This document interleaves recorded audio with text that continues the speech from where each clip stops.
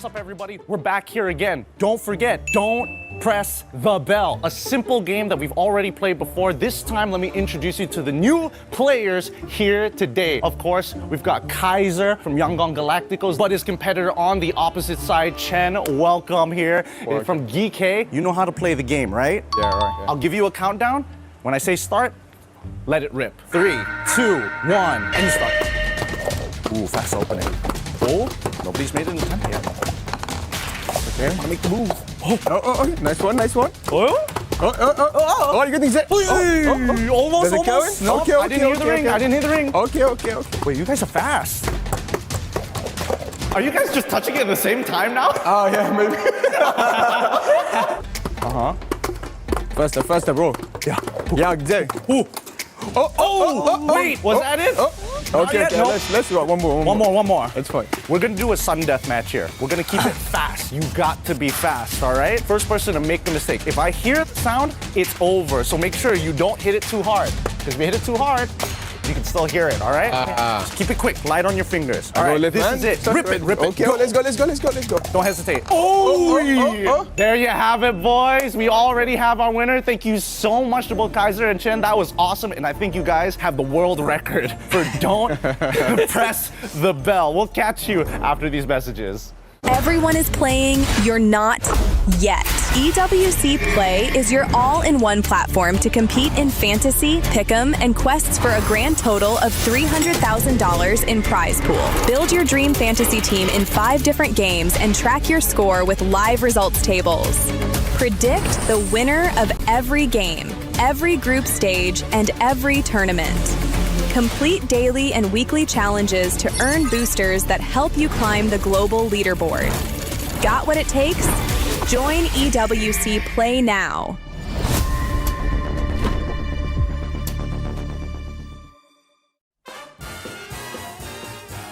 That's for sure Filipino.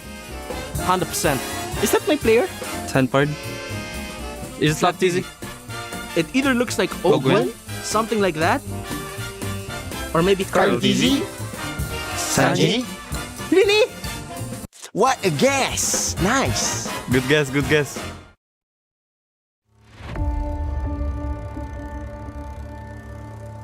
Bloodshed, tears, and glory. The Land of Dawn calls for contenders once again. Against all odds, GK Esports is here to win MPL MENA Season 9. Guangzhou Gaming!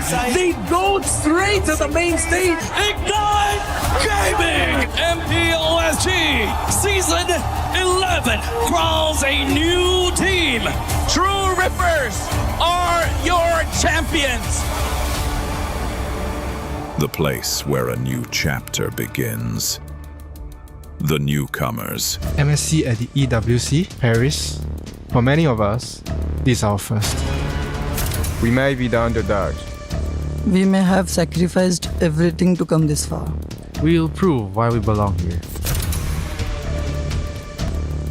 It's the first MCT Grand Finals and Entity will be your first champions. Bro! Esports is the reigning champion!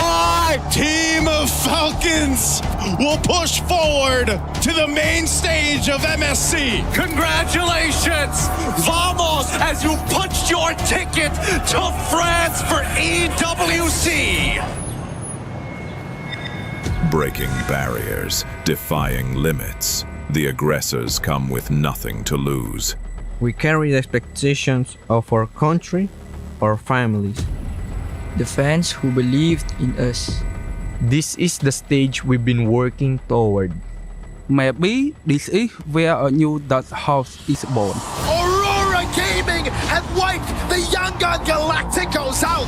Megatron have not merely joined the Kings, they have become the Kings. And the Dragons of the North defend their Empire spirit! Challengers of the throne, the Titans stand ready. We have already achieved what many thought was impossible. Whether it's defending our regional title Or taking down the champions of our region. We're here to break curses and set new milestones. Falcons AP Brenner moving on through the grand finals. Selangor Red Giants are your new champions. MSC 2023 champions. Honor! Team Liquid is your grand champions! The names that shaped history, the kings and legends. It's been a while since we stepped foot onto the world stage. It's been a while since we brought home an international title. Our fight continues because our story isn't finished. Our legacy awaits. The journey to rise above begins. Play is in our DNA. Whenever we let it out, it becomes our superpower. Now imagine an entire city being built to supercharge it. Kadir City, powered by Play.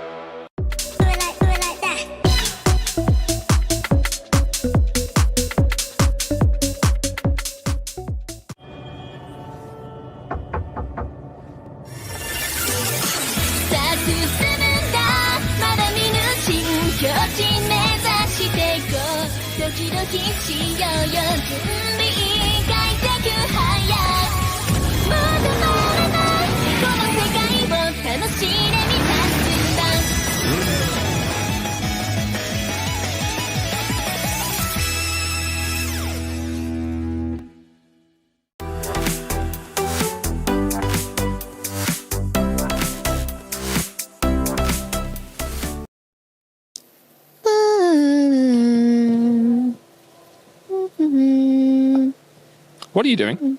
I'm ironing my jersey.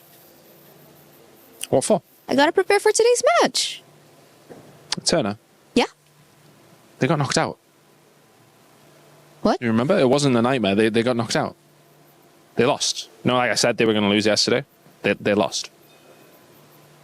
I thought that was a dream. No, I said. Trash. Okay. We got some more games to get into today. You got me to snap out of it the first day? You need to snap out of it now. They're out. They're done. Come on. Get. It's done. Okay. No. Chris, We're done. Chris, no, Chris, Chris. We're done. No, it's still mine though. What about my Onyx? What's happening today? Come on. We got more knockout games. We have 4 more elimination matches today, one of which is Onyx from Indonesia. And then there's SRG as well. There's just so many teams today, Chris. I can't say goodbye to any more. 4 more of them joining Liquid, not playing next week. Let's get into day 5 of the MSC.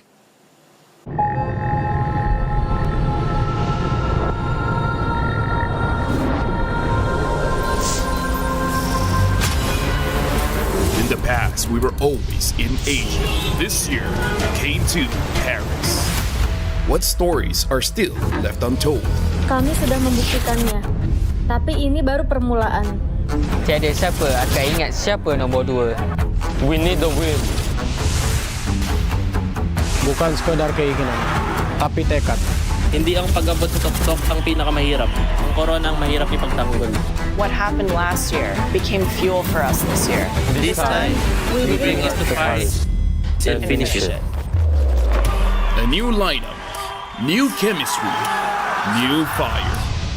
Once champions, not settling for podium finishes. World champions, defending MSC champions.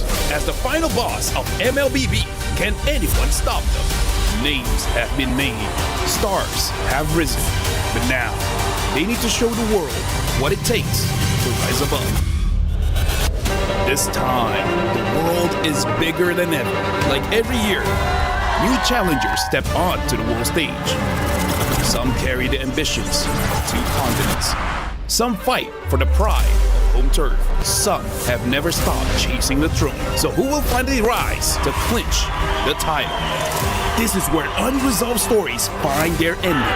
A new shot at glory. One more chance at redemption. We are back. Kali ini, sekali lagi. Bulan atau tidak, Pareho lang ang chance namin. no one is untouchable. Let's fight. Bukan ako kalau bisa. 2 champions, 1 game. Paris breaks through limitless possibilities. Just south of the River Seine, we welcome you back to Paris, France, where MLBB's MSC at EWC 2026 continues. Our final day of this week, before we take a little bit of a break and get ready for the knockout stages, is upon us. And that means we will be seeing 4 teams, 4 games, especially with 4 teams getting their keys crushed and 4 teams moving on. Of course, I've got 2 men ready to not only hit the gym, but stay in it, even on desk here. Naisu and LaFell to kick off the action. We're going to have a lot of fun. I'm your host, Rain Day. Naisu, how we feeling yesterday? Still getting over the shock? I have to agree here with Eterna, man. I think I woke up this morning too and I had to double check the standings. So I was like, wait, was that a dream yesterday? Did TL really lose? I mean, I was on the casting desk, but yeah, insane games yesterday. And let alone to South America, a region that some people counted out before this entire tournament. I mean, dude, I gotta say, MSC so far, every day has been absolutely amazing. Speaking of amazing, that was an amazing cold opener. Shout outs to Chris as well as Eterna and whoever planned that one. That was very funny. It was Chris. I appreciate you guys. You guys. He's working hard on that. Okay, people, while he works on that, let's hit the SDC rewind of yesterday so we can talk about the games and some of the drama. Sometimes the word is, guys, don't make a drama when it's not necessary. Well, no, it was necessary yesterday. We had some of the most dramatic finishes and some of the giants of MSC, of international MLBB's history, are no longer here. I mean, like, here's the thing. We got a match yesterday where a substitution happened, and it actually worked out very well. I mean, like, here's the thing, Naisu, we rarely see substitutions at all, let alone making a game-winning impact. Because of Uni subbing in, Selangor Giants survived to fight another day. Think how many of the top country or regions right now and organizations have been on the edge of their seat just throughout the entirety of MSC so far, and especially yesterday. A lot of us were questioning that substitute coming in, but it ends up keeping them alive. And, you know, this one too that we got to witness between Pro Esports and Yangon Galacticos. Again, we knew this one would be intense, and it was exactly that. It did not disappoint at all. 30 minutes, man. 30 minutes of pure MLBB. And of course, there has to be a Fredrin there. But once Hans goes back to the Hirara, quick games. They send True Rippers home, of course, earlier on with SRG, and we'll see them a little bit later today. Guangzhou Gaming as well, continuing on their journey. One of the longest tournament games you guys just mentioned we have had in that 30 minutes and second set. And then, of course, Yangon Galacticos would move on. A great win, and Onic, with the fan base here, would find themselves a little disappointed with the showing against Aurora Gaming. This one was amazing. It was also just such a good game. It was a little bit overshadowed with the biggest upset after this match, but this one also, there's a lot to talk about here because people wanted to see Aurora Gaming. Would they be able to do it again against a team like this? And they made it happen. Again, the mind behind that, the casters' reactions, the world reactions to this was just simply amazing. And then, of course, this one is what everyone's talking about from yesterday. I feel like this is one of those games that I would say make people wake up and realize that MSC is a different beast. Yeah. Because of what happened in the third match as well as the fourth match, people are saying like, bro, we might get a new champion. Aurora from Turkey might do it. Let's just call this one the biggest upset in MLBB esports history. Naisu, would you agree? Oh, 100%. And, you know, I think this is also very healthy for the entirety of MLBB esports because for a long time, people have wanted to see, and I'm from the Philippines, but people have been wanting to see different contenders, different teams, different players rise up over these internationals. And now finally here at EWC 2026, we're finally seeing that now. Yeah, and MSC being in Paris is kind of a conversation that goes hand in hand with that. As you expand where MLBB is presented, where the players are flying, the reach globally across the world can continue. And that's always healthy when you have a game that is giving you back and forth and unprecedented things. It makes people want to tune in. So hopefully you are here joining us for the very first time on this lovely Sunday, wherever you're from, or maybe it's Sunday night, wherever you're from. Regardless, we are happy to have you here because today promises even more action. 4 teams going home, and we're completing the knockout stages, plus a fun draw for who's playing who at the end of the day. Let's check out over at the Alliance Vault what ended up happening this weekend as well, because we saw $150,000 given to yet another team as they completed their championship. Team Vision would win, and that would mean they would earn those club championship points. They'd be eligible now for a club championship victory. But again, those players, it doesn't put the phone down. I love that. Just got to record from that position. I mean, there's only how many games do we have? 40 games, so 200 people. Maybe less, because you don't always have a team of 5 have the chance to have that perspective going up and down to place that key. So that is pretty cool.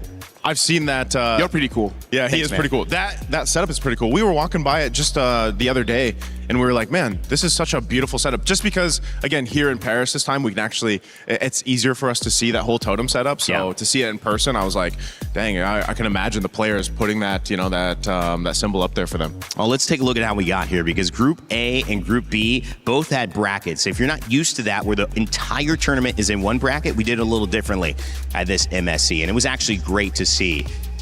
I mean, like, here's the thing. You can't spell brackets with a bruh. And that's like the whole expression that I have for this entire took tournament. the words out of my mouth. Bruh. Like, everything, right? Even Vamos defeating Team Spirit, that was quite a shock, especially what we hear in scrims. Team Spirit is one of the top teams here. That's why going up against Guangzhou Gaming, if somehow Guangzhou is able to do it, bruh. Yeah, the same sentiments, man. And I know even after this MSC concludes and whoever is crowned champion, there will be months of people talking about what happened this MSC, what happened through the brackets. There's so many surprises just all added up together. People discussing, was it entirely the meta? Is it just people obviously catching up? Are there more just teams that are surprising everyone with their own strategies? I mean, there's so much to talk about and kind of digest here throughout this MSC. Sometimes it takes a little time afterwards to really get the right answers because you're still processing in the moment. You see those bottom sides of both brackets, Group A and Group B. We have not yet gotten an advanced team for the knockout stage from that side of the bracket, which means Onyx and Selangor Red Giants, they will be crushing somebody's key here. One team will go home, which means we have the winners of the previous MSC, previous before this one, so 2 MSCs ago, and the winner of the MSC 3 MSCs ago, both having a chance to go out alongside Team Liquid PH, which would mean 2 of our 3 overall winners no longer here, LaFell. I mean, like, here's the thing. When Selangor Giants plays, we also have to see what's going to be the starting lineup, right? Because with Sakai's, unfortunately, they struggle a little bit. When Uni came in, he even said in an interview, it was an easy win. I don't know what's the big deal. You know? So I don't know whether he will be starting. It will be interesting if they choose that, because Kyrie so far has been performing. It's just that they lost against Aurora, but come on, at this point, Aurora is the top dog. For today, the matchups look like Team Spirit and Guangzhou Gaming starting us off strong with a must-see matchup. Pro Esports and Entity 7 will go on stage next, followed by Onyx and Selangor Red Giants, and finishing out our day, Team Falcons PH going up against Team Falcons Meta. So a Team Falcons moving on, it's just which region is being represented. If it was Team Falcons PH to go away, that would mean no Filipino representative in the knockout stage, right? For one of the first times ever. It's been a while since that happened. LaFell, when was the last time that we didn't have a Philippine representative in the knockouts? Maybe M1. I'm trying to think M1. Maybe we have in the knockouts, just not in the grand finals. But yes, like imagine it's every grand finals now, not even knockouts. Yeah, that's actually that'd be history in itself. Yeah. This is an incredible thing that we have witnessed. If you've been enjoying MSC, let us know in the chat. We've had all the memes. We've had all the fun. We've had all the funny cold opens as well. What else can you ask for? Great games? Well, we definitely have had those. Let's kind of get going on our matchup for today, because to me, this is a big one. When you look at it, and if you have an idea of who you think is going to win, let us know, because again, I told you Team Spirit going to be going up against GZG, so get your pick'ems in right now. We do them every day. They're open for this first match, but for all the matches, so make sure you get them in, I think at least 5-15 minutes before the match closes, and then you'll be able to see if you're right. And if you are right, you might be able to earn your share of $300,000.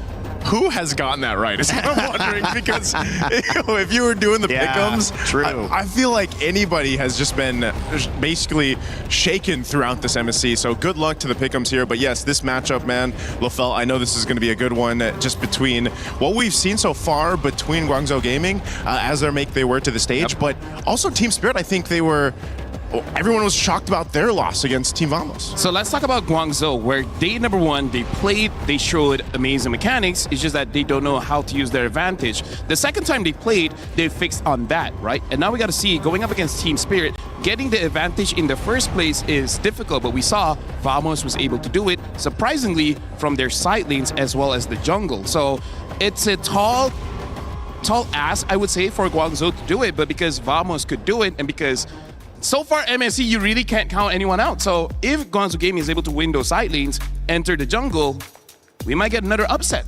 Could be a really interesting matchup. And of course, when you're looking at Team Spirit, they have been called the gatekeepers to that knockout stage for a reason. But will they be gatekept from the knockout stage today? When you take a look at familiar names like Kid Bomba, and even the youngest player in this tournament, Zaur Egoist, at 16 years old, you've got so many highlights, especially in the jungle and the EXP lane, that things are going to fall on them. Now, let's take a look at their road to EWC to see how they got here and what they're fighting for.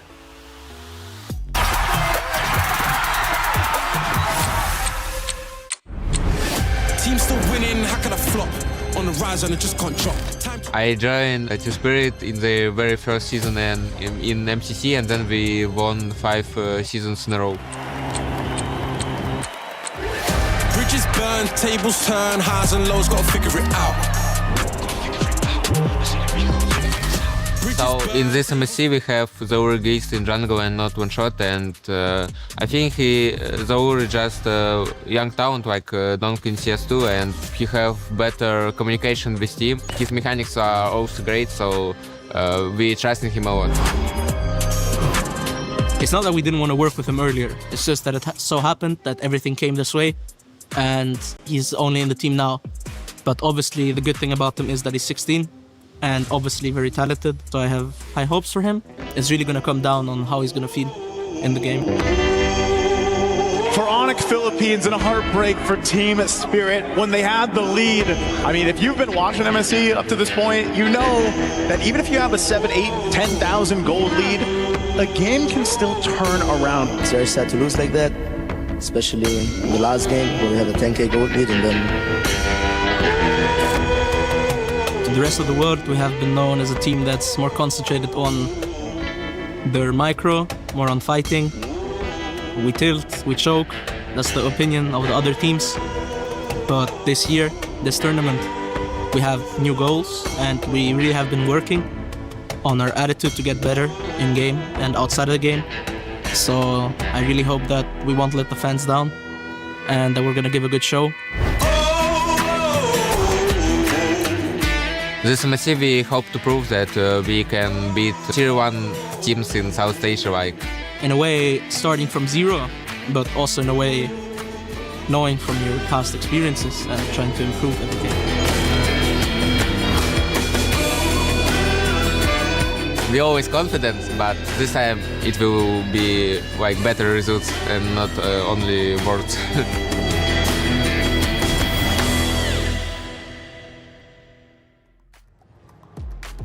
Well, key still in hand and still alive at MSC. Better results hoped from Kid Bomba and the rest of Team Spirit. Is this the day that they get them? I hope so. I hope they can unlock that spirit that they have. Team Spirit's showed us a whole lot over the previous internationals. You know, this one's a big game for them. We have to go ahead and focus too on what they need to change. I think the side lanes right now is where a lot of focus for the teams or for the draft, because someone like Kid Bomba is very reminiscent of someone like Sanford in the sense of their playstyle, what made them so dominant in a certain meta. But they necessarily can't exactly do that now, I feel like, because of this current meta. Because you kind of have to change the way you see the game, right? Before this, they can play selflessly, meaning playing for themselves. But now they got to play for their team, right? So that means that you're going to use a hero that doesn't necessarily win you the lane or anything like that. It's just like, okay, what can I do to help out my jungler? And it's always that, but the priority shifts, right? Before this, you can outplay and then your jungler still going to have a good time. Now, it seems like you got to sacrifice sometimes a little bit too much, and that's just not their playstyle. Where those sacrifices are being made, where those sacrifices are being made in the draft and in the team, in the who plays what. We've seen Paquito have impacts, whether he's in a gold lane or whether he's on a comfortable EXP laner, and that could just be the difference. So teams trying to figure out that balance. On the other side of this, you've got Guangzhou Gaming, who are doing their best to represent China. It would be the first time in international history that China's been able to make a knockout stage. If they win this game, but of course, the Gatekeepers Team Spirit standing by, trying to make sure that May and his squad cannot finish it up. Their road to EWC as well, they're hoping to do something unthinkable.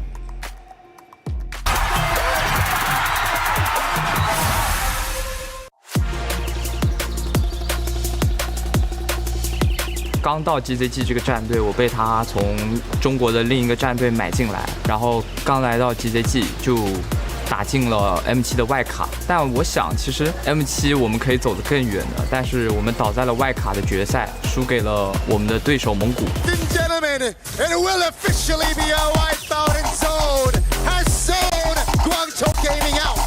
所以这场比赛结束以后，我觉得很可惜，抱着我的教练哭了。 Stop him and the beast rumbles at the feet of Guangzhou Gaming. 在 SCL 夺冠的时候，就我忍不住在赛后采访里哭了起来。我很想赢，每次赢了我都很开心。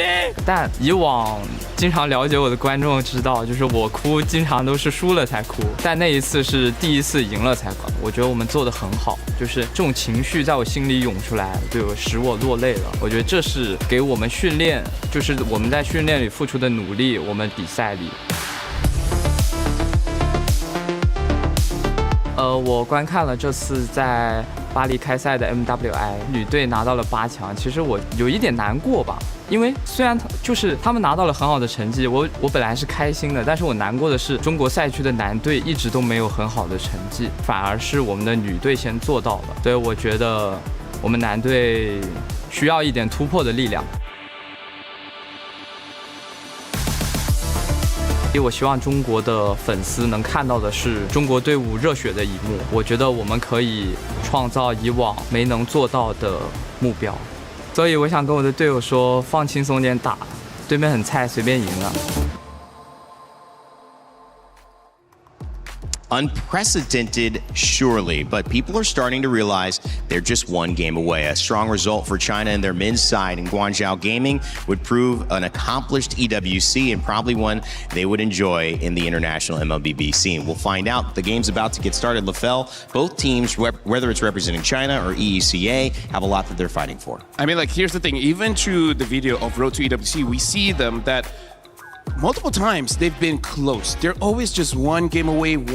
I still remember that one. That was a reverse sweep back in the wildcards. Like, even looking at the odds here, Team Spirit 81% are voting for them to win. But we've seen saw the odds yesterday. Hey, man. Seen what has happened so far. Like, for me, I think that Guangzhou is hungry enough because they know how hurt they were when they were close, but it wasn't enough. Yeah, I think for a lot of the teams here, this has been the case, right? They've always wanted to go ahead and prove that they're worth the knockouts, worth a championship even. And some of those teams that people might have slept on a little bit going into the Nationals, now they've been making those chances happen. I mean, again, Entity 7, a team to make basically shockwaves across the world of competitive MLBB is a statement enough. And I feel like a morale boost for all those teams trying to knock down some of these teams that have stayed at the top for a while now. At this point in the tournament, LaFell, you can't expect anything. No, honestly, anything can happen. Like, I'm all up for it because it has been boring for the past few years. Yes. Because we roughly know what's going to happen. We can call the drafts. Now, every single day, something new comes up. Well, whether it's EECA, proven to be the gatekeepers so far, whether it's China on the men's side of things, seeing the result of MWI, Women's China's team, trying to match it and maybe go even a little farther. Two journeys collide here as we begin the first matchup of our series where one team is going on and one team will have their key crushed. Let's send it over to the stage to begin our final day of groups of MLBB.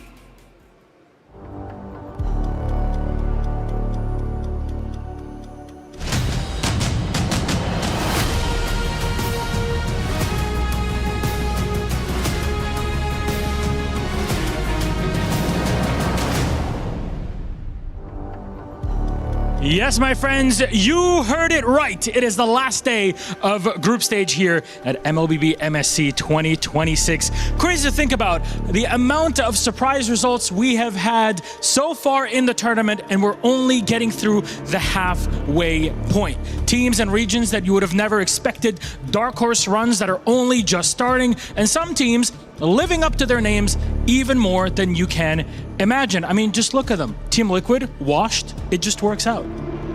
You know what, honestly, talking about MSC this year, it's definitely a roller coaster ride because we have seen so many of the fan favorites fighting for their tournament life. Yesterday, we even sent home the defending champions. You know what, Milosh, this probably might be the year where we actually crown a new region. This is the beauty of it, because as much as you want the favorites to keep it up and always have a good result year on year, it's good to change hands, that trophy, every now and then, because it means that the scene is constantly growing, that there's always new talent and fresh blood, and that means that MLBB has a long, many years to go in the future. Things just keep reinventing themselves. I agree. But once again, today we will be seeing 4 best of 3s where 4 teams will end their journey and 4 will continue to the knockout stages. For our first match, join me in welcoming Team Spirit. This is a team that is known to gatekeep the international stages, shattering the dreams and hopes of the opponent in the process. But the surprise that keeps unfolding this MSC has left a question in mind. Can they keep up? Can they keep up? That is the big question on everybody's minds. Team Spirit have impressed so far, but their journey is not yet set in stone. Let's welcome their opponents to see how well they'll be ready for it. Please join me in welcoming Guangzhou Gaming! MSC is made for statements, where halfway through the year, you show off your skills and how much you've grown. From a saber pick in the Big 2-6 to being so close to the knockout stage. You heard it referenced even in our introductory video for Guangzhou. Yes, we had a Chinese team at MWI make the top 8. They're looking to do the same here on the MSC stage, and we're all here for it. Yes, Milosh, this is gonna be one hell of a series because like I mentioned, only one will head to the knockout stages. Boys, you may now place your keys and take your seats. And of course, to our captains, don't forget to meet in the middle for a little handshake, a fist bump, or any sign of respect. What do you do when you got 2 big teams and egos on either side? Well, you go for the respectful handshake and get it loaded. The question for this match is who will continue their journey and who will end it all here. I'm so excited, so let's show it over to the Land of Dawn.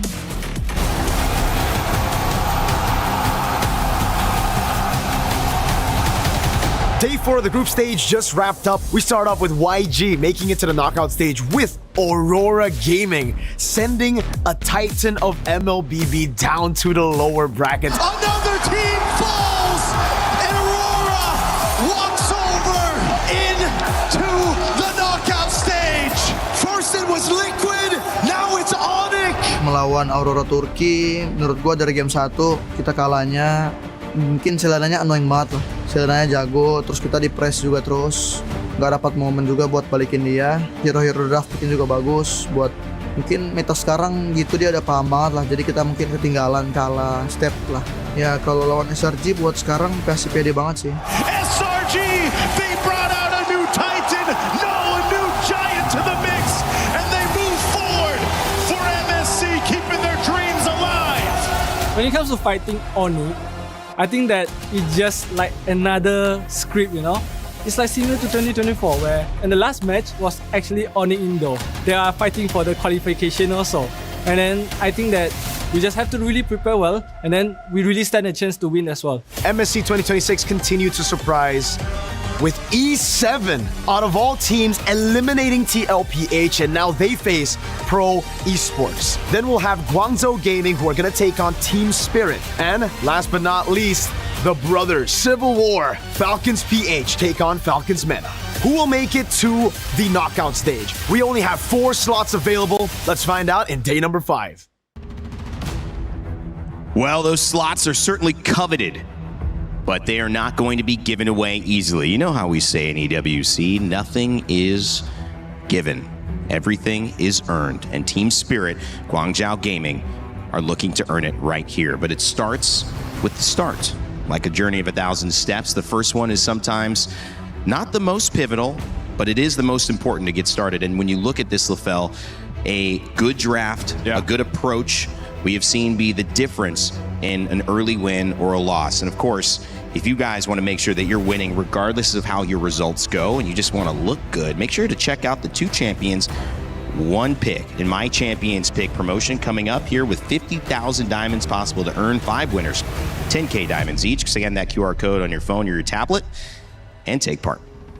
By the way, Randy, as well as all of the audience watching, just to let everyone know, in 2026, the saying has now evolved. It's like the journey of 10,000 steps. Like we've upgraded now. It's like 10,000 is the new base. That's the standard. Yeah, it's the standard for 10,000 steps. So that was 10,000 hours. Yeah, weight loss and everything like that. You know, it's 10,000 steps a day. But you're right. I 100% agree with you, and I feel like it's especially true for Guangzhou because let's remind ourselves, they're the one that came up with the saber in the jungle. No team has used it just yet, and Zara Egoist is more than likely going to use either Hirara or the Ling. Yes. I think it would be better if they somehow made Zara Egoist grab the Ling, and then they try to counter it with the saber later on. But legit, I feel like after yesterday, I feel like Eudora should be first pick, or just ban it out.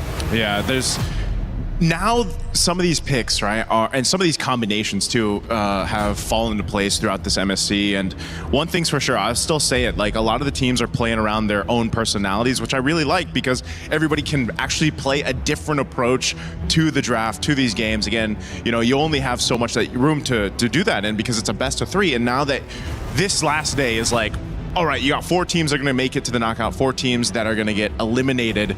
You have to bring your best game plan starting in game 1.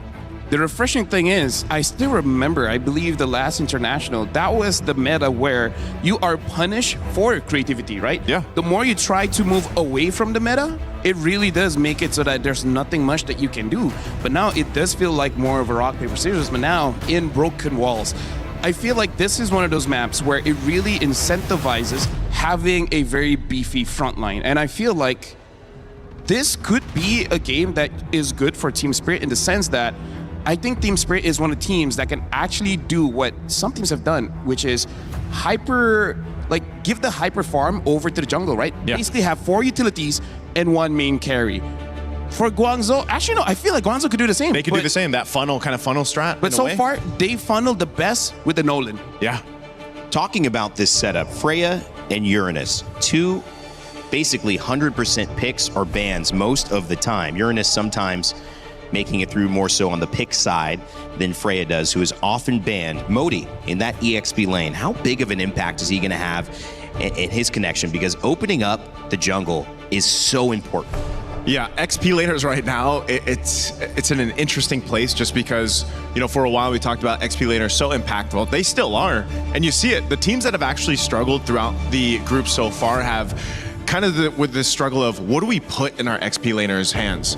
Do we put something that is one of those tankier heroes that you can play that front line with? Because even for a lot of us, we're used to seeing the initiators, right? Yep. The initiators happens. Now for Modi, he's shown he's really good. For example, with the Yuzhong, right? If he can get a lead, he can get going. You know, he does a lot of damage. But again, teams are struggling with what do we do there, and then what do we do in the side lane, the gold lane also? Do we put a fighter there or a traditional marksman? And that's been kind of the nature of the decision-making for the teams. And oddly enough, I really feel like some of these EXP laners, they got higher value because they're heroes that don't need the flicker. Yeah. Right? For example, the Freya can use the Vengeance, making it so difficult to take her down. The Uranus can opt for something like a Purify, same as the Esmeralda. Right now, Guangzhou, I honestly don't like this. I would prefer if they pick up the Eudora as well as the Paquito, because Valentina seems like I haven't seen the problem just yet, but I know eventually it will come out, so I'm just going to take the answer right now. Yeah. Also because they banned out the Atlas. Usually the Valentina is an answer to the direct, usually blue side so first they're pick hoping for Atlas. Team Spirit to pick up something like a Belleric so that they also Supposedly so, yeah. I mean, yeah, I have to agree with you on that, Lafell, but again, there could be a method to this already. Again, Paquito himself, that hero alone, you know, has been flexed throughout the groups already, and there's the Belleric, that's going to be the answer. Belleric and the Esmeralda. So this already first 3 picks for Team Spirit. Really strong, really good. I mean, even if you break it down to the statistics, Herrera's win rate is still like, what, 70+%?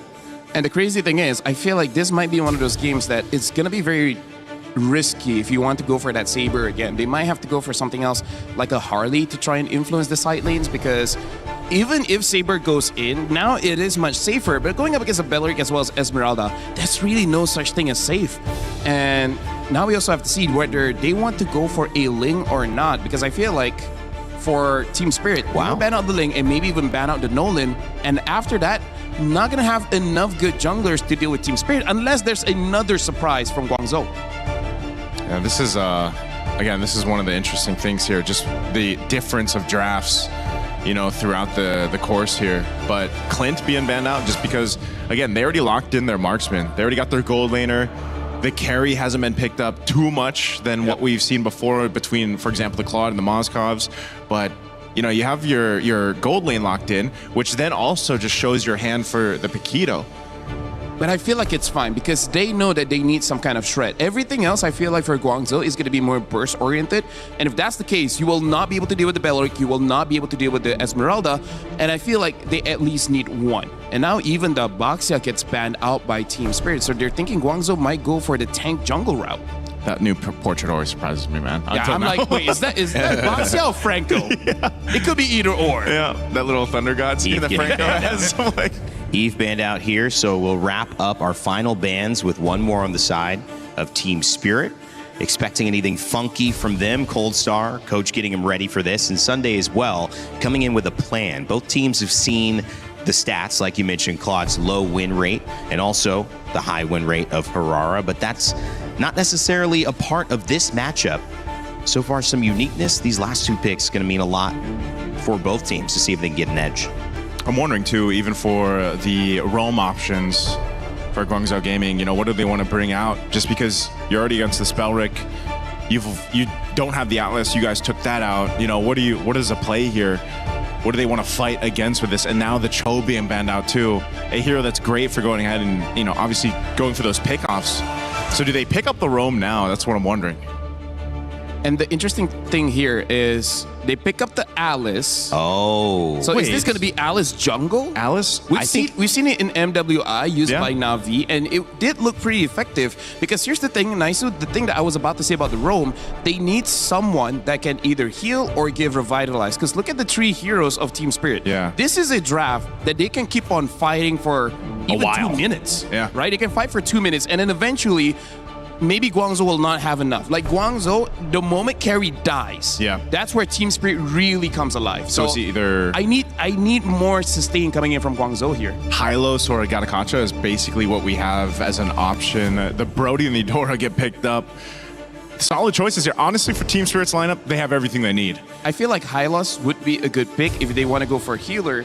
Yeah, maybe something like a Matilda S or something like that. But I feel like the safest is that Hylos. Well, you don't think it'd be a jungle Paquito, though, right? I mean, we've seen Paquito go in the jungle previously in other metas. Yeah, but like if you don't have the flicker, you can't make those TikTok montages. You can't make them, yeah. Yeah, you can't make those highlights. It has to be the Alice. It has to be the Alice. Yeah. Well, Valentina picked up. We thought that might just be warding off something like the Belleric and using it. Maybe Alice was in mind all along and taking the Valentina away since the mid wasn't shown on the side of Team Spirit, so that they couldn't steal from her. The Grok picked up at the very end. How do you feel about that, Naisu?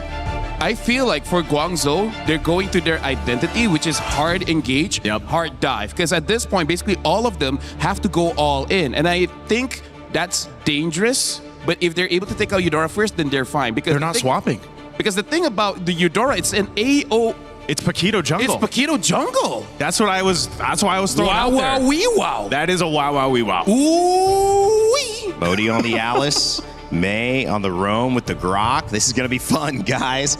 Well, what do you expect? 10,000 steps or the journey of 1,000 steps or 100 days or whatever the metric is now. We know the first one is going to be important. Whoever wins this off to a great start in a best of 3 that sends one team to the knockout stages and one team home. And to kick it off, we've got 2 casters ready to go. It's Mirko and Brigitte.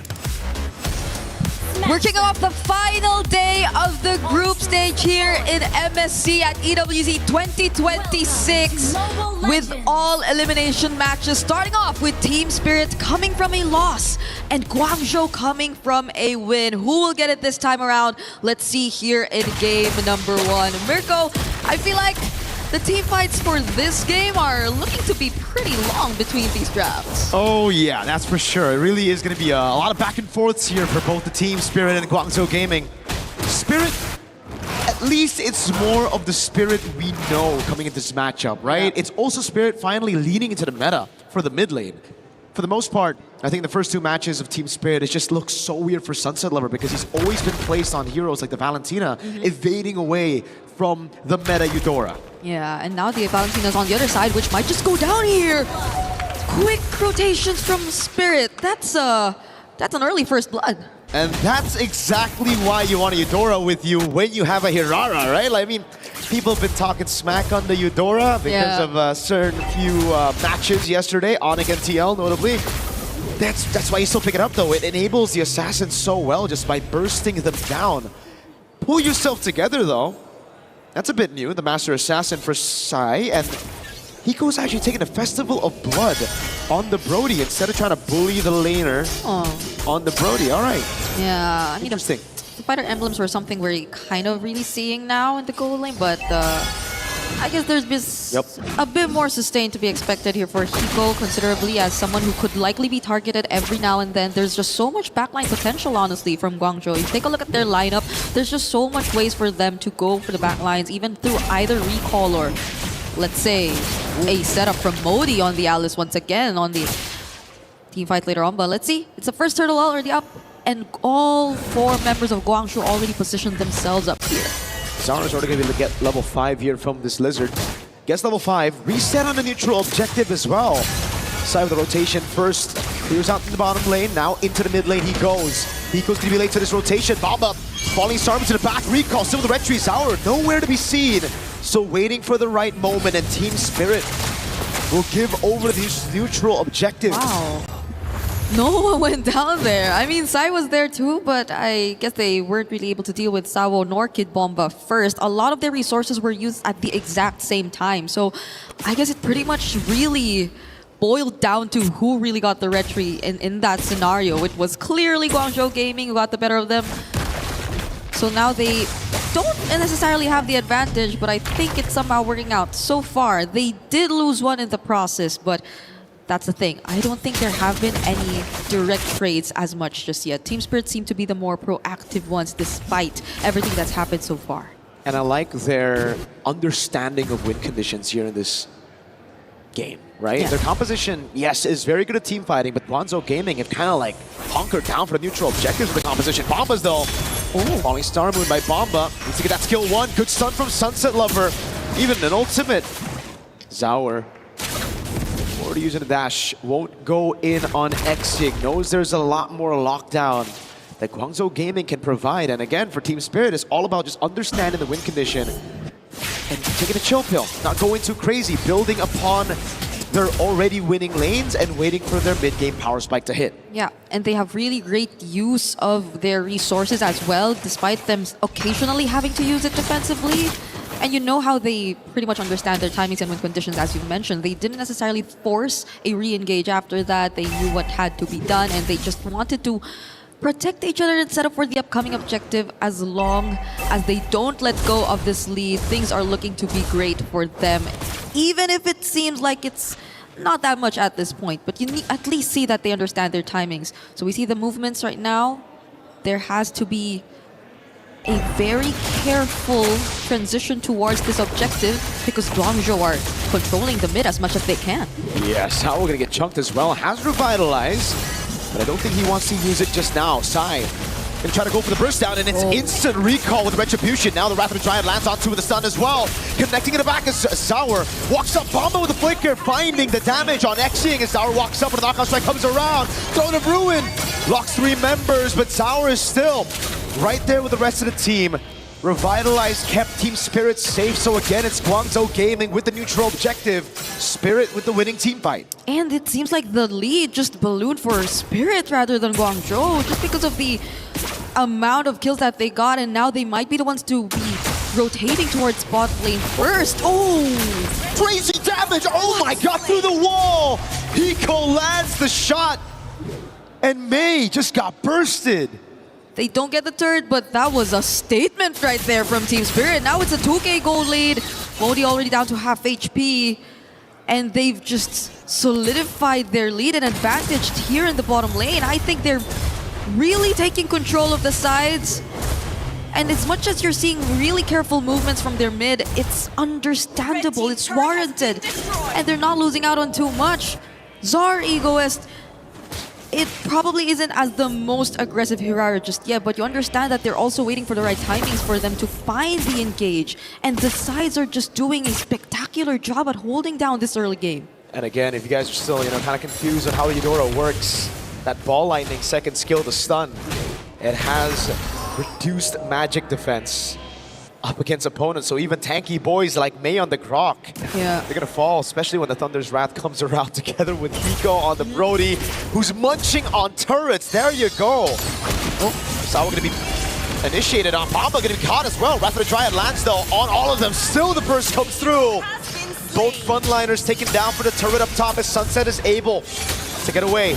Trying to go for the stun right now as Zaur and Hiko will have to respect this. Guangzhou Gaming finally get on the board for kills. Yep, I was about to say, Guangzhou, it seems like their lineup has to be really up front. They have to close in their opponents. Oh no, Hiko. Okay, he's gonna get out of that. But at least for Guangzhou, every single time, that can be a problem for them, but that can also be something they take advantage of. The fact that they are very melee, they have to go in. If you see them synced up, then I think when they fight on their terms, everything works out. But when Team Spirit actually make use of these combos, you see the Eudora, you see the Hirara, the burst potential is there alongside even Hiko, then that kind of changes the tempo. Oh, hold on. You see the instant respect there. Sunset did not have the Thunder's Wrath up. Now it's back, but earlier it wasn't. Xing had to respect Zaur Egoist and Sunset Lover straight up with a flicker. And again, for Spirit, it's all about utilizing the space that they made with this composition through these individual lanes. Guangzhou Gaming, they've gotten a few picks here and there. They got the neutral objective, all 3 of the neutral objectives, but they're just not able to convert on any of the structural objectives, and that's why Team Spirit are the ones still controlling the map. They're the ones holding these positions. I feel like they do get the wins in the objectives. They start things off. They're the ones who actually engage against Team Spirit. But what happens after that is the question. They're not able to sustain or fight for long, as opposed to what we were expecting from them. Oh, hold on, Kid Bomba though. Flickers out of the barrier. That's gonna be the ball lightning. Now a Sunset Lover has to flicker out of Throne of Ruin. Sawo trying to look for the taunt now. Walks up onto Modi. Hiko's right there as well to put ton stacks down on Modi. But it's a slow game that Spirit want to play, and Guangzhou Gaming can't really force the issue, at least not right now. They're so careful. Spirit are just like so patient about this. But Guangzhou Gaming have baited out 2 big battle spells, right? Yeah. Sunset and Kid Bomba, they're very vulnerable to that instant engage now. That can be an opening. We're seeing the first Lord spawn here in this game. It's Spirit actually starting it out with Kid Bomba once again. Wow. Just trying to get the information. Yep. But that's not where Guangzhou are trying to come from. They will actually find a bit of their way through. Modi already taking hold of that bush as well alongside Mei here in the right mid. But I think it's still tough for Recall. Recall has to have other people to tank either the crowd control or the burst damage that'll come from Team Spirit before he could just freely go in. And speaking of burst... Whoa, the taunt lands as well. Bomba trying to capitalize on the ball lightning. Magic reduce. Oh, Samo in the bush. Finds the Wrath of the Dryad. Chrono Ruin and the Flicker now coming down as Xing is able to walk up, and now he's going to get caught as well. By the stun, by the stack. Sai with the pickup out to Sour Ego is Mexico. Finds a trade in exchange. It's a 1-for-1 jungle for Rome. Guangzhou Gaming walking out with the winning trade. And that's the sacrifice they were looking for. Mei had to tank the burst damage, and that's when Guangzhou, alongside Modi and even Xing with the IMU Wrath of Dryad, decided to go in. Going for the re-engage against Team Spirit, and we're taking a look at it right now in the replay. That was a great two-man setup provided to us by Modi, but the follow-up from Xing, I feel, was really what made a big difference. And now Recall's free to take the objective. Uh-oh. Thunder's Wrath comes down. Guangzhou Gaming, they get the neutral objective and they back away instantly. Team Spirit are just getting outplayed around these team fights. I'd like to think that the way they bursted down Mei was probably to them an opening, because you take down one of the front lines, but it didn't work out the way they expected it to. Now it's a tier 1 potentially falling down to the hands of Guangzhou Gaming. Spirit are not even able to defend it up close. It's just Sawo and Kid Bomba standing in front of them. There's just too much threat of backline. Although Modi doesn't have the flicker, but they'll just have to give up on this tier 1. Team Spirit's structural advantage gone with one Lord. Guangzhou Gaming with a sweep on the tier 1s. Down below, mid, and up above, all gone, as Guangzhou Gaming will look to capitalize on his Lord advantage a bit more with the tier 2 up top. Xing, Bloodwings, Recall. With a bit of poke on Sawo, Bomba catches 2 on the falling Star Moon, baits out the Wrath of the Dryad as well, as Mei is going to be able to look for the airborne now on Bomba. Sawo with the pick. Sour Ego into the iframe. Sawo going to be taken very low, bursted out. Now it's Hiko's torn apart memory. Over, now it's Sour walking up as well. Hiko on the board with the stacks on the Sky Piercer. Sour walks up, but he cannot chase. Guangzhou Gaming instantly with a retreat after losing their XP. Sunset doesn't have the Thunder's Wrath. They lost out on so much turrets. Guangzhou Gaming, the way that they've been playing this, at this point we don't really see any lead between the two teams anymore. They've closed out the gap that's been existing, and we're looking at the replay just now. It looked like a fight that they still wanted to take. Modi actually found some setups here and there, but Sai had to focus down on Sawo, and that was a lot of time. That was a Belleric who definitely took a bit too much of their attention, and so they just probably really had to settle with that, also trading Modi in the process, but it's still a huge advantage for Guangzhou Gaming nonetheless. You see a lot of turrets already taken down, and them starting to transition into a playstyle where it feels like they're just guarding all around Sai, who's already 3-0 on a carry and looking like a massive threat now that we're approaching the 12-minute mark of the game. So it's surprising to us, I feel, to see Spirit in this situation again, because I feel like entering this matchup, considering the matchup, you would really consider that the underdogs would be over to Guangzhou, but it's another potential upset all over again. At this point, the upset would be if Spirit wins, right? It's the favorite teams losing out. That will be the real upset after yesterday's outcome. Oh my god, I mean, you're right. Guangzhou Gaming also have great scaling now. Team Spirit are going to have to look for those creative angles. Sawo again with the opening.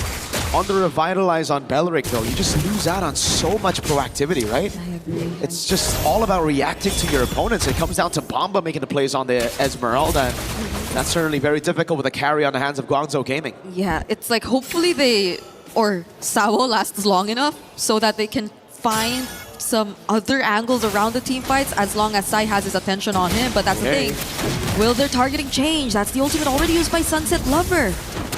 But a flicker burned out by Xing. Tectonic charge on the Throne of Ruin, misses Hiko by just a bit. Sawo able to go in, and now it's going to be Sour walking up, capitalizing on the flicker, already used up, now the Purify burned by Sai. They're going to go for the retreat. Sour with the steal. Bomba with the flicker in forward, and Sour still able to survive as Hiko picks up another. It's a Mega already for Hiko as he looks to go for more stacks on the Sky Piercer. finally a team fight win for Team Spirit. Guangzhou still wanted to fight that, even though Team Spirit clearly already took down one. And we're in really great position to go for the contest. No one was really watching out for Zar Egoist. Recall too, I feel like he was kinda split between having to fight back and just focusing on the objective. Oh, the damage, yep. You can see it already, especially through Sai. That burst is nothing you can ignore, man. For Guangzhou Gaming, they really gotta be decisive with the plays. One wrong move from main, you can see the punish instantly. You need to find these tech charges on these vulnerable targets. Yep. If you miss it by just a pixel, which happened earlier, Modi couldn't capitalize on the tech charge. Sunset on recall with that burst, forcing him to back away. Now it's a 4v2 up top as they're trying to get this base turret down. But Spirit will respect Guangzhou Gaming. They've built up the lead back to where it was all the way in the early game, and they're going to be happy with that. Whoa, Berserker's Fury for Hiko on the Brody. Okay, as I was saying, I was supposed to say, Guangzhou, at least you saw from that last team fight their understanding of who needs to be targeted in this current part of the game, right? It felt like they were just trying to focus down on Hiko. That was a setup attempt from Mei. There was follow-up from Modi.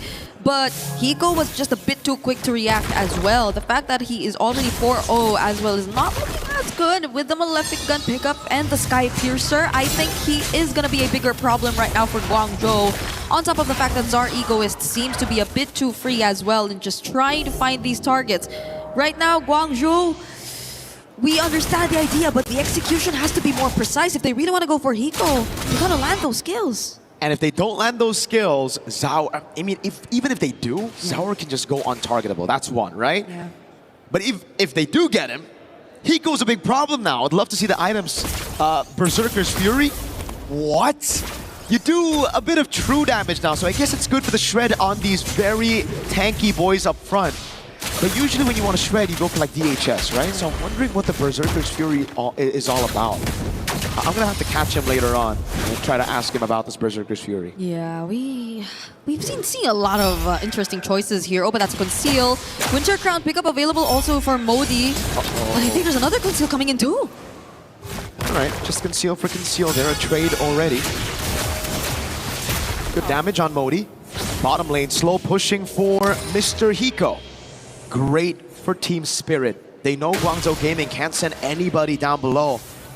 They're gonna have to stick, and that means this base turret will be the next forced error for Team Spirit against Guangzhou. Okay, at least Xing has the Wrath of Dryad again, but they have to layer their skills really, really well. You see the buffs already on Sai.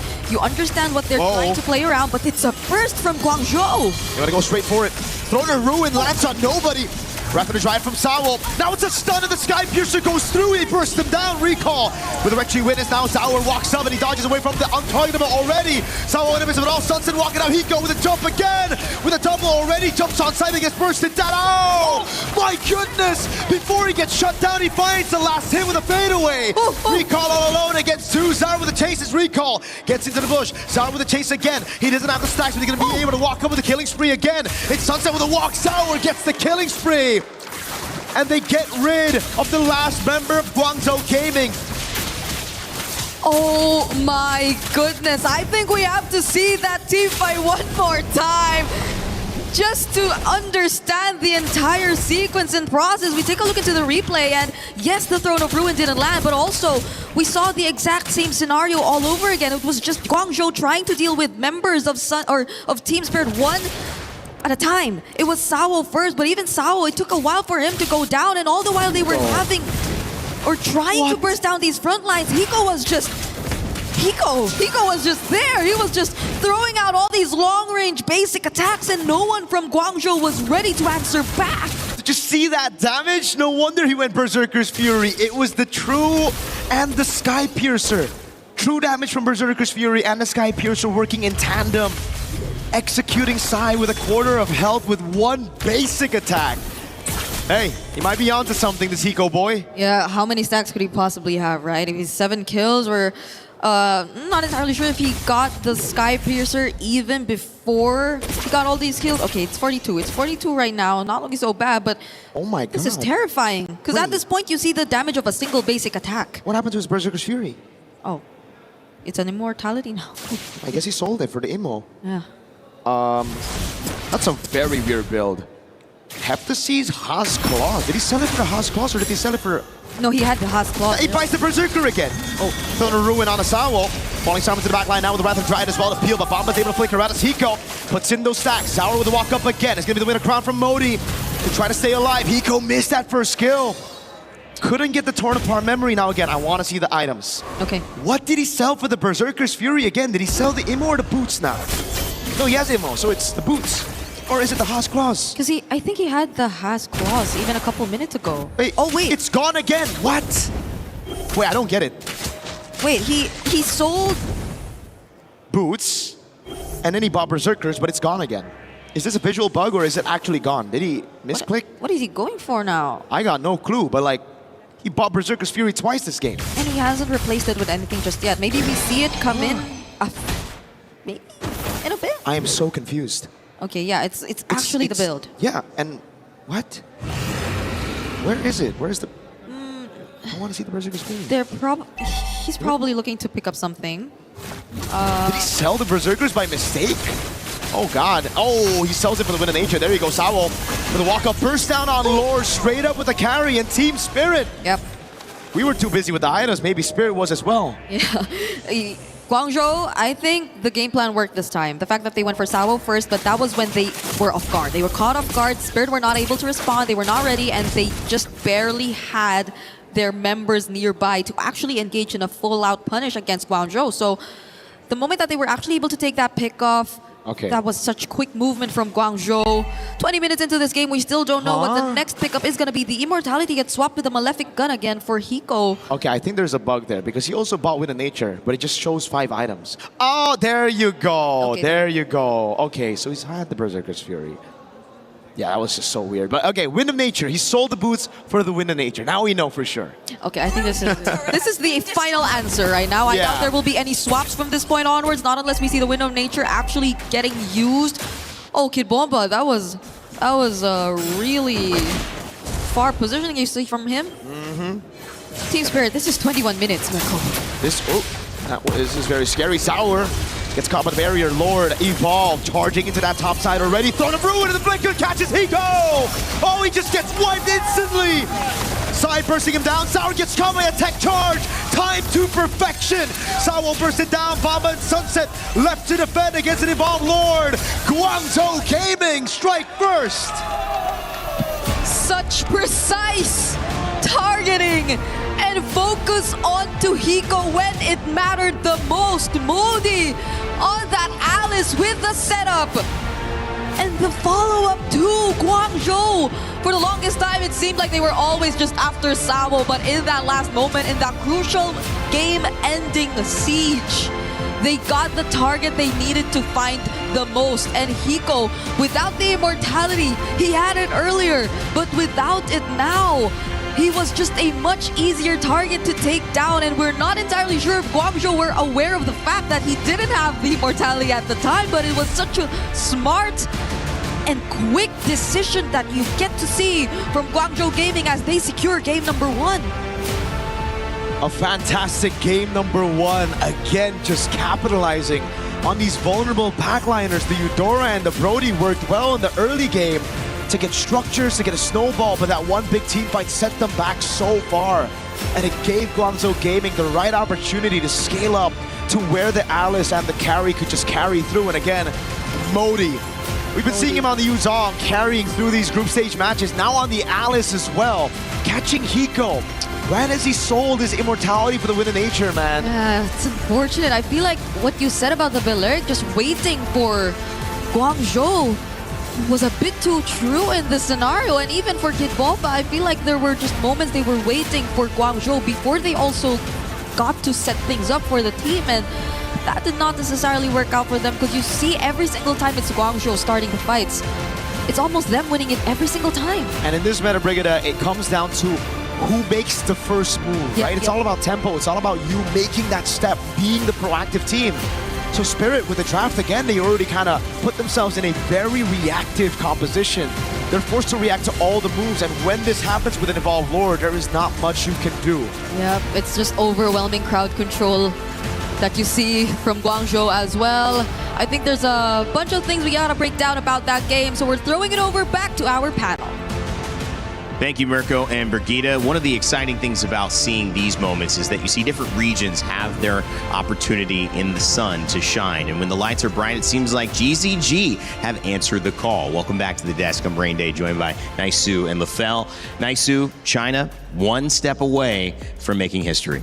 This is, again, this is how things have been going. You know, it's so exciting to see. And I feel like when you watch that game alone here, they made clearly some mistakes at the beginning, but they adjusted towards the end. I mean, even Lefel and I were wondering, like, some of those initiations from Modi on the Alice were questionable, but then that one at the very end where he caught 3 in the base, perfect. Even with the grok, right, from May, there was a couple tech charges that were kind of a miss, and then he landed some great ones. So again, this is the adjustments that they needed to make, and now they have the upper hand against a team like Team Spirit. Yeah. Honestly, like, Mirko got it right. Where we saw in this game, it was mostly Guangzhou Gaming. They were the ones that's engaging the fight, where Team Spirit just tried to react, right? And this is not new. Guangzhou has been doing this throughout all the wins that they have. They just have that ni hao energy where you're like, we're coming in. Yes, sir. And then you just have to accept us coming in. And at that point, Team Spirit, honestly, like I gotta say, for the telestrated later on, it's mostly on mistakes, you know, coming in from both teams, where I would say Guangzhou Gaming, with the draft and the way that they play, they force a lot of mistakes coming in from Team Spirit that made their team fighting a little bit more awkward. They were very patient. They fought a lot around objectives. They didn't push towers. They were definitely not the aggressor in this game for most of the time. But they knew, I think, deep down that once their lineup got going in the right team fight, they could snowball with the correct push. Disciplined approach from GZG. Even the decision to put Paquito in the jungle is, again, something that a lot of teams aren't going to do. They put that in the hands of Recall. He might have had a difficult time kind of maneuvering around fights here and there, but it was more so finding those openings, which he did so well. Also securing objectives early on. Again, the team really had to support him to be able to do that. And now it makes sense, too, to have that Valentina. You know, 99% of the time he's got the Wrath of the Dry. I don't think there was anything else that he took. So you can play around and locking down those members. And there was a lot of fights where it looked like something was going to start up, and then they kind of pulled off a bit. So there was really good show of discipline here from GZG as well. And again, I think Team Spirit has been one of those teams who have sat at a lot of the top of the standings, the power standings for a while, and now they've got to make some adjustments. It was a nice Valentina pick early. We were kind of questioning it, not taking the Eudora, but they gave themselves a lot of ways to deal with some of the tankiness required to survive and sustain in these fights, which clearly they wanted to do. They played it slow. Uranus wasn't available, but they were able to steal from the Belleric. They also opened up a little bit from the Paquito and jungle, not being EXP, allowed Alice to come in and do what she does best rather than trying to peel all the time. So they had threats across the board, and they had more than maybe they should have. Lefel, you took a look at some of the mistakes maybe Team Spirit made, but also some of the ways GZG were able to accomplish that. Break it down for us. Yeah, honestly, like, we got to look at the drafts first. Should I stand? Yeah, let's stand. It's okay. Not too high. Not too high. Yeah, they had to raise the camera for him, man. Yep. So now, this is the thing that we got to look at into the draft here. Let's talk about the philosophy of Guangzhou, where they really like to go in. They really like to dive, and that clearly shows from 3 of the picks here in the Grok, the Paquito, as well as the Alice. Now, this is the very interesting thing. We talk about the Paquito, and after watching that game, in hindsight, both the carry as well as the Paquito, they're really good at neutral objectives, because carry can really burst down the turtle as well as the lords, especially the lords very, very fast. And when you're going up against a Harara, so far we don't have the stats right now, but she has, I would say, one of the highest retry secures when it comes to MSC for now. A lot of base damage, making sure that the turtle is secured. And I feel like the Paquito is just something that they use as an answer to potentially fight against that. Now, we got to talk about how both teams want to play. They want a team fight. They want to clump up. And that actually should have helped out Team Spirit, as we're going to be looking at the first clip here, where this is the first instance of them fighting together. And as we saw, this is what Team Guangzhou Gaming want to do. They want to be able to actually secure all of these objectives. They want to be able to have good macro control and then have a good engage and then win the fight off of there. But look at what happened when the Eudora starts to be involved in the fight here. Look at we're gonna see the amount of stun, which is I believe 2 people got stunned here, and then the amount of burst damage. This is level 6 Eudora with not one item just yet, or just one item, and you can see the burst damage is a lot. Now, unfortunately, that's probably one of the only times that Team Spirit was able to win a fight where they're able to have a good AoE stoppage and then follow up with the damage. But then after that, it honestly went downhill. Because we're going to be looking at fights here where this is the awkward thing that I do want to say. Looking at how Modi as well as me engaged, that's huge AoE. And look at how spread Team Spirit is, or they're going to be after this engage. And that's a good thing. You want to spread, you don't want to get caught everyone together. But then they have a draft that they can potentially delete one person with the Eudora as well as the Brody, but because they're separated, that becomes quite a bit awkward. As we see the fight go in, boom, bang, they split by top and bottom, and then Sao is like, okay, do I go to the top side or do I go to the bottom side to protect you guys? And we're gonna be continuing with the other clips here. This is where I would say Guangzhou also has to slow down just a little bit because they get a little bit too excited. And again, we see the potential, Eudora and Brody, quite a lot of burst. They go in, someone overextends, stun, and then burst, get the kill. It's just unfortunate that this happened throughout the game, where Team Spirit is just waiting for Guangzhou to go in, which makes sense, but I feel like upcoming, maybe don't rely on that. I feel like Belleric should have used the flicker in this situation because with the Brody having a 7-1-1 KDA, with the Harara also waiting for someone to start the fight, I feel like just that one change could have helped out, because look at this. This is a mistake coming in from Guangzhou. They dive in a little bit too deep, and then eventually Team Spirit was able to capitalize. But imagine if you had a flicker on the Belleric, you could have flickered in and actually catch quite a lot of people here coming in from Guangzhou, and then after that getting the Lord, and potentially could have ended the game. That is a really good point as well. Nice. Any comments on that? Or just, actually, the comment I want is how hard is it really? Because Brigitte says it's very difficult. You know, I'll tell you this. You got a lot of weight on that arm, a lot of muscle, man. It's a lot to hold up. Hey, that's a couple minutes. That's an endurance test. I think like this is an endurance test for Team Spirit. Yeah. I have to agree with Lafell too. I feel like when it was in the draft and you saw, because we were throwing out some roamers that have Revitalize as well, Gatakacha and Hylos. As soon as that wasn't picked up, I feel like they could have just maybe switched that Revitalize on the Belleric and just taken up the flicker, because you now don't have to fight Revitalize for Revitalize. And so, yes, Lafell, as we mentioned, that flicker initiation would have helped so much, because it also alleviates some of the pressure on Kid Bomba to always be the one, because once he jumps in, he's just shredded down by the carry. It's interesting you guys are talking about not having the flicker on the Paquito as well in the jungle. So both of these kind of mainstays, whether it was Sao or Paquito, trying to capitalize on space or create space for their team, were going with different actives that did not allow them to do what they normally did. So it was kind of like, who can play this strategy of ours the best? And I think that Recall, to me, seemed like the most impactful player, because he was so patient with how he decided to go in. And when he did go in, he made sure to have an impact. That impact comes from allowing your gold laner to scale up the way that happens for CY. And that beautiful combination of trust, but also execution, is what has given Guangzhou Gaming the lead here. In the next moment, we're going to see if they can continue on, or if in this final game, Team Spirit will play their final match of MSC. The key ready to be crushed. Guangzhou Gaming ready to make history for China as they have their chance to jump into the top 8. For Team Spirit, if they want a chance here, they know that Guangzhou, they're going to go for some kind of dive. And counter dive is not enough. You need a way to counter engage as well, right? It's good that you're able to avoid the initial engage, but how do you go back in? That's something that they have to consider, because Guangzhou is a mature team. The moment they know the engage is bad, they just back off and then try again. I like that point about maturity you made. In the green room, we kind of set the conversation earlier. Big shout out to Maui as well, helping us with these editorial conversations. But Guangzhou Gaming and maturity is what was kind of on display for us. They usually have had histories of not scaling well into the late game. But Naisu, they were actually behind in game 1, and they found a way to kind of keep it together and then start trending upwards. Are you noticing that this is a little bit of a different GZG, or is that more on Spirit's mistakes? It's a little mix of both, I'd say. Sure. A lot of the teams, I feel like, just because of the nature of the compositions of meta, they're prone to making some mistakes. That's going to happen throughout a game. No one's going to play a perfect game, you know? So it's just how fast that these players, these professional athletes basically can adjust in the game, and not just from game to game, because that's what Team Spirit has to do now. They have to go to that drawing board, figure things out, because you got to remember too, again, these matches today will decide who moves forward and who is knocked out. And a team like Team Spirit has been able to surprise a whole lot of people over the previous internationals that they've had. And for GZG, I mean, the same thing. They're a team that is on this quest to make it for the first time into the knockouts from their region, and they're one game away from making that happen. Got some fans in the crowd as well. I love the early fans. Sometimes, you know, it's tough to wake up early. I get it, morning coffee, your caffeine choice. But at the end of the day, if you're here, you might be able to witness something special and say, I saw China make it to top 8 for the first time in MLBB history.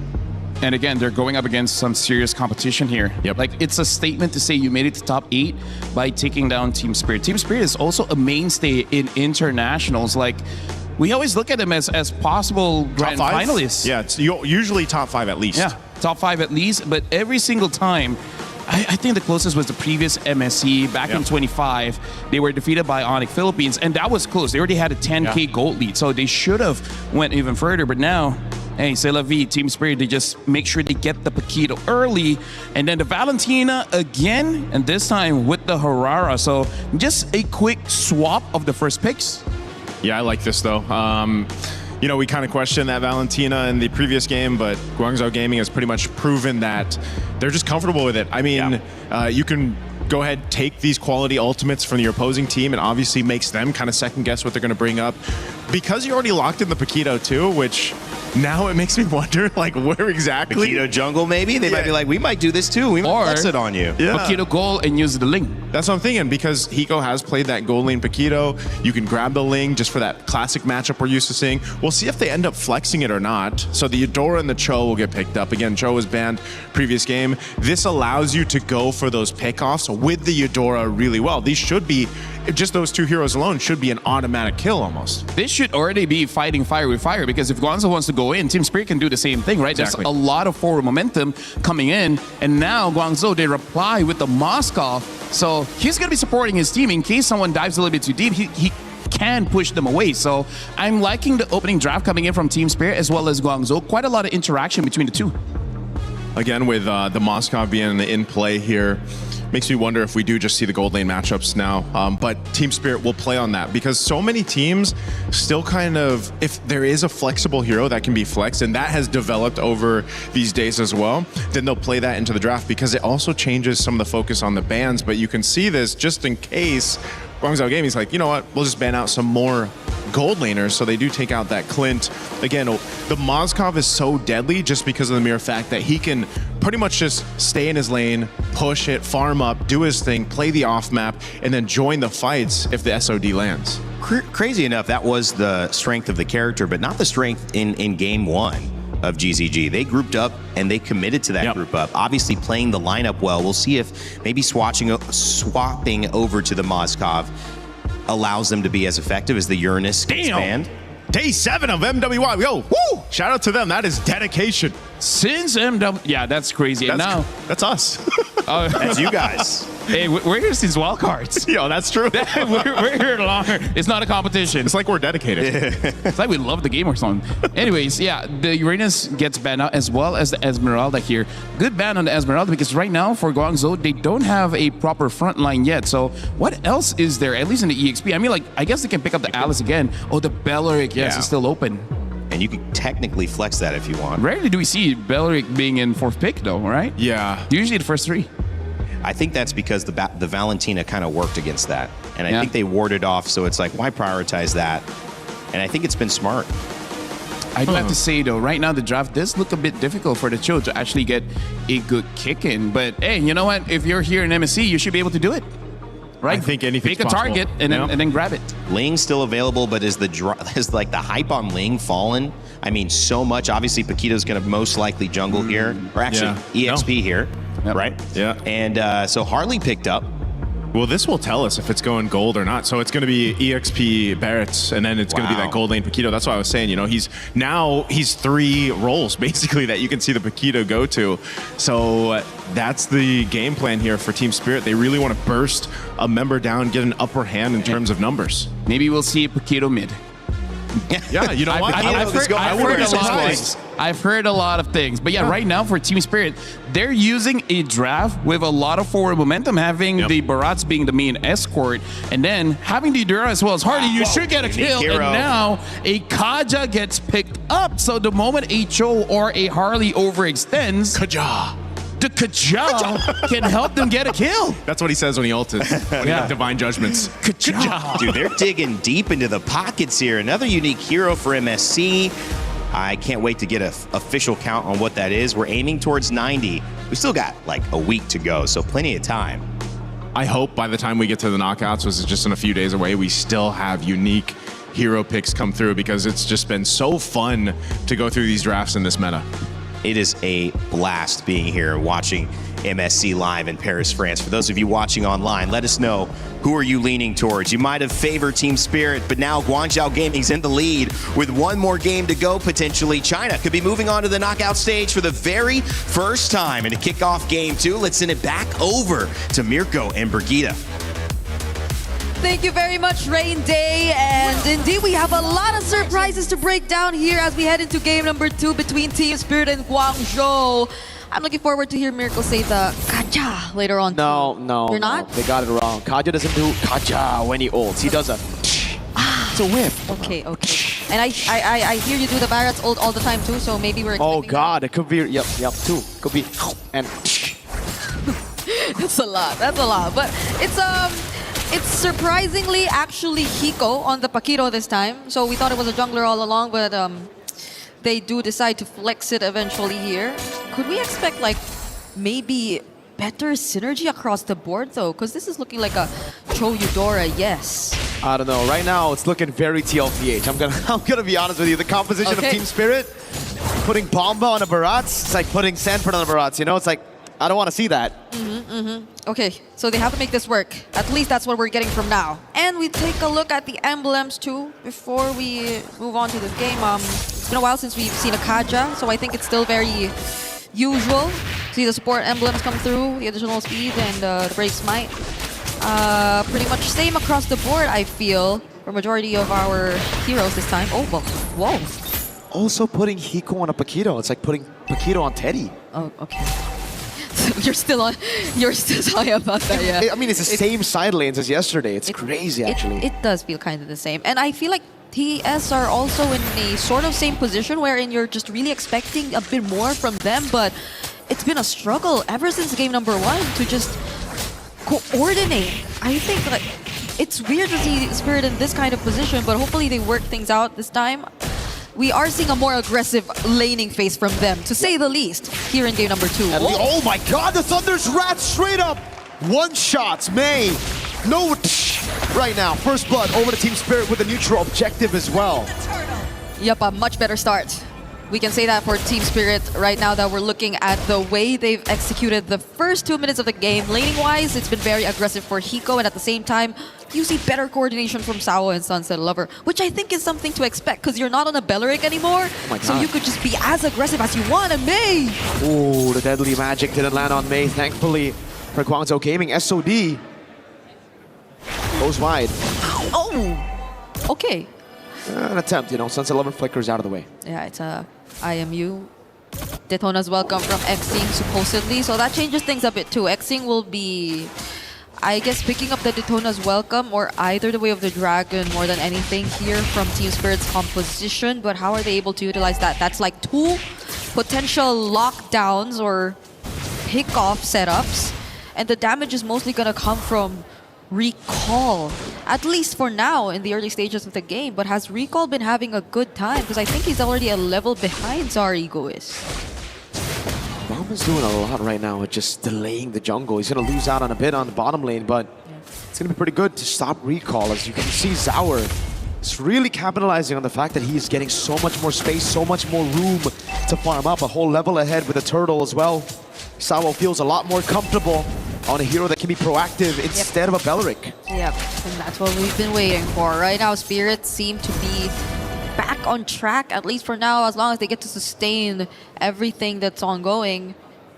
But the Belleric is potentially, if they fail, I think that could be an angle for Guangzhou to just really go for the punish. At least they have one way to get AOE setups and not just either the Kaja or the Cho if it ever boils down to a massive team fight. But let's see, Spirit are now positioning themselves across the objective. It's not like Guangzhou are looking to contest, however. Or it will take them a bit more time. Yeah. Guangzhou Gaming were able to control all the neutral objectives in game number 1, and that's what's set up for their late game. Position, space, everything to scale up. This time, Team Spirit don't want none of that. Oh, up top, whoa, what a kick from Sawo! Where the Dragon kicks the Kaja back into Hiko. And it's yet another pickoff. They're really utilizing the strong side well. Sawo with the Deadly Magic, Sawo with the walk up as well. The Purify already out earlier. Oh, that's the Ball of Thunder. Bang! Goes down to Moskov. Sai down, Hiko with the hits on the turret. They've learned their lesson. They've learned their lesson. They gotta be the more proactive ones.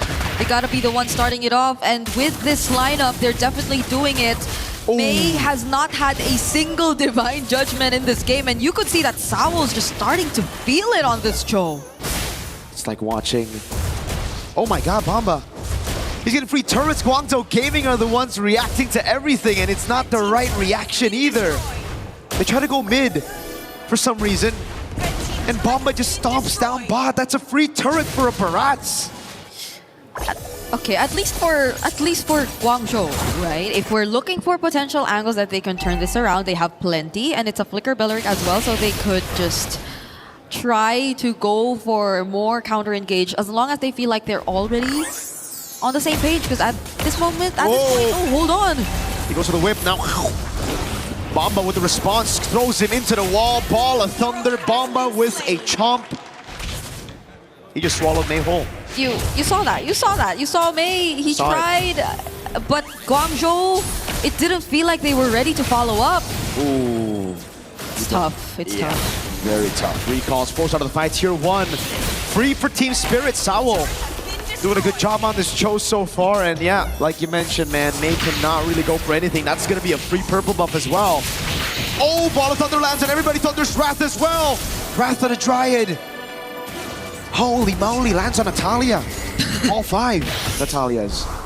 Okay, it's Guangzhou facing a 6.5k gold lead this time. Spirit have completely turned things around and are looking real good in game number 2. A potential game 3 is potentially coming for us at this point. If you take a look at Team Spirit and the current situation that they're in, because I think the panel also touched on how maybe, yes, they can utilize the Kaja to punish some of the overextensions that have been happening or that could come out from Team Spirit, but I don't think we've seen any of those. It's more calculated backline engages either from Zar just to force reactions out of Guangzhou. It's more pinpoint and precise way of the Dragons coming in from Hiko. I don't think he even had to use the Flicker as much just yet because it's always Guangzhou tending to overextend, but they might actually go for one this time. They don't risk it as much though. There's still tier 2 turrets across the board. Eudora is so annoying. Xing just walks up a bit too aggressively. He didn't even walk up aggressively. It was Team Spirit with a conceal. And he's forced to go back to Fountain. Tier 2 up top taken down already. Team Spirit with a 7,000 gold lead. We've seen comebacks before, but it is going to be very difficult for Guangzhou Gaming as long as Sai doesn't get space to farm. This has been a very difficult Moskov game. Like, Sai has just not been given any space, any lanes to farm up. And how far behind could he possibly be? Because he's already 2 levels behind of Hiko. I think there hasn't been much opportunity for him to also take some gold to catch up. And Guangzhou are just really investing in defense right now. They gotta put up their walls. You have to have Modi reliable enough to tank everything, because looking at Guangzhou's lineup, it seems like he's the only guy you could really rely on to do that. Xing and Mei, they probably want to go in for the more aggressive setup plays and pick off potentials if ever they do find any. And he also picks up the Eudora ultimate instead of any other setup. So it's just probably all on Mei right now. They need a bit more of the damage to come through because, as you mentioned, Sai is taking a while to scale up and he's probably behind in terms of items right now. very, man. And you only got the gold staff earlier. That's a second item at 8 minutes, so this third item, Power Spike, might come through in like 10 minutes, looking at the pace of the farm. Spirit gonna get this for free. There's no chance Guangzhou take it unless Sai gets an SOD, but Bamba knows better than to leave that open. He's able to body block for Team Spirit. Zaur also still with the retreat, just in case. I remember a crazy steal from Oheb last year against Onyx, also in the group stage. I think everyone learned from that, you know? They're just starting to guard the bushes wherever or whenever there's a Moskov on the other side. But look at that gap between Sai and Hiko. It's oh my god, 7 to 4.8k. It's the same gap for Zaur and Recall. Oh yeah. The gold leads are placed where it's best. Even a 2,000 gold lead between the mid laners. Oh god. Xing would just be tickling Bamba whenever he goes for damage. At least they still have holy shields, but I think they're all gonna pop even before the Lord gets to approach the base. They've made enough room for them to utilize the Lord to its fullest potential, and Team Spirit, they're looking to take down a base turret right now. Sawo goes in! Uh-oh, Purify out already though. He's gonna get pinned down into the wall. Raptor drive from Modi. Taunts everybody with a big whip as well, but it's not gonna take anybody down except, oh! A chomp, Purify out from Sai. Oh my goodness! What is that damage, my guy? Recall pulled back into the cards! No. The poker trick Sunset Lover again with the lightning. Modi stun, he gets away. Now it's Hiko and the rest of the team pulling it out. Zaur with the walk up again with the poker trick, as that's gonna be the knockout strike from Hiko to lock Modi down. Zaur can't get the damage to take Modi out of side. Lands the SOD. 10-minute game for Spirit to equalize. Such great macro and usage of their lineup. Team Spirit have completely bounced back here in game number 2 as they equalize the series. And we, of course, have to witness a game number 3. It's all elimination and qualification matches we're expecting for today. And they're just one step away from all making it to knockouts. They're doing what they can. They're fighting until the very end. But Guangzhou, so many questions left in that fight. It did not look like the same Guangzhou we saw in game number 1. There was just very minimal proactivity, but at the same time, even if they wanted to go for more proactive plays, they get punished every single time. The Kaja play was read out here by Team Spirit. And every time the Kaja got the Divine Judgment, it was always just a big whiff because, I don't know, it was either on the Cho or on Bamba, right? And Sawo and Bamba, they like that. Easy for them to retaliate with a chomp, with a re-engage.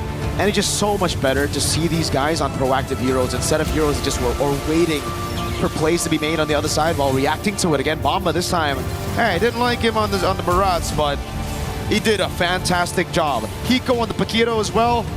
I think, you know, I think it's the Harley. I think the Harley was able to capitalize on these winning lanes. Yeah. They need not pay as much attention. Harley could just do what he wanted to do, and Team Spirit, they were all able to do what they wanted to do. So I think it's about time we go back to the studio to talk more about what happened in this game. You just said do whatever you want to do, and LaFell is here. So let's bring that back. Let's hold off, because this man given freedom, opportunity, man, it could get crazy up here, Naisu. Yeah, I don't know. I'm with a bunch of Americans. I feel very free now. America. Howdy, partner. Howdy. That was one of the most nothing games I've ever seen. Oh yeah. Like that game brought me memories of when I was a child of watching paint dry, right? But hey, at least the game was more entertaining than watching paint dry. And you still remember them, I guess, so that must have been memorable for you. At least it didn't affect his memory. No, because I was guessing. I was watching it because I didn't know what color it was. The way you are. That's why the way he is. So much paint. It's not good to inhale a lot of wet paint, man. Got jokes. Maybe. Actually, yeah, now that I think about it, yeah. Call Rain Man again. Guys, that was a big stomp. The average game for both of them lasts around 17 minutes for Team Spirit, about 15 minutes for Guangzhou Gaming. That one was under 12, about 11 or so. So a very fast game. Astam, what went right for Team Spirit there, Naisu? Just about anything they wanted to, man. I mean, under the 5-minute mark, they were already pushing Guangzhou Gaming behind their tier 2 turret. Guangzhou's just like, yes. There you go. Take this chair. Oh. Take this mic. Yeah, go ahead.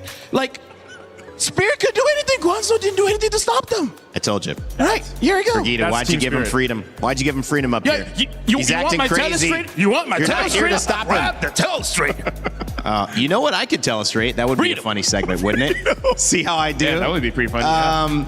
You do have something to break down, though. We also have some post-game stats as well, so maybe you'll hit the post-game first. Yes, and I do. we'll do a little telestrator later, Sure. just to see how it went. I think the big thing stands out. I mean, you see Hiko having a great game there. Everybody had a great game. Sour Egoist as well on the Harley. Look at all the zeros. 0 turrets, Zero turtles, zero Lord, 2 orange buff, and 3 purple buff. Like, talk about not playing the game. That's why LaFell is illustrating just how it felt in that game. Because they got Team Spirit took everything that they wanted to. I mean, they had to dig down and get that spirit going. And man, did they do it with this lineup. Because, yeah, again, you don't see this kind of, I mean, this was a very one-sided game. I mean, this was a stomp for that. I mean, you could see the reactions there too. So we asked them, like, what adjustments would they have to make? They made all the adjustments, Rain Day. Yeah, and it actually felt like the Mozkov, and I'm gonna dive in my thought on that, because they played so well, so grouped, so focused on objectives. Head to head, they win 66.7% of the objectives against Team Spirit, and to go 8-0 on Turtles in this one, I mean, that's pretty ridiculous when you consider their normal style of play, which to me felt like they weren't able to get. The way Moscow excels is not necessarily grouping up, but the way GZG excel is grouping up. How can they fix that, LaFell? What did you see going wrong? Because you've got your telestrator. I want you. You know how the game goes so wrong that even Rain Day made an accurate analysis. Like, bro, why'd you play like that? That's not how you play Moscow. It's like, It's his fifth day, you know? Yeah, we're gonna be looking at the telestrator. You want to stand? You want to stand? You're not gonna do. No, you stand down, sir. All right, all right. So first of all, let's talk about the anti-synergy here in the draft, because we got Kaja here. In case you guys don't know what he does, he whips people and then he holds them down. And then you're hoping for someone to kill the other person, right? But the question is, he doesn't have early burst. She kind of has depends, and then she also kind of depends. Like, I would say that Guangzhou's biggest problem here is, I would say, mismatch of what each of the heroes want to do. Yep. And Belleric EXP is okay. The only problem is it's slow. So speaking of it slow, let's look at what happened in the game of 20 seconds of nothing happens, right? Look at the minimap and look at how basically clumped up they are. We can see that the Belleric's coming and is like, oh, maybe I should protect that. Never mind. But then, it's gone anyways, right? Barad's got that one, so let's go to mid.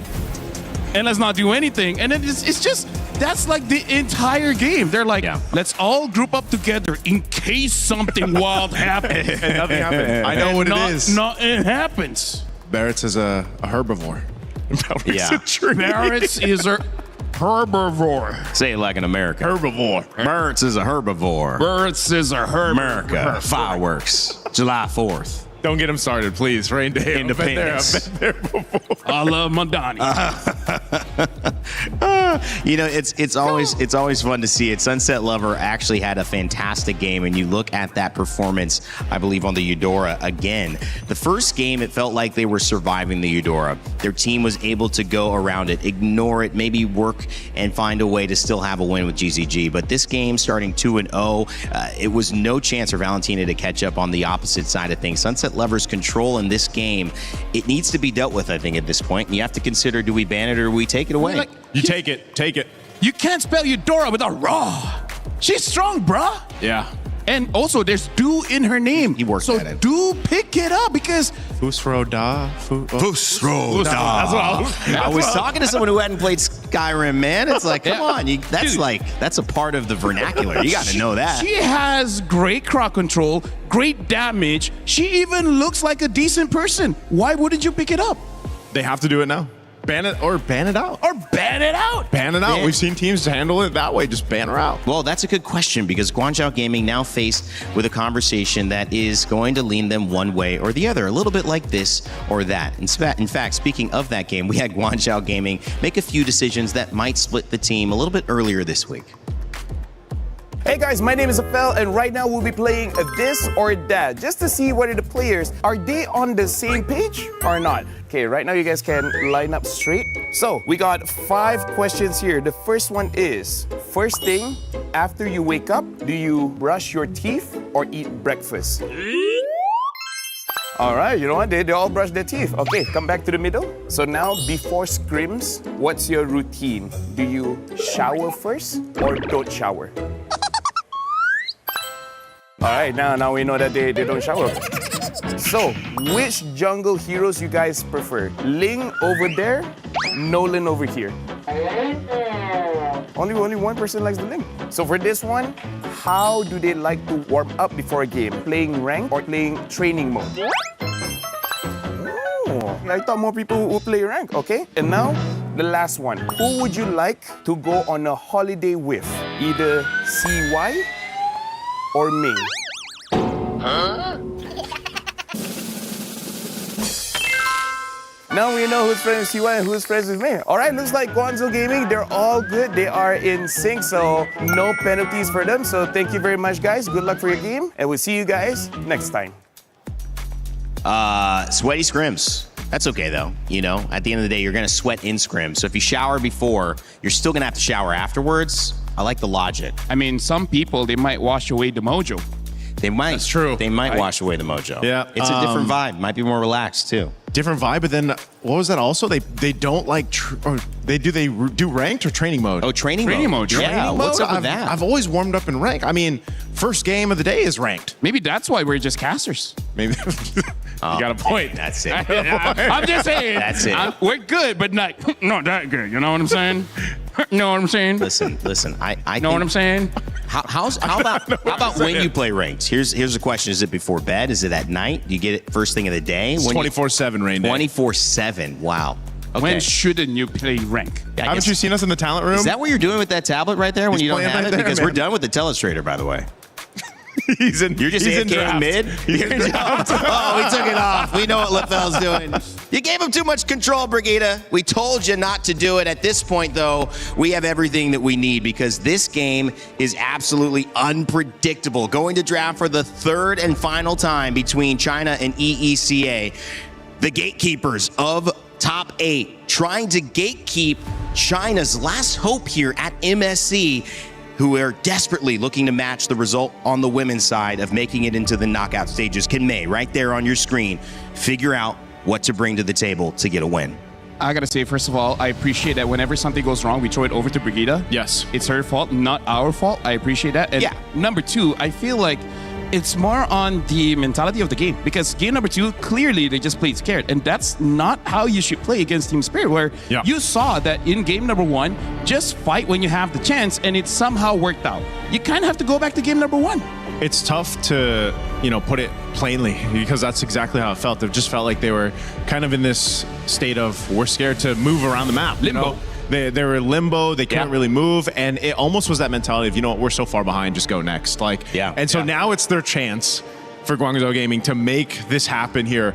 This is why I was making the point earlier, where it's like, you have to be able to bounce back from game to game, even not just from the days here, because after getting slapped like that in game 2, how do you bounce back in game 3? Well, we've already talked about what can potentially happen in the draft, and that's really where it starts. And you just got to have a better game plan here for Guangzhou Gaming if they want to move forward, because now the momentum is in favor of Team Spirit. And we've seen this before, where once they have momentum, they can usually take that just as quickly in game 3. I'm only asking for one thing for Modi. Have a hero that can dive, something like a Yuzong, something like an Alice. That seems more his niche, right? Picking on something like a Bellery, I guess he can kind of do that, but he requires the flicker. So I just want him to use someone that can dive in. That's like his identity. Don't stray away from that. Well, the Paquito actually taken out by GZG and the Cho as well. The Atlas also denied by Team Spirit, who will switch sides this game. And Expanding Rivers, one of our fastest map choices. I believe it is the second fastest.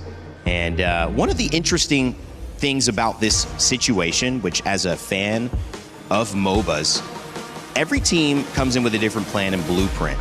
But in game 1, game 2, both teams get a blueprint of what works for them. And so this draft is so exciting because both teams are trying to deny the blueprint of success for the other team while trying to get as many pieces of what worked in the games that they won for themselves. But it also opens up another layer, Naisu, which is, will somebody have prepared to surprise the other team again? Will they have more in their pockets that they'll bring out that might just change the narrative completely? I think this MSC already has shown us how deep the pockets of the teams and the coaches, and in this instance for Coach Sunday and Coach Coldstar, they might dive into that. If not, then they just play their best game. I mean, this is something that a lot of people have been talking about online too from previous teams that now have been knocked out. It's like, well, sometimes do you go for comfort? Do you go for those heroes or that style of play that's worked for you so long? Or are you forced to adapt in the current meta? And that's kind of what we've seen through the courses of this. So I think as you're seeing the bans, those are even different in this sense. So it's like the game plan is already going to change. This first blue pick will tell us where things want to go. Do they just grab the Eudora? Is there something better? The Hirara and the Ling still up for contention between them. It's going to be the Hirara for Guangzhou Gaming, at least now. So the trade that we expect, this team spirit, just take that Eudora. Eudora as well as the Belleric. Something that we do have to put in context here, this is the decider match. Win, you make top 8. Lose, your keys get crushed. And I feel like that's going to be a difficult conversation between the players as well as the coach. They might have a hidden pick. And there's two different mentalities. Either like, if we don't if we don't show it, we'll never be able to use it. Or, you know, it's like, it's just difficult whether you want to take that gamble or not. Yeah, you risk it. Because the last draft, I would say, if you look at what Guangzhou Gaming was able to do, they looked uncomfortable on some of the picks. Yeah, you know, it didn't work for them. So the answer right now for Team Spirit, go the Barretts, they pick it up, and the Eudora. And I think this is actually good news for Guangzhou Gaming because it opens the Belleric for them, which I feel they had their best performance on. And then the Barats also a good performance here, but was it so good because Guangzhou Gaming was not playing their game? And I feel like that might be something that enabled the Barats earlier on. It is a fast one. Oof. But there's the Uranus also, which is available at this point, which they hadn't seen, and the Lilia. I'm slightly worried for this Lilia here. Yeah, you're going to get comboed and instant black shoes. And you're going up against a Fanny. Yep. I mean, let's talk about this. Lilia is very aggressive. She does a lot of damage because level 1, she already has her combo. But the problem is her HP is so low, and the burst coming in from Eudora as well as Fanny, they don't need any items to really take her out of the fight. Like, even if she doesn't die, she's going to be so low that she can't do anything. So that, personally for me, is a very risky pick. And now with the Fanny being present, I gotta say, Team Spirit opened up this draft very strong. Yeah, not only that, but also just having this Uranus for Guangzhou Gaming. It's not like you can stop the Fanny from cabling through, you know, or deal with the Barretts, or obviously the lock-on stuns that come in with the Eudora. We've already seen it too. Eudora with one item is already scary to deal with. What more, 2, 3, you know, and you scale up like that for Team Spirit. And this is something that, again, the Lilia doesn't really solve. Yes, maybe you can go ahead and help clear some of the waves. You do a pretty good amount of early game damage too, but based off these first 3 picks for Guangzhou Gaming, you have to be able to go ahead and scale up quickly for them because the Fanny can almost match that. And if not, if the Fanny's delayed, we've all seen Fannies just result to what we usually see with Mozgovs.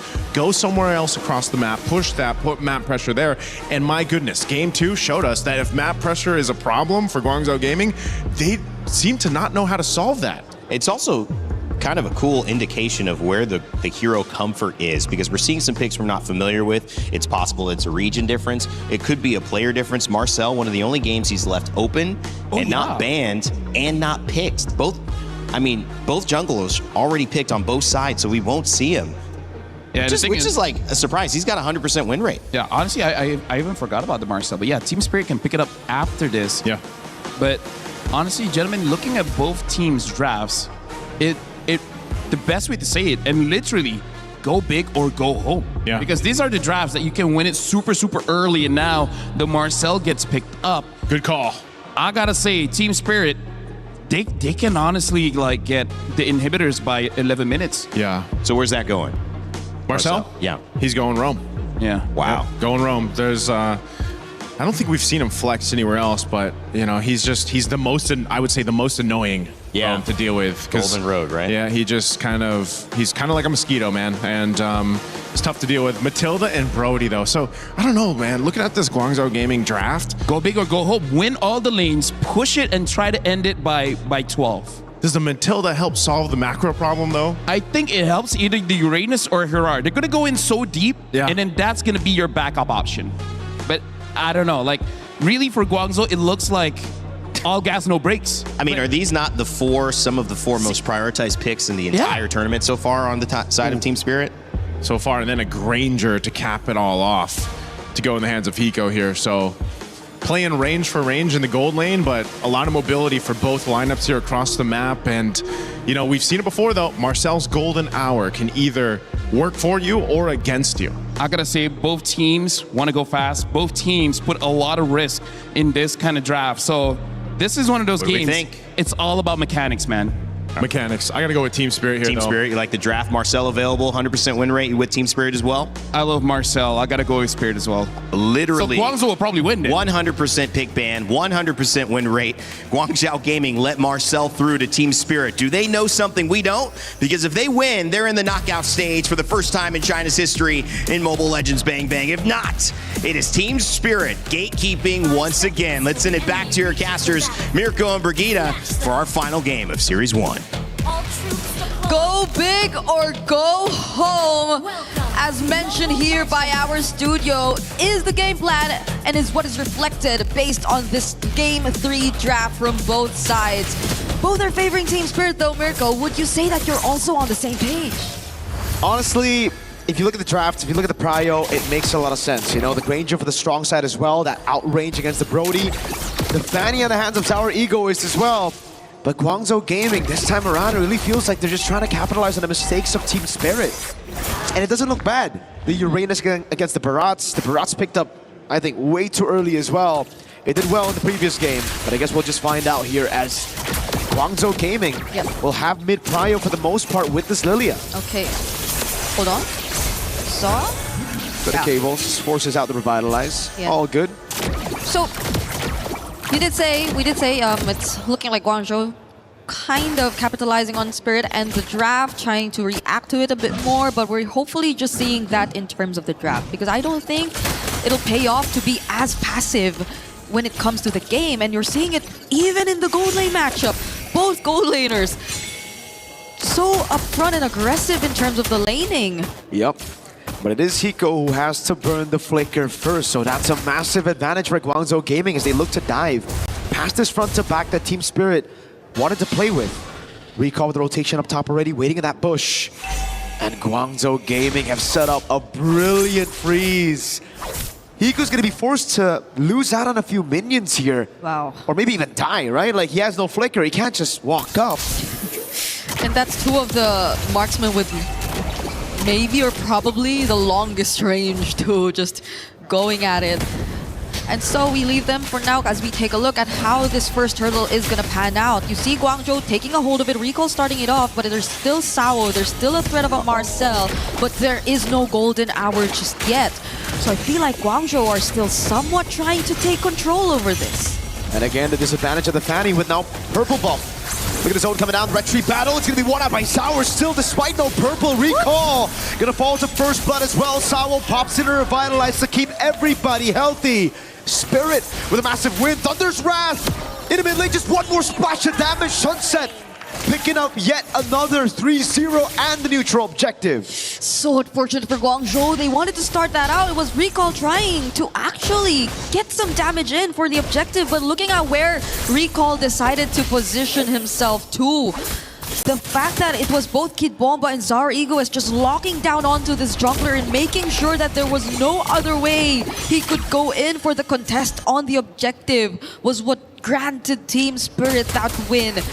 You have to pay attention to the zone as welcome. You have to pay attention to where you actually position yourself, because if you're somewhere anywhere near walls, Zara Egoist is just gonna have the time of his life. And if you see that replay, man, Modi, he did all that he could to stop Bomba from getting the chomp down on towards Recall, but Bomba flickered past Modi. My God, beautiful beautifully done by Bomba to secure that neutral objective. That's how Zaur was able to just walk up, get the retreat for free. Recall. Now caught in a bad spot, able to go for it. Golden Hour catches them all in place, and Hiko is going to build on the Rhapsody.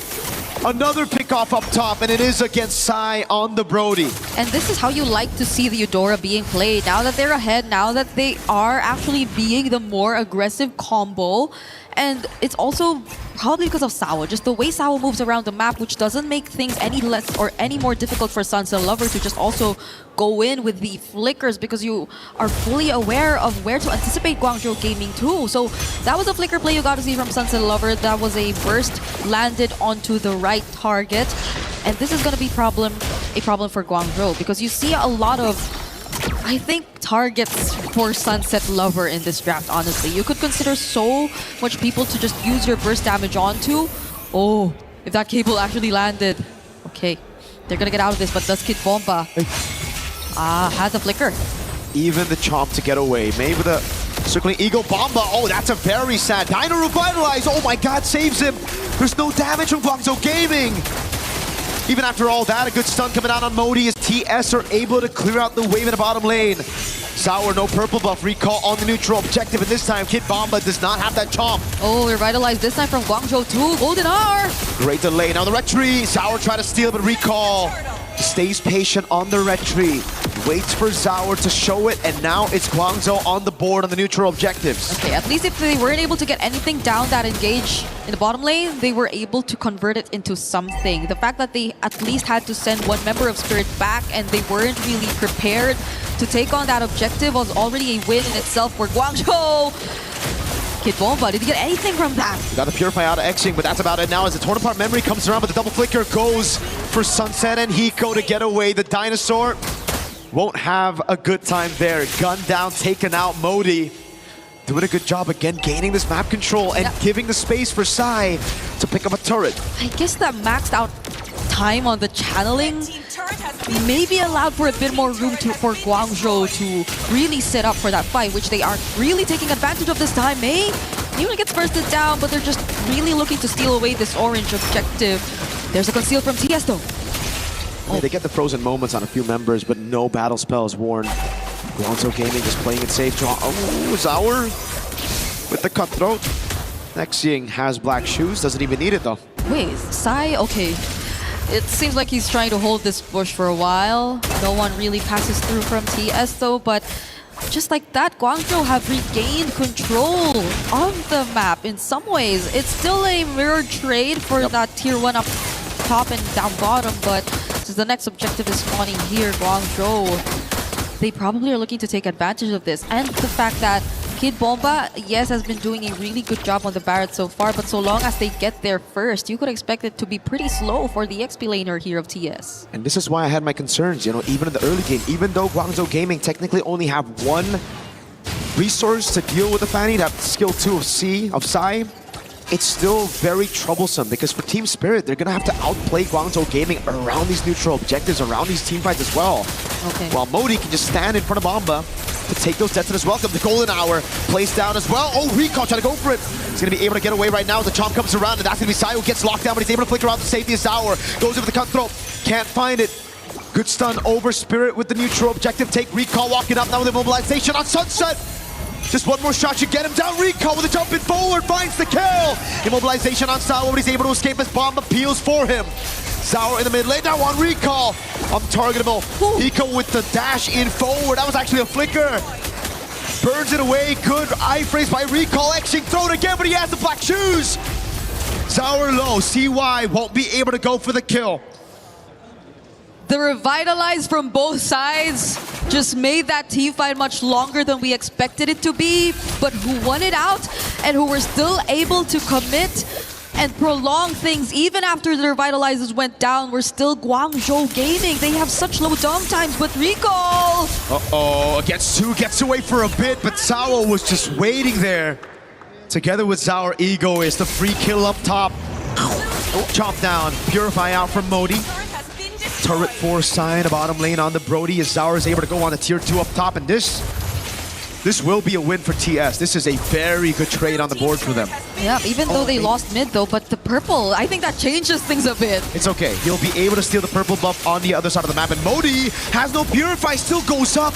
Has the guiding wind to get him out, but the purple buff, again, not even stolen by Guangzhou Gaming. Still a massive win for Spirit. Yeah, they just swapped purple buffs basically at this point, but Guangzhou, again, despite them getting a couple more tier 1s, even in mid, TS though, they still have the 4K lead and they're looking to take that one turret in mid as well if only they find an opening, but they're gonna respect Guangzhou. They're literally around these members though, and they will be first to prio and position themselves in this upcoming Lord. This is really not looking good for Guangzhou Gaming. Their jungler is so behind, and their idea right now is to give the orange buff over to Sai. Recall's 2 levels down. How can he win the red tree now? Zaur just needs to go for the red tree, gets it in time. With a 2-level lead, it's almost guaranteed. Recall with the walk up on Sunset. But TS get away. Yep, as much as Guangzhou, I think, wanted to do something there and at least get a trade, Sao was just too eager to stop them in their tracks. This is a Marcel who has been very proactive in terms of the gameplay. Okay, he's gonna spot Recall there too, but at the same time, you can just rely on him to really block off Guangzhou Gaming in case they want to go for the chase, just because of the fact that you probably are not expecting as much burst from Guangzhou just yet. Oh, that's a flicker though. Uh-oh, great golden hour. Catches me. Oh my god! He still flies by and Hiko punishes him. Now it's out with the cables. A chomp down with the Purify, already baited out. Sai gets pulled back by the missiles of Bomba. Pops into it in nature, but this does have no damage to deal with these tanks up front. That's the difference. You see TS, they have Sunset Lover, they have Hiko, such reliable sources to just burst down one of the front lines, quote-unquote, here for Guangzhou, because it's always Mei who pushes forward and has to push forward, but it's TS this time with a siege. Modi's low, still able to get away, has the Consecration, pops it here, the Retribution from Recall. And a good clear with the Lilia as well against Team Spirit Siege. Oh. They're gonna lose out on so much though. That's a tier 2 down bot and in mid, falling into the hands of Spirit. At least Mei is back right now, but these synced up waves are really becoming a problem. Now it's TS with a 6K lead. Initially it was just 3 to 4K, but now even take a look at the items. But before that, Zor! Oh no, gets stunned up, torn apart memory. Not enough to take him down, very close though. Not enough Sky Piercer stacks just yet. And it's because of the Dreadnought armor that Zaur got that saved him. Yep. Okay, that's a... What's a flask 2 for Sao? Guardian already picked up by Kid Bomba here on the barracks. So you could expect them to just really stay for much longer. And they're going to be very calculated about this. They fully respect, we all know for a fact Guangzhou have pretty much reliable wave clear. That's a Brody, Lilia you're already looking at. On top of the fact that Modi can just be the one to put himself up front. And TS are just looking to wait for this next, but do they actually wait? Zar! He's positioned here really, really well. Catches Recall! The iframes are gonna be there, fortunately, though. Yep. Not much he can do, you know? I mean, you need to be very instant with the burst, very hard to catch the Hirara. Just with one dude. That's why usually it's the Eudora that gets her, gets the stun. Everybody can just follow it through. Zar, the way he's been positioning himself. Yeah, very aggressive. You know they want something before this next objective. It's all up to CY right now to be the guy to carry Guangzhou Gaming, right? Like, he has the way to stop the Fanny. The only way, as of right now, they got a full peel for Sai. Ooh. The waves. It's just really Zar holding onto this position. It's kind of crazy. Guangzhou have no idea he's there. It's a very small dino. No big guy stacks on Bomba. Still looking for those stacks. Now they spot out where Guangzhou are.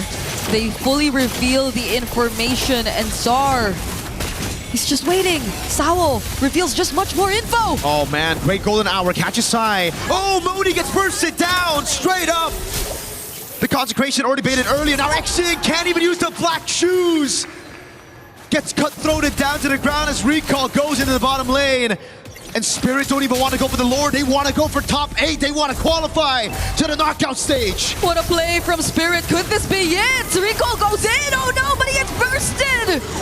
A big chomp down right now. Spits it, not a stun for Hiko to pick up the kills. He flickers in.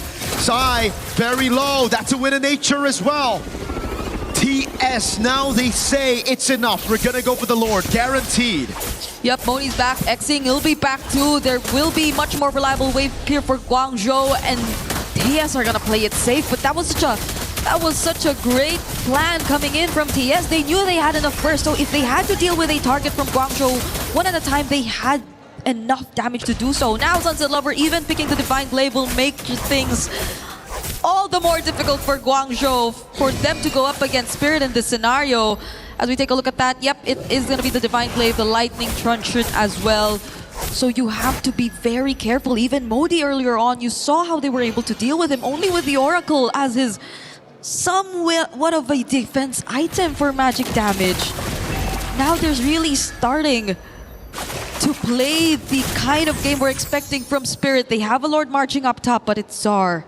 Again, possibly looking for an entry from the opposite side. So for Guangzhou, it's all about how they react to this. It's not the Evolved Lord just yet. They actually still have a shot at defending this with Lilia.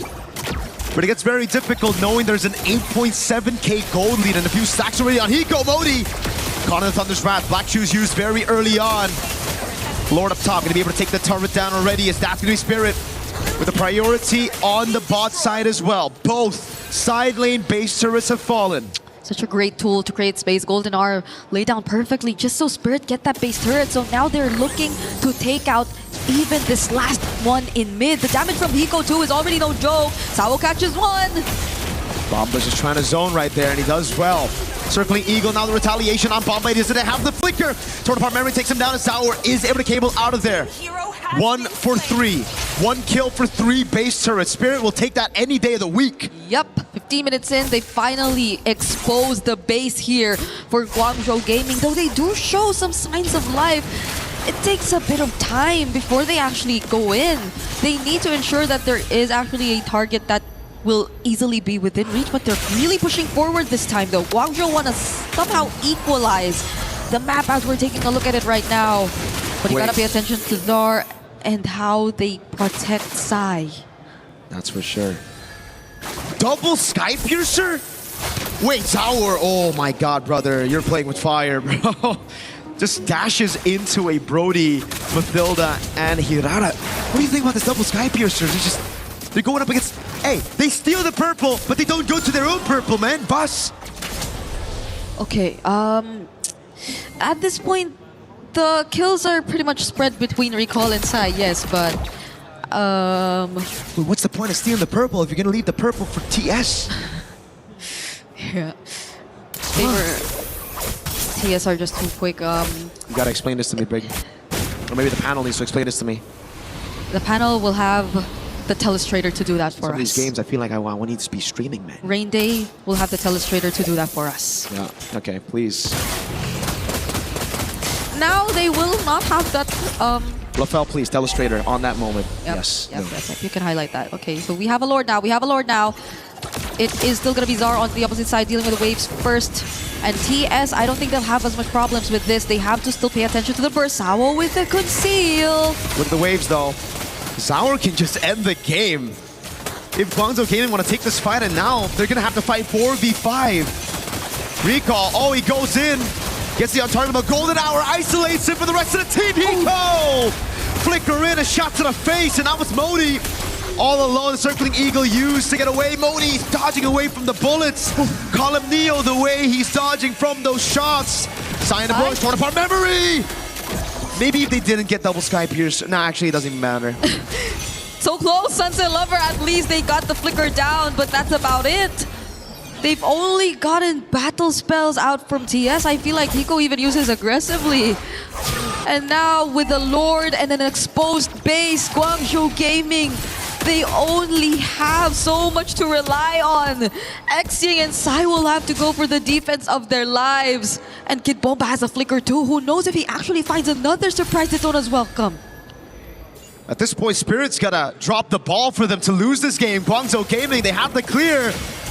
But it's going to be delayed by Spirit. Sao with a Golden Hour onto the Lord right now as the waves come crashing down. Modi gets away with the guiding wind. That's instant cutthroat on watching. Again, not given the time to use the black shoes. A big chop down coming in, and Bomba spits him out, gets a two-man stun. The rest of the team capitalizing. He goes unstoppable, and Team Spirit confirmed their slot in the knockout stage. It's a reverse sweep to get into top 8. Team Spirit make it through and get past that lower bracket after falling to Vamos earlier this week. And Guangzhou Gaming will unfortunately have to end their journey here, but what a fight did they show us here up against Spirit. It was so close for them to make history once more. But the experience, you just see Team Spirit eventually coming out on top. It's just so sad to see after that great game one for Guangzhou Gaming. Even our panel, well, one of our panelists, Mr. LaFell, said it's that Ni Hao energy because they're always the ones kind of like walking up and saying, yo, hello. But here it was more Tai Chen energy, bro. It's goodbye. Like, I mean, they were just chilling, reacting, going in randomly, double Sky Pierce. Yeah, because even if you look at the post-item or post-game stats, which our studio will also talk about later, it is confirmed they stuck with the double Sky Piercer up until the very end, but we saw it with 2 kills, 1 kill each. It stayed the same, and now we have to talk to our winners. Another team making it into the knockouts as we throw it over to the stage. Thank you very much, my friends. It is done and dusted. Team Spirit move on to the knockout stage. A huge moment here. And Sunset Lover joining me on the interview, of course, with our translator, Asal. A few questions to ask. First of all, game one, what do you feel happened there that the game slipped away from your fingers? Расскажите, пожалуйста, вот первая игра, как вы считаете, почему буквально утекла она у вас из рук? Мне... Can I just say in English? Okay. In the first game, I think that was a draft diff, you know, because we have only the start draft. We won the start and we troll a bit in some fights. And then their pick was much better because our main character, like Brody, cannot play the fight normally because of Grok and because of Alice. And I think it was hard game because of that. So that's in game one. Of course, you brought it back in 2 and 3. Do you feel like you were able to lock in? You were talking about, there's a bit of trolling in game one. Did you just lock in going into 2 and 3 to close it? Sure. We do our best on the game 2. We also won the start. Our draft was much better, you know, and we was so confident in that draft, so we just stomped them. And how are you able to choose things together? Is this with your coach also who's kind of helping you out, making sure that you have the proper draft for every game as a reaction? What's again? Is it mostly all you together that are selecting what sort of draft you're going with, or is it more your coach that also is feeding in info for it, countering what your opponents have?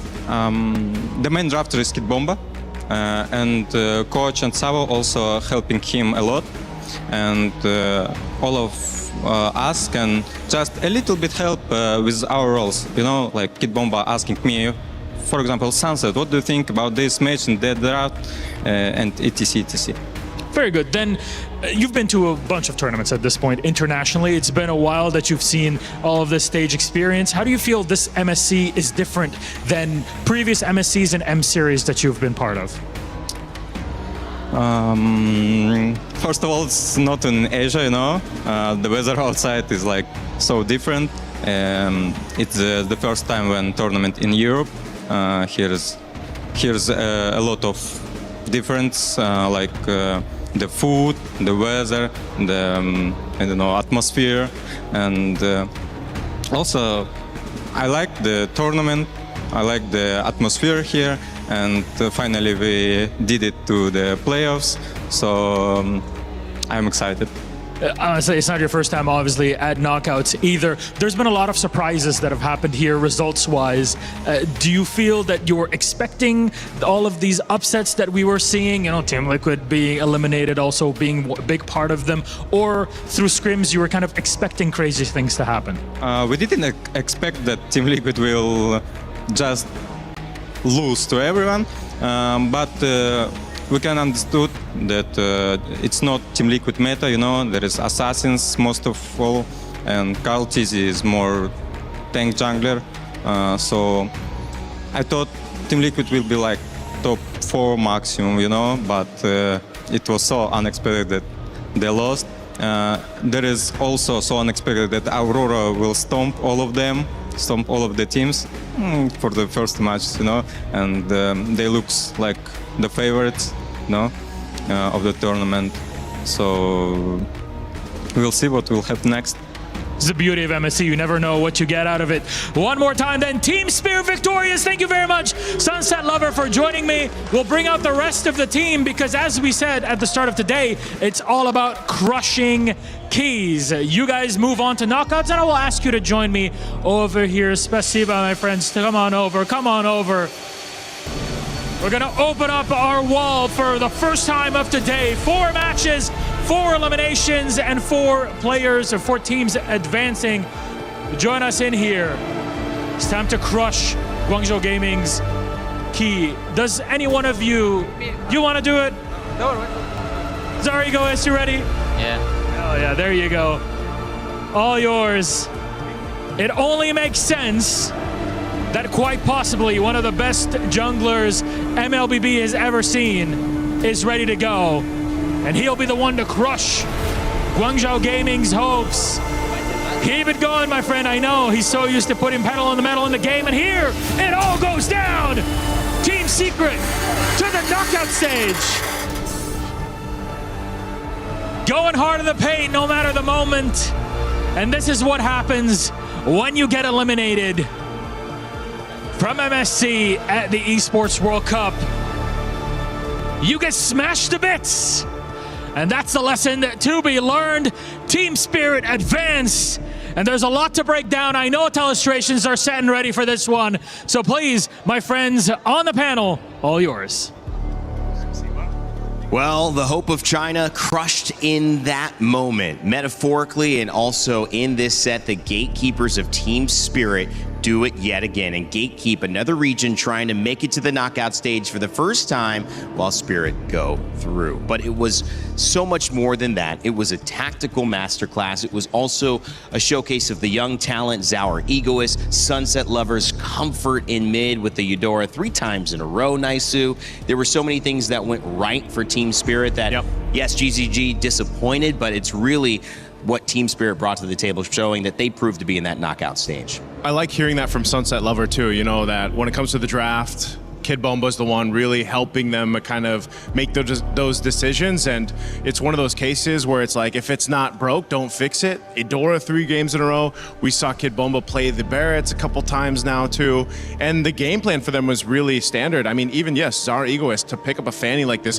Mind you, he got a couple kills plus the first turtle without even the purple buff. So there was just really good execution from a team like this for Team Spirit. This is something, again, that we expected. I would have been surprised still, though, if it was Guangzhou Gaming to send them out of the tournament, but you saw the key crush there, man. That felt like there was intention. That was brutal. That was a brutal key crush. Yeah. I mean, like, speaking of brutal, this is basically reliving the nightmare for Guangzhou, because this is basically the same situation where they're 1 game away and they got match point. Yeah. And then got reverse swept. So this is 2 times now where they almost went to top 8 and then get reverse swept like that. Well, one of the interesting parts about these 2 regions coming up is you get to see these different styles. And he mentioned Aurora Gaming, which suddenly became the favorites after their performance of constant wins and constant meta shifts. One of the things they pioneered is the Eudora. That was given 3 times over to Sunset Lover. You would probably not see that in a matchup with Team Spirit and Aurora Gaming given to anybody 3 times in a row, if they could help it. And of course, that was just one of the many things that showed up in these drafts. Naisu. Also, you called it, Rain Day, the Marcel. You know, the Marcel, you mentioned that in the draft, and I think that was also really a good decision to go ahead and bring it up, just because, again, you were able to go ahead and obviously use his snapshot that's built in that kit. The golden hours that we usually saw from Sao were pretty on point too, whether that was to kind of zone out the members of Guangzhou Gaming or even to stall out, like the Lord pushing himself. You know, you can kind of hold in there, but then you can line things up. We saw that with the stun with the Eudora, the Rhapsody shots with the Granger in the hands of Hiko. There were so many ways for them to kind of choose the way they wanted to approach a team fight, and that's what Marcel kind of lets you do. Plus, just kind of having that sustainability with the Revitalize that he built in is another way that this composition from Team Spirit worked really well. So alongside Coach Coldstar and then, of course, Kid Bomba, great draft.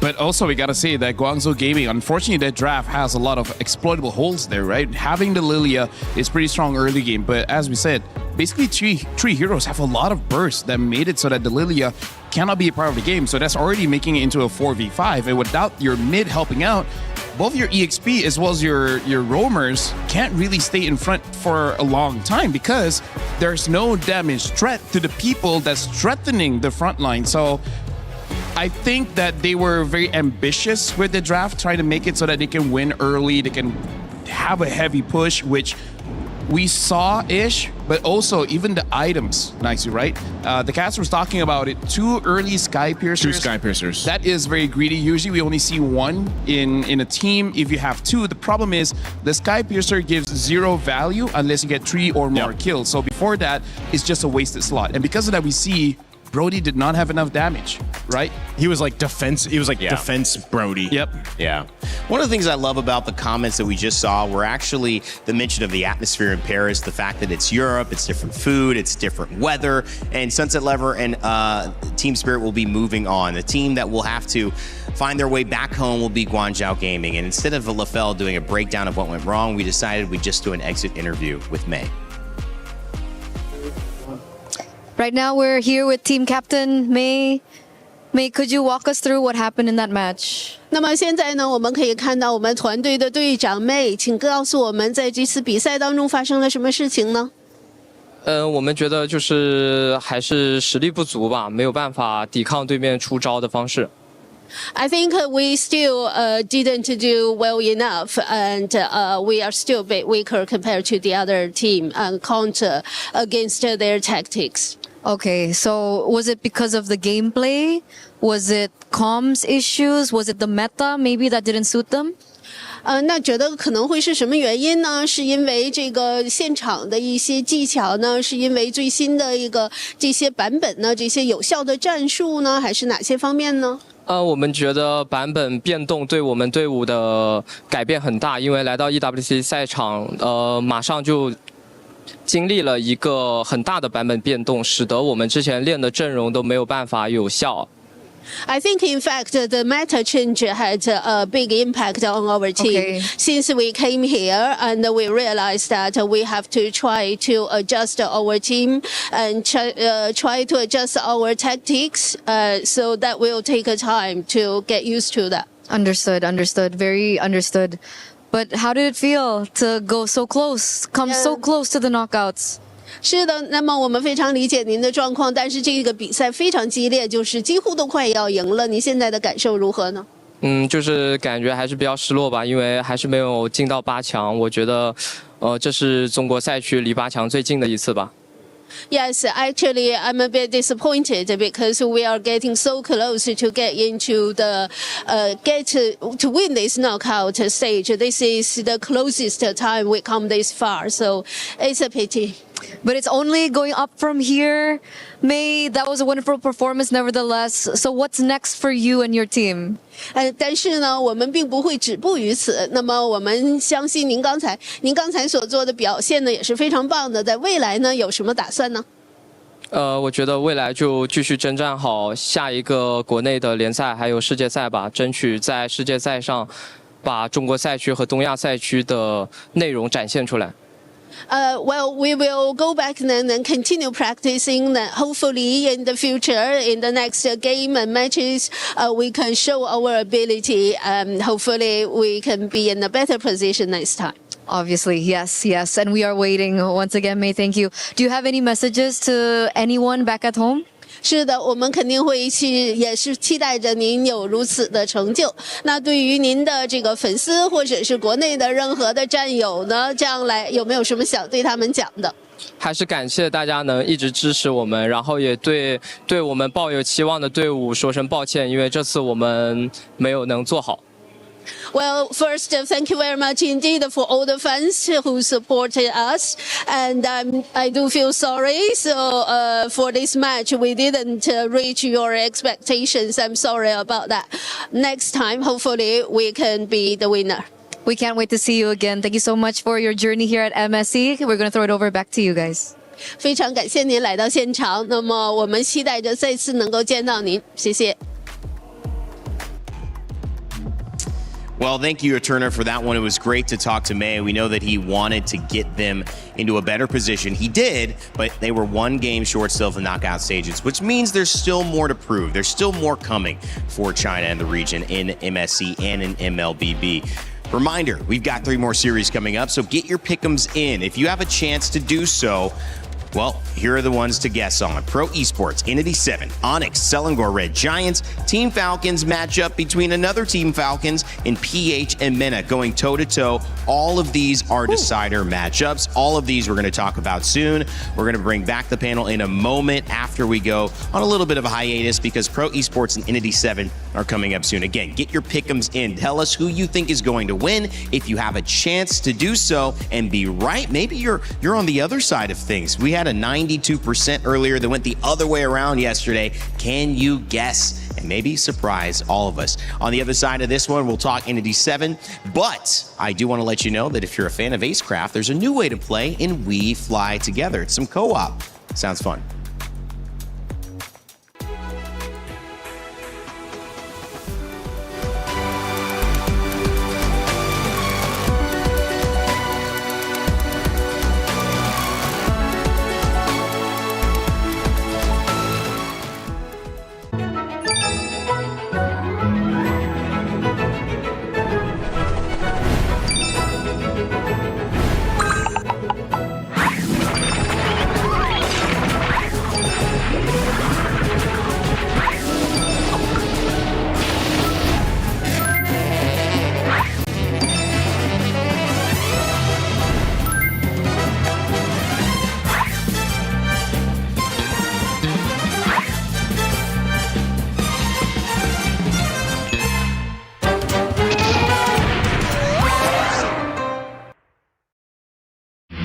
A lot of people are haunted by their past. I'm inspired by it. They're not just playing for themselves, they're really playing for their entire family.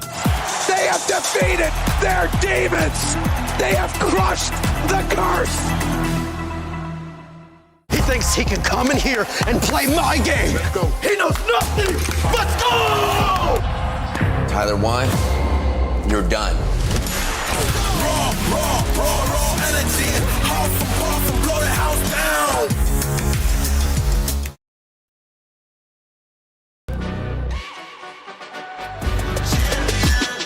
This ain't no regular thing. I came for the ring, you know what I mean. You see my name in the lights, better get right, champion.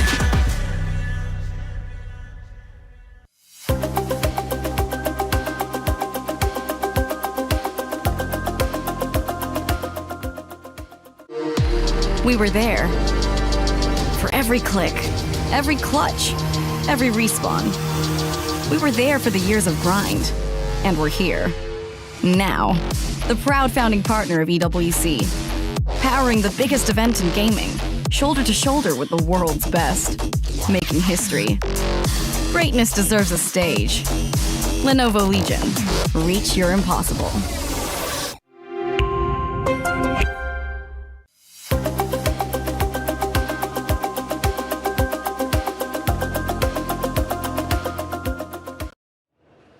Welcome back to the Lenovo Legion Gauntlet here at Paris, France, in the Port Expo de Versailles. It's such a great time here to get going with MSC and continuing on with our coverage. You can be a part of it too. If you want to co-stream, make sure to look at these prizes, look at the opportunity, because you might be able to win something. You might also be able to gain some viewership or just be a part of the conversation, which is trending all over the world. Some cool news, MLBB has actually peaked out this EWC's viewership yesterday with 1.6 million overall viewers in that matchup, I believe, between Onyx and Aurora, the highest peak of EWC 2026 so far. So all of you watching have contributed to that. We appreciate you. If you want to be a part of the streaming side, make sure to scan that QR code that you just saw and join the fun. All right, welcome back to the desk. My name is Rain Day. It's been a great day so far. We see Team Spirit move through, Guangzhou Gaming go home. I'm with Naisu and LaFell, and it's time to now start talking about a matchup that everyone wants to see. It's Pro Esports versus maybe the hottest team in all of MLBB right now, Entity 7. Yeah, man, I would have said, Pro Esports definitely was one of the teams to surprise everybody, but I think Entity 7 last night took the mantle and just showed it to the whole world, because you're going into this matchup now after defeating an opponent like TLPH last night, the defending champions of last year's EWC 2026 MSC. And you ride into this matchup. You have all the confidence in the world now to go against a team like Pro Esports. I think, I don't know. People are still talking right now about that matchup last night. I mean, I gotta tell you, Randy, so far, the Clash of the Champion Breakers here, both have really showed up against the MSC champions. Or is it really just the MSC champions not rising to the occasion? Yeah. That's an interesting question. You could look at it as maybe there wasn't a grasp of the meta. The very first question I asked about Team Liquid PH, which many people have seen, is actually, is it that the utility jungle is the more comfortable way to approach this than the assassin meta jungle? And it seems like, the meta was, I think, maybe not understood by Liquid, but also I got to give props to Entity 7 for capturing a win after having a pretty disappointing result and showcase in their first game as well. Yeah, just again, what they were able to showcase in last night's match against TL was amazing. Pro Esports too. I think most people, the first big play that they really were taken by for MSC was, again, Coily, what he was able to do on the Hirara early on of MSC. And just, Pro Esports, again, are one of the teams that just seem to have adapted really well to this just fight meta. And both these regions are known for that. A lot of other regions around the world of competitive scene for MLBB are just really good. Certain teams or certain regions are really good at just scrappy fights, team fights, where it almost feels a little chaotic. Yeah. But it's not to them. They're executing it really well. And some of the teams that aren't used to that have struggled here and there. But this meta is just so fun to watch as it develops. And one of the things that's developed is this kind of dark horse conversation, but really the new era of MLBB, which has been a talking point here for the last couple of years, supporting these new regions like China and, of course, South America, the Americas coming into maybe their forefront, Cambodia in different ways as well, taking to this main stage, having a chance to get to knockouts. There's a different macro kind of storyline happening as well, LaFell. Yeah, honestly, looking at MSC, this is just a different kind of zoo, right? We have underdogs, dark horses, maybe even eventually a black swan, crouching dragon. There's just a lot going on. I'm trying to think of something to add to that as well. I mean, quack. Is there an ugly duckling? What is? We asked this on the caster desk last night. What is Entity 7? Are they literally just an entity? Oh, dang. So what? That makes sense. What kicked down the cavalry, man? What was it? An entity? They're haunting a lot of people. 7 of them? 7. I mean, here's the thing. I really feel like we also got to talk about how this is very emotionally charged for a lot of the players, and sometimes that can actually, I would say, screw over their game plan, because sometimes they want to be aggressive, but then emotions start to come up, because again, you see your keys, your keys again. In fact, even my boy here, Naisu, he teared up after seeing the key getting crushed for Guangzhou. His tears just went down. But props to you. You held it in. Thank you. You stayed professional. You helped me. And because of that, we love you. Thank you. I appreciate it. That's the only reason we love you. The rest were okay. That's right. Well, let's take a look at Pro Esports and their roster here. And I think this is a team that maybe deserves even more of a dark horse. I think they themselves have said, we are as good as anybody in this tournament. We have a chance now to go to the knockout stages as well. It started off really a great performance on the Belleric with PPP. And to me, he's a guy we needed to hear from before we jumped into this set. So we actually had Eterna talk with him earlier. Hey everyone, it's Eterna. Now we are with PPP. 5 Ps, right? Yes, okay. So we are with, what do I call you? PP. PP. Okay, so we just keep it to PP. Okay, PP. Coming into this, it's a high pressure match. This is another elimination match where you are up now against Entity 7. How do you feel about this match? Did you sleep well last night? បាទអញ្ចឹងអានេះជាពេលវេលាឬការប្រកួតមួយដែលមាន pressure មានសម្ពាធច្រើនអញ្ចឹងបើសិនចាញ់ថ្ងៃនេះមានន័យថាធ្លាក់ហើយអញ្ចឹងយើងប្រកួតជាមួយនឹង Entity 7 តើអ្នកបានសម្រាប់គ្រប់គ្រាន់អត់ហើយមានអារម្មណ៍យ៉ាងដែរចូលក្នុងការប្រកួតមួយនេះសម្រាប់ការកេងពួកខ្ញុំកេងបានគ្រប់គ្រាន់ហើយសម្រាប់ការត្រៀមខ្លួនពួកខ្ញុំត្រៀមខ្លួនរួចរាល់ហើយសម្រាប់ការប្រកួតប៉ះ E7 លើកនេះ So regarding my sleep, I did get enough sleep for this match, and we are ready to take on E7 today. Very nice, very nice. Were you surprised about the results from E7 yesterday, considering they made a huge upset here at MSC? ចុះបងអូនភ្ញាក់ផ្អើលចំពោះលទ្ធផលថ្ងៃម្សិលមិញដែល Entity 7 បានឈ្នះក្រុមគេខ្ញុំអត់ភ្ញាក់ផ្អើលបងព្រោះដោយសារពួកខ្ញុំក៏គិតថា P7 អាចឈ្នះ Liquid ដែរ I wasn't surprised at the result because I thought E7 could take on Team Liquid. Oh, can I ask why? How do I?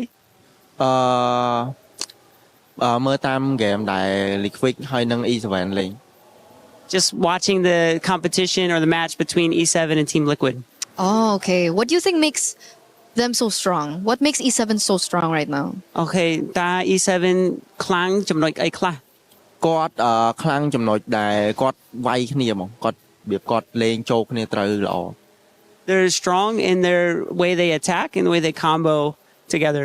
Okay, so we're talking about team fights, and when we're speaking about team fights, Belleric has also risen in such popularity here at MSC. I'm wondering, from your perspective, what makes Belleric so strong right now?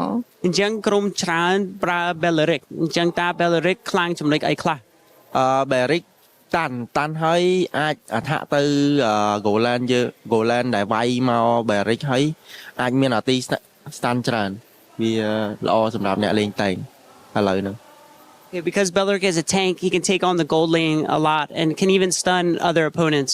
Okay, so there's a lot of things that the Belleric can do right now. Is that something that you're comfortable with? Do you like the meta right now for the position? Okay, ហើយតើអ្នកអរប្អូនមានអារម្មណ៍ថាការ meta មួយនេះគឺស្រួលលេងឬអត់វាមិនស្រួលហើយក៏វាមិនបានដែរបង It's not easy, but it's also not difficult for me. Okay. I like this. So coming into this next matchup, do you have a message to your fans? Okay, អញ្ចឹងចូលប្រកួតលើកនេះតើបងមានអីដែលចង់និយាយទៅ fan របស់បង សូមឲ្យអ្នកនរគ្នានៅខ្មែរទាំងអស់ជួយគាំទ្រ Pro Esport ពួកខ្ញុំផងហើយកុំភ្លេចជួយមើល live Pro Esport លេងផងអ្នកខ្ញុំសូមអរគុណ I just want to say, everyone, please, all the Cambodian fans, please support us in this match and don't forget to watch the live stream. Thank you so much for the translation. Thank you so much as well for this interview, PP. Hope to catch you soon because we're going to throw it over back to you guys.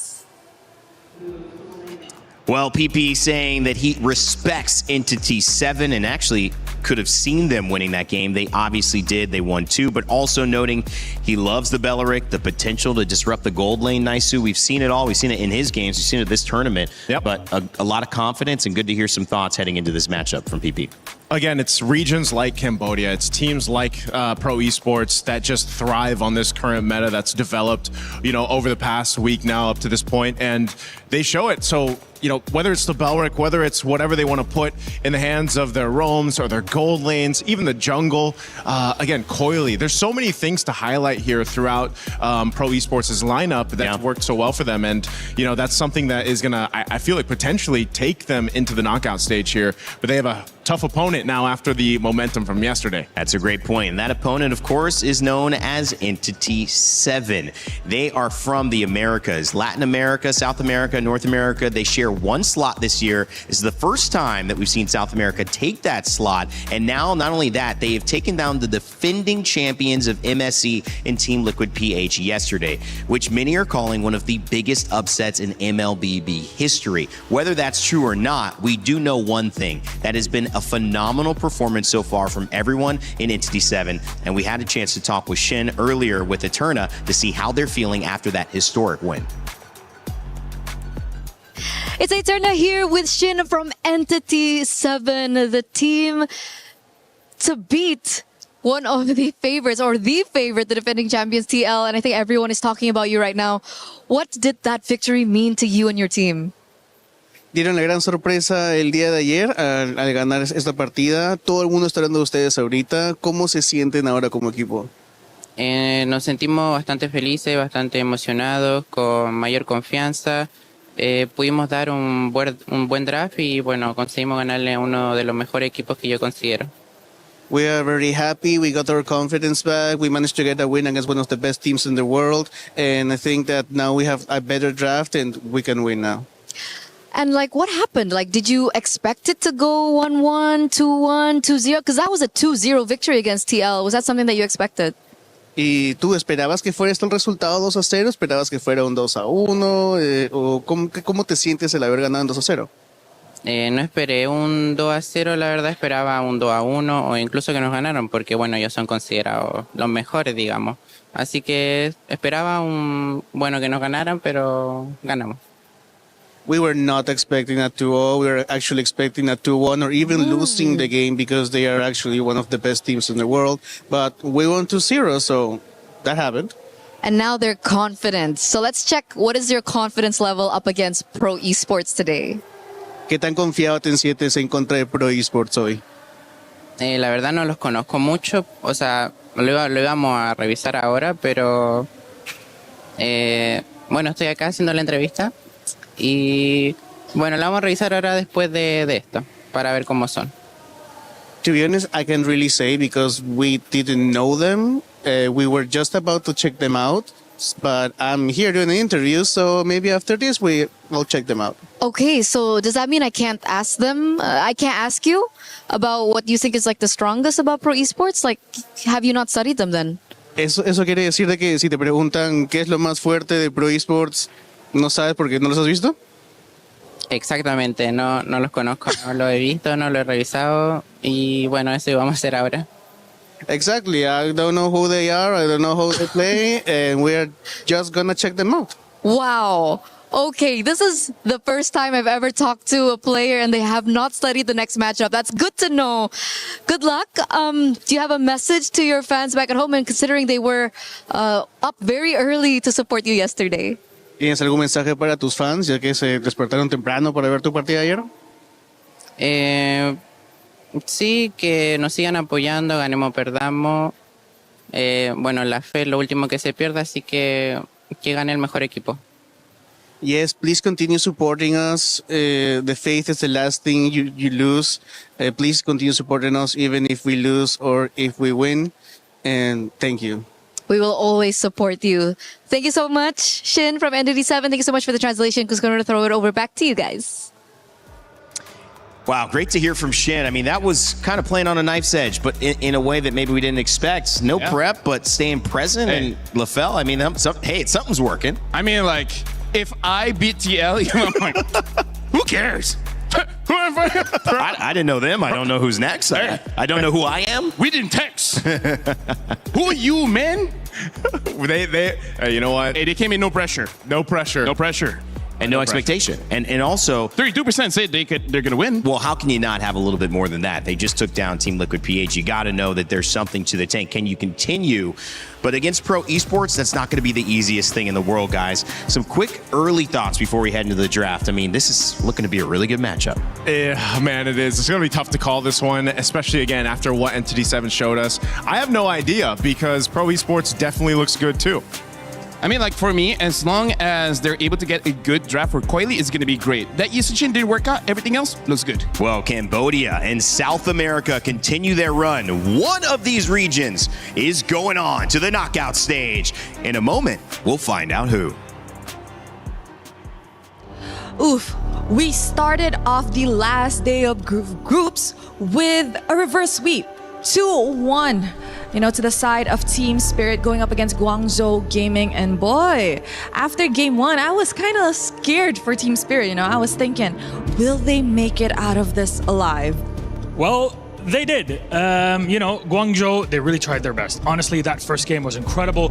Game 2 felt like a bit of a lull, and then it picked up, and Team Spirit were victorious at the end of the day. Sunset Lover was very proud of himself and the team. It would not be their first time that they had made it to a knockout stage, and there's more to see from Team Spirit as they crushed that Guangzhou key at the end of it all. But we still have 3 more games today. Best of 3s. There's one team advancing to knockouts, one heading back home. Let's start off with our second matchup. Please join me in welcoming Pro Esports. Having played the longest game of MSC so far, Pro Esports have shown their mettle. The pressure is on their shoulders to send Cambodia back into the knockout stage after an almost 2-year drought since MSC 24. They have what it takes. Can they apply it in practice today in this matchup of champion breakers? You know what, Milosh? This is gonna be a very spicy one because Pro Esports will be going up against Entity 7. Yesterday, they shook the world of Mobile Legends by eliminating the defending champions. But their job is far from over. For their tournament life, for their region, they are ready to do whatever it takes to stay in the game. You heard it even in their pregame interview with Eterna. They're coming in with just good hearts and spirits, vibing through this. They have their own preparation, more focus on themselves compared to what their opponents are setting up. So we're about to get this one started. Please, Entity 7, please, Pro Esports. My friends, you may go. Place your keys. Players, take your positions. The bout, again, a reminder. You win this game, you make it to knockouts. You lose, you are out. Goodbye here at MSC as both captains do a little shake. And let's get this one started once again. Back to our panel. 2023 was the last time that the knockout stage hosted a Cambodian representative. Can they get back here in 2026 at EWC here in MSC? And on the other side of things, South America and the Americas making maybe the start of one of the biggest and most historic runs we've ever seen from the bottom side of the bracket. Can they do it again and take down Pro Esports for a spot in the knockout stage? All of that coming up here. And of course, Lafell, Naisu. I mean, so much has been determined by the draft, not only in this meta, but also so many great moments can be determined by your participation in Rhino Day. A new interactive, happy effect. I wouldn't dare start this very important series without mentioning it because, of course, what's more important than spamming some emotes in game? That's the best. That and the recalls. Recall, yeah. I was about to say, yeah. Rhino Day, get those emotes. The third one is all chat easy. Yes. Yeah. After easy. like a 30-minute game. 30-minute game. All easy. And I gotta say, this one is gonna be very difficult to call. Like, I feel like even if we try to go for a coin toss, the coin will just stand in the middle. Yeah. It would refuse to show heads or tails because even they're like, well, Entity 7 defeated TL. Call it. What was that? You gotta call it. You gotta call it. Call it. Oh, I was like, was that you, Lafell? Like, oh, what are we playing for? Come on, man. A little No Country for Old Men. This is tough to call it, man. Come on. I'm calling it. You stand. Oh, here we go. Hey, be men. I'm calling it. What do you call it? That's pretty good. Heads. Heads. That was Who's what? on heads? Famous scene. Come on, man. Good question. I have no idea because, we've seen Pro where I would say where they fall short if the game goes extra long, where it does seem like they get a little bit desperate on trying to end the game early and then it just doesn't work out. Yeah. And also the draft of the Yisenshin where they go for hyper, where everyone else's utility is only Coily, which on paper it sounds like a good idea, but maybe just a different hero. If we had to break it down like draft-wise as we look at what map we're going to be playing for game one, the Eudora was a main point of contention for a lot of these teams where they just go ahead and grab it, like we just saw with Team Spirit utilize that with Sunset Lover 3 times in a row. So expect that to be one of the big traits here. Obviously junglers too, but you know, with this, again, hide on bush. If I recall correctly, he is the only one that has been with Entity 7 all the way back in their appearance to the wild card in 2024 at the very first EWC, you know, and now they have this mix from the Latam region, from Ammer, and they've made it all work together. It's kind of like these pieces of the puzzle that all came together where, you know, we've seen Doom struggle even in that gold lane, but then the adjustments that they made when he played against Teddy was all that they needed to do. So you can't really count out either of these teams because over the course of their matches that we see now, they've just adapted so well. I know Shin and Haidon Bush have gotten some conversation. I want to point out Doom. I think he's been great as well. I think he's a big part of why Entity 7 was able to win. I've been seeing so many focused conversations, as they should be, on the jungle and the EXP lane, but the gold laner, when playing well, is that extra win condition that opens things up for you. In this moment, you're seeing that win condition maybe get taken away, which was clearly the Marcel 100% win rate, Fanny, Zushin, as well as the Uranus, the Phoveus, and the Atlas, all gone. And a fun fact here, LaFell, about Coily. Yeah, Coily led Pro Esports to an undefeated regular season in MPL Cambodia Season 10, getting both the regular season MVP as well as the finals MVP. And now for him, he is going to grab the lane. Shout out to Rainday for calling all the heroes, by the way, because we got to talk about how Pro Esports, they're batting out all the front lines, making sure that I think they just want to go for heavy dives and they don't want anyone to interrupt that. And then for Entity 7, I feel like the Fanny is a respect we've seen. Even though Pro Esports did lose, Coily is very strong at the Fanny. Yeah, Coily, again, you know, one of the... Eudora pick, let's go. I'm just expecting it to be the Eudora. And then Belric? Eudora, Belric. But Coily, I think because of what he showed mechanical skill-wise, he's fine with it. And that's why they just go ahead and grab themselves the Ling. I mean, imagine, too, you know, the Ling doesn't have as high as a win rate as the Hirara, but when you put it in the hands of a player like Coily, you can really do some amazing things across the map. No surprise there, Belric, and there's the Eudora, right? So that is the mainstay, usually the trait that we see over on red side at first phase. Now, I wonder if Pro Esports does something different here with their next two picks. So basically, like, the coach is asking, like, can you use the Ling? And he's like, I mean, just don't get stunned. Yeah. Right? What's so hard about that? Just don't get stunned. High execution, man. And when you have a high ceiling character like that, which clearly has a low win rate, doesn't mean it has low potential. Because the best players bring out the things that if you're not comfortable with it or you're just playing it for the meta, you can't bring out. You just don't have the time to get that comfort. And now the Cho as well as the Harv gets picked up here. So they want to be able to basically ignore their gold lane for a bit. Harv should be able to take care of himself against majority of gold laners now, unless Entity 7 goes for a like Esmeralda gold, Paquito gold, which by the way, Paquito is still open. Yeah, that Paquito's still open. But I feel like Hirara, no? Yeah, maybe just take the Hirara, unless they let it slip through, but just because they're willing to go ahead and play something else for Haidon Bush, because they could just want to prioritize something else here. That's true. The reason this is important, just joining us, if Hirara doesn't get picked here, which he will, it could have gotten banned in the next phase. So yeah, not a jungler they preferred outside of her, willing to let her get banned out. Yeah, for now in TT7, they have a strong opening, especially because they already have the counters towards Pro. Right now, I feel like when it comes to the Cho as well as the Harv, we have to see what the matchup is. And the Cho, I just think that Entity 7 might build a draft that's not easy for the Cho to get a kick. For example, if Entity 7 is able to get up like a Barats, I think it's going to be hard for this Cho to really do much. So maybe they ban it out, you know, for Pro Esports, they want to ban one of those tankier options out. You already got a Belric to deal with. You don't want to deal with a Belric plus the Barretts. But this is, like, from Pro Esports, for these two picks, too, it's so Kozin and Coily, right? The different type of KK connection, but this time for Pro Esports, they're very adapt and to these heroes. The Kozin, especially on the Harith, back when he was playing in the Philippines, was one of his best hero picks. Still is. Same thing when you look at, you know, Filipino junglers playing the Lings, the Fannies. That's why when those Fannies come up, it's like, man, these guys can just put on a showcase of mechanics. So they'll ban out the Freya, the Uranus. Look at all these XP lane options that are being focused on. I feel like we missed the Freya going through. I mean, that has been definitely a first pick for a lot of teams if she's available. I was thinking whether she would be picked up here. It's just that I would say it's only good for Pro Esports because they're already having a draft that wants to dive in. When it comes to Entity 7, they don't really need that. And now, not a EXP ban, they ban out the Brody instead. And now the Esmeralda has been picked up. And because there's a Harv there, we still don't know whether this Esmeralda goes gold or EXP.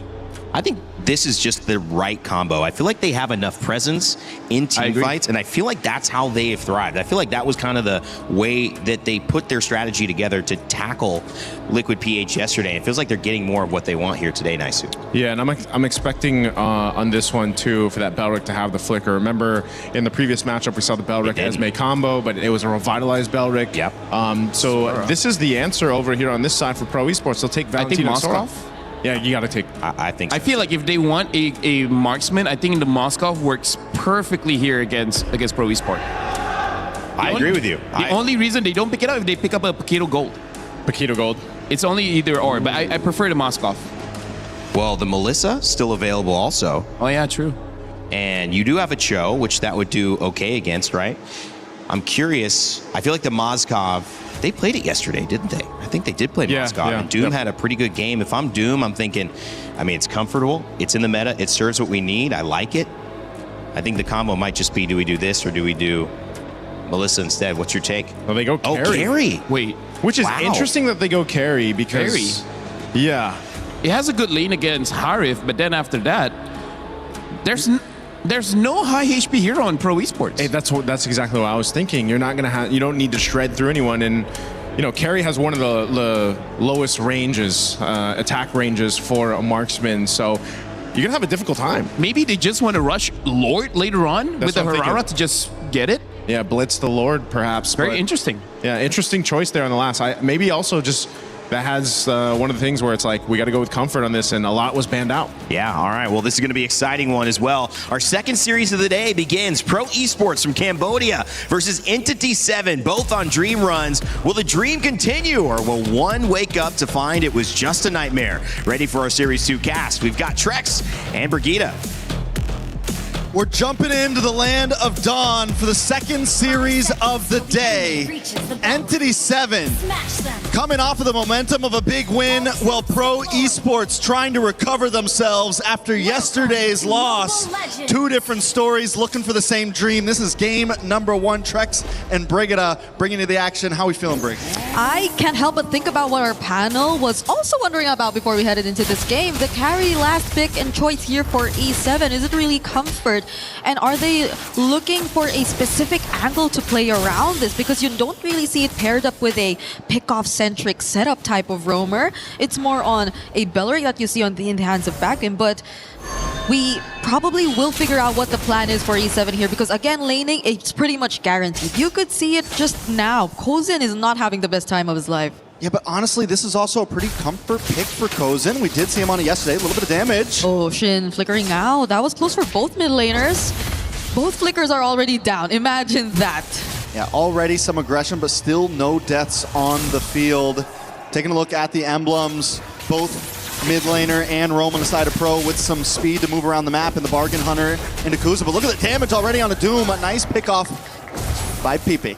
This is gonna be bad. This is gonna be bad. You wanted to rely on the carry for the laning, but even then, it was just a bit of help even from PP, together with the concussive blast just taking you out. Not to mention even another trade at least was taken, but that's just onto PP. So I think they're gonna be okay with that. Shin though in mid without the flicker won't be able to survive that attempt from Coily on this Ling.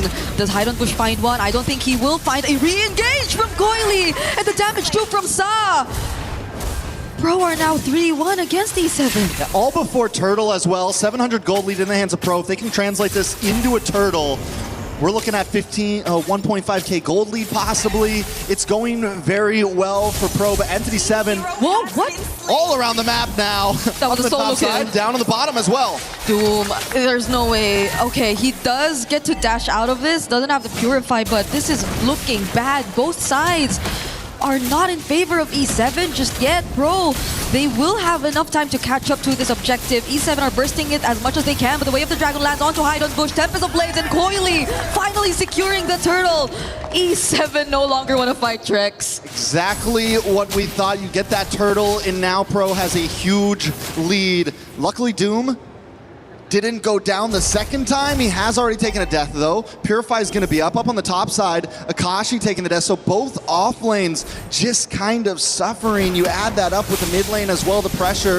Wait a second, a little bit of action. Akashi should be able to get away from this, but the pressure that Coily's been able to bring in the mid with Saw and P, Entity 7 just having trouble dealing with it all this early in the game. Yep, Pro Esports have seemed to polish the early game, and they're dealing with E7 really, really well. This is something you were seeing from E7 yesterday when they were just able to dominate against Team Liquid, but right now Pro, after that loss, it seems like they've learned so much. Just even looking at the level advantage, you don't want to see your gold laner almost two levels behind at this point in time in the game, and even your XP lane. But wait, Coily? All alone up top though. Does he get caught? He's willing to exchange some blows. He can afford to. Yeah, should be okay. Coily's been amazing on the Ling so far, been amazing on the Assassin so far. The day that they beat SRG, the Harara was on point, but the pressure that they're constantly putting on Doom. He didn't even have to move as much. PP was just there to use the Way of the Dragon and saw with the Wrath of Dryad IMU. Second time we see Doom taken out. And Pro Esports didn't have to sacrifice much to get it. Yeah, I don't know if Entity 7's just not getting the vision right now on Pro. If Vagine and Shin are just unable to keep up because Pro are attacking these off lanes non-stop.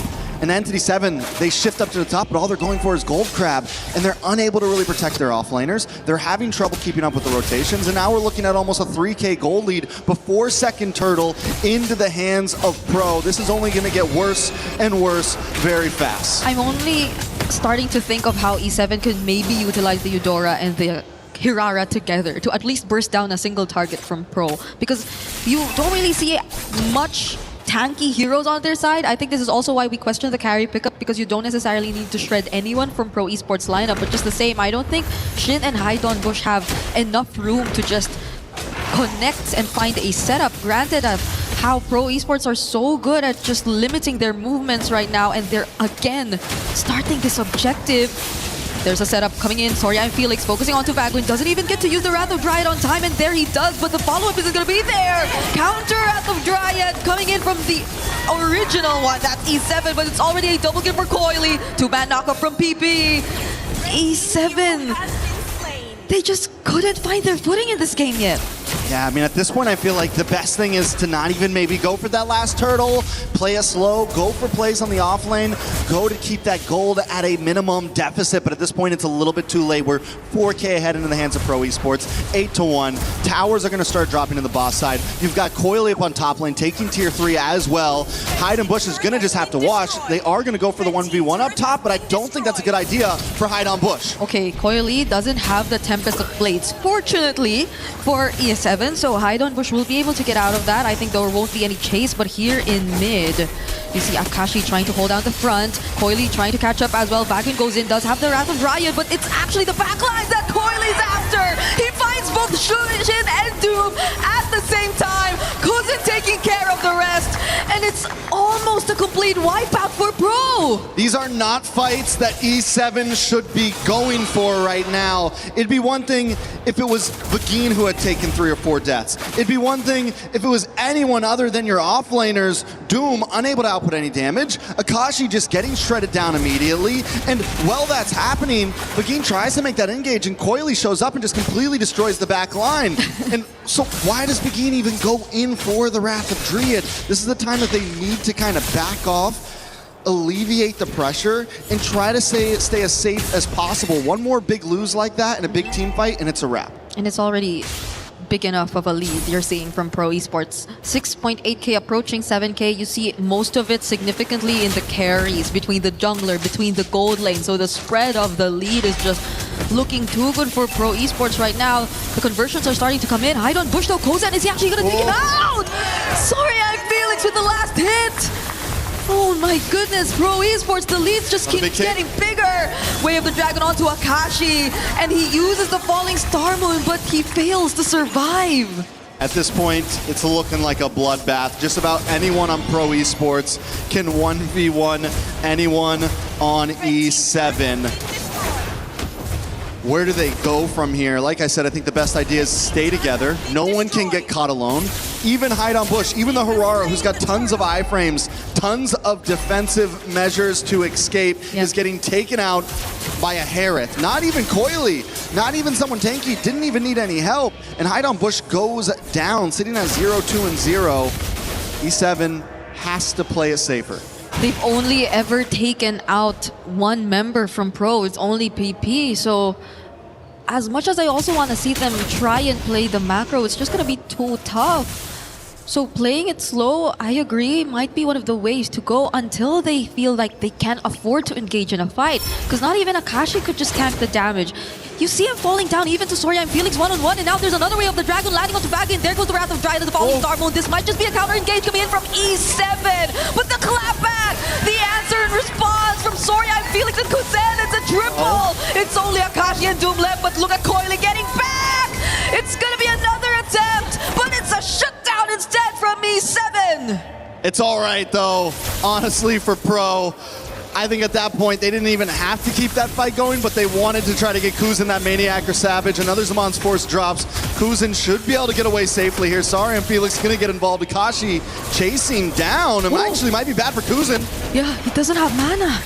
It's a good thing PB and Sorya and Felix were there, because that would have been shutdown after shutdown for E7 if ever they did actually find the kill onto Kozen. So looking at the replay right now, I think this is one of the moments where it could have been really good, honestly, for E7 if only they were able to maximize the Wrath of Dryad a bit more. But the sustained damage from Kozen is just too much. There's no one to deal with these high mobility heroes who just constantly surprise the back and attack the back lines. Where do they go from here? Once again, we keep asking the same question. Pro Esports, so ahead. I mean, we've seen leads like this come before, and I mean, teams have been able to turn around, but NT7 with their composition, you've got Doom, you've got who hasn't been able, I mean, 0-4-2 on a carry. This is a late game hero already. And the thing is yes, you normally use this to shred, but another pick? It's gonna be hide on bush at that. It's at the exact same time they get to pick up the Lord. Two-man setup coming in from Sorya and Felix, and Kuzen will be there to provide the damage. Doesn't care about the Wrath of Dryad. He is just gonna go for the kills. Fortunately, has a flicker for Vadim, but there he goes. It's a double steal for Kuzen, and all turrets, outer and inner turrets, falling to the hands of Pro. I mean, he can do that right now, honestly. Yeah, at this point, it's like, let's just see what we can do. Let's throw the line out. If we don't catch nothing, it's okay.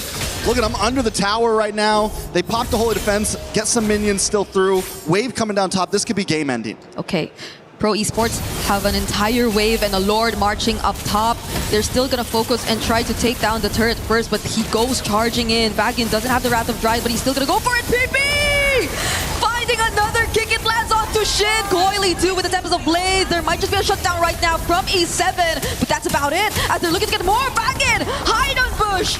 3 members already eliminated from E7. Can Doom and Akashi deal with this by themselves? The Lord's already in the base. They're trying to go for more kills instead. Akashi down to half HP, finds PB. But that might be at the expense of his own life. But Kuzen, he finally finds it. They're playing KDA heroes right now. Pro Esports not even looking to end it. They want kills, they want blood.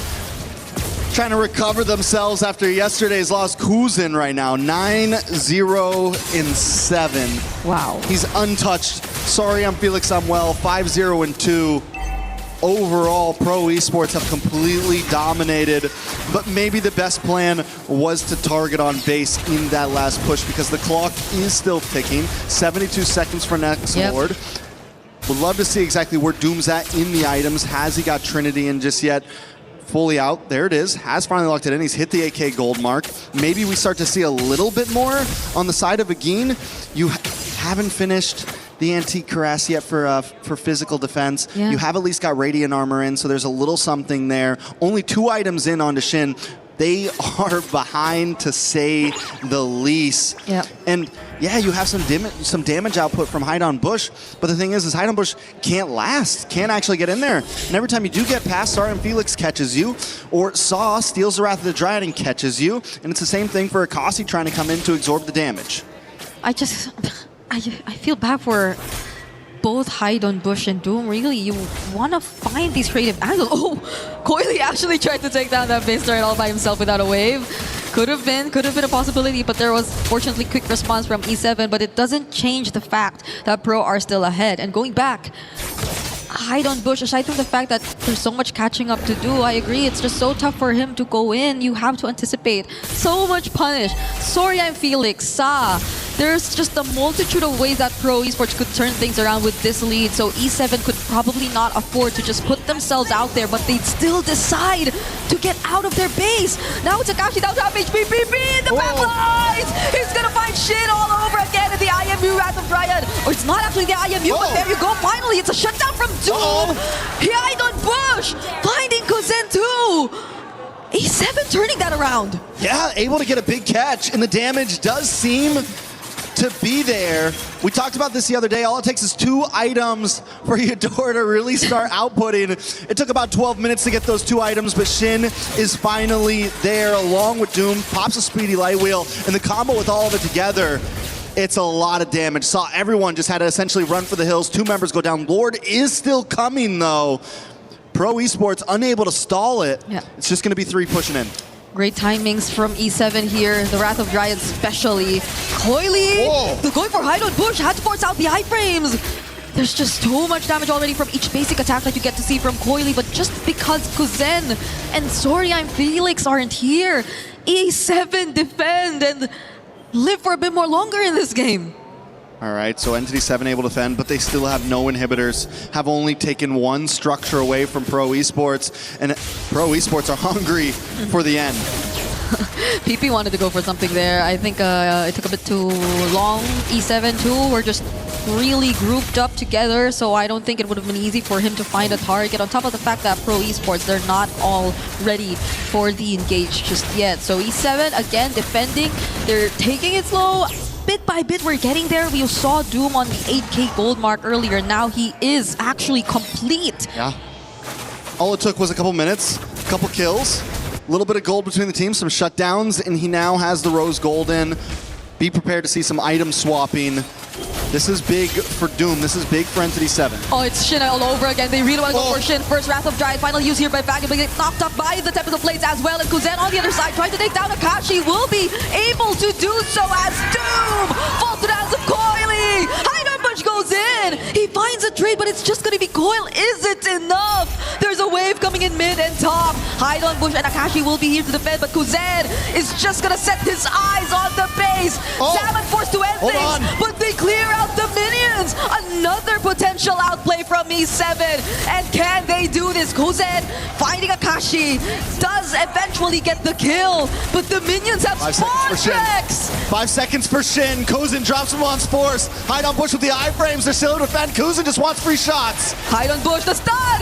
Shin doesn't actually land it. Finally gets the burst. And now E7 defend once more. Entity 7. Like I said, the momentums from yesterday's game still hold strong as they hold strong for their life in just game number 1. A beautiful defense, honestly. Hide on Bush all alone. Able to get some nice iframes. Defend. Akashi also gets back to the base. Pro Esports felt like they had it, but now Entity 7 working on the Lord. This is something our panelists mentioned is back in. Flicker, Wrath of Dryad, Coily is down. Can they finally get this objective? Yes, they do. E7 are turning things around. Heidenbush finds a double, and Sa is all alone here. That's not your base, but he's being cased.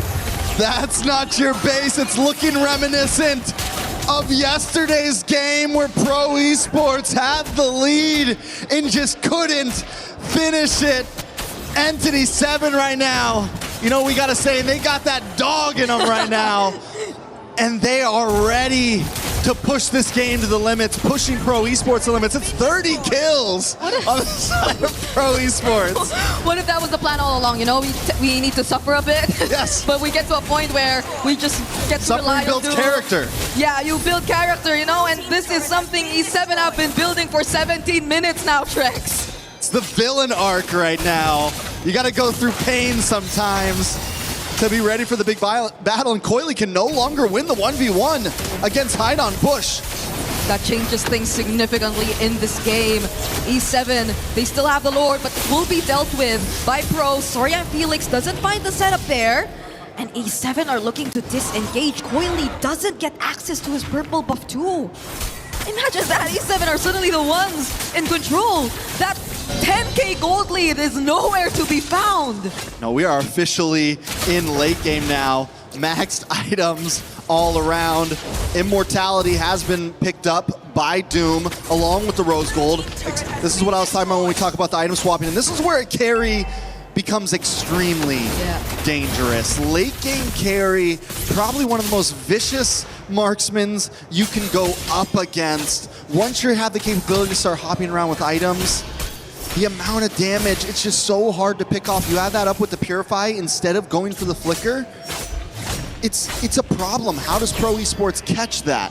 Now, they've been able to find some moments, but the problem is before they were going for Shin, before they were going for Hide on Bush, but I think they need to change their priority on where these Way of the Dragons are going to be landing, where these Wrath of Dryads with the IMU that's stolen are going to be landing. They have to be a lot more careful about how they approach these fights if Pro Esports wants to win out. Yeah, because I feel like the fact that they always go for Shin is just so Coily could freely go and dive in, right? But even if he gets to do that, I don't think Pro are able to handle the damage that you're seeing from Doom anymore, like just by themselves, like without them allocating the right amount of crowd control just so Doom doesn't get to cast the speedy light wheels efficiently every now and then. So there might need to be, yes, I agree, a bit of change in terms of targeting for Pro here, but can they find Doom? This isn't the best KDA you're going to see on a carry, but we're in a different timeline now. We're 19 minutes into this game. I feel like this would barely matter, but ooh, that's a lot more defense items getting picked up. I think Doom has the Immortality and both the Athena's Shield in his build, if I'm not mistaken. Yeah. Picked up Athena's Shield. Okay. Gets rid. Or wait. So that's no, because you get some shield from the Athena Shield. So it's you sell Athena's, you go into Rose Gold, you pick up Rose Gold, you go into Immortality, you pick up Winter Crown. Oh, okay. I'm guessing. I don't know. Oh, it's a lot of buy and sells, but who gets this retry? It's Bandit! Not even a retry holder. Doom finding the last hit on the objective, and now it's a disengage for E7. They don't want any trades. A lot of resources wasted on Akashi there. And that helps Entity 7 secure this Lord, Enhanced Lord at that. They need to try to sync up these waves as much as possible. They may not be able to end here, but they can at least take inhibitors. Pro Esports on the other hand, this is what I was talking about. They have to think about a lot harder on how they do these fights for the 1v1. Okay, Hide on Bush might just go for the outplay here. Coily no longer has to test himself. Plays Shin! Flickering in, can he make it? He doesn't catch Coily. Also gets to pick up the Immortality just in time. Collect it, prepare ourselves. Because the Lord is making his way downtown. Yes. PP, can he find something here? Okay. There's the Lord. Kuzen still has Zaman Force. And they pretty much will have enough time to deal with this Lord, at least for now. E7 are not able to maximize it enough to take down a turret, and they're going for Shin! Winter Crown play falling Starfall, but still gets knocked up and caught by the Way of the Dragon into the Wrath of Dryad of Sa! Doom finds Coily though. Sorry, I'm Felix with a set. Kuzen with his Ammon Force finds a double, and it's another Immortality pop for Doom. 3 members are down for E7. A beautiful catch by Pro Esports, but minions are on the base. They have to go back to defend. It's only 2 members up with 40-second death counters on Entity 7. And Akashi and Hide on Bush do what they did a few minutes ago and defend the base, but Hide on Bush is going for the steals, trying to disrupt the waves right now. Big kick. He gets caught. He does still have some iframes left and a couple dashes, so he will escape. But that just means he's the only one left right now. Pro Esports, they're making their way to the base 12 seconds before Shin makes it. They've got a cannon minion. Can it be enough to close? Hide on Bush is making the big sprint back to the base. He's got an Immortality. Okay, the Immortality's popped though. Kuzen with his Ammon Force Shin and going in. Do they have enough defense? They actually get to buy a bit more time. Immortality's pop for PP Pro. They gotta get back. It just keeps happening. I don't know if it's luck. I don't know if it's chance.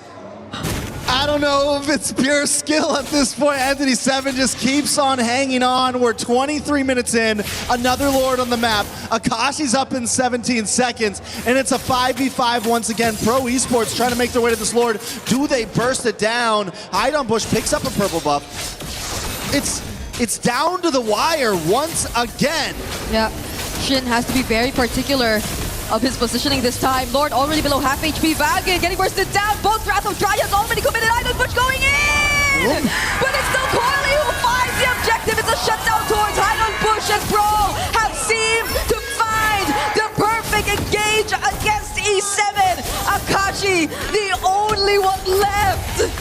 When in doubt, Sorry I'm Felix continues to get those big sets for the team. Pro Esports are not letting this get to another 30-minute game. They're ending it right here. 1-0 against Entity 7. Okay, so lessons have been learned for Pro Esports. After being unable to finish a game yesterday that possibly caused their overall defeat, they were able to close it out today, even after going the distance, even after Entity 7 giving it everything they could. Pro Esports collect themselves and make the plays that matter to close things out. What a game one, Brigida. Yeah, that was, I like that you mentioned it was just game one. It was just game one. And I you kind of saw how E7 were planning to play around this draft. They sort of answered their questions here and there, especially towards Doom on the carry, but you just have to respect Pro. The mechanics, the macro, and their ability to just bait out reactions from E7. I think that really mattered, especially in that last sequence, because it was E7, I feel like, who were just desperately trying to do something because Pro Esports were already there. They were already positioned around the objective. They were bursting it down pretty much. I think a lot of those fights that Entity 7 did win out on was when Pro Esports was coming into them, right? Was attacking onto them, was causing the advance. But towards those last few fights that Entity 7 lost, they were forced to try to make a play happen. Vagine makes the engage, the rest of the team follows up. Oh, why? Why am I standing on my... standing on the chair? Standing on my seat, yeah. No, you're actually that height. Yeah, no, I'm just that tall, guys. Please don't get confused. Well, it was an amazing game one. We still have a couple more to go, possibly. Let's give it back to the panel and see what they have to say about this. Thank you. I'm glad we're finally seeing what Brigida does off camera right there, because standing up on a desk, that's the least amount of it. I think this is such a exciting back and forth, guys, when we look at it with, of course, Naisu and Lefel to break that action down. I loved seeing the competition, and it wasn't a clean game by both teams, to say the least, but it felt like they wanted it. It felt like we were in somebody's going home, somebody's moving on and making a historic run type territory, which is what you want to see. You can definitely feel the tension, just watching the games there, because, yeah, Pro Esports came out swinging, got a start going. Koilu was kind of unstoppable up to a certain point. And then somehow, someway, Entity 7 showed us why they won yesterday. They were able to pretty much take care of what I think it was a 10,000 gold lead that was built up first, and then they started to lead. But then, props to Entity 7, props to Hide Bush and the rest of the team to stay into that game as long as they did. But eventually, it comes down to that one Lord take, and then I'm sure Lefel will go through this later on. But that Lord, it comes down to getting that retribution off, and when you're already kind of at a back foot, trying to get in the zone of that is so difficult. I mean, look at this, 39-16 for the kill counter here. Like this has to be the most. Look at Kozin as well, 143,000 damage dealt. Doom only did 87,000. The highest coming in from Entity 7 is Hide Bush. Not even, it's actually Akashi, 77,346. So he's about double. Yeah. Kozin did about double the highest that Entity 7 was able to do. Yeah. But Hide Bush though, bro. Yeah. Talk about a defense. Yeah.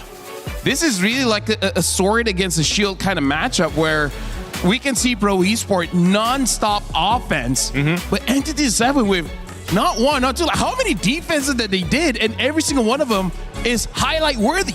And you were trying to look at what is the benefit, maybe if you're coming in and watching, of both those strategies going toe-to-toe. Well, one is waiting for that perfect moment. One constantly on the attack, and sometimes a good offense is a good defense.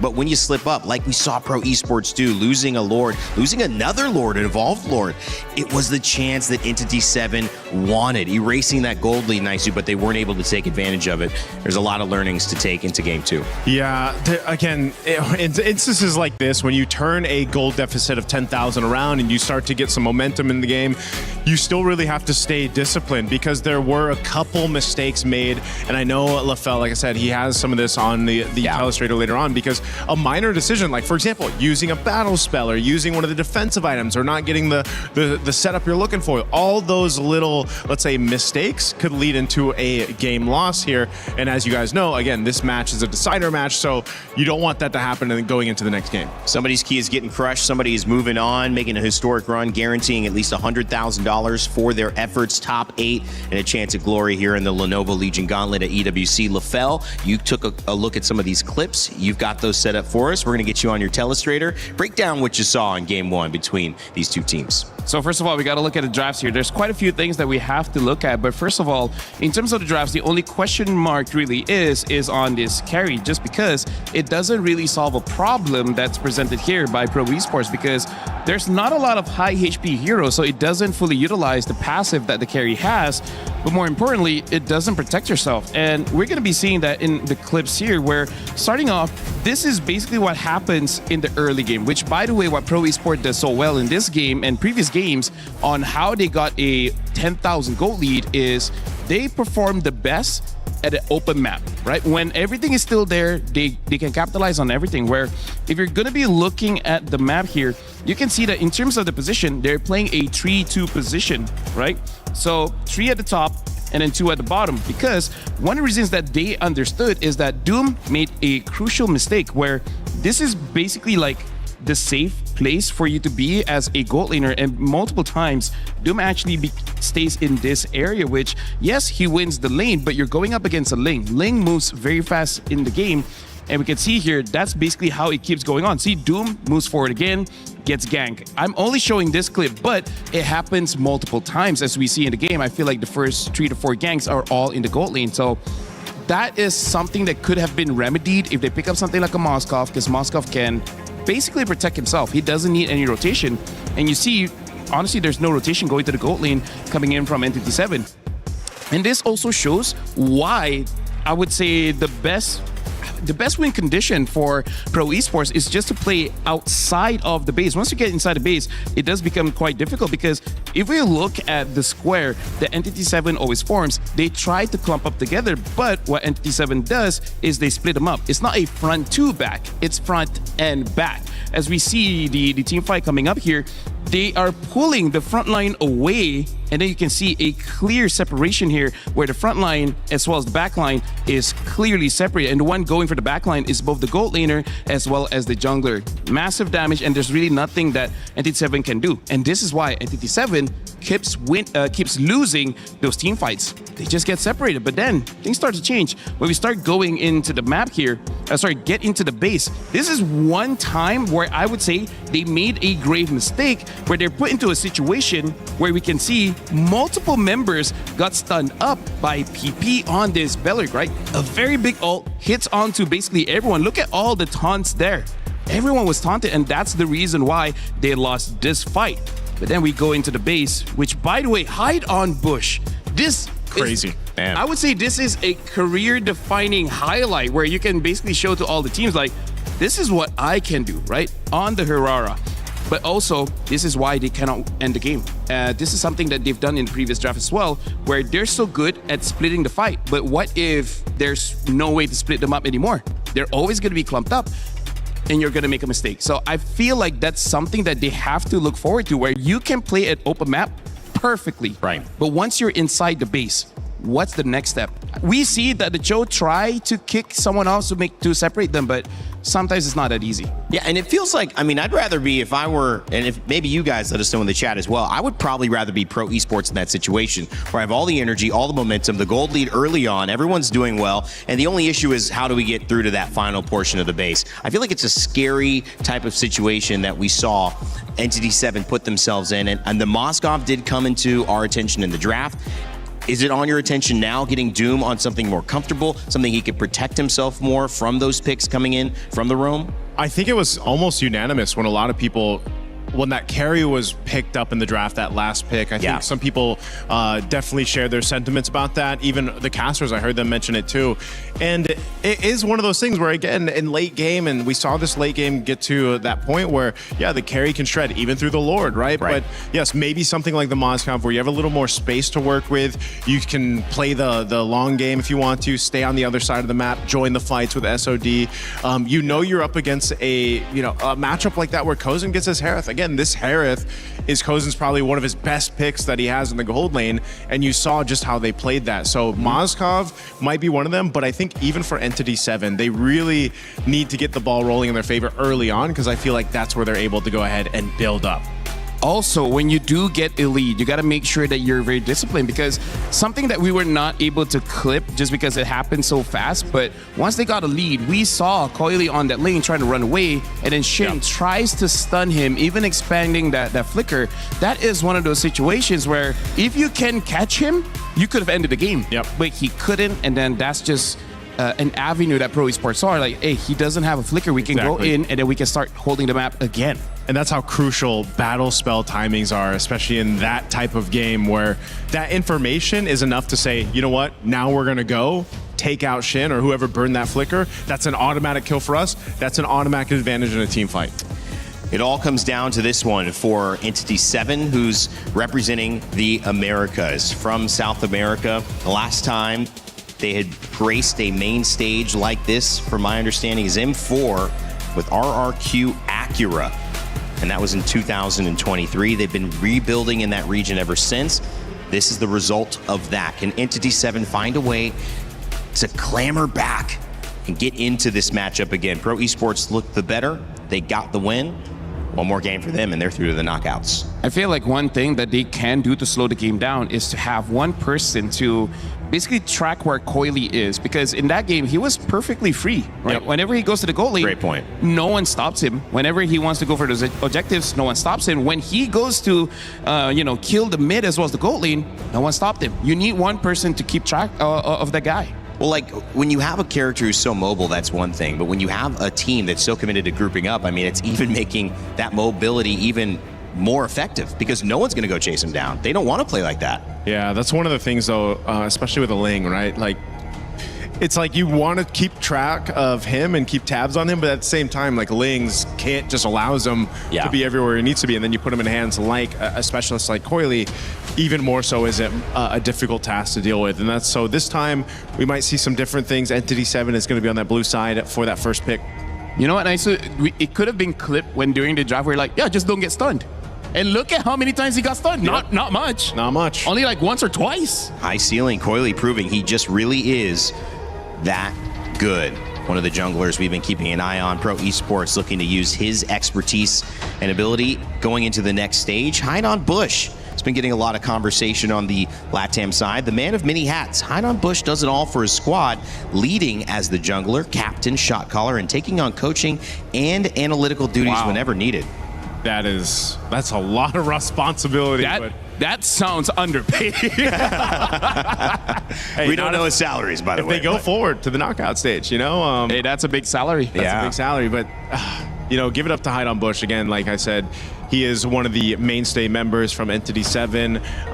Very, very experienced player. Has even now just showcasing a lot of what they're capable of doing. So, to know that he's also shot calling and doing all this too, that's kind of is a huge statement for himself and the team. Well, we asked what they would do about Coily's Ling. They ban it.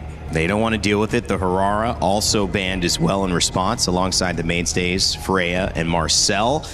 Fanny and Valentina, which they didn't like, maybe a soft counter to the Belleric, which they enjoy playing, but this time it opens up an even stronger pick, the Atlas first, which could mean a Eudora response here on the side. And I wonder if they want to pick up a Nolan early, because Nolan is filling the spot of what a Ling wants to do, a Harara wants to do. Because I feel like if you have to go for a Yeast and Shin, then, I don't know, there's just too much counters now. I like how just by simply panning out the Ling and the Hirara, it already changes the course of the draft, and then it'll change, obviously in the game too.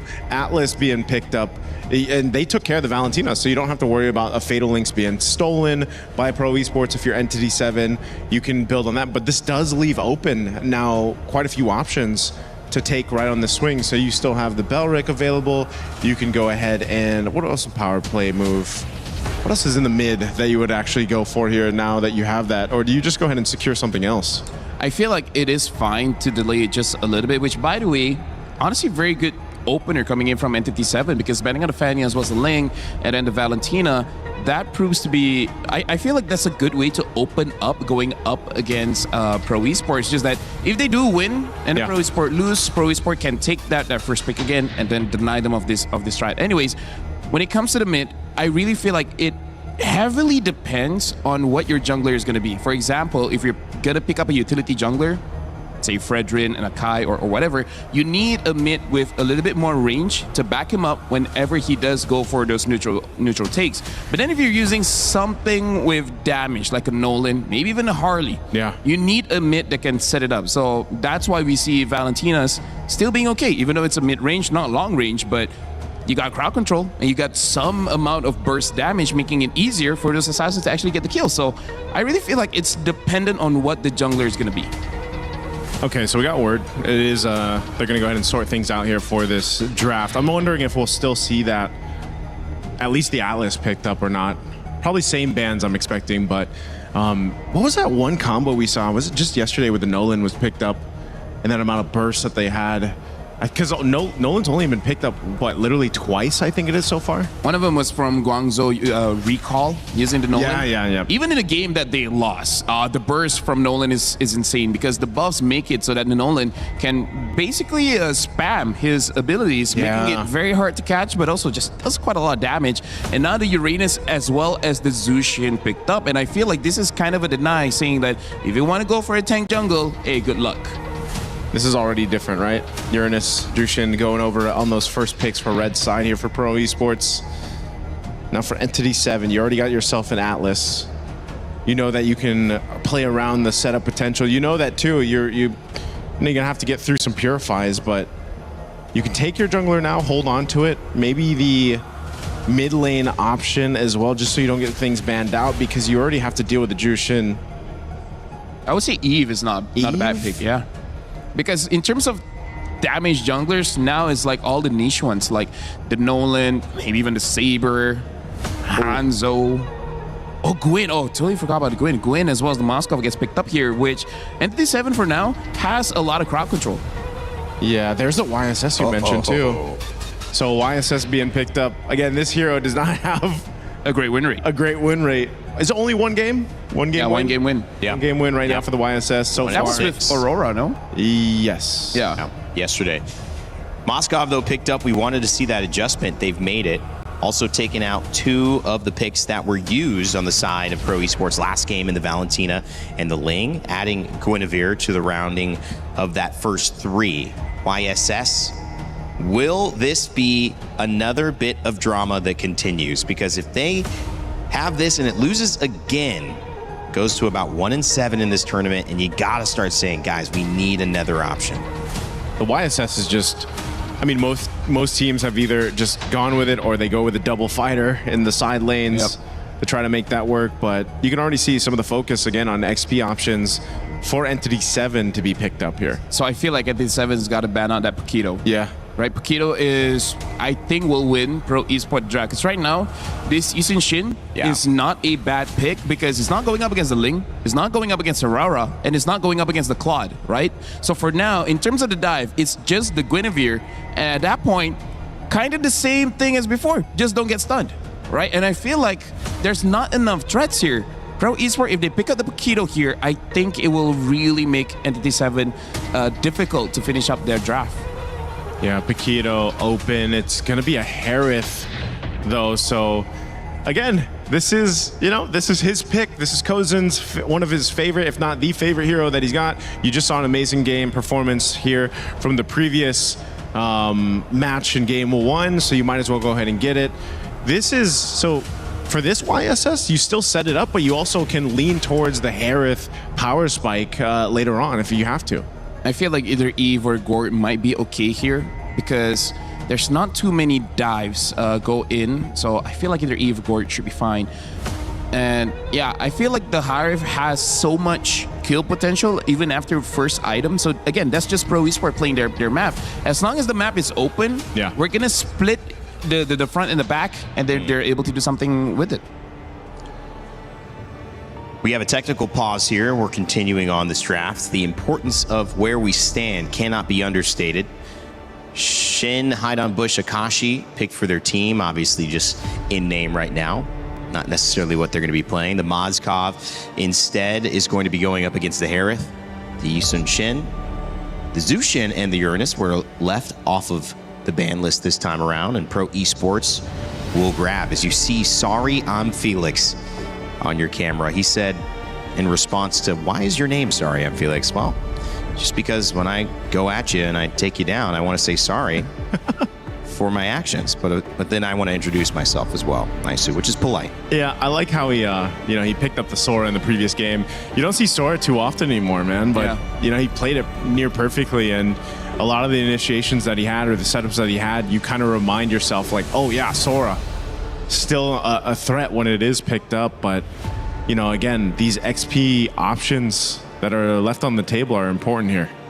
Yeah, I feel like we just don't see enough Soras just because in lane, some of these very tanky boys like the Barats, Alice, even the Uranus, kind of makes the Sora feel a bit annoying to play. But hey, once you avoid or overcome that obstacle, everything becomes fine. So now when it comes to the draft, looking back into it, I'm not 100% on Entity 7's draft for now. What do you think about Barats? Barats? What do you think about it? It's available. And I feel like it could... Wait, he wasn't banned. Oh, yeah. I don't know, because right now for Entity 7, kind of like the same as the first game, their draft doesn't answer the problem, and that's kind of a problem in itself. Even if they do pick up the Barats here, I don't necessarily feel like it solves a problem, because then the Zushin as well as the Hive, they both can have Purify, and catching the Yisun Shin is going to be nigh impossible, so... I think it's okay in lane. It's just that after that, I'm not so sure. Okay. There's the Paquito you were looking to see.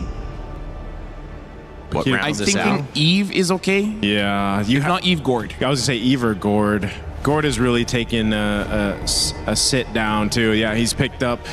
He's, teams have figured out how to play against him, but obviously you still have so much threat with his ultimate, the little bit of stuns. I feel like Hylos is fine. Yeah, Hylos could work here.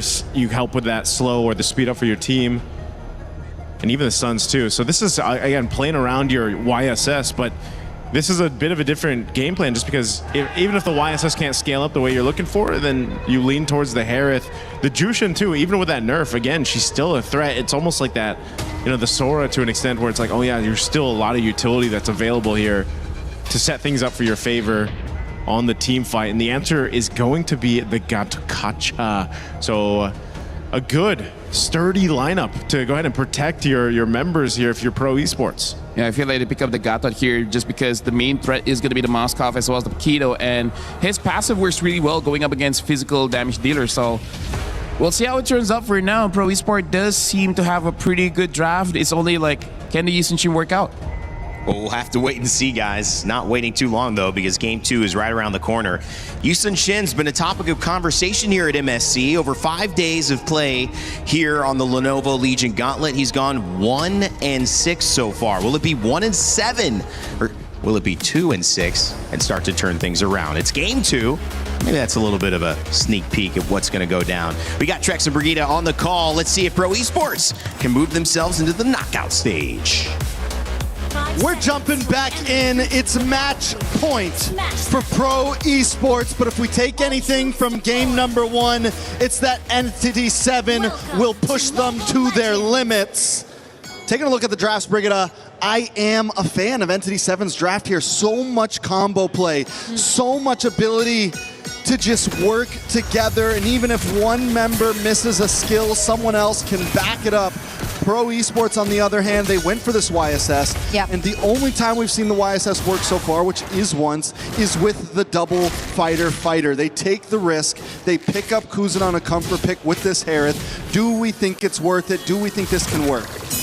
That's something we figure out here because even their mid-duo, right, feels like it's been patches ago since we last saw them both together. But now that's not looking great, Rex, to answer your question. As of now, Pro Esports are not making this worth it. And this is where one of my thoughts on why the YSS has trouble. It's such a high crowd control meta right now. And when we take a look at Entity 7, literally every single hero on their lineup has some form of, if not big, but at least small crowd control. Small stuns, big AoE stuns all around the board. And it's going to make Coily's job so hard here, especially with the fact that they don't... Ooh, a little bit more action. Mystic Injunction, that's going to be PP, a very tanky hero though, but yes, they might look small, but they could eventually become bigger. They could link up. You mentioned it. The hero synergies you're seeing. It's an Atlas Guinevere all over again, and we've seen countless times these two heroes being played together. But Kuzen! If he goes down too, that's really, really bad for Pro. Both carries have been taken out, but there might be a trade here. Coily finding Hide on Bush. Surprise Hide on Bush re-engaged on that one. I felt like maybe he'd just go for the runaway. Maybe didn't expect the Mountain Shocker to get the stun. Maybe he thought he could get a quick Violent Requiem off if he could get the stacks off. But he does go down. Still not a horrible trade for Kuzen, but the thing is, it does give Pro Esports some time to tie things up here. Yep, and they will try to secure this objective for themselves. Hide on Bush jumping in. Mystic Gush together to the burst is coming through for E7, but PP still alive. Does finally get taken out though. He needed a flicker. Akashi needed a flicker to get that, and on the other hand, sorry, I Felix, the zoning he's done. It's just so much for Pro. Coily got enough space to get the objective, and Sa's still alive. How did Hide on Bush stay alive there though? Sorry, I'm Felix.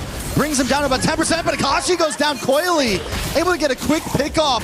And just when it felt like Entity 7 may have gotten a lead there, Pro Esports escape with a decent trade along with their Lord. I mean, along with Turtle. Kuzen, no Zaman Force. Vagan doesn't have the Fatal Links too. PP will be there to help them just a bit, and Doom might not go for the follow-up and re-engage. Still level 3, but he's about to get it really, really soon. There you go.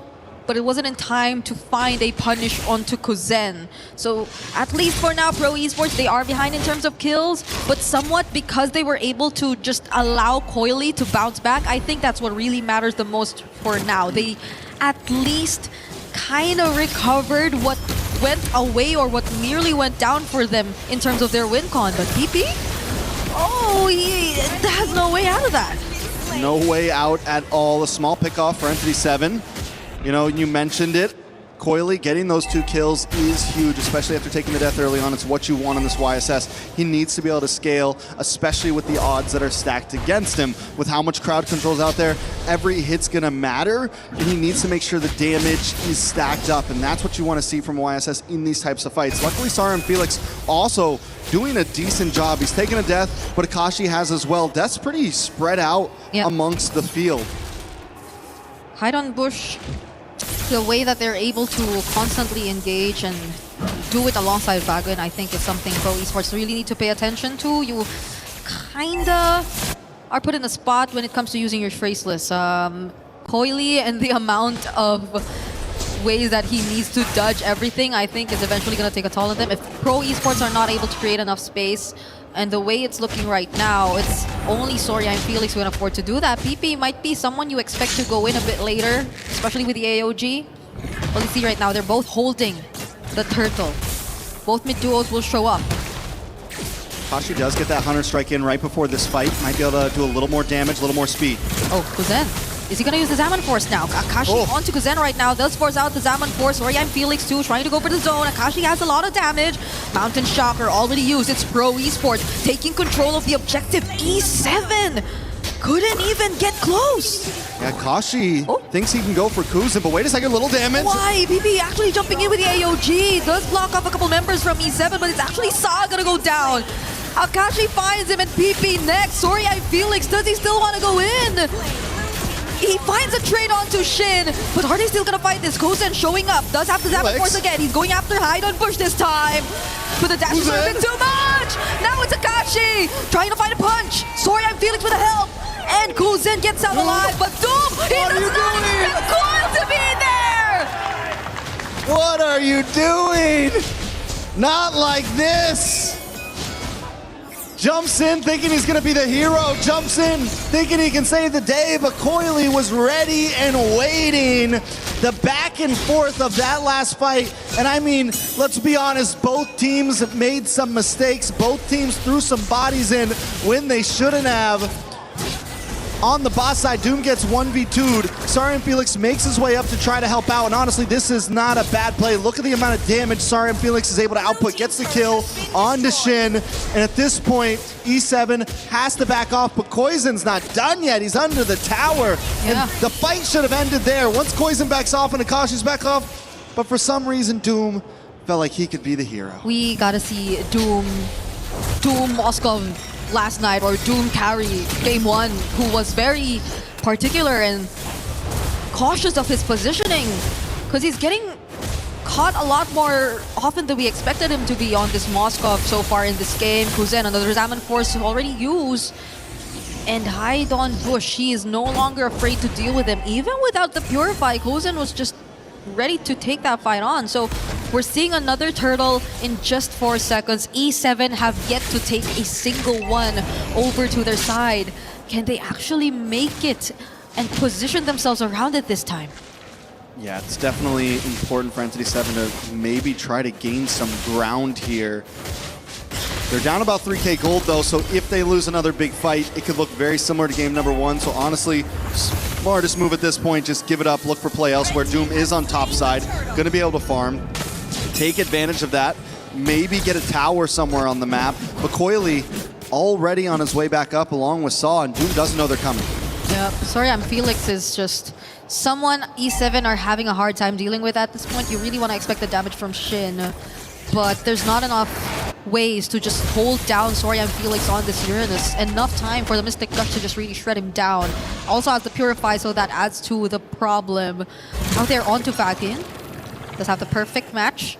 Is going to be safe, but even then, right, they gave up the objective, but I don't think we saw any trades across the board. Not even that tier 1 up top was dealt with by Doom, and I think it's also about time they kind of feel a bit more pressured, because Pro Esports, they're just dealing with all of the win conditions one by one. I mean, the position on Pro's map right now, they've got their bases covered, right? It's always 2 on one side, 2 on the other. As Coily kind of rotates around, they are going to kind of conjoin into this mid-tier 3. That's the last tier 3 that they want to try to capitalize and take to open up this map for themselves. But they are strangling Entity 7 right now, cutting them off from all entryways to try to take any towers from Pro. And if one of them does go off alone, it could be a death sentence. Speaking of death sentences, Begin should be able to get away here. Bucky's only on the Radiant Armor as of now, and you're seeing at least 2k gold leads between the junglers and the gold laners of both E7 and Pro. It's not looking good if you're waiting for the damage to come through for E7, because you have a lot of setup. You have a lot of ways to just target members from Pro Esports, but without the damage, it is gonna be very, very tough. Akashi, though, holding this bush. There's too many of them. I don't know if that's a safe play right there. Hanging out, hiding out, keeping vision. Okay. He's a spy in enemy territory right now. He's not moving. Just don't move, don't breathe. You know, see how long he lasts.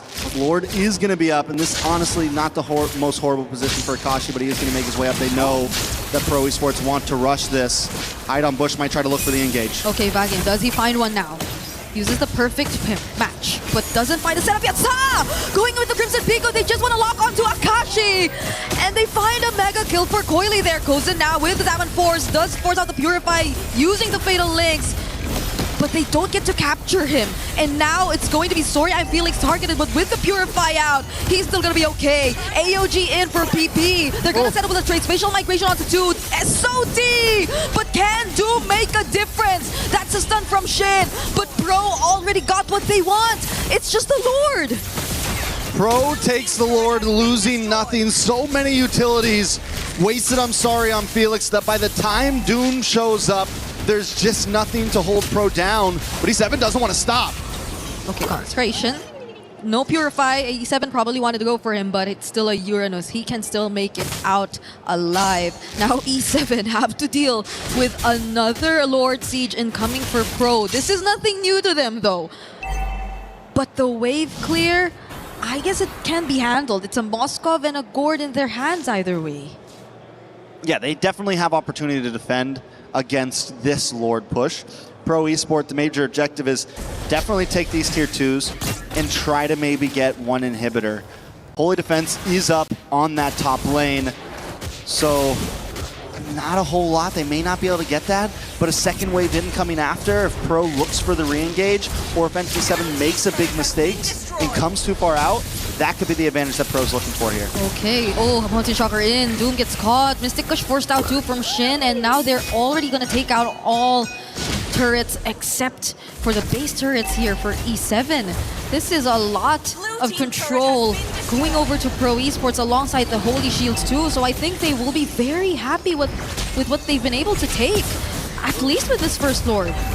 Yeah, they get the tier 2s, they don't break through, which means Entity 7 has a little more life to spare. They still need to play it safe, because if there's a big team wipe, trying to contest a Lord, or you get caught off guard, then Pro can definitely end things. But if they play it safe for another few minutes, which we've seen them do before, they can even survive another Lord push, honestly, as long as they don't mess this up. Like you mentioned, they have great siege potential. They can hang out in the base, they have the Magic Push, they have Doom who can shred, and they have Akashi who can defend anyone who tries to jump in. So the possibilities are there. Taking a look at the items, taking a look at the gold spread, Kuzin once again is so far ahead of Doom. It's been 2 games in a row where Doom locks in his 3rd item so late in the game. And yes, we're going to start to see that shred, but by now it feels a little bit too late, because even Sarian Felix so ahead of his opponent in the XP lane. It's just problems all around the board for Entity 7. Yeah, I think they'll have to wait for a moment where they could just really rely on sheer damage to deal with Pro. Because at this point, if they just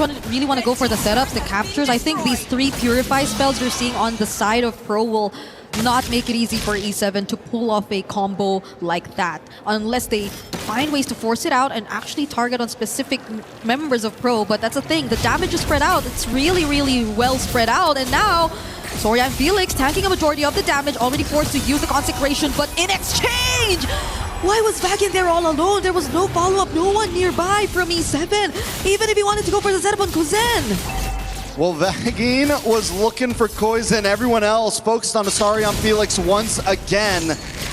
Entity 7 shouldn't even be starting fights right now. I get it. Maybe look for a pickoff, but don't force anything at all. Let Pro Esports come to you. That's what your advantage is going to be. Let them dive into you, back up, and look for the re-engage. You have the crowd control to do that. I guess it was also a desperate attempt. They really wanted to at least get something right, because we were failing to see trades from E7 ever since Pro Esports were able to bounce back. Ever since Coily was able to find those 2 kills, which made that kill towards Coily in the first minute of the game almost insignificant already. So it's Pro Esports with an almost 9k gold lead. Very, very similar to what happened in game number 1, Trex. But does Pro find an easier way to close it out this time? They have a lot of tools to engage. They have Sorya and Felix, they have an AOG, and even a Crimson Beacon from Sa, so they could just catch them by surprise. But the question is, they have to calculate it well enough. And will they be able to do so now against E7?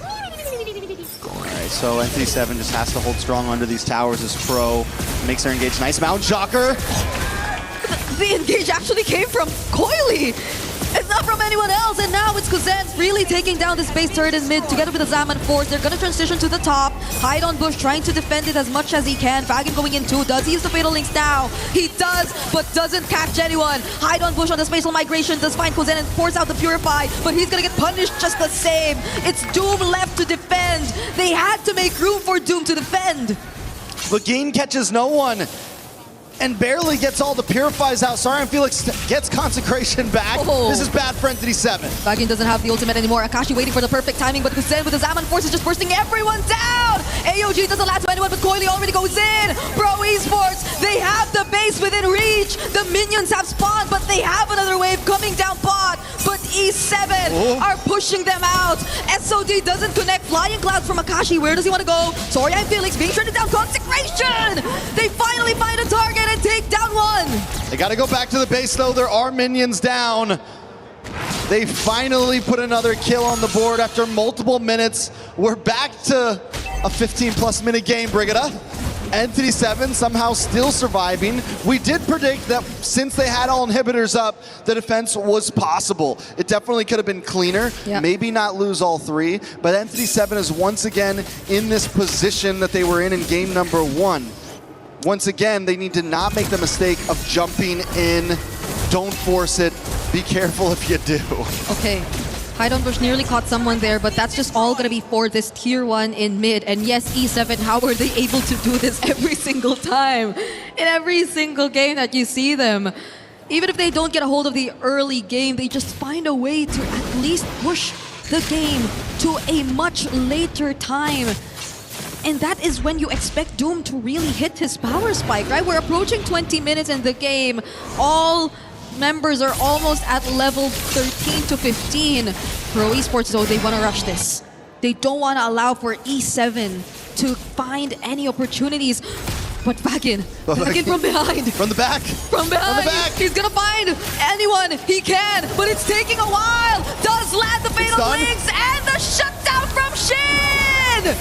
Kuzin able to find Shin, that's huge. Zamon's Force drops and Kuzin still popping off. But on the top side, Doom. Base race, Akashi on. Okay, Akashi's got to get back. Yep, PB and Kuzen are looking to use this wave down bottom. Doom already recalled as well, but the Zaman Force is already here. Does Kuzen use it now? They don't just yet. They're trying to deal with the poke. There you go, Zaman Force. Spear of Misery from Doom, pushing him out. But they have another wave. Can they create enough space? They want to go for the end, but Doom's defending to the best of his capability. Sa already almost going down. A flicker from Doom! Pro could not fight. Pro, maybe look for the re-engage. No, they didn't go for the Lord. They wasted their time trying to come into the base, and now Entity 7 is on the chase. SOD onto Kuzin. Oh, Doom wants to go behind the kill on Kuzin. Purify forced out as Vagin lands the Fatal Links, and now it's PP who's looking to go down. Coily finds a Mountain Shocker onto Vagin, but the flicker from Akashi! He finds Kuzin, but he goes down too! Now Doom continues to push forward as Entity 7. This might be the time to back off. You got your target. You finally killed Kuzin, but at what cost? Akashi goes down. This is reminiscent of the previous match before as Entity 7 tries to rush the Lord. It's Hide-on Bush versus Coily once again. Okay, Consecrations. Brian Felix already using it as well. He's being shredded down by Doom right now. Coily's still alive though. It's a concealed play from PP. The knock up onto Vagin, and there goes the taunt. It's onto Hide-on Bush. He has the spatial migration out of here, but it's Coily, and there's Doom with the SOD, finding Hide-on Bush first. AOG doesn't land onto anyone. It's Doom making things possible all by himself, but can he? He's being chased. He's being chased. It's a 1v4 right now. Doom against the world, getting free hits. Can they stop him? Sorry, Felix, you're starting to feel the damage. Doom, though, he's surviving, but not for long. It's finally a pickup by Pro, and they have the Lord marching in mid. Shin now also getting cornered. The Magic Gush to find Coily. Salmon Force from Kuzen doesn't make it, but it's enough. Shin cannot defend this all alone. Akashi, it's all on you, but they don't care. They just need the minions. Pro Esports make their way to knockouts and sweep Entity 7-2-0. It was quite the roller coaster for Pro Esports. From an amazing victory on day 1 to taking a loss and getting sent down to the lower bracket, to 2 grueling games against Entity 7. They finally secure their spot in the top 8. They finally secure their spot in the knockout stages. It's unfortunate you saw a bit of disconnect here and there. Entity 7, they definitely wanted to do different things across the map, and they tried as much as they could, but the synergy just didn't work out for them in terms of their heroes. And what we once thought was a really good start was just turned around immediately by Coily, finding all the kills in the early game, allowing him to get back almost immediately. This is one of the instances you see a Yi Sun-shin work, and Pro Esports have done a great job at showing us how. I mean, Entity 7 as well, you're right. This is a perfect example of a team that off pure will and force can try to go the distance. They took down TLPH yesterday. And today, they did everything they could to hang on in this series. Sadly, Pro Esports was able to keep it together for them, but for all the Cambodian fans out there, they're going to be moving forward. And for all the fans out there, we got an interview ready for you on the stage now. Take it away, Rose. Pro Esports officially heads to the knockout stages after eliminating Entity 7 in a clean sweep. And right now on stage, we actually have Kuzen for a little bit of a post-match interview, who said he's more nervous for this interview than the game that he played just now. How are you, Kuzen? Okay lang po. I'm good. He's a little jittery. He's shaking a little bit. Now, Kuzen, let's talk about game one. Come here closer. I won't bite. Don't worry. Let's talk about game one. Game one, you guys had such an amazing lead, and you even broke records by getting 18 kills. But you guys almost also lost that game. What happened in that game? Feel ko po dahil sa mahirap din po kasi yung parang kamus po namin kasi magkakaiba po kami ng mga language, parang kaya nangyayari po talaga yung mga ganun sa amin. Kaya parang sa susunod na lang po parang i-review na lang po namin yung mga game namin para maayos yung mga ganun.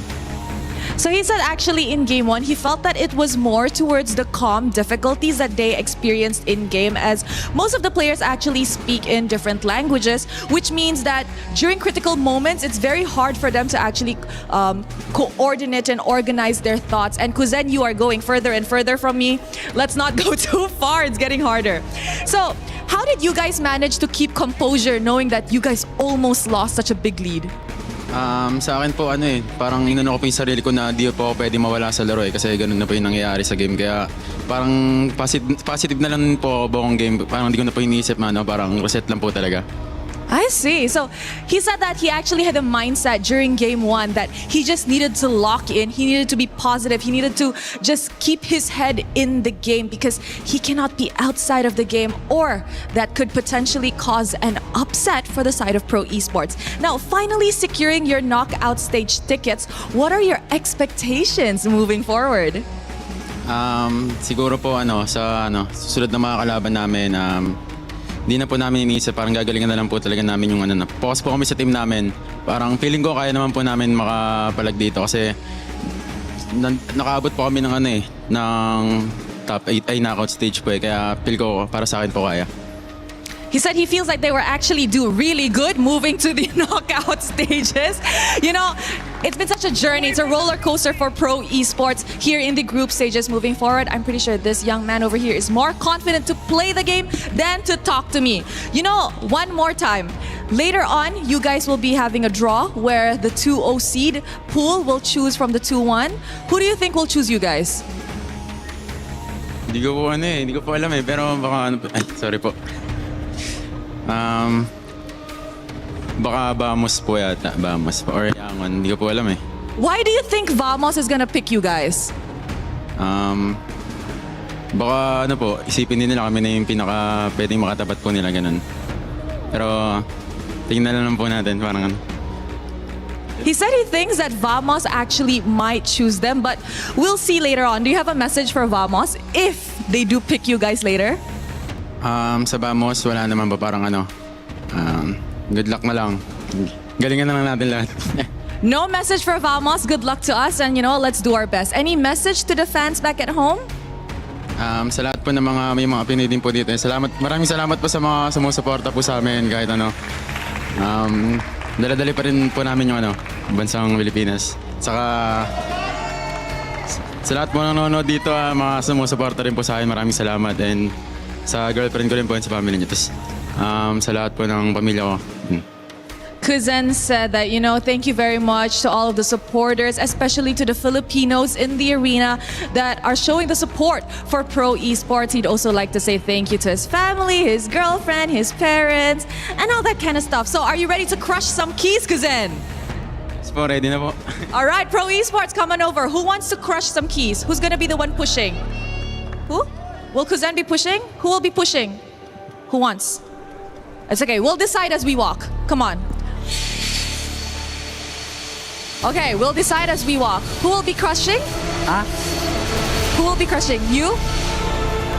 Sino magka-crush ng keys? Kuzen? Okay. Coily is gonna do it. All right, guys. You may take your position. Coily, you may head to the lever, and to the rest of the pro esports boys, you may actually watch. Watch close. And there we have it, ladies and gentlemen. Pro esports officially ending the journey of Entity 7 here at MSC at EWC 2026. All right, let us see the key and show it to the camera. Wow, such an amazing journey for Entity 7. Let's show it over to the desk to break down what happened in this series. What happened indeed. Entity 7, the talk of the town, and probably still will be for the next 24 hours at least, have gone down. Their key crushed, their hopes for bringing the Americas a championship here at MSC now down the drain. However, they have done a lot here, I will say, and have certainly represented their region very, very proudly. So you should be happy with all that you've completed here, Entity 7. Hold your heads up high. And like Eternal likes to say, we'll be waiting. We'll be waiting for the next iteration. Rain Day and Naisu, and of course, LaFell back on the desk, guys. What do we say after this one? It was a 2-0 from Pro Esports and Entity 7. Key crushed. The key crushed, but you know what? They made a statement around the world, I feel like. Yeah. So they'll still go home, and hopefully they hold their heads high. They unfortunately couldn't move forward to the knockouts, but to take down an opponent like TLPH is a statement in itself. And again, it's also showing just how strong Cambodia is right now with Pro Esports and this lineup that's going to be going into the knockouts. Yeah, we saw levels of the meta. They were catching up originally, and then they found their footing, and that's where the surprise from Team Liquid PH was shown. But then when they came up against Pro Esports, who I thought played really well, they had moments of ups, moments of downs. It seemed like they were a more complete team. They understood what this tournament was about, and they're ready to ride that momentum, LaFell, into the knockout stages. Yeah, I feel like they definitely have a few things to fix, right? Especially when it comes to ending the game, because it's clear that the early as well as the mid is looking pretty strong. Yeah. Because in this game, I would say they were able to capitalize on the mistake of Entity 7, where I feel like Entity 7, they rushed through the draft, right? Because they pick up the Moskov quite early because they were really hoping for a pure assassin pickup in the jungle. But then they saw that and it's like, hey, there's no Claude, there's no Ling, there's no Fanny, there's no Harara. All the natural predators over Yi and Shin is no longer in the game. That made the draft look so good for Pro Esports. But again, they think that Vamos could pick them during the draw later on. We still don't know who they're going to pick up later, but still, there's a lot of things that they need to brush if they want to move even further into the competition. Take a look at the back end as well, and going off your point, Coily has made every character, every hero that he's played look good. Talk about his impact, Naisu, and also the fact that we get another win here for YSS. Yeah, it takes some work to get YSS a win, and that's exactly what the team had to do here from Pro Esports to allow Coily to be able to do that. There was also just some really good usage of their team fight potential with this. Again, Kozen getting that Harith, being able to be very proactive on it. A lot of the times it was space provided, not just for the YSS, but for Kozen to do the same thing. Yeah. And, again, that's why that lineup, that draft that we saw from Pro Esports worked so well. And there was also a couple oopsie moments that we saw from Entity 7, which I feel like further it kept them on the cloud? Yeah. You want the cloud? Yeah. That's one of them. All right. That's one of them. It kept them from snowballing into the game. And yeah, I that's why I say I kind of feel like I don't want to pick on the interview, but they did say like a little bit of a lack of preparation. No, that's a good point. That's a good point to make. And I think Eterna showed her surprise at that answer, LaFell. It's not normal we hear that. We almost never hear that. And this is why I discussed with Briggs that we both agree that sometimes it's okay to lie, right? Even if you didn't prepare, just like, oh yeah, we did everything that we can. Everything about right? that. But we'll see what happens in game. And it's just unfortunate that, yeah, maybe they just use all their strength, their energy on TL, and even they didn't thought they would make it through. So they're like, wait, we're still here? What's the next step again? I mean, you learn a lot when you get to a tournament like this, right? I mean, you learn if you're LATAM and you go and say, well, we lost, but we hopefully get some experience about that. And people are watching very closely. Hopefully that's happening behind the scenes as well. But Pro Esports is now the story. We have to continue with the winners, and they have a great journey ahead of them into the knockout stages. $100,000 earned for this team. That is a big deal no matter how you slice it, no matter where you're from. And a big congratulations to be top 8. They've taken down essentially half of the competitors here at MSC. One more week to go. Can they do it again? Hey, one more week. By the time we finish today, we'll send 2 more teams home, 2 more teams getting to the knockouts, and then it comes down to, who's going to choose who. So I think once we get there, that's where the interesting things happen because, this group stage has been very fun. I feel like, again, it's been very refreshing in comparison to our previous iterations of MSC at EWC, and hopefully we get to see more of it in the knockouts. I agree. Totally. It's really great that we have a chance to talk to these players so often. It's very hard for them to do these interviews, but we love it when they give us the ability to. The man who's not only picking for the team, helping to draft, helping to play in his role, helping to edit YouTube videos maybe. I don't know what else he's doing. He's doing everything. Haidon Bush has had a chance to talk with the Eterna as they exit MSC. Hey everyone, we're backstage now with Haidon Bush from Entity 7. How was that match for you? What did you think went wrong? ¿Cómo te sientes después de la partida? ¿Qué crees que anduvo mal? Me siento un poco decepcionado y creo que fueron errores más de comunicación de equipo y un poco de errores mecánicos, pero bueno, son cosas que se mejoran después de todo.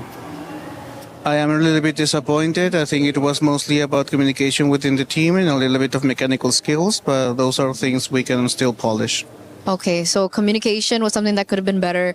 We heard from the interview with Shin earlier on that maybe you didn't prepare as well. Did you feel like that was a factor to what happened in that match? Tuvimos una entrevista con Shin y nos comentó que no se habían preparado antes de esa entrevista. ¿Crees que quizás esto contribuyó a la derrota, que no se prepararon suficiente? Sí, porque apenas llegamos a Francia, nosotros tuvimos un día para practicar y bueno, ya sean los equipos indonesios, filipinos, todo lo que sea hacia tienen muchos servidores para probar, para jugar equipos como Aurora, Team Wiki de Indonesia, todos esos equipos tienen varias opciones para practicar. En cambio en LATAM no hay muchas opciones, solo es en América, LATAM, de Perú, Chile, Argentina, solo esos servidores. Yes, when we came here to France, we only had 1 day to practice. And usually we can do that because other teams have their own servers where they can scrim and practice against really high-end teams. But on our server in South America, we don't really get that opportunity. So when you play against the other countries in our region, you don't get that quality of scrims, which other teams had way before us. We only had 1 day. Well, despite all of those challenges, I think you played very well, Haidon Bush, from yesterday to today. Even game number 1, it looked like there was going to be a comeback because of what you did. Are you at least proud of everything you've done here at MSC? A pesar de la derrota, y sé que tú específicamente has jugado muy bien. Ayer y hoy has jugado excelente. Es más, la primera partida de hoy ni siquiera hubiesen podido tener la oportunidad de regresar a la partida si no fuera por las jugadas que tú hiciste. ¿Tú específicamente te sientes bien de tu performance? ¿Te sientes orgulloso de lo que has hecho? Me siento normal, o sea, sí me siento un poco orgulloso de lo que hice, pero siento que se pudo hacer mejores cosas si es que tuviéramos mejores opciones para practicar o, bueno, tuviéramos más días para practicar, pero es algo que pasa. I'm normal, I'm neutral. Okay. I have a little bit of pride of what I did, but I still believe that I can do better. And if we in our region had better conditions to practice and get better, I think we could do it better. There's so much potential here. There's so much potential. What's next for you? ¿Cómo se ve tu futuro? ¿Cuáles son tus siguientes planes? Todavía no está nada seguro. Ahora de seguro voy a ver esta noche por qué equipo iré y qué es lo que va a suceder conmigo y bueno, solo eso. Nothing is written in stone. I'm going to see tonight if I go to another team or if I stay. I haven't really taken a decision. I'm going to look at it tonight. Okay, we're anticipating what's next for you because everyone is talking about you right now in a very good way. So before you exit, maybe the viewers, the fans, your new fans as well, want to hear something from you. Do you have something to say to them? Hay muchas personas que están hablando de ti, están hablando de ti de una manera muy positiva. Entonces, a la gente que te sigue, a tus fans, a tus nuevos fans, ¿tienes algo que quieres decirle? Le quiero mandar un saludo y gracias por todo el apoyo y bueno, todavía no se dio todo lo que podíamos demostrar, pero en el futuro yo creo firmemente que vamos a poder dar mucho más para LATAM. A big shout out to all my fans. Thank you for supporting me. Thank you for the continued support. And this is just the beginning. I know we can bring really big things for LATAM.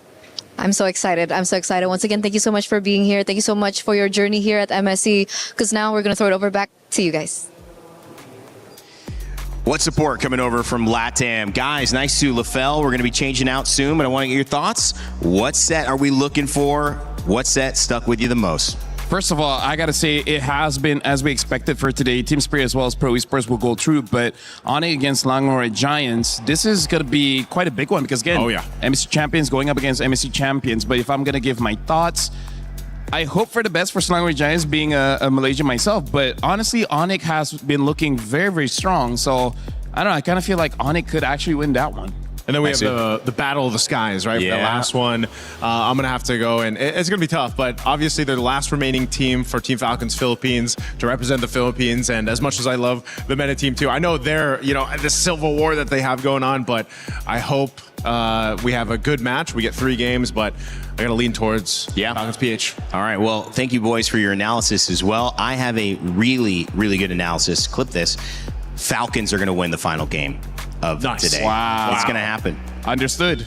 And very understood. I'm going to be right about that. All right. Hey, I may be new, but I know that for sure in MLBB. Guys, if you want to join me on my pick'ems, maybe you're a little bit more advanced than I am. You've been watching a lot longer. I'm 5 days in. However, I will say that the pick'ems for EWC have a chance to not just earn some talk about, whether you're right or wrong, but even your share of $300,000 in prizes. So get those in before this next match. It's a match of champions, Onyx and SRG, coming up after this. While we switch out our panel and get ready for the game, I want to let you know that in-game, you have a chance to have some fun too with a collaboration from one of the greatest games of all time, Street Fighter and MLBB.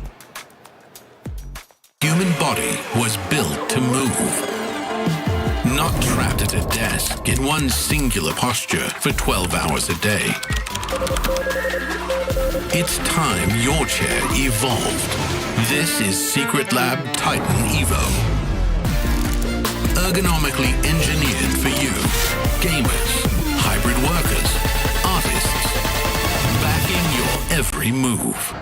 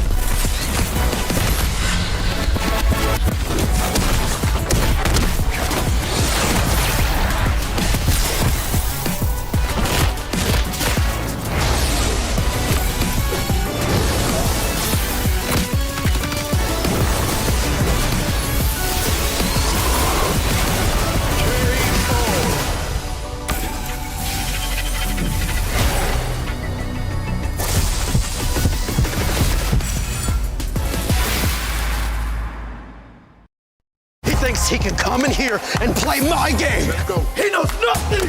Let's go! Tyler Wine, you're done. Raw energy. Half a puff and blow the house down.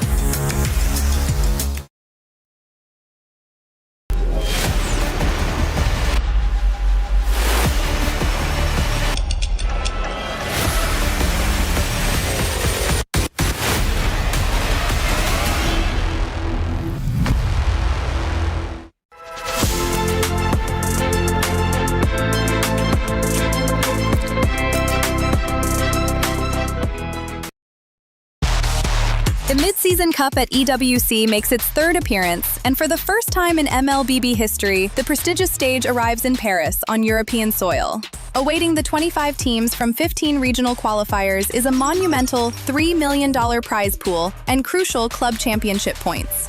MSC opens with the group stage, where 15 qualified teams and one team from the wildcard qualifier will be split into 2 groups of 8. Both groups will compete in a double elimination bracket, where 2 wins secure a spot in the knockout stage, while 2 losses send teams home. The top 4 teams from each group will advance to the knockout stage. More unforgiving than ever, the knockout stage puts everything on the line. In this single elimination bracket, teams will clash in a best-of-5 series throughout the quarterfinals and semifinals. For those denied a place in the grand finals, one final battle remains, a chance to secure a podium finish and claim an additional $100,000 in the third-place match. Here, one moment can change everything. One mistake ends the dream, one clutch play creates a legend, and at the end of it all, 2 teams remain. One final series in a best-of-7, all for the grand prize of $1 million. One chance to rise above the rest. Who will become legendary? Who will prove unstoppable? 2 champions, 1 game. This is MSC at EWC 2026.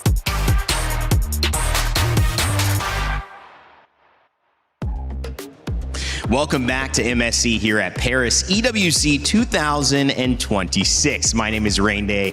I'm so happy to have you back. Welcome, MLBB community. We love you. It's been a lot of fun these 5 days. We're coming to an end, and that means that we're sending 2 more teams home on the second side of this day. And yes, it is going to be a grudge match between 2 Falcons later on, but right now, coming up, it's a grudge match between 2 champions, MSC champions, that's right, and the teams that had won after each other. It's going to be Onyx versus SRG, and I've got 2 people who know all about that to help break it down. Of course, Renmar and Gideon. Gideon back on the desk with us. Renmar joining us as usual. What's up, man? Very happy to be here. I am shocked. There is something about today. LaFell and I were talking about it. Some odd results, some odd decisions. I wonder if that's going to lead up to the results for the second half of the day. That's a good question, Gideon. I mean, odd for you. I mean, you know, I think the air smells a little different. I truly believe that this MSC might just be something special. I think that a lot of teams here right now really feel like they have an opportunity to make some life-changing money if they could just get to the finals. Yeah, getting to the finals is the big key now. And of course, it leads into our Crunchyroll story of the day, which is, can the Sky King finally exact vengeance? There can only be one. And so which one will it be? Renmar? I mean, this is the story. And of course, Onyx and SRG, history is going to be made whether one of these teams win or lose. Yeah, SRG has always been one of the reasons why Onyx has not had good results for the previous MSCs. In 24, they drew in the, I believe it was in the group stages, which meant that Onyx ID then couldn't go into the group stages, or in the knockout stages, excuse me. And then last year in 25, Onyx PH fell to SRG in the semi-finals. So Onyx in its Indonesian form, Onyx in its PH form, has not had good standings against SRG and MSC ever since we moved to EWC. I think the only one is just Kelva, really, who's got like a positive win rate against SRG at this point in time, knocking them out during the M series. And I think at this stage, SRG and Onyx, I have to agree with what LaFell mentioned earlier. Onyx just looks like the better team as of right now, considering the overall performance based on the games we've seen so far with SRG. Yeah, and the thing is with these 2 teams, we've seen both of them stumble. Otherwise, they wouldn't be here. Onyx obviously stumbled a little bit later, SRG a little earlier, but in some ways, SRG proved themselves in that extra match, which now has maybe given them a little bit of an edge. Maybe they fixed some things. We don't know. Obviously, it's hard to guess these types of things, Renmar. You can see the players in the back room at EWC getting ready, talking strategy, maybe just relaxing here before getting on for a very important match. Yeah, my question is, which jungler are we going to be getting? That's a great question. Are we going to get both junglers? Is it going to start off with Uni? Will it go back to Zakai's starting things off? Because Uni, he made his presence felt right away for SRG. Yeah, no, absolutely. I think a lot of people have been questioning whether or not Uni should be part of this starting lineup, just to initiate things. And I don't think it's a bad idea, because so far, I think Sakai's has lost a little bit of his confidence, especially for the past couple of matches. It's not about bad decisions. It's just, I pressed the button too fast, I got nervous, and I reacted too slowly to it. Uni, on the opposite side, is actually able to not only play mechanically, but I think more importantly, brings a shot-calling element, alleviating some of the pressure from the IGL Crab. And maybe just some confidence as well. And and especially after you do a moment like that, I think you just find yourself feeling that you can get the job done. But against this team of Onyx, it's going to be difficult. You talk about the gold standard in Kelroy, you see Sands, Kiboy, Kairi. Well, we have so many different players who can make a moment and make it theirs that SRG is going to just have to play their game because it may not be possible to stop Onyx playing theirs. We had a chance to sit down with Loopy earlier on to talk about how he was feeling coming into this match. 8:30 here, and now we are with Lutfi from Onyx. Onyx, welcome. Hello. Earlier, he was a little bit nervous about his Indonesian, so he will try his best to do it in English, and then I will help translate in case he needs it. Okay. But, Lutfi, first question. Okay. What did you learn from your loss against Aurora yesterday? I think gameplay. Gameplay. Yeah. What about gameplay? Was it your gameplay that was lacking? What was wrong with your gameplay? Apa yang salah sama gameplay kamu? Mungkin kemarin kita banyak mistake lah. He feels like they made a lot of mistakes. What kind of mistakes are you talking about? Was it comms? Was it execution? Was it draft? Banyak ya, mungkin bisa eksekusi, bisa draftnya mungkin kurang pas. He said there are a lot. I don't think Lutfi's giving me anything here. Anything specific, Lutfi? Ada yang spesifik nggak? Nggak ada sih ya, mungkin gameplay kita lagi kurang bagus lah kemarin lah. Mungkin kita bisa adjust di hari ini. Okay, so he mentioned that it's the gameplay that was still lacking yesterday, but he's trying to repair it today. But what do you think about SRG? Because this is going to be your next matchup. SRG, a lot of people are saying that SRG aren't as strong here at MSC. Do you agree with that? Menurut aku ya, dia mungkin perlu adaptasi sih, mungkin kayak ada gameplay mungkin gara-gara PES juga kan dia butuh adaptasi lagi, tapi menurut aku cukup strong juga sekarang SRG. Okay, Lutfi says that SRG are still strong, but it looks like they're still adapting to the meta, and probably it's because of the patch. Is that the same issue that you've been having as well with Onyx? Ya mungkin. Maybe. That's what he said, maybe. He's really not giving me anything. But Lutfi, talking about the meta and talking about the patch, it looks like teams that rely too much on their EXP laner aren't doing as well. Mungkin gara-gara ini ya, sekarang kan banyak kayak XP tebel-tebel gitu ya mungkin ya. Jadi kayak kalau misal XP-nya agak susah mungkin ya gamenya bakal ketutup. Soalnya Assassin kan rada susah kan kalau yang pakai sekarang yang damage gitu XP ya. Jadi harus banyakin main XP badan. He thinks that in this current meta, that the EXP laners are required to utilize heroes that are a lot more tanky compared to damage because of the new assassins that have been showing in the meta in the jungle. So he thinks for EXP laners, they need to get used to playing heroes that are a little bit more tanky. But are you used to it? Sorry? Are you used to it? Kamu udah bisa pakai EXP lane kayak gitu? Bisa. He can. So it's not going to be a problem for you? Apa tuh? Akan jadi masalah nggak buat kamu? Oh, enggak sama sekali. No, it won't be a problem. What's going to be your problem up against SRG? Apa yang bikin SRG kuat yang mungkin bisa jadi problem untuk Lutfi? Ya mungkin kalau dia bisa di-share nggak ya? Mungkin kalau mereka perang sih ya, mereka lumayan jago lah kalau lagi perang gitu, perang gede gitu. So he mentions that the team fights may be the problem there later on up against SRG. Do you have a message to SRG before your match? Ada pesan nggak untuk SRG sebelum match kamu? Good luck bang. Good luck aja. Untuk fans-fans kamu, banyak loh fans-fans kamu. Ya dukung kita terus. Support them always. Thank you so much, Lutfi, for this interview, and good luck for your next match. We're going to throw it over back to you guys.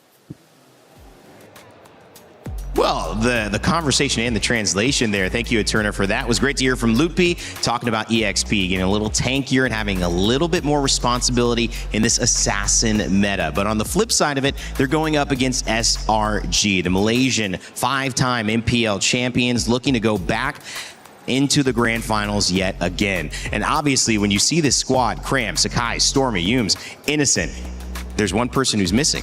It's Uni. And he won the last game. And actually, Eterna talked with him. I'm now with Uni, the super sub from SRG. Uni, hello. You caught us by surprise yesterday. Were you surprised as well that you came in last minute? Yeah, of course I'm surprised as well because I expect to be played yesterday. Yeah, so yeah, surprise. Surprised. How did it feel? Were you suddenly like nervous? Like who came in to call you? My both coach came to me and then said that I might be player next game, so just be ready. Then, yeah. I play. And then I play. And then you played very, very well. Did you enjoy your performance yesterday? Yeah, of course. I'm enjoying with my performance yesterday because maybe not too good, but yeah, still enough for my team.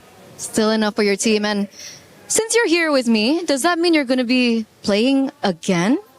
Maybe. Maybe. But if you were to be called in today, are you prepared? Yeah, of course. I'm always prepared. Yeah. Always prepared. How do you stay prepared?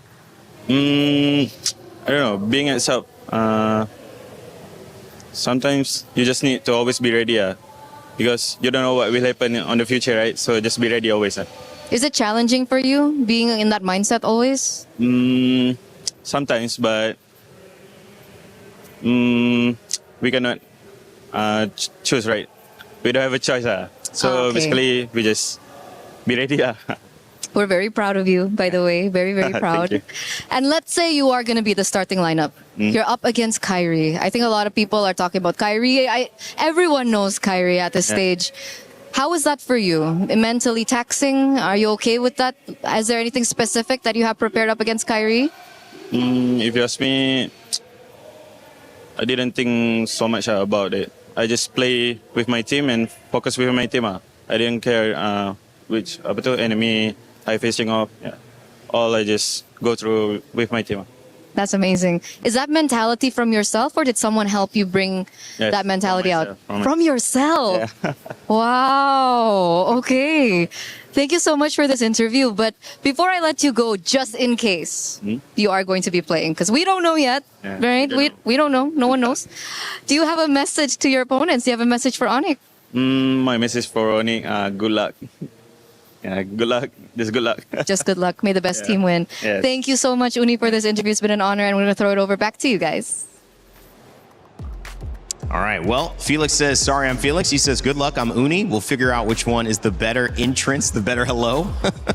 And will Uni even be playing Rinmar? That's the question, but he felt like he was. Yeah, I have a feeling this might actually be really pressuring on Sakai's even more. Because imagine if ever, SRG loses game number 1 and it's not a good result. Right. Are they going to stick with Sakai's in? Are they going to bring Uni in for game 2? And then will that continue on to game 3? There's so many things you have to think about now for SRG, especially in the junglers. I think what it really boils down to is whether or not Sakai's has the confidence to, nail the mechanics. I think a lot of the decision and in-game shot calling will still boil down to Yums and as well as Cram. So I can't necessarily say, yes, Sakai's technically was the underperforming one and Uni has to come in, but there's a lot of outside factors that Uni brings from outside of the game that really alleviates that pressure. But I'm really looking at the mid lanes here. I think that's going to be the game changers. 82% say that Onik is going to take this win, and obviously you can understand that SRG have had a history of maybe playing the people in front of Onik in big moments, but this SRG has looked like they finally are susceptible. They were one game away from going out, and then all of a sudden, Uni swapped in. If they're in that type of position, Rinmar could be tough. Yeah, we're gonna get Yums and Stormy versus Kiboy and Sans, Kari versus Sakai's, maybe Uni. The matchups are gonna be crazy. We haven't even talked about Keller versus Innocent. We're gonna get that too. It's gonna be amazing, that gold lane. Will it be a fighter that goes in there, or will it be a marksman battle between two gold laners who love to throw down? Well, speaking of throw it over to the stage and get our Series 3 of the day ready to go. Very much so. Series 3 of the day is finally upon us. We went through the champion breakers. At the end of the day, Entity 7, their run ends here at MSC, but it's pro esports to continue. However, from that on, we move on to the big champions battle. And a reminder, we are still in group stage knockouts, and we're getting games just like our next one. Ooh, match 3. This one is a rivalry that dates all the way back to a few years ago. This is gonna be the deciding factor if we're gonna have 2 Indonesian representatives or 2 Malaysian representatives in the knockout stages. I won't say if there's a preference to one side or the other. I just want to see some damn good MLBB. Speaking of which, let's bring out our teams. First up, it's none other than Onik!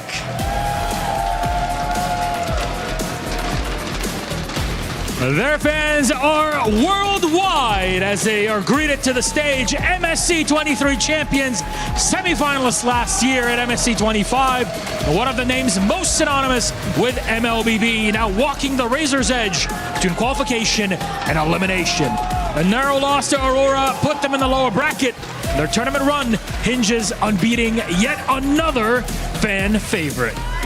Yes, indeed, Milosh. And of course, their opponents, the strongest in Malaysia, the Giants. It is Selangor Red Giants. Starting off as a fan favorite and now entering their do or die match. Will the 2024 champions be able to defy the odds and do what they need to do to stay in the game? Do they have what it takes to head to the knockout stages? In this Assassin meta, there's a lot on the line and a lot to do in the game itself. Speaking of our matchup, I think we should get them started. A lot of possibilities. One continues their journey and one's ended here today. Boys, you may place your keys and take your seats. And of course, to our captain, you may meet in the middle for a handshake, a fist bump, completely up to you. Hey! Oh my goodness. Milosh, this is gonna be one hell of a match. I am ready, so you all better get in your seats, grab your snacks, grab a friend, because it's time to head to the land of dawn. Grab a friend indeed. You might need a buddy here. You know, in middle school or even younger, you have to walk in pairs. I was hold usually hands. alone. You didn't have a buddy? Buddy system? Oh man, I'll be your buddy. Aw. Too late for that though. What, am I 30 years too late? Yeah, 30 years too late. But It's hey, okay. it's never too late for new friends. Thank you, buddy. I got you. Thank you, man. Thank you. What is happening here? we had a busy top of show, but guys, I mean, expand a little bit more after we let everyone know My Champions Pick is available. You can pick your dual champions and win 50,000 diamonds. The event sadly ends on July 27th, so you can go ahead and scan that QR code on your phone or your tablet. Make sure to get involved. I'm telling you, Rain Day, people have already lost so many predictions at this point, and again, I think two regions who are obviously going to lean into their own regional biases into the individual teams. It's going to be an entire part of the world just cut off just like that. Yeah, in game I lost. I don't know how much amount of guess coins today. I was overly confident looking at the favored odds that we had with our guess coin game within MLBB itself. But hey, here we are. You know what? There's something in my head. These two have a very important choice, and I said it that way, Cho, because it's Yums, it's Kiboy. Kiboy is undefeated with the Cho this MSC so far. He's led to some high-profile wins. One of them against Aurora yesterday. 2 days ago, yesterday. Yesterday. And we know Yums, great Cho player. And that's the thing. I think that there's so many similarities between these teams that it's really tough to say who's going to come out on top. So winning your lane may not necessarily be just about the draft when you have players of this caliber. We've already have the gold standard in Kelra and Innocent, who again have been compared time and time. I just don't know who's going to win the matchup, because the last couple of times we looked at those lanes, I think the current score is 2-2. It is. It actually is. It makes it even tougher again for the choices in the gold lane. I mean, Rain Day even brought it up earlier. Fighter, marksman, what version are we going to get? Obviously, Freya is going to be contested between these two, but if you overcommit too much on dive, wait a minute, that's Uni. That is Uni. It looks like they got the super sub here this time around, part of the lineup instead of Sakai's the Sky Prince to take him on. I think maybe this is a show of confidence, and maybe this is one of those hey, we need to make sure that every single one of our players are going to do good. If we can alleviate that pressure like we mentioned before, then Cram doesn't have to be so in his head about the shot calls. The issue here for many people who are happy, elated, surprised, excited to see Uni on the team of SRG is what happens if they lose game one? Does that put Sakai's in an awkward situation where kind of momentum, trust has already been lost there, and maybe on himself, maybe from his teammates not making that first cut? Does Uni just go 2-0 and then they risk losing? These are the things we'll be following along with, but a major, major choice there. SRG do stick with their sub as we go into Expanding River. And we're going to bring up another little thing about Uni in a moment as well, because he is the talk of the town, guys. He is really the one that we've been highlighting before, and for SRG, it could be the difference. We've seen it be the difference. I believe it should be the difference at this stage. And I think that at least with Uni being, everybody has been raving about him in comparison to this guy's the second best jungler within Malaysia. I think this time around, now that he's on the international stage, he's got to show everybody he's more than just the second. He's looking to be maybe the best jungler in the world. Yeah, some unique drafting choices here for Onyx. They ban out the Selena right away. I mean, we've seen some very important Selenas getting picked up in the first phase red side as a response to even all of these really mobile assassins, but we've seen it because of all the vision that it provides, the momentum stopping that it provides as well for teams that really want to go fast. And Onyx said, we don't want our tempo to be stopped. We love to play fast. We love that up-tempo play style, and you're not going to be able to stop that from stop us from doing that. They like to scramble. They like to get into the scrum in rugby terms, right? Yeah. They're all just going to try and contest for the ball, which in this case is tempo. And I totally agree with you. If we look back at the two series that we've already seen here today, a lot of it is lack of information to make that correct decision. So here, I'm thinking about supports. I'm already thinking about people who can open up the map, because that's been a very big problem here at MSC. You try and open up the map and all of a sudden it's a 5v4.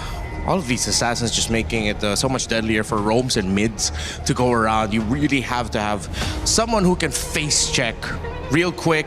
And then even if you face check, even if your mid laner is one bush behind, you're just wondering, wait, oh, my mid laner's gone because I went ahead forward. It's such a difficult time for Roman mids, which is why, again, we go back to Kiboy and Sans with Stormy and Yumes, how they're going to handle positioning themselves in the river. Will Onyx go back to some really old favorites, such as the Kadita to surprise? We know when Stormy plays, when SRG plays, they like to put him a little bit more in the backside of the formation, a little bit more behind to really help support the gold laner. But how can you do that against a team that want to dive you literally with a Kadita? I think that we talked about this. Actually, we talked about this in our second segment yesterday about the big trades, about how you should be able to dive with the right heroes. That Atlas trade has been put up onto the chopping block. They banned it out, so only Beleric and Valentina are still available. But they also introduced the fact that we're also going to influence the assassins. Hirara is gone, and I think that SRG took a really big lesson yesterday after realizing that they can't just do the Ling Hirara trade without any punishment. You got to get something, and maybe something on the other side. Somebody said the other day, sacrifice an arm to keep the body.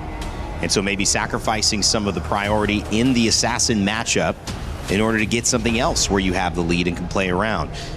Two teams, two different styles, one more aggressive, one more disciplined, maybe macro-driven and SRG. Onyx want to play freely. They've got the first pick available. I mean, the Ling is available. You also do have the Eudora, which certain teams have prioritized. I think that as of right now, I don't know about you, the Beleric openings and Eudora openings have been kind of weak. Yeah. I do think Ling's not a bad idea, but that just immediately tells SRG, hey, we got to start looking for a strong EXP laner to control that side of the map. Yeah, you'll end up getting the Beleric Eudora most likely, and then the EXP, maybe Red 3, they pick up either the Uranus or the Barretts, whichever is open. But Onyx still decide to open up with the Beleric. They're willing to give up the Ling unless they're trying to signal to SRG, go ahead, pick up the Ling, we're ready for it. It will make you think. Right. Again, we've seen that Beleric get swapped over to XP very rarely, although most likely we are already seeing the roam pick here for Onyx.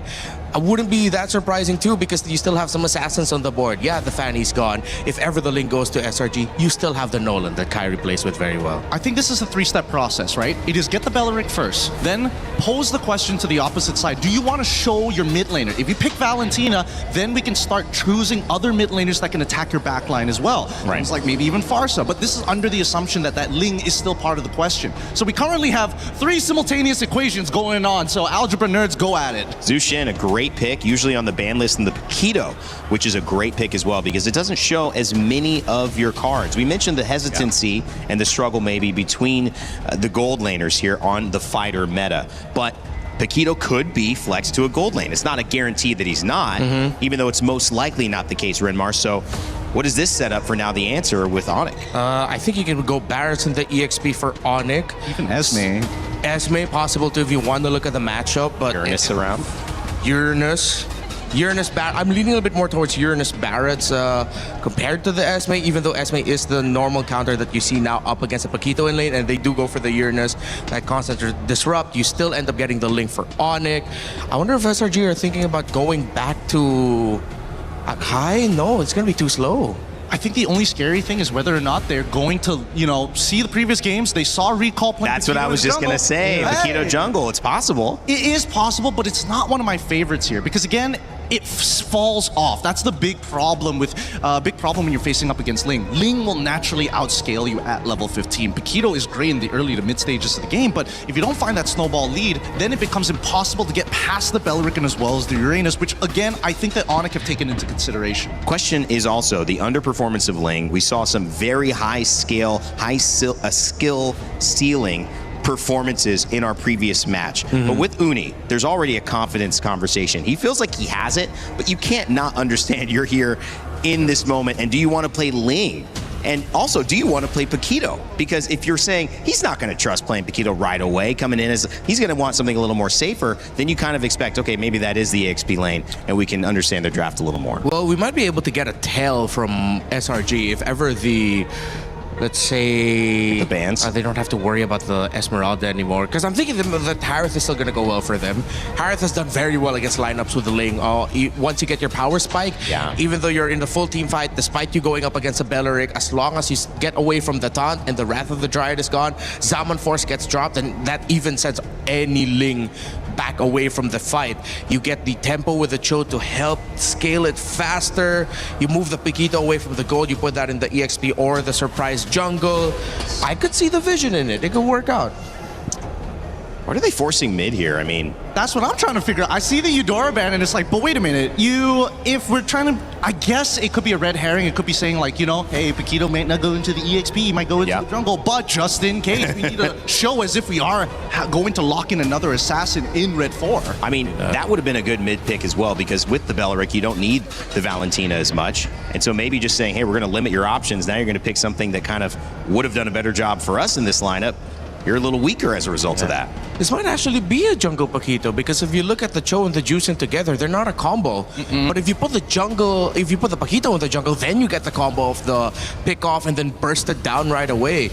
As much as you use Cho as a means to just get that little crowd control, a lot of its value really comes from the fact that you could -1 someone right away. But that's on the assumption that you minus someone with a full damage build. And most of the time, and right now, I think they have lack of damage. They have no form of scaling. They have a great form of peel, great form of catch, but if he's building like War Axe nonsense like that and not second into Malefic Roar, I don't know. I don't see it happening. I mean, you look at a great gold laner there, and you see this team fight, you see the in and out and the pick-off potential from Ling. I mean, Onyx are looking very strong, very traditional in some ways, but very hard to beat. Oh, this is good. This is good. Mid lane bans on the side of SRG, and should be a Melissa ban for the side of Onyx, right? Melissa's not been played at all today. Banned, I think, once, maybe in our first set, but surprisingly not seen very often getting. What do you think that is? Because it's not a Melissa ban either. Just not worried she's coming out. I think because they have potential answers to it, they can maybe try and get the resources out of it in a different, seemingly a different way. Because keep in mind, if you do end up picking Melissa, I think Sans is going to go for like Yi Farsa type nonsense. Yeah, exactly. With the Valentina banned out, you can return to the E Farsa. And if ever SRG are thinking about going back to the tanks, if they show it now, tanks in the jungle, excuse me, if they show that now, then it's an easy Eve or Farsa pickup for Onyx. It's really up to you which one you think will mesh better with the lineup. If it's the Melissa, Ixia, anything like that, then the lack of dive maybe is what's gonna hurt Onyx. We did hear last time that the Melissa pickup from Yangon Galacticos was a mispick, and they didn't mean to pick up the Melissa, but it worked out well for them. But we go back to a possibility that we posed very early in the draft, and it is still gonna be the Harith for SRG. And yeah, it made sense with the Cho getting picked up, with them showing the Paquito, Juicing in the mid, it means that the Harith will be well supported. I'm thinking about this. Is there a possibility of Leomort here if Farsa shows? I think that as of right now, they don't mind artillery mages because they've already got a couple of answers right here. If it's Farsa, for sure, they've got the Paquito to kind of disrupt that. They've also got the Cho to disrupt Aurora! As well. Aurora, a very interesting option. Very good for disengages as well, on top of re-engaging with some strong AoE from the Beleric. That is a natural wombo combo. Yeah, and that will make that Harith struggle really badly in team fights. Well, I mean, it just means that Innocent will have to really watch his timing even more. I like this mid. One of my most played heroes in my limited experience. It is very good. But I lean towards having a little fun bias there on Onic. The question is, do you like the Claude still? Is that enough? Claude versus Harith. Harith has been performing really well today. Hey, it's a classic. Yeah, it's a classic matchup. Seems like we've gone back a little bit in terms of, or we've limited a little bit the craziness of the meta that we've seen so far.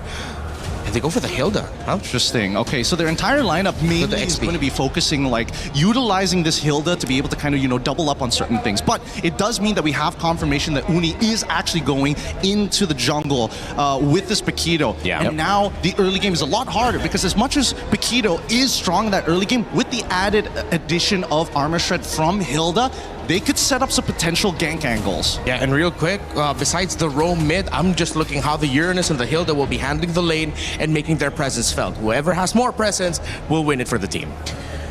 Well, Paquito jungle. What a spicy way to kick things off. The one time we've seen it, it's actually won here at MSC. And of course, when you look at this battle and that trophy in the middle, both of these teams have lifted it. It's the Battle of Champions, but only one can go through. It's SRG versus Onic for this third series of the day. And we've got Mirko and Trex ready to call the action. Fellas? Thank you so much, guys. We're jumping into the land of Dawn. My name's Trex, and this is Mirko. We're going to be doing the live action on this game. We got two Titans ahead of us, Mirko. It's Onic up against SRG in a tournament life match. Someone's going home. Someone's moving on to the knockout stage. Typical emblems, mostly all around. A little bit of tenacity, though, on to Stormy, just in case the defense, for the possible aggression that could come from Kyrie and the rest of the team. But the big surprise pick here, and also surprise sub that we got to see yesterday, Uni, and he's already starting things off with the Paquito jungle. What am I looking for here? I'm looking for quick aggression, right? You have the Cho, you have something that wants to play quickly around the map, you have someone that's gonna have a huge power spike on this Paquito around level 3, level 4. If they can make some off-lane play and possibly get some decent ganks, maybe onto Kelra, maybe onto Loopy, maybe an invade onto Kyrie, that could be the win condition for SRG here. Absolutely, man. I think that's exactly what they're gonna try to play around. Cram already with the Master Assassin on the hill that goes from XP down below to try to deny Kyrie a farm. They will be able to get a camp away from Kai. On the link with Uni. Walking up on the Paquito, taking the Golem away. They'll still be able to get level 4 though, going up to the Lizard after the purple buff. And killing spree as well on Uni here, right? Yep. So we're looking for big fights. We're looking for a lot of damage. And it's just like, dude, I know we've been asking for this matchup, SRG Onic, but to see it in the lower bracket as an elimination match instead of like a knockout stage match is just kind of sad. Just a tad bit sad. Just a tad bit. Also a tad bit exciting. Of course. You know, we have to say this is also, it's unprecedented, but a lot of damage on a Loopy up on the top side. Doesn't even pop the consecration. He didn't expect that from the Master Assassin, Cram. Big pick up at the start of the game. Frigid Glacier now on Cram, but there's no follow-up. Cram able to walk up, and now it's going to be Onyx zone away from the neutral objective. Kai trying to go for the retry on his own purple buff. It's going to be free neutral objective again. Uni won't even retry it. They'll just be able to pick it up. And it's a slow game now as SRG take the lead. And that's exactly what we wanted to see from SRG to make this composition work. Onic has to be able to work around that. It's going to be a little bit more time for them to get to that point to be able to fight, especially picking up the Aurora. Yes, it's going to do well against some of these frontline fighters. You have the crowd control, but it's not a fast-moving mid lane. It's not an insane playmaker that's something you would normally see Suns on. It's a slower hero. You get a lot of value and utility out of it, but it's not going to make those quick rotations that SRG is going to be making. Those quick rotations for SRG up top as well, really threatening Lutpi earlier. Getting the pickoff is already massive for them to get the neutral objective, but then the whole team staying up top after taking a turtle, trying to abuse the fact that Lutpi had already used the Purify was also quite big. Made him a bit low. Also pops in a consecration for some reason up top there. Don't know if anyone really threatened him or it was just a mistap. But Lutpi will still be able to match this XP lead of Cram with an XP Crab take and a shove straight up. Cram is playing this Hilda so aggressively, rotating around essentially the secondary tank, playing it almost like a roamer would the way he's playing on the opposite side of the river. Whoa! Great way the Dragon finds him into the knockout strike of Uni! Wrath of the Dryad to respond it over. Sounds walking up as well, but now it's going to be Keyboy in the midst of it all. Caught, oh my god!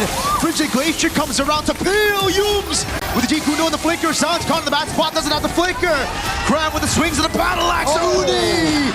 A triple kill against Onyx. This is huge for Uni. It's 4-0 right now. Add a purple buff on top of that. And the thing about it is, it's 4-0 in kills, and every single one of those kills has gone to this Paquito. Let's take a look at the replay. It all started with the big Way of the Dragon. And even though Keyboy tries to help out by popping that Wrath of Dryad, it's just not enough. The damage, this is what I was talking about. You hit that level 4, you hit that level 5. Early game spikes. We're only 4 minutes in, and that's the thing about the Paquito. No pun intended, it packs a punch, insane damage in the early game. I mean, what is he packing in those gloves to be able to hit like that? They're weighted gloves, man. They're weighted gloves. Someone's got to check in, bro. Away the Dragon. Technically, they got an MMA advantage right now. Cho and Paquito, bro. With the physical defense reduction of the Cho, together with the crazy damage early on, that burst of the Paquito, no wonder they've just been deleted from the map. You got the two best fighters in the land of Dawn on one team. Why hasn't anyone thought of this before? SRG now with a decent lead. Can they convert it into something more? They're going to move on to this bot lane. If they can start taking towers this early on, it's going to be huge for them. Maybe get the lane swap in. Once they start taking some towers, Cram can get involved. Onyx has to find a way to slow the pace. And Keyboy and Sans hanging out in these bushes, that's kind of what they're looking for. But Sans gets found out. Yep, on the Aurora is going to get completely taken out by Cram now as Lutpi gets away just a bit from that Lantern Flare. Almost fully stacked up. Keyboy waited in the bush for a bit too long, now gets thrown back. Way the Dragon into Uni again! Oh, this combo is just deadly! Sadly, I gotta say, wait a second, more action at the purple buff. Retry from Kai, the 4 blades as well, but SRG got away just in time. Innocent as well, a level ahead of Kelra. Onyx are already forced to play the scaling game. I want to go back to where Sans got picked off just now. And if those two, Keyboy and Sans, would have been in a slightly different bush, more on their side of the river to where Keyboy was in the mid bush, Sans in the bottom, everything would have been better. But instead they take the aggressive route and advance to SRG's side of the river. Even though they're behind, even though they're not in a position to be in that type of position on the map. And Onyx has to know what they're dealing with at 6-0. They cannot be the aggressive ones, not only in fights, but in positions on the map. Way the Dragon into Uni, walking up. Oh, he walks away from the Wrath of the Dryad. Leaves him for the rest of the team, just in case Onyx try to capitalize on the Wrath of the Dryad. And this is where the question starts to come up. Oh, Kyrie missed the Defiant Blade on the wall. A bit of panic there. Cram got close. But the question again, Trex, and to everybody here, usually the Aurora is picked up with a combo, a Kaja, a Cho, someone with single target lockdown, and this time it's with a Belleric. Just feels a bit off. Yeah, Belleric has to kind of search for it, and that means Sans has to constantly be there. And a big kick! Sanso has a passive there. Frigid Glacier popped in as well. Scram's gonna be frozen under turret, but man, perfectly timed knockout again. Uni in the back. It's gonna be Innocent with the pickup as well as Lutpi is gonna be slammed down to the ground. Another pickup for Innocent, a double. It's 10-1. This is uncalled for at this point. The subbed in jungler, 5-0-4. This is his second game in MSC, and he is dominating the playing field. It's a mindset, right? Where did Kyrie's health bar go? He almost got one shot by Uni. Blue team turret has been. This guy got locked in for the items right now. Absolutely. Where's Uni at? I have no idea where he's at. Start off with the Hunter Strike, typical like that. Are we all surprised he doesn't have Are we Sky into Piercer? third item at this point? Dude, this guy has to be worried. Uni's doing so good. Kyrie gets the orange with the red tree still. Holy moly, 5-0-4. All right, so SRG have now converted this huge gold lead into multiple towers. Mid-tier 3 gone, top side all gone. And the way that SRG is moving amongst the map, they are just slowly compressing Onyx into their base. They've taken buffs. It is a tough game for Onyx. How do they even find a way out? And you said it. All they really have is Keyboy for the big engager. And for him to really get a surprise engage off, it has to be a flicker. Even Lutpi, this far behind with the amount of damage that SRG has, he can't harass the way you want to on a Uranus. And in the past, Uranus could still do it at maybe 0 and 2, could still do it at a 6k gold deficit, but we've been seeing how much trouble Uranus has been having in the meta currently when you fall behind like this. So it's going to be a while, if ever, that Onyx can really come online and re-engage these fights. They're going to have to let SRG come to them and look for the counterattack. Yep, Kai can only just retrieve the purple buff. That means it's going to be free neutral objective unless Onyx get a pick up, but it's going to be SRG with a move. Sounds of the flicker out already. Yums! Jiku the flicker in the way. The dragon straight up with the Stormy Sky Piercer. Big Purify coming down now as Kelrock is able to get the Blazing Duet down into the back line as well. Stormy melted down by the god in the gold lane. Kai with those blades picked up now as SRG are still able to get a 2-for-2 trade. Very well done by Onyx though. Kelra.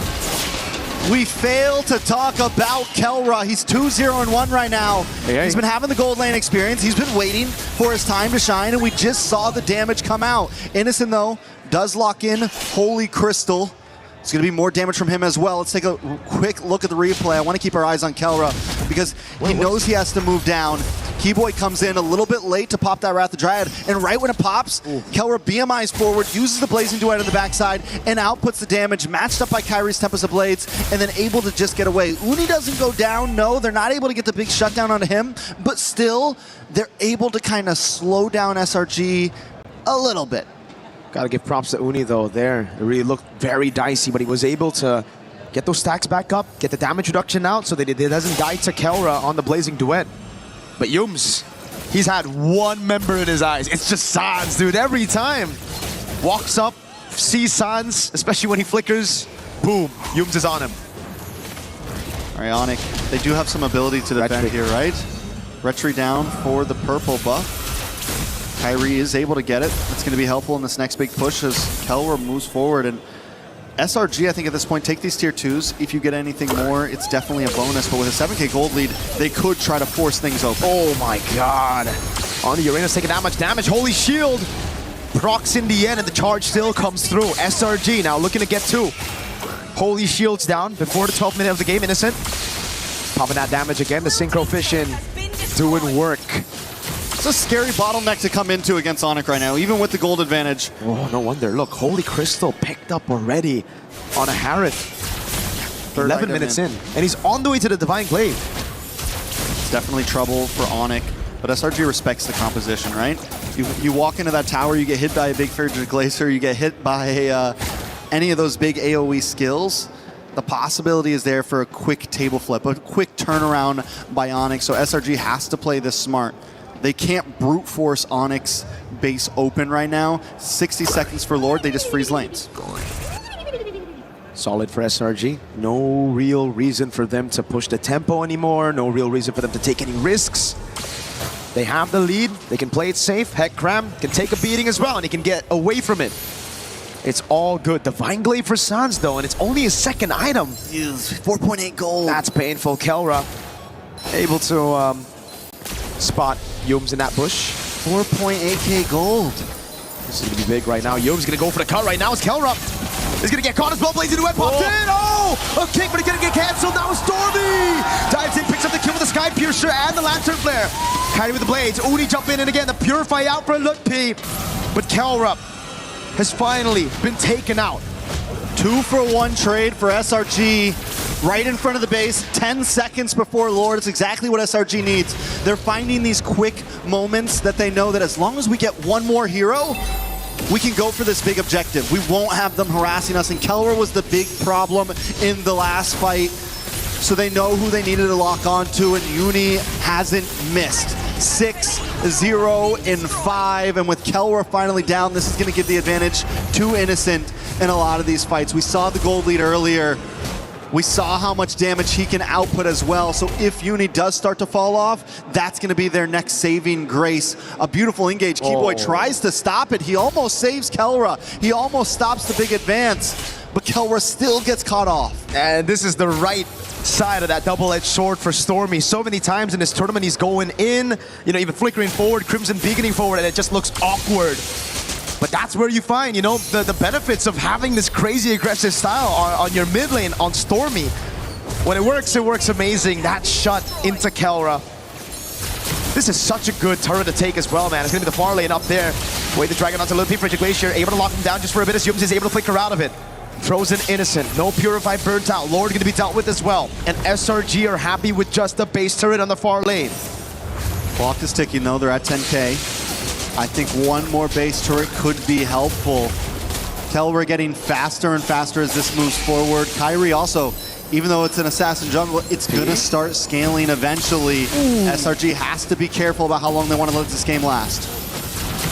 I think at this point, SRG, they should be still very, very comfortable. Yes, Sonic have that scaling, but as long as SRG play around these side lanes, utilizing that advantage, there's not much Onyx can do, right? Because with this kind of composition, SRG can actually still blitz around the Lord. Now, once we get into Evolve Lord territory, that's where it will get kinda dicey for SRG, because then I don't think they will have enough firepower to burst the Evolve Lord. But for now, it's still chill. All right, so basically Onyx just needs to survive this next one, right? Survive this next push. We get into Evolve Lord territory, taking a look at items. 3 more minutes. 3 more minutes. I mean, they have 2 inhibitors left. It's going to push down the top. I'm just saying it is possible. It is. Kyrie, Kelra, Lupi, all of them have been playing a good game.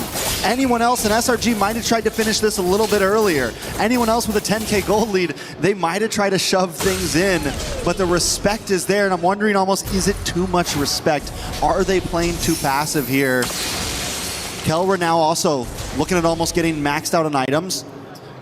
Kyrie fully stacked as well. All they really need at this point is Lupi to catch up, Keyboy to catch up, so that you actually have a bit of a front line to survive the damage that Uni, Innocent, and Stormy are bringing.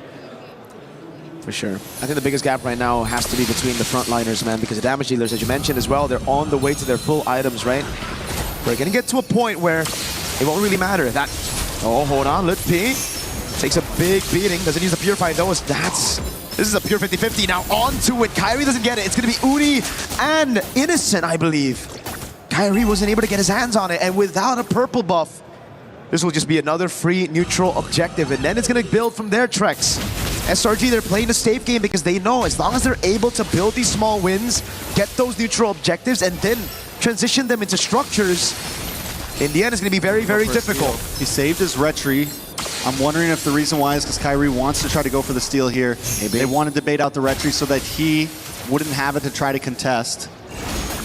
Onyx is keeping a close play. Look at Yums right now. Cram as well in the back. Kundo and out the way to Dragon, but it goes into a different angle. In the back to Kelra with a bit of crown as well. He's going to be on the top spot right now. Makai finds Innocent in the fight. Now he goes for the damage. It's only picks up that godlike as he takes Kelra down. Both gold laners out of the fight.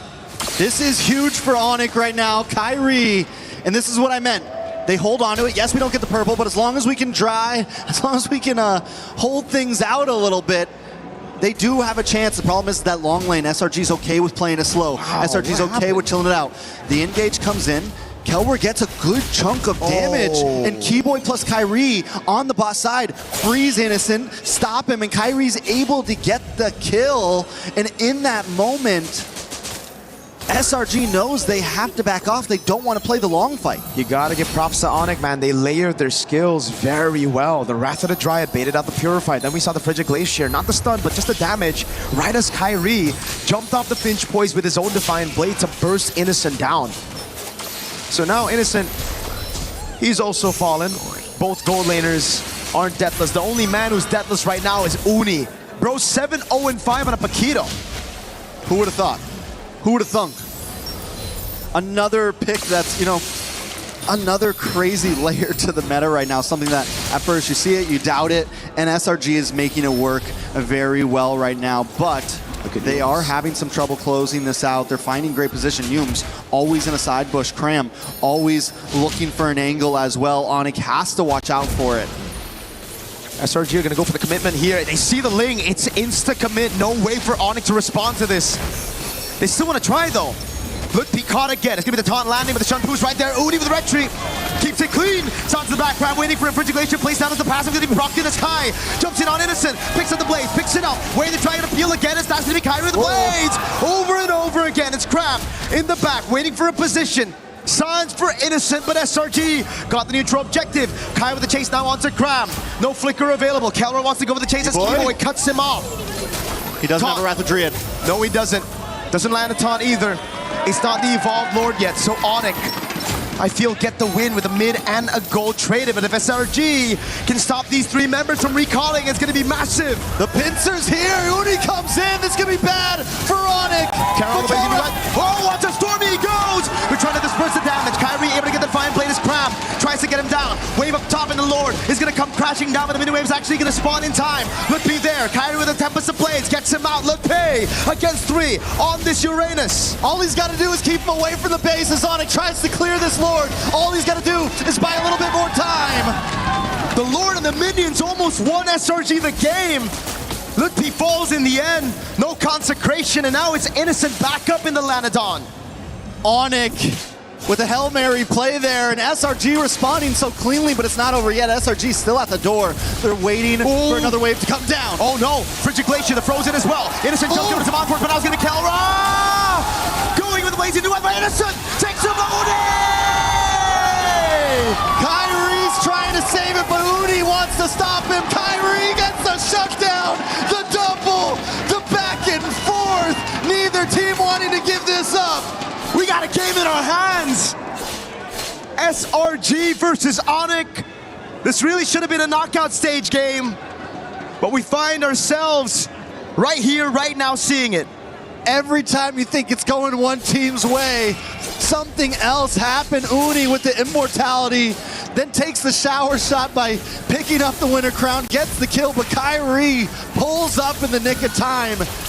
Not only is the game back and forth, but every single fight at this point is just tit for tat, punch for punch. And now there's only one. It's just Cram who's deathless on the Hilda. There can only be one. There can only be one. The wise man once said. Mr. Cram on the Hilda. Can you imagine that? The guy's like up in front, always flanking on a master assassin. That's the hero that should be dying the most. You know, that's the one that's like, oh, we just sacrificed the Hilda in the early game. For sure. I mean, not Cram though. Not Cram. Not me. He's built different. 3-0 and 13. All right. 3-0 and 13 is insane. We're at 20-9. Onyx finally with a grip on this game. It's down to tie game mode. The problem is Lord spawns on boss side, long lane, looking hard for Onyx. Oh, this is going to top in. Oh, when is he going to burst it down? Straight up, what was that damage? Kai and Kelra together with the combo. Now it's up to Stormy and Uni, Cram and Yums in a 4v5. Uni needs to find an angle in before Kelra shreds this down. Kyrie as well. They got no retreat. They gotta play it slow. Kelra jumps with the BMI over on Cram. Now it's Lutpi zoning in the backline as Cram tries to run away. BMI back again from Kelra as Lutpi tries to stop Uni from getting into this Lord pit. In the backside, a big kick from Yums. Over on Santh, now with the follow-up. Yums goes down to Kelra. Onyx playing this game. Wave up top is good for SRG, but Onyx want to go for the Lord. Wave, wave, wave. Someone's got to go back and someone's got to stay. Oh my God. Because if they lose this Lord, they may not survive the day. Kelra over the blazing duet. Stormy gets out the Crimson Beacon. That's going to be him jumping back again with a nature from Kelra. Santh pops down the Frigid Glacier. It stuns Uni. Kai gets a shutdown. Cram's first death in game 1. And the crowd is electric right now. And we are losing our minds through this game. We're 22 and a half minutes in. It's Stormy and Innocent defending the base. A Lord will be coming soon, but Onyx is already at the inhibitors. Look at the death timer, 16 seconds on Yums, 30 on Uni. Cram is down for another 40. The Evolved Lord is going to spawn in the bottom lane. And Onyx want to utilize it. Innocent and Stormy. They've done this before. They have done this before. But Kelra is shredding. Onyx doesn't want to show them the same respect that SRG showed them 10 minutes ago. 15 seconds now on Uni. On the line. They're buying good time. They're buying really good time. They actually saved this mid turret. SRG. They're going to have all 5. Yeah, they will have all 5. Does Onyx fully commit to this here? There's so many towers that they have to get through. This is the a big Lord will Lord. take a good chunk of damage. Tier 2 up top, gonna fall down as well as Kai deals with the waves, but now it's gonna be the Evolved Lord into the bottom lane. Winter Crown bot again after using the Wind of Nature in that previous fight. Look, P. Looking for an angle in, they're able to make their way forward. Defense. Oh, Kelra! Again with the jump, it's Keyboard, who's able to find the right of the Giant. Innocent falls, Uni's next, Crab and Yums cannot defend. Onyx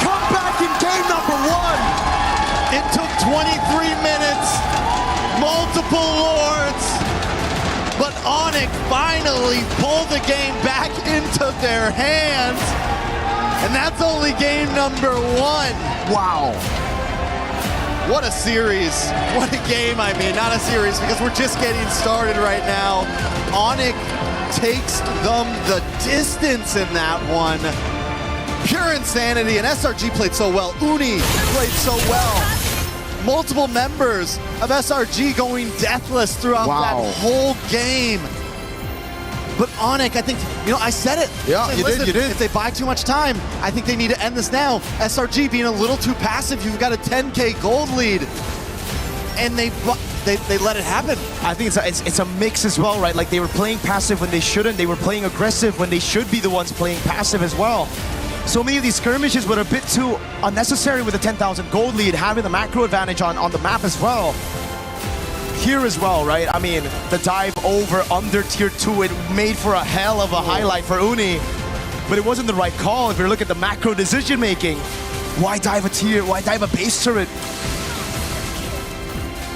Calls were made, plays happened, and SRG takes the first loss in this best of 3. But the possibilities at this point are endless. But Kalra, it took him a little bit of time. The moment we saw that first fight where he got the big blazing duet off up in the top lane, we knew the damage was there once he got his Holy Trinity in. As he collected more items, he didn't even have to be passive about it. He could just jump into 3 or 4 of them and completely shred down Stormy.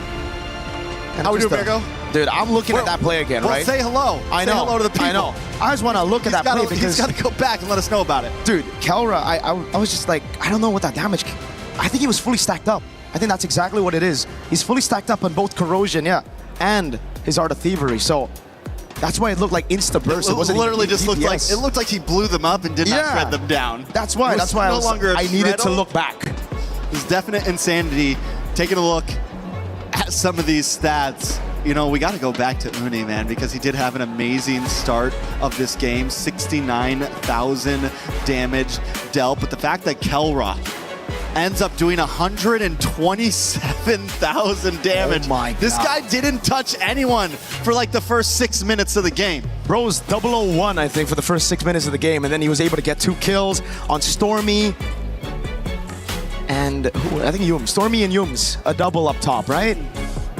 We get to see the highlights again, and that's where you're going to see the stacks that that he was able to hold on to before that blazing duet.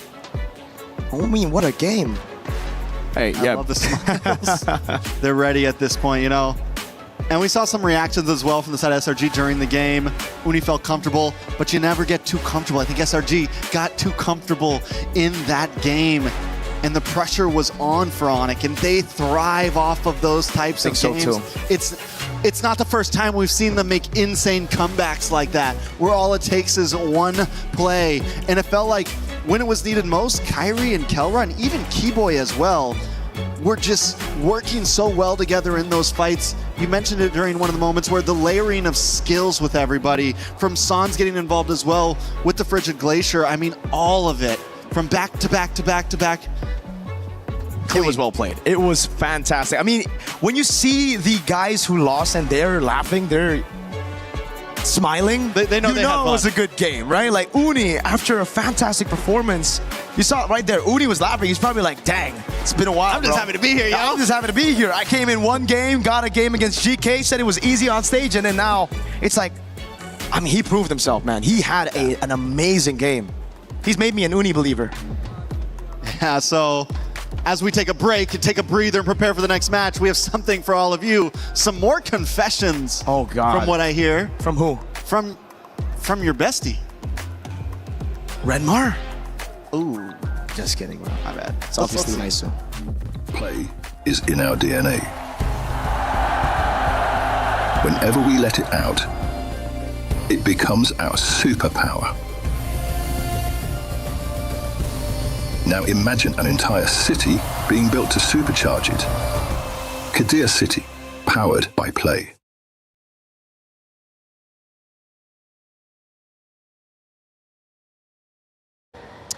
Welcome to a new segment here for the Mid-Season Cup. My name is Chris, of course, and we are doing Confessions with Lafell. What am I confessing to? Like, why is this called Confessions? Nice watch, by the way. Thank you. Yeah. What am I? Okay, fine. Why do you want me here? I heard. Okay, what did you hear? That you're Moonton's favorite talent. Do you agree with that? Considering I've won basically all the trophies, I've won multiple Best Talent Awards. That's the Greatest Talent Award, which is basically like international, from everyone, and I won that one. Plus, considering all the jokes that I've did, and I'm still not fired. Yeah, it's an accusation that's hard to say no to. I love them too. They're my mama and papa. So that's it. You kind of, Hey, I would blame my other talents. Why are they not loved? Is it me? Let's gaslight them actually instead. That's a good idea. We'll gaslight them instead. Yeah. That's more than fair. I heard you're a big fan of Newton. So what was your favorite Newton's law? The law of motion. And the reason why I like it is because there was a time that we had to prepare for tomorrow's show. But I got very bored. So I spent 3 hours learning physics about how Newton's law of motion really discusses about how sound is created, which TLDR is just a bunch of particles in the air that expand and contract, and a disruption in the air creates the sound.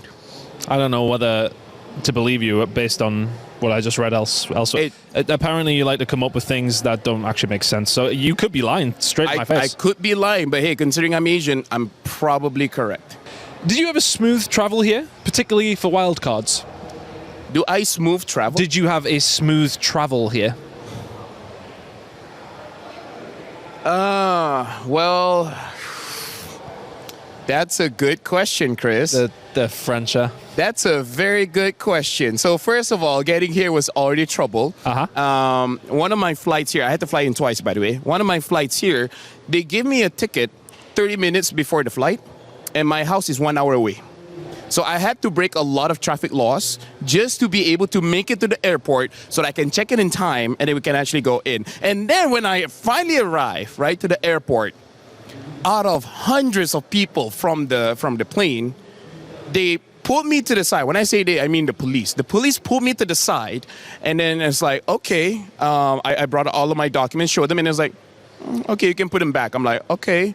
So what's gonna happen? And they're like, oh, we're just gonna search you. And I'm like, oh, do you do this all the time? And then he was like, oh no, this is takes out his phone, presses a few buttons, and after 1 minute and a half, it's like, random. This is a random search. And then I had to go through all of that, and then he spilled shampoo on my shit. So I'm like, it's been fun so far. It's been fun. The police made me feel like a VIP, where there's two guys in front and 2 guys behind. Escorting you in, yeah. It's escorting me, essentially. Yeah, I felt very much welcome. I have a very long name, by the way. Give me it. Muhammad Amirul Aiman bin Muhammad Kamal. That is quite long. Or you can call me Lafel. Mine is Chris Tun, and that's it. Nice. I met a girl named Zoe. And it's like, anything more? So, chilling. That's it? Z first name, O middle, and E at the end. No way.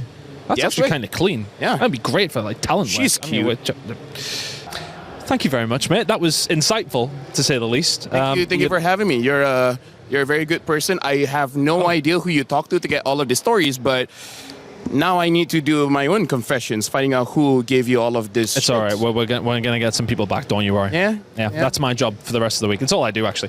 Thank you very much. That has been Confessions once again.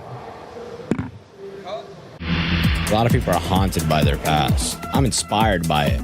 They're not just playing for themselves, they're really playing for their entire family. They have defeated their demons.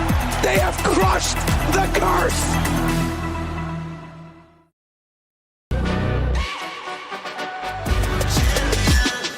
This ain't no regular thing. Came for the ring, you know what I mean. You see my name in the lights. Better get right, I'm champion.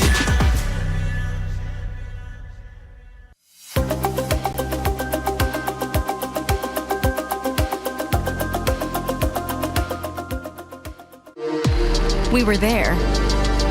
For every click, every clutch, every respawn. We were there for the years of grind. And we're here. Now. The proud founding partner of EWC. Powering the biggest event in gaming. Shoulder to shoulder with the world's best. Making history. Greatness deserves a stage. Lenovo Legion. Reach your impossible.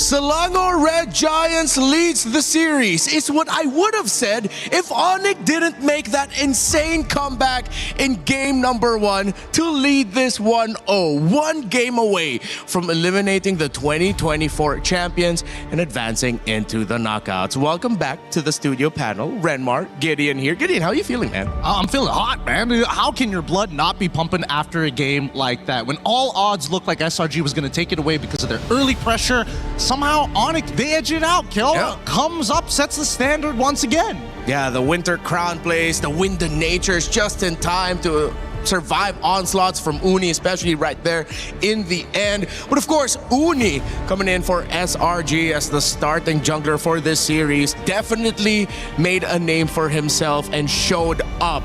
11 plus kills, 1 or 2 deaths, a handful of assists. You cannot doubt that this young man is ready for the stage. Let's look at what map we're going to be going to get. What we are going to get. Oh, Flying Cloud. All right, expect this to be a bloodbath. It's just going to be a lot of fights over and over again. Yeah, and the punishes in the lane might not be as hard as we were hoping to be in the previous matchup, but at least what we have learned from the drafting side, especially if SRG is going to end up back on that red side, is probably to set up that same scenario, right? Yeah. At the end of the day, Sans didn't have the hottest of games, but at the same time, you could tell that Innocent just wasn't 100% accustomed, because how often do you see just a random or just show up? You know, coming into the mid, dropping down the stun, and more importantly, it's a delayed stun. Yeah, it's unfortunate that you could really see the exact moment that it went wrong for Selangor Red Giants. Yes, it wasn't just the little decisions they made leading to the fateful moment wherein it was Innocent holding the Lord and SRG trying to bait a reaction out of Onyx, but it was answered by Onyx and Kyrie on the link perfectly, jumping on the Harith, taking the Harith out, and Onyx playing the long fight to eventually win out game number 1. Good bans here to start it out. We've talked about so many times how the Atlas has impacted this metagame, and the Marcel getting taken out by Onyx, while Jusin, used by SRG in game number 1, will be taken out by them on the blue side. Onyx continues to ban out Salinas. I've yet to see Hirara. I've yet to see a Ling ban for either one of these teams, but I think, most things are pretty similar. Seems like Yeb has decided, the Marcel alongside with the Selena, both of which not to worry about. They've been banned and they just need to breathe. But from SRG's side, I wonder what the opener is going to look like, because I would assume that if Hirara shows, they're going to take it. So what would be then the same response from Onyx? Is it still going to be like, hey, we don't mind Hirara into the link, or do they want to affect it right off the get-go? If Freya's open, one of them has to pick up the Freya for sure. Honestly, I might be a little bit more in the boat that if ever it's available for SRG and you... Honestly, I feel like I don't even need to worry about the Phoveus because he can slot that into the gold. Just pick up the Freya as the first pick. Yeah, and they also have to worry about that Fanny too. So luckily, the Fanny is gone. It's all up for play. Beleric Valentina is still in play, not to mention the Ling as well as the Hirara at this stage of the game. And I think that Onyx needs to make that final choice. It's either they open up the entire thing or they just answer to the Freya, which again has been very terrifying, especially when let through. Let's say if both assassins, top ones, and the meta will be left open by Coach CW and Coach Yeb, Ling and Hirara, will it be one of those, or will they ban out the Freya and just keep it honest with the Ling-Hirara trade? Last ban, red side for Onyx, taking their sweet time. They ban out the Freya, Ling and Hirara is the active trade. Knowing SRG, based on the information that we got yesterday, they like to go for the Hirara here most of the time. And considering that they were playing an early game composition in game number 1, I don't mind them if they do it all over again. Yeah, could work out very well for them. I think if they want to run back wherein Innocent isn't going to be packing someone with basic attacks and they want... Well, I mean, Harith isn't as the non-traditional marksman, if we're looking at like basic attack marksman, then just pick up the Ling. But they did get their win in their previous series against GK with Uni on the Hirara, and it was a very good Hirara performance. They go for the Hirara.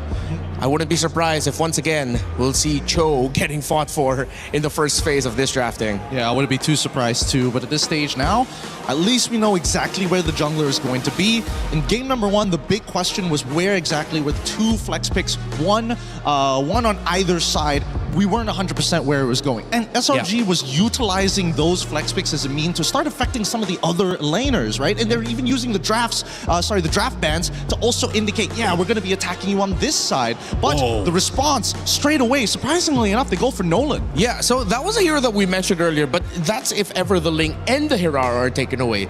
So this was like, it's Onyx trying out, all right, instead of focusing too much on the Ling Hirara trade, why don't we bring up the third option that people and other junglers in MSC have been bringing up in interviews, in quotes? They are honest and pick up the Nolan.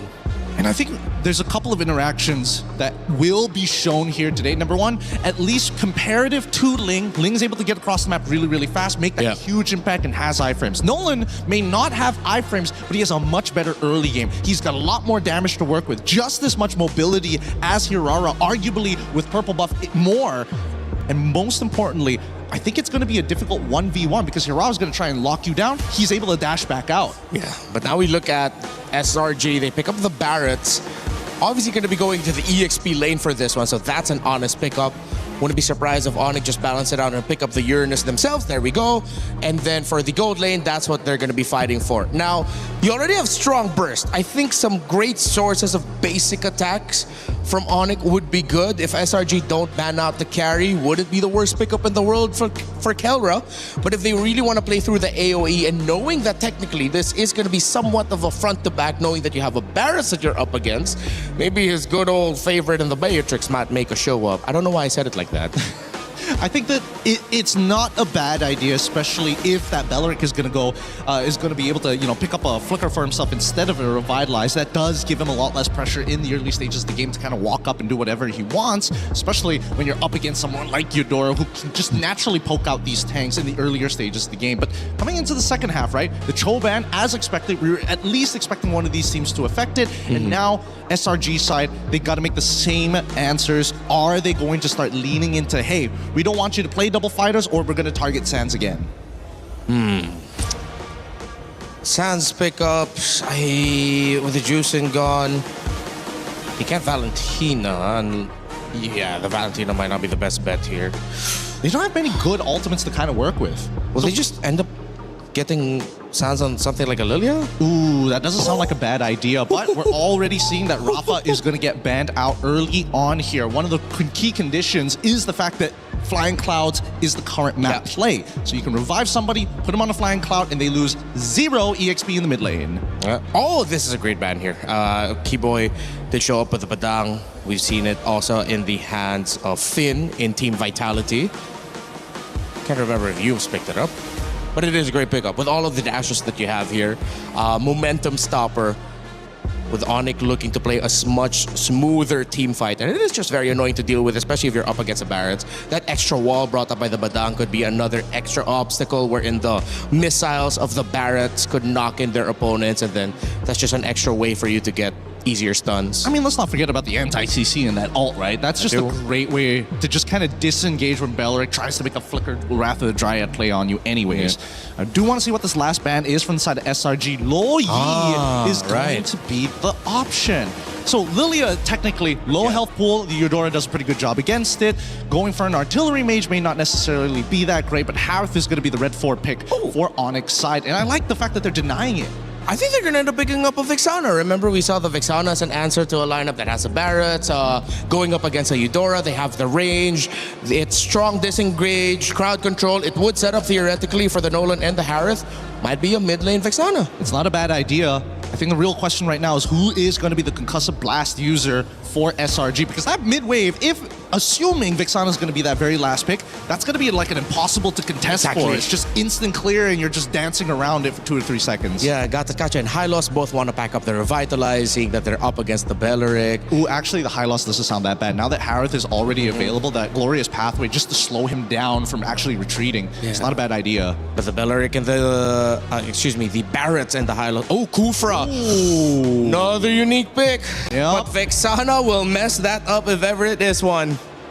Let's see if they actually go for it, right? Because doesn't mean it's the end of the world. There's not a lot of people who could disrupt people like Yves, for an example. True. Eve still might be. They But they still go into the lead. That's so interesting. Yeah. I think at the end of the day, they still want to make sure that, hey, we don't have to stick around the lane for too long. I am curious about specifically whether or not this Belleric, what are the emblems? Is it going to be Ragefly? Is it going to be Concussive Blast? That's going to tell us a lot about how this game is going to be played out, especially in the mid, considering that Stormy, he wants to move out of that lane fast with Yums to ensure that Kyrie can't find an angle in for a lane gank. SRG needed range, and they got it from surprise initiation through their Kufra, but they are very close to mid-range. While for Selangor Red Giants, yeah, close to mid-range too. Honest with it. Good sources of damage for both, and this should be exciting. Will SRG force game number 3, or will Onyx sweep them here to advance to the knockouts? Mirko and Trex, let's go! We're jumping back in to one of the most grueling series we've seen so far. Onyx up against SRG. Onyx came back last game, late game. They had zero control in the beginning, but were able to still get the win, and SRG continue to evolve and grow. They're willing to risk it with some different picks. This is something they lacked in the beginning of the tournament, and we're already seeing how much more they're adapting to current meta. Hey, that's a sprint on Stormy. That's something new, that's for sure. Pull yourself together though for Yums, Master Assassin, for Innocent, just trying to win out this lane. But yeah, sprint over Flicker for the first time on Eudora. I wonder, I mean, had to be, whoa, a lot of damage on the Keyboy. Toe the fracture, not even there, it's just a passive Kai. Jumps in, picks up the kill, Yum's gonna be very low. Onyx strike first this time around, and they instantly go into enemy jungle. Beautiful rotation from Loopy and Kyrie coming to that mid lane. Yums is gonna try to stop it, but he may get taken out here. Yeah, Kyrie is able to take it, now he jumps on Yums. There's a few more hits to take another. He's on the board, now it's 2. This is one of the good things about the Noland up against this Aurora. He's going to be able to dash away. He's got the escape ability. He's not, even if he commits to a big amount of damage, he instantly dashes back, and it's going to make it a little bit harder for Uni to catch him in some of those dicey moments. Yums may be going a little too deep. Maybe should have just let them have that one, because now that Kyrie's got 2 kills already on a Nolan, it is a picture-perfect start for Onyx. Can't get better than this, right? Especially after last game where it was SRG who dominated the first 14 minutes of the game, right? Like entirely early game, it was just SRG. Kelra this time feeling the wrath of Innocent in a winning matchup. All right, so SRG, do they want to contest this? Again, they do have the Harara, one of the highest prioed heroes in the meta right now. They're just gonna go in on Cram. He's gonna get bursted down. Suns picks him up. Lutpi's able to walk Yums down. Keyboy doing the same thing now, over to the purple buff. Uni still just level 3. It's like deja vu to game 1, but it's reversed. It's Onyx with the control. 2 kills at the start. Neutral objective without even using the Retribution. Uni using the Retribution on his own purple, just like Kyrie was doing last game. It is a mirror match for sure. Can SRG pull off what Onyx did though? You know, it seems like SRG's a little bit disconnected. Yums first goes in by himself to his own death. This time Cram maybe goes a little bit too deep while Uni's still looking for his purple. The full commit's not there, and 1 or 2 of them are going in and getting caught off. And I think they have to realize that maybe it's not the time, or if we are going to commit, everyone has to be together. Slow for Onyx after this lead, just taking a purple buff, and only now really making that aggressive move. Double immobilization onto Lutpi, but he doesn't care. Keyboy got a position. Flicker after the Triad. Connects on Innocent. He wasn't expecting it. Now an all-in on Yums. Under tier 2. A Flicker burnt out already. And Uni has to just watch as it happens. They didn't even want the orange buff. Nope. We're not even going for this orange buff. We're going to lay a trap. We're going to get another kill. We're going to put Kyrie at 3-0-1 and Sans at 1-0-2. Let's get these damage dealers rolling. At this point, Uni's just sitting back and watching. He's trying to farm his own jungle. He's trying, I mean, everyone's just trying not to die at this point, let alone catch a lead. That was one of SRG's fallback plans, right? It's Innocent. If you lose an early game, you can just play around Innocent. The rest of the composition, though, is made for early to mid. Sans has to use the black shoes there. Good move by Cram with the rotation, catching him off guard. But now it's going to take a little bit more to get that plan B sorted out. They're going to have to constantly rotate with Innocent now. Yeah, look at them, literally hovering around him right now. Stormy and Humes keeping him safe, but possible play in the mid. Onyx going to be pushing SRG back. I don't know if this is a turtle they want to fight for. 2-level advantage on the Retribution for Kyrie. Golem gets reset. Uni still able to secure it. Now looking for level 7. Kai on the purple buff though. This should set him very close to level 9. I'm going to be honest, I don't even know if Cram should be down here at this point. Is this really a fight that they want to take? Innocent, slightly behind, nothing too crazy. Does hit level 7. Oh. Taking a lot of damage. That's why they went for the Lilia, man. Baraz is just going to get shredded down. Has to flicker out. He has the Consecration still. Free Rectory now as Yums is able to find the Talent Rage on Keyboy, but he doesn't care as Kelra pops into Zaman Force. Lutpi with the Consecration gets away. That is nothing to Lutpi. And this is what I mean, right? They expend so much time on that turtle. They maybe could have got a push on top tier 3. They maybe could have, you know, if Cram would have stayed up there, if someone else would have gone up there, they could have rotated elsewhere and at least made play up on the map. But instead, they spend so much energy on a turtle they never had a chance to get. So now it's the build back up for SRG. They send Innocent to the other side of the map, trying to get him farm.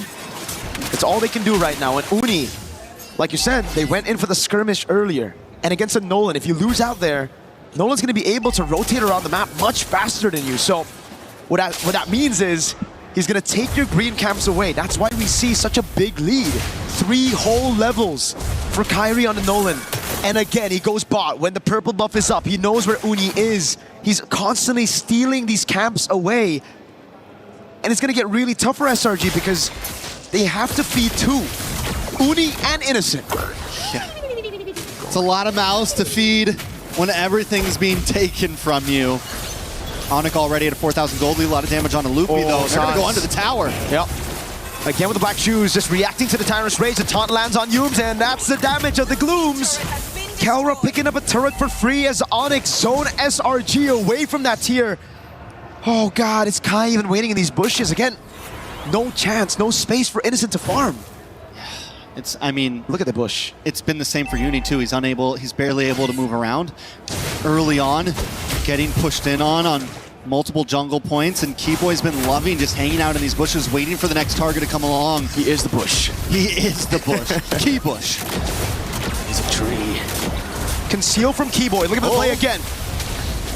Ow.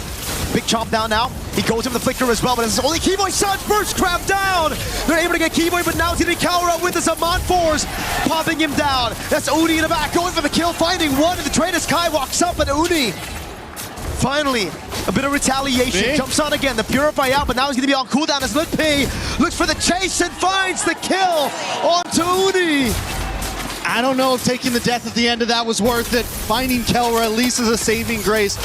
But the damage onto Cram, the burst damage of this team right now, with Kyrie being at 4-0 and 3. I mean, it's true. It is very reminiscent of how SRG was doing Onyx last game.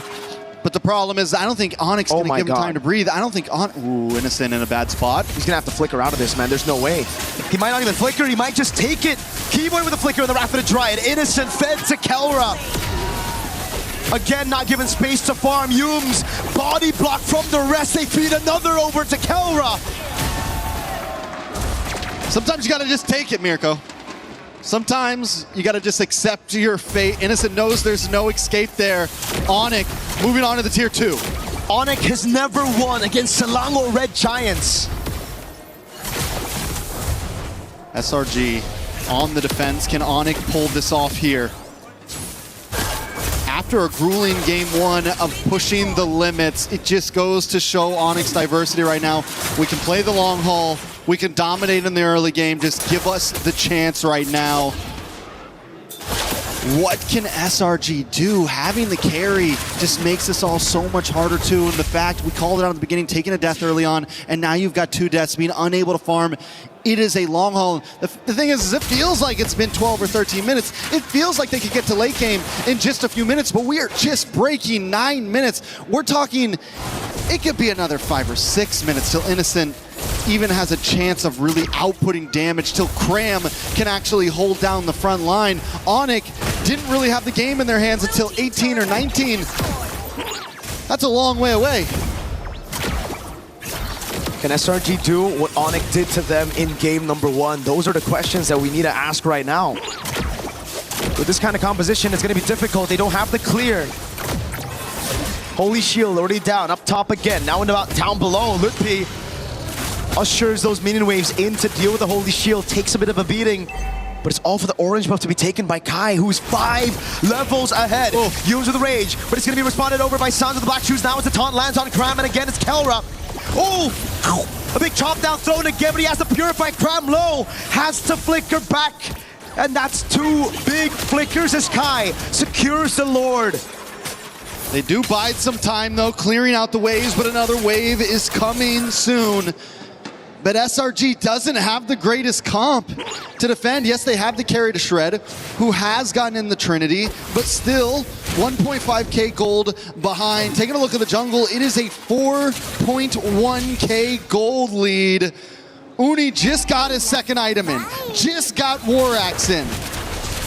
The last time they met at a major international, it was SRG who knocked Onyx out of Group B in MSC 2024 with a 1-1 draw. Well, revenge is here. It's in Onyx's grasp. All they got to do is close this out. And last time SRG was a little bit too patient. Onyx is ready to kick in these doors. And whoa, yeah. Was it a flex or what is it, a misplay?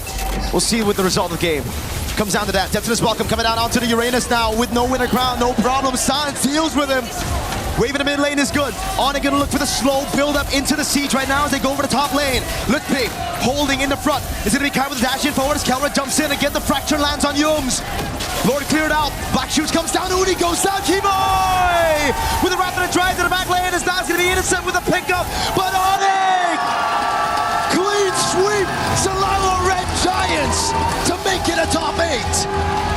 And they don't just win it, they earn it.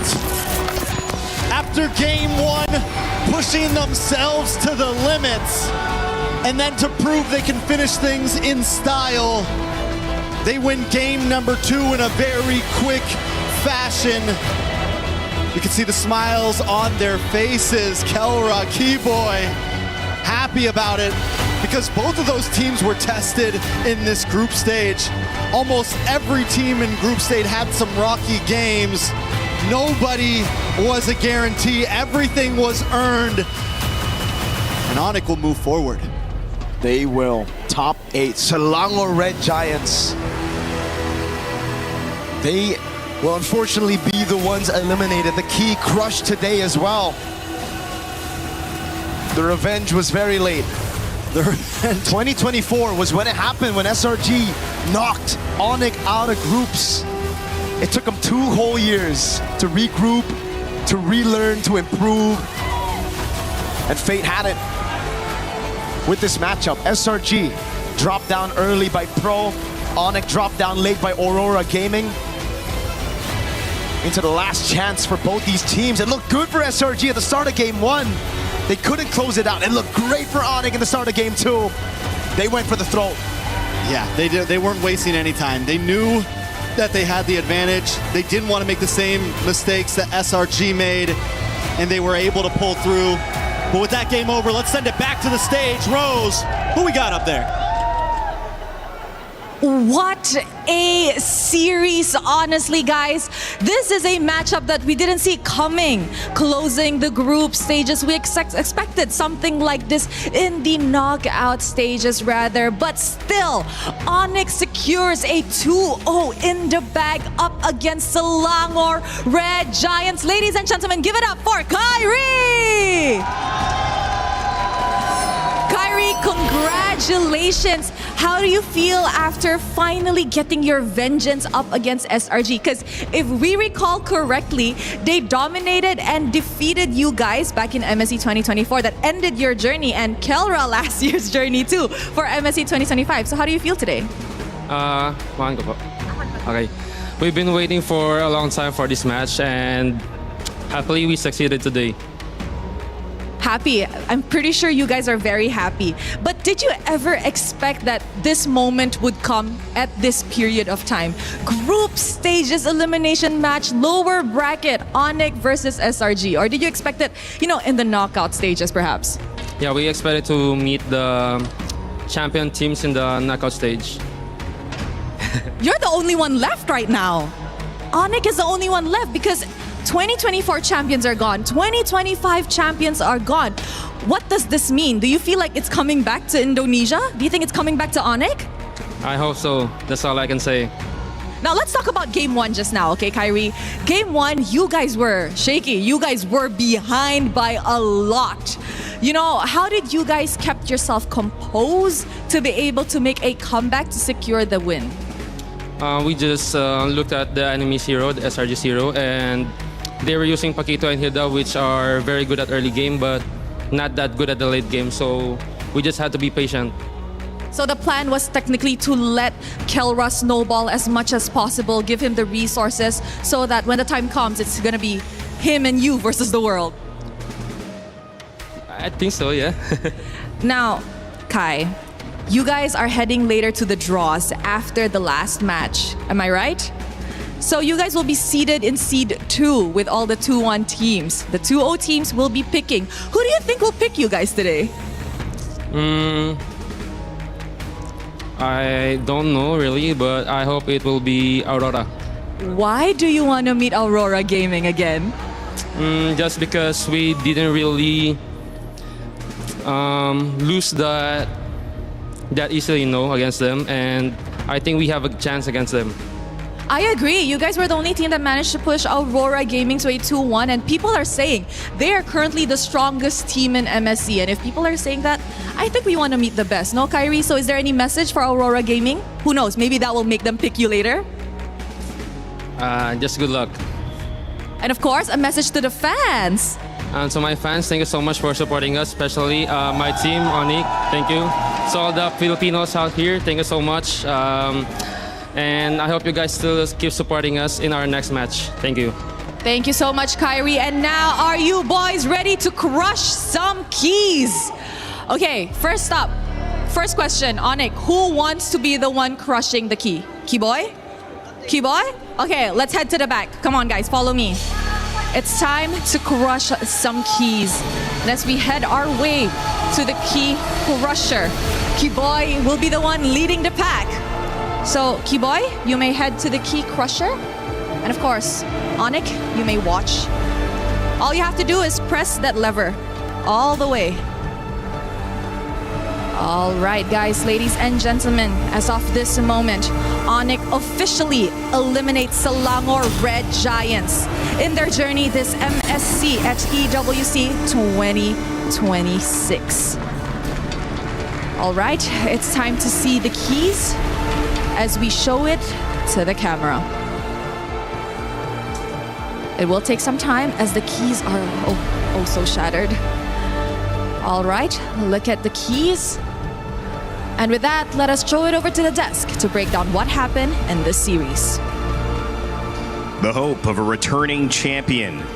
Now from 3 at the start of MSC, it's gone down to 1. With the key crush from SRG, it is just Onyx who remain, who have been your MSC champions here, ready to do it yet again if the tide is right. And they don't mind going up against even the best, or at least people might be calling the best, Aurora Gaming so far in this tournament. I love the shout out. I love the confidence. Pick us. We had a good chance against you. We want to take it again.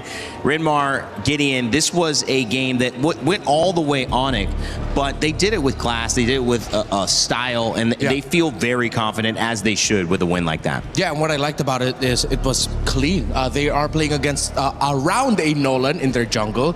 Clean burst. They got that very quick win early in the game, and they didn't stop from there. It's classic Onyx. It really is classic Onyx, and not to mention that just so many things that could have gone wrong in that early stage, especially in that first Litho fight, calling in the Uranus alongside with the Barats. Had it not progressed in that manner, maybe it would have been an entirely different story.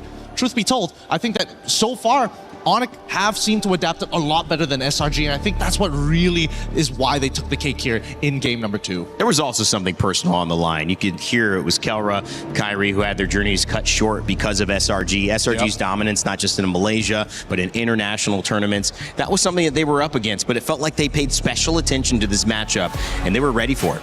Yeah, just look at the numbers there on the carry. 20,000 damage. It felt like he dealt more. But you were mentioning Gideon. It was a Sans game. Yeah, it really was, because again, Sans was probably the biggest person they could have looked to punish here in a lot of the times. And we were discussing whether or not the Vexana would have been a better fit. But unfortunately, I think that Sans, he was mad after game number 1. Yeah. When he was getting oppressed on this Aurora, now he decided, you know what, I want to be the oppressor, and I don't care how many super subs you're going to send in, I'm the dominator. Yeah, he wanted to be continuous with it. He wanted to make sure that there's constant pressure coming out from his Lilia, the constant use of the glooms, maximizing it, even using the black shoes at the right time to bait out SRG into going in for some questionable dives at some point, especially for Yumes, especially when you're seeing the Lilia, you're thinking, oh, I think I can get the Lilia down here. Oh, wait, no, I've wasted my Tyrant's Revenge and maybe even a Flicker out because the Lilia still has the black shoes. I know he's thinking about using it so that he can force the black shoes out, but sometimes you're just going to have to think it's not worth it. Yeah, it really isn't. And not to mention that once Lilia comes online, it's very easy for her to be like a strong anchor for the team. She sets the battle lines, and then she can just walk away and do whatever she wants, and then come back to reset it again once the team has finally recalibrated and regrouped. I think that unfortunately, as much as Innocent is a great player, he won the lane technically, but then the rest of the paratroopers decided to come on in to invade his side of the world. So at that point, they're just falling behind. Yeah, this is a tough one, and obviously it's always difficult in these moments where you have somebody who does their best and it doesn't quite get them where they were hoping for. And the side of Malaysia and SRG, well, they're going to have to be content with their 5-time PL champions and championships. And of course, the fact that we now have a chance to do an exit interview, not with any of the players, but with an analyst from SRG as well, to learn a little bit more about what went wrong. Hey, Turner here, and we're backstage with Coach Veki from SRG. Maybe, Coach, you could give us a little bit of information as to what happened in that match against Onyx. I think what happened in the match is, I think that we were very confident going to the game 1. We did not manage to really win that game 1. Going to game 2, I think the adjustment was not the best, because I think we were left behind in the meta as well, because we were trying to adapt. So I think in the game 2, it was just too hard to play. Yeah. After game 1, were the players kind of down? I mean, considering you had a big lead and then you weren't able to close it. When we come to the backstage, I see all my players are still in a good mood. Actually, going to game 2, are still in a good mood. I think when it comes to game 2, I will just say that our strategy did not work. And that was the main reason why we lose in the game 2. Yeah. Okay, so the strategy didn't work out in game number 2 as well. And this is, I don't know if this is a sensitive question or not, but I'm just going to ask. What did you think about the fielding of a new person in the jungle? It was Sakai's before, and then we saw the substitute yesterday for Uni, and then Uni's playing today. What happened there? Because we wanted to play Skies for this tournament, so we started him. Okay. But going through when it comes to here, and then when it comes to practice, when it comes to tournament, things are not really going well. So we tried to fail Uni today, and then because Uni, he's also very, I would say very talented. And then I think that yesterday it was the time that we should let him try and see how far we can go. Yeah, then that's where we try to play Uni. But in my perspective, I think both of them are really amazing jungler. I agree. And Uni did really well. Yeah. In that really last did very game, well. right? Yeah. So what are you going to tell all your players after this when you get to meet them? When I get to meet them, I'll say that I'm still really proud of how much they have gave. And then there was a lot of discussion. There's like, this team has always been like a big part, like big family for me. So we really care about each other. We really love each other. So I just felt like what I can do is I just have to be better, you know. I just have to be able to lead them better, think about what I can do for them better, and then let's come back from these losses and take it as a huge experience and learning. Yeah. That's what we want to hear.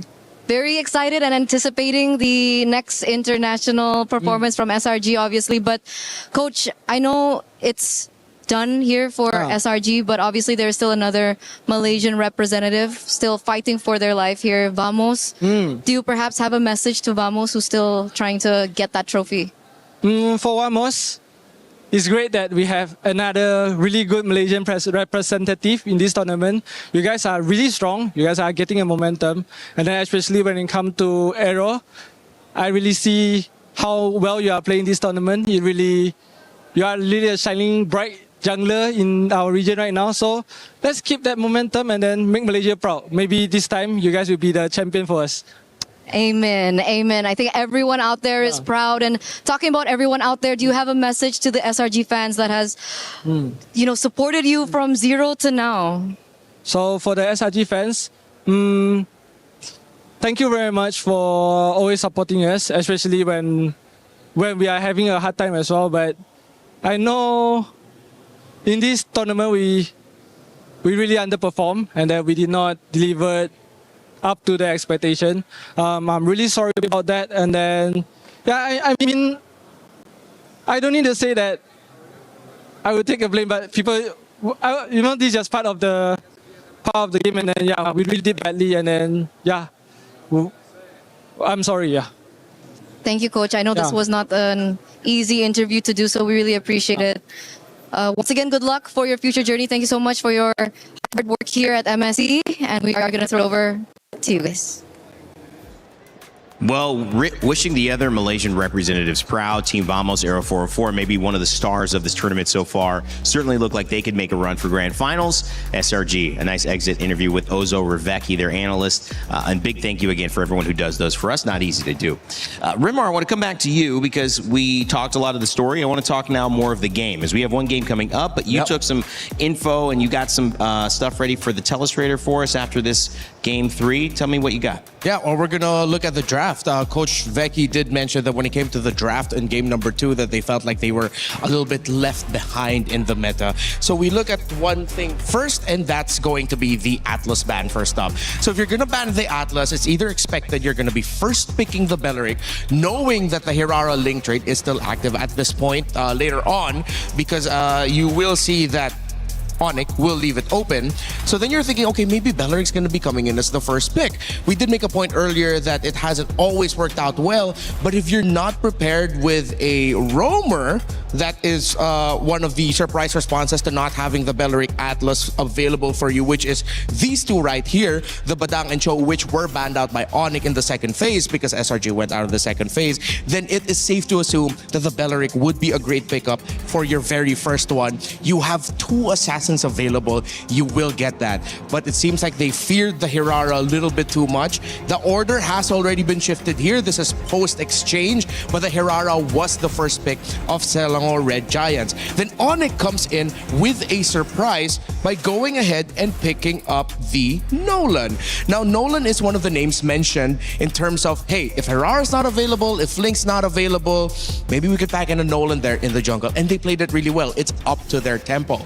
I was making a big case about the Vixana, although we did already mention the Lilia heading into the picks for Onyx. But the Lilia and the Nolan, I am reminded just how well they complement each other. Constant pressure from the Lilia where the Nolan can sweep, or Nolan with a sudden burst with Lilia to sweep and finish. With Onyx getting the Belleric, and then of course SRG picking up the Kufra in the end for them, they just didn't get a favorable matchup in the center of the map. It could have gone also SRG's way for the very first trade, but you see the little differences here and there. Belleric being able to heal himself, just the raw damage output a little bit better from Onyx, and of course that is the playstyle that they love. They love that aggression.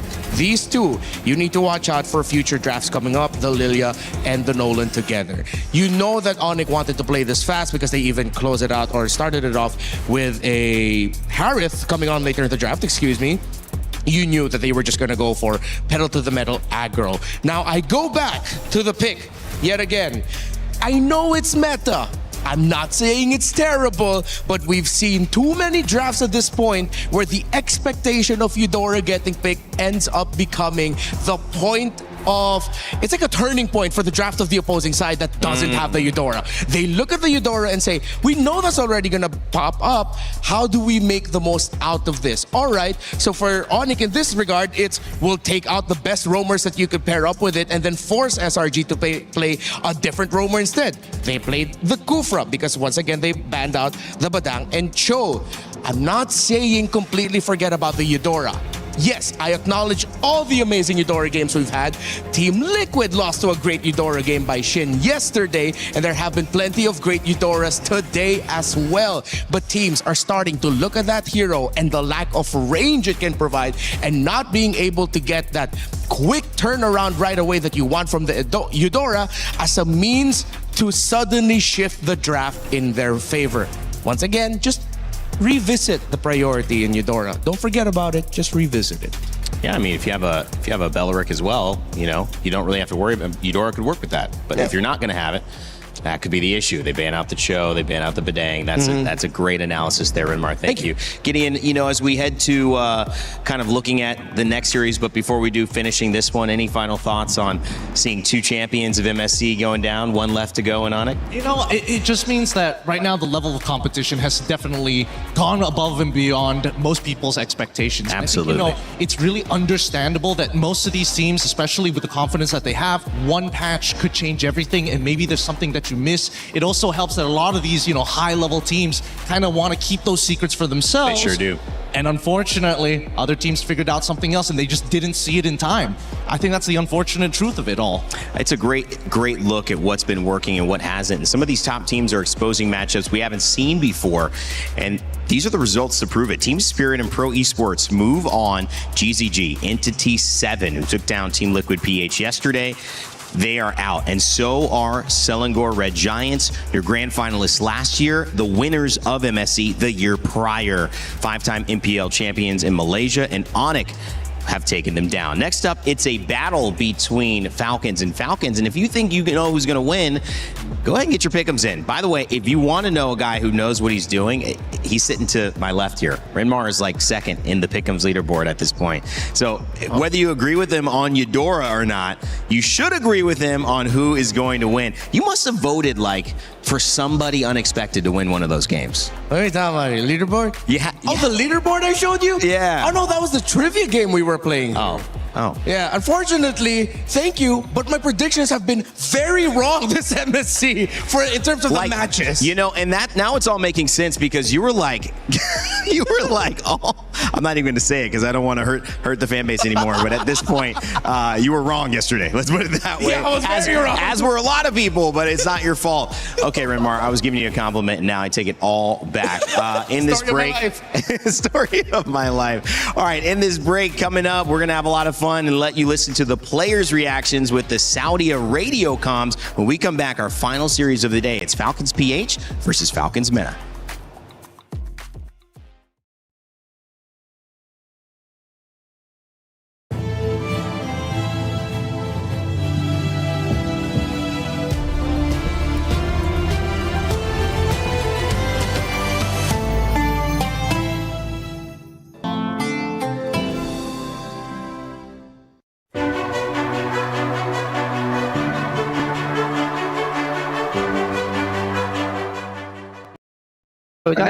Làm ra được. Nói rồi, nói đúng rồi. Con này qua ha. Con này thầy với lại thầy ra đi. Tí đó, tí rồi. Con này nó. Cái gì à? Bố làm gì vậy à? Thì con nó có thành này. Nice. Đi gỡ rồi, luôn có bao địa chỉ này à? Tao đi đây. Fan đi nó phải là đây. Đây đây check. Fan run đây. Right guys? Yeah, we can. But there is lore by the way. I think we can defend with my ult guys. Check me. Oh, can you come? I think we lost. Too much. I just cut mid lah. Boleh cek aku tak Justin guys? Boleh sih. Cek aku?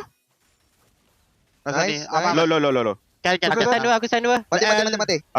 Komen. No puri saya. Aman banget bro. Boleh dah? Lagi? Boleh. Sampai tadi belum. Menang dah. Dia parah. Ni.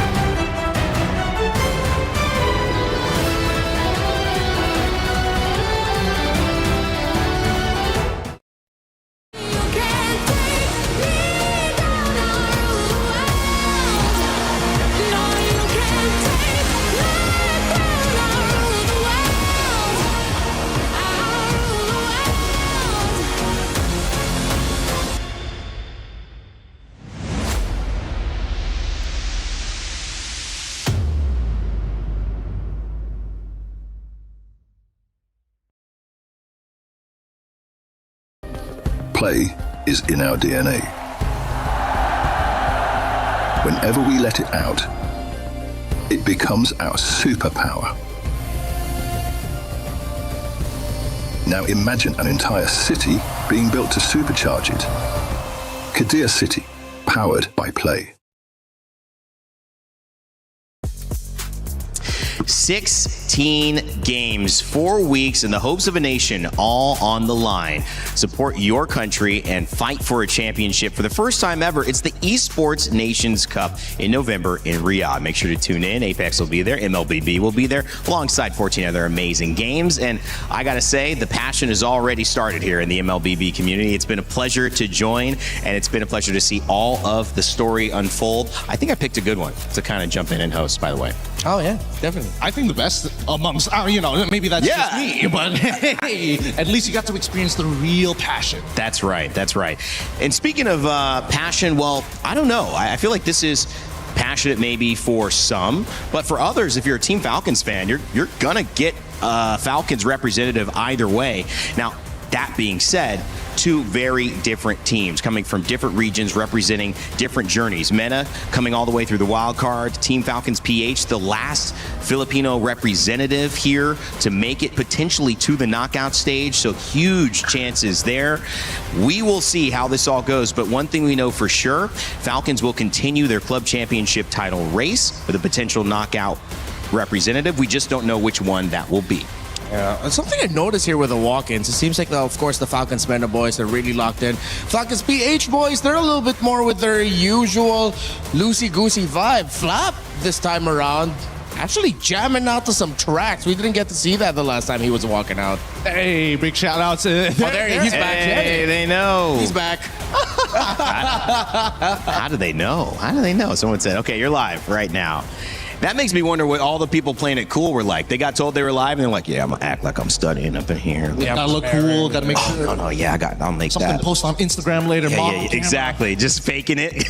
Studying stats. Yeah. Meanwhile, Flap. They're clearly told they're live, so whatever I see now, I know you're faking it if you're trying to pay attention.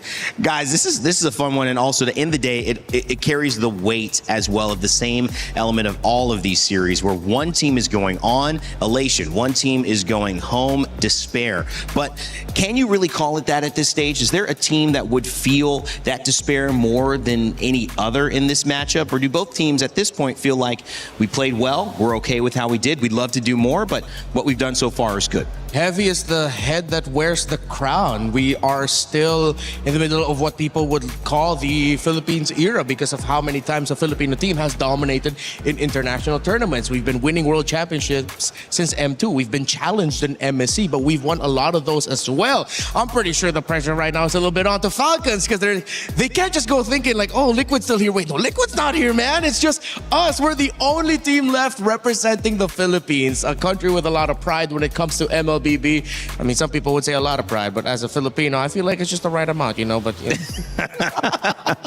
It's a different baseline for everybody. Okay? It is. But understandably so, I think what's really scary is that despite having so much weight on your shoulders, there's still that gnawing thought of like, maybe this patch is not us, you know? Maybe this patch is what makes it so coin flippy. One bad mistake could end up getting us knocked out. And I can't imagine a world where a Filipino representative doesn't make at least top 4. Yeah, and that has been kind of the shift. That's why this has been such an interesting one to jump into. So speaking and introducing that team, Team Falcons PH, representing the Philippines, it has been an up and down journey for Philippines here at MSC. We've obviously seen one of the #1 rated teams in Team Liquid PH go down. This is Philippines' last hope, but it is a good hope because this squad definitely knows how to get the job done. From Haji, Ogwin, Super Marco, Kyle, and Flap, they're all about to take stage. But before they did, we wanted to see how in sync these players were with some other opinions. That's why we asked them a little bit of this or that. Hey guys, my name is Apel, and we know the players. They can play well in-game, but let's see how they do in real life. Because this is this or that. I'm with Super Marco, Kyle, as well as Ogwin from Team Falcons Philippines. If you guys are in sync, you're good. If you're not in sync, then you guys basically can hit each other with a hammer. So if all are good, I want you guys to line up. The first question. If you can time travel, would you rather go to the past or the future? Go. Hey, he wants to go to the future. He wants to see what's up. All right, so this one is going to be tricky. If you have to choose one for your life, would you rather never listen to music again or never watch videos again? 3, 2, 1, go. You're really not the same as them. Okay, for the next one. Would you rather give up your phone or give up your bed? Phone or bed? In 3, 2, 1, go. Yeah, I mean, like, come on. Who needs sleep, right? Who needs sleep? We got 2 more. This is Jungle Heroes. In 3, 2, 1, go. Oh, finally, you're the different one. It's better. I agree, Belman is better. The last one. Say you guys have been caught. 1v5. Who would you trust to save you guys? Flap or Haji? In 3, 2, 1, go. Of course you have to trust Haji, right? Of course. All right, so it looks like it's not super in sync. Have the hammer. Whack your team. There you go. This is Team Falcons. I gotta say, all the teams love this one. We'll see you guys next time. Some of those were some serious hits right there. The Stealth Assassin, I love it. Team Falcons PH, a little out of sync, but all fun and jokes in that one. I'm sure they'll be in sync in game when we get started. And that turns our attention over to Team Falcons again, but this side, the MENA representative. Remember, GK Esports qualified as the MENA representative, but the likes of Sanji, Boyet, Cuff and Troll, and Sano qualified through a 10-team wild card, where only one of those teams could make it to MSC. Finally getting here, they've now put themselves on the door to being able to have a chance to qualify for the knockout stages. And of course, they've got everything to play for.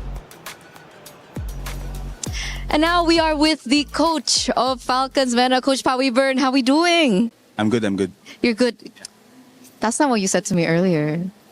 I'm good, but yeah, I'm nervous. Nervous. Okay, so can we talk about that a little bit? Why are you nervous? Yeah, because of course the enemy is Team Philippines again. And of course, they are one of the strongest region, right? And yeah, they were our, screaming partners as well. So we don't know what will happen. I heard about that. Is that a good thing? Is that a bad thing? What do you think about being screaming partners and now you're in the lower brackets with them? 50-50, yeah, because we know their heroes too and they know ours. So we'll see. Is it weird for you going up against Falcons? Weird. Because I think some of them shared that they were a little bit sad up against the same org. Same as, for us too. We're really sad that we're gonna fight our, sister team. Yeah. Philippines, but it is what it is. We just need to, play and see what we can do. Do you have maybe a message to them before your match? For our Philippine team, good luck and have fun, guys. And I hope we play our very best. Play our very best. So I want to rack your brain a little bit. Like people and legit player, coach, everyone, they're talking about the meta right now. I mean, you played in the wild cards and now you're here. How different is the meta from wild cards to now? It's really different because we're not expecting they will drop a big patch, after that MSC wild card. So it's really big. And then as I think my player said, told you guys that we're not practicing, right? Like we just got here at 19, I think, and then we started practice that day. So we only have like 1 day or 2 days practice to to check the meta if we can play it or not. Yeah, but I think right now we know a little bit. So just we'll see. So it should be okay. Should be okay. So is that your main challenge now? Yes. The meta. What about if I had to ask you about Falcons PH? What's your main challenge up against them? Main challenge. Don't give us jungle tank. Okay, so you don't want to be forced on a jungle tank. So maybe we'll see an assassin showdown. Maybe. All right, coach, I think that's it from us. Any last words that you want to mention? Thank you for all the fans that supporting us, And now we're gonna fight our sister team. Good luck, and have fun. Thank you so much, and good luck to you. And we're just sorry, what? You make me nervous now. What? We're throwing it over back to you guys. Did I just see Eterna lose an interview? Oh, man. That's a rare result. I think that's the second one. All right, so she's like 18-2 now or something. Maybe 28-2. You know, she's probably done at least 30. Yeah, still a solid record. Solid record. A+ still. Eterna. I will say, Powie Burn, I like the hat too. That was a nice little merch plug right there. Falcons. It's all Falcons. So we're talking about it. Obviously, different regions. And when you speak of the MENA region, they have yet to qualify for a knockout stage at an international. Yeah. And this is an opportunity. I mean, 2 games away, Rimar. You look at, I mean, that's not that far. Yeah, but it was these boys under a different banner in the M6 World Championship where they were right there. Just they needed that one series win to go into an even deeper stage into the M6 World Championship. It was them also, right? Like with Troll, Saji, Coffin, Sano. I hope for the best for them. I hope for the best for these two. I know it's not easy. It's so hard to kind of encompass how impressive Falcons MENA actually is, because genuinely each one of them has something going on. This is technically a hobby, with the only exception being Boyette here being the full-timer, and the amount of practice that they get in has to be at 100% efficiency, if not at 150%, because clearly they don't get to put as much time as everybody else here in Southeast Asia or across the world, and yet they still grind it out every year to push themselves to the next level. In comparison to, again, Team Falcons PH, they've won titles before. They've gone through the most difficult region possible to be able to get picked up by one of the best orgs in the region. Well, Team Falcons takes the stage on both sides in just a moment. It's PH versus MENA. One searching for the knockout stage to represent their region when we thought we'd have more representatives, and one looking to do it for the very first time and make their region proud. The showdown begins. Well, my friends, the saying goes, one team's victory is another one's defeat. A huge moment as Onyx take down the MSC 24 champions and Selangor Red Giant, knock them out of MSC 26, and well, sadly, break my dear Rose's heart. Yeah, that was a tough one to watch, and it's always tough sending a team home, but it's even tougher knowing them personally in a sense, you know? But the show must go on, because right now, the same org is battling it out to find out who's better, right? It's simple as that, really. It's a big all-out fight for Team Falcons on either side, and I think we're gonna have a bit of a doozy with this one. Oh yeah, this one is gonna be fun. So ladies and gentlemen, join me in welcoming Team Falcons Philippines!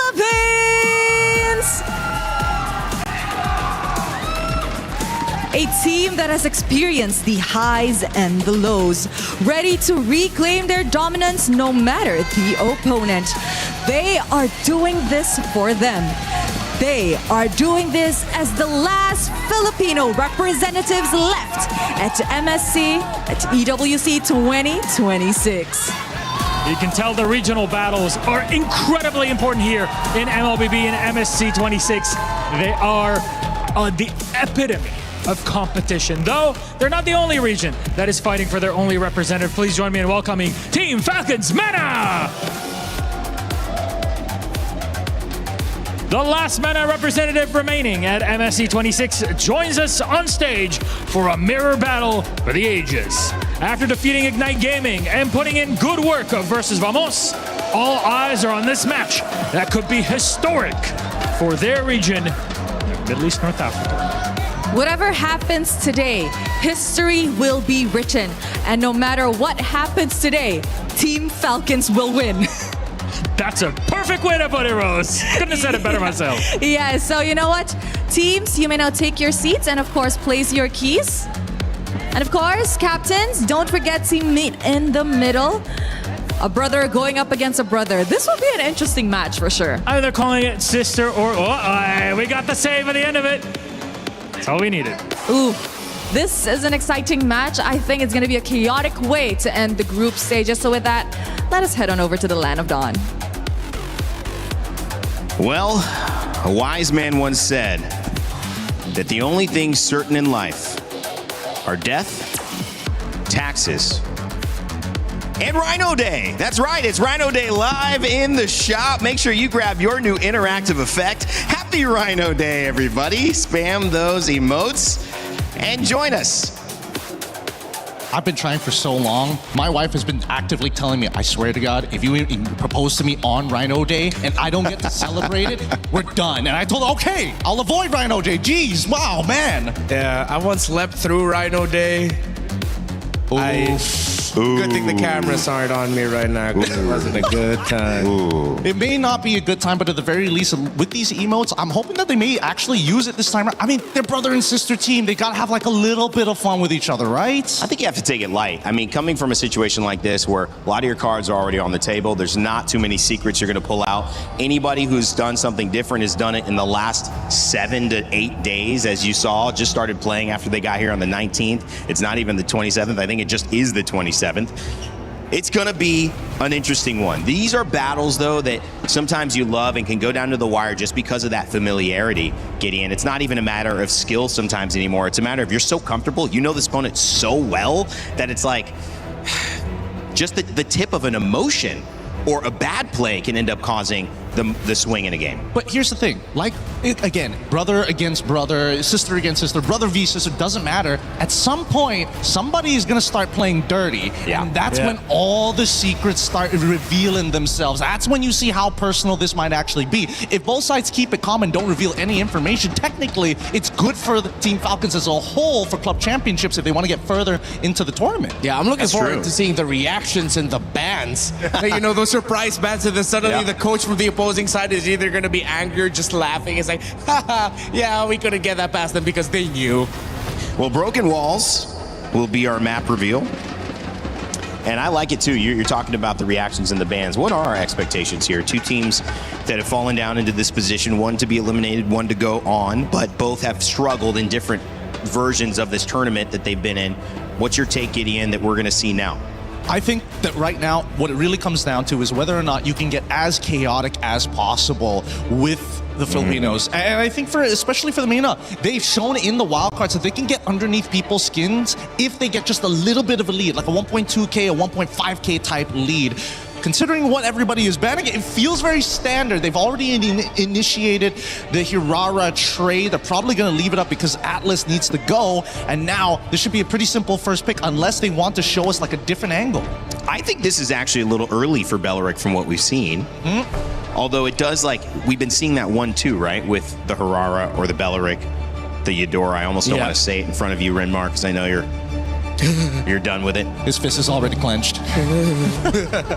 But a chance for Mena to set the tone, and it's Hirara with the Ling and the Fanny Band.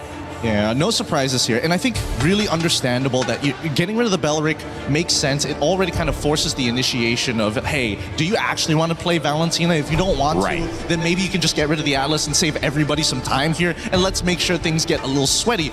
Your reign is rather interesting. We're seeing more teams actually lean into the more reliable sandbag. And Zushin still available too, but the Selena picked up. Little page out of Rosa's book. Yeah, some big evolution here by Falcons PH. While for Falcons Men, it is also an evolution for them. Usually they're the team that we look at as, oh, they want to force those utility tank junglers. But this time Boyet and the rest of the team stepping up to the plate, showing us that, hey, we're ready to play the Assassins and we're ready to play the game of this meta. With both roamers gone, I think we're fighting for Cho and Badang now. But don't take away the possibility that the Gacha still might show up with Revitalize, High Loss as well, but that's a little bit lower in the totem pole. I think as of right now, there's a couple of unique picks that have been circling around in my head, especially in a meta like this, especially when you have very key picks with distinct characteristics like Selena. Is there the possibility of maybe finding a stronger engage? The Cho and the Alice do show up. I was thinking whether or not they wanted to play something like a Lolita, but I don't think there's enough information yet to get that guarantee. Most likely, probably going to show up on that second phase, but let's see here, right? They need to complete their first 3, and I think most of the time, it's usually 2 tanky boys, and then the Selena, but if they want to initiate the Ling... oh wait, Ling's already banned out. They got to figure something else. Yeah, I think you just go and pick up the Badang, honestly. It's fine, it does the job, it has that anti-CC, but with the Alice around, fighting underneath the Throne of Ruin of the Alice, and of course her passive, considering you don't have a lot of crowd control, yeah, you need that crowd control. Just go ahead and pick up the Badang. Go into the second phase without your jungler, pick it up later. Oh, okay, no, they'll pick up the Nolan first. So, again, we're seeing now here the reprioritization of Nolan, whether or not the Ling is on board, but here we go.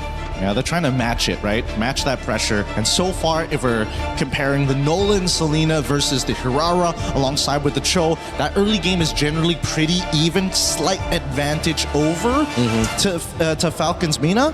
But then where do we go from here, right? There's still a missing support pick coming in for the side of PH, and ideally, I think going for the Badang may not necessarily, they don't necessarily have to hold on to it. They can go a little bit further. They still need a concussive blast user. Yeah. A little bit of a faster clear of the center. They might lean towards picking up the Gatat Gacha. Okay, I think this is one of those bans of like, yeah, we know you, so we know what you guys like to play. Let's go ahead and ban out the Clint. Oh, do they want to set up for maybe double fighter, high snowball style composition, strong side lane, so that no matter wherever Nolan decides the path, he has a potential to set up for a gank? No basic attack, all just hit each other with our hardest hitting skills. I wouldn't say no to that. That's fun to cast. Well, I'm not casting, but it's also fun to analyze. It's also the premise of Fight Club, but we don't talk about that here. What's that? Second, great answer. What else can they get rid of? Because there's so much priority going towards this gold lane, and I totally understand now that Cho is in play, that gold lane really boils down to who has the better battle spell. But now I don't have a choice. I have to go Purify every single time, and I can't get away from this Alice if I don't have that Purify. Yeah, it's gonna be tough to play a carry. I think Falcons are one of these two might want to consider just playing for like a lot of range. They ban out the Valentina. Are they setting up for something big in the roam? But why? But why? What other ultimate are we kind of missing out here? What are they trying to set up for in terms of a counter engage? I would have imagined that it would lean more into the EXP, but they already have the Uranus. Here's a funny suggestion, throwing it back a little bit back. Tigreal. Ooh, not a bad shout. I think that there's a lot of logic in this, especially if Hirara tries to go in for the engagement. There is a way to kind of counterplay it, or at least kind of keep up with her tempo. Conversation now starting to get a little bit more tactical. I keep forgetting about the Minotaur. With the Minotaur banned out. And now Falcons turn to pick up a roam. They really know each other well. Yeah. That's what it feels like. Oh, I get rid of the Valentina. There's no way they're going to steal the Minoan and Fury. Banned.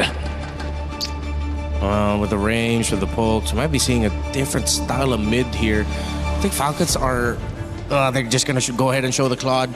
Might have been worried that you're going to be seeing like a artillery mage from Falcons Mena, so they just go ahead. They're zeroing in on dive. This is all in for Falcons, and this could be a very risky gambit. Oh, what kind of a support would technically field well here? Something that... OU? I don't think it's a bad idea. But then for Mina, at least we could see that they've got the stronger engage on their side. They have ways to kind of initiate, but where is the damage going to come from? With Harith already gone, Clint already gone to kind of guarantee the lane-winning matchups, does that mean that they have to go back to something a little safer? No Claude as well, so Brody? Yeah, Brody. Oh, Brody. Should be good matchup-wise. Zushin comes in late. Oh. Left on she's alive, yeah. The available list and the Moskov. Yeah, with all of this dive, good space. I'm honestly really liking this Falcons Mena draft. Unless Falcons PH decided to pack a surprise in the roam, or they'll just settle for the Badang. Again, we pose the possibility of a Tigreal. Yeah. Overall, missing here. We've seen carries late. Brody, you guys mentioned as well, could come up looking for that pick in the gold lane. No, Claude's in the gold lane for Claude. Yeah, they've already got the Claude at this stage, and I think that now they're just looking for like a support pick that kind of either leans into their strong lane or something that completely counters like two of their engagement tools. And without the Minotaur, it only really just leaves us with the Tigreal as a means to kind of get away. There's also the Lolita, but there's not a lot of projectiles to reflect anyway, so it's kind of not worth it. But Dong feels all right, but at the same time, it's just not enough to kind of maintain that pressure. I like the Gatot. It fulfills all the checkboxes. Clears waves fast in the mid lane. Beautiful. It can support the Selena. Most importantly, disengage. And you have Revitalize with you. All right, well, you see the lineups here. Falcons Mena versus Falcons PH. Guys, any edge either way?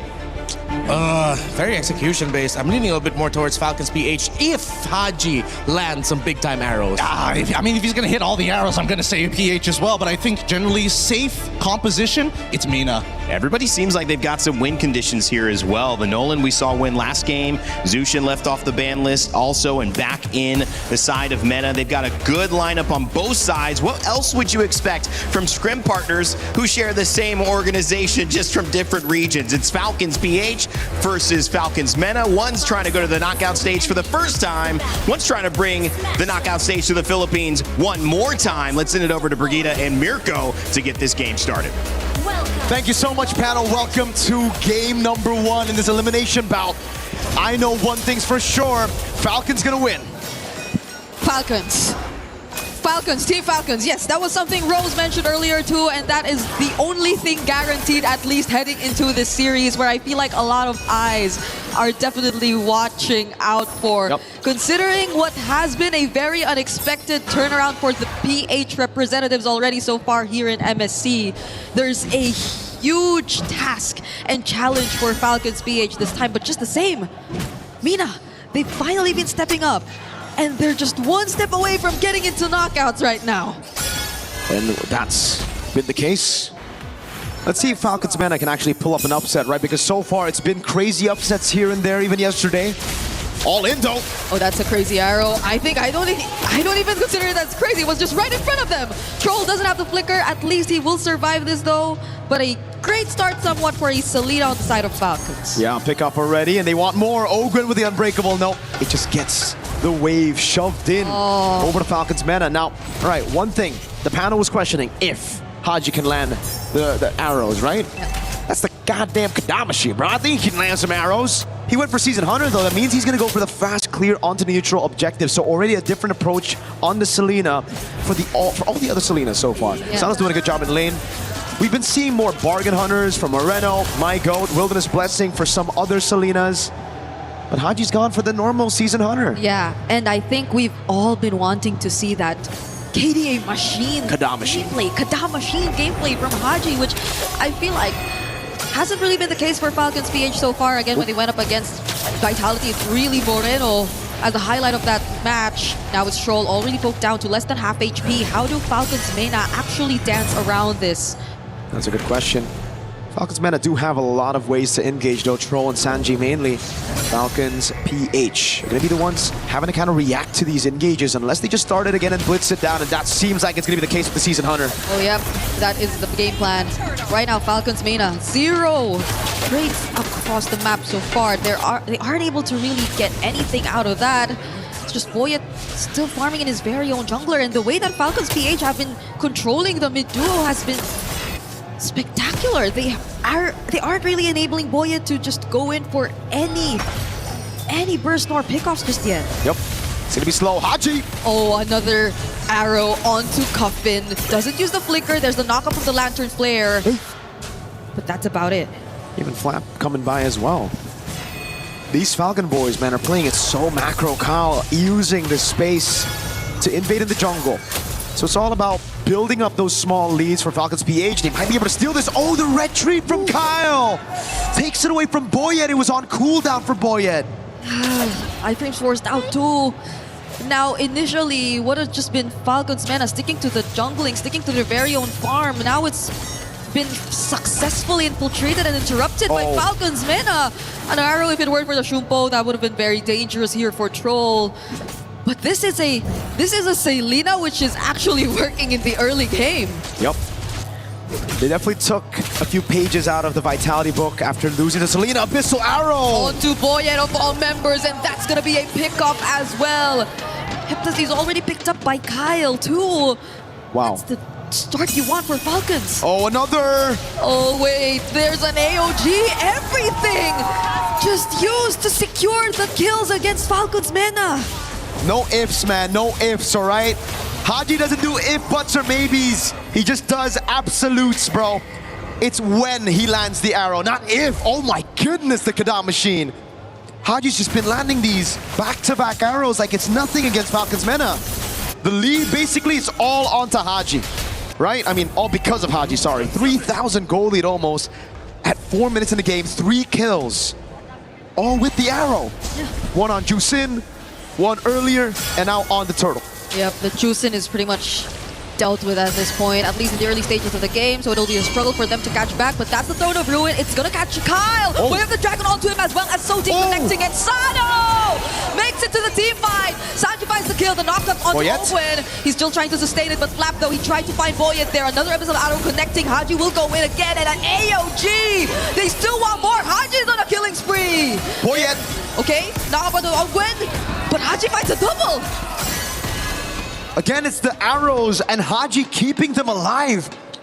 Falcons Mena, wait a second, what happened there? Falcons PH, it looked like they want to blitz, but then it was Falcons Mena just forcing the issue, finding the fight, the Throne of Ruin and the flicker.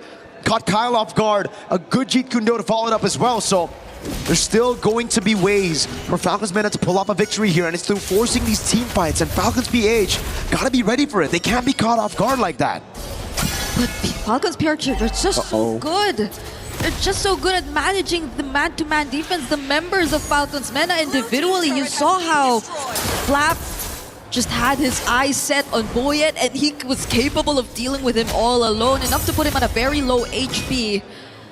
And on the other side, even though they were after Kyle, the arrows from Haji, they're just something Falcons Mena are yet to really find a way around. Every single time a team fight breaks out, these arrows just interrupt so much of what Falcons Mena want to happen.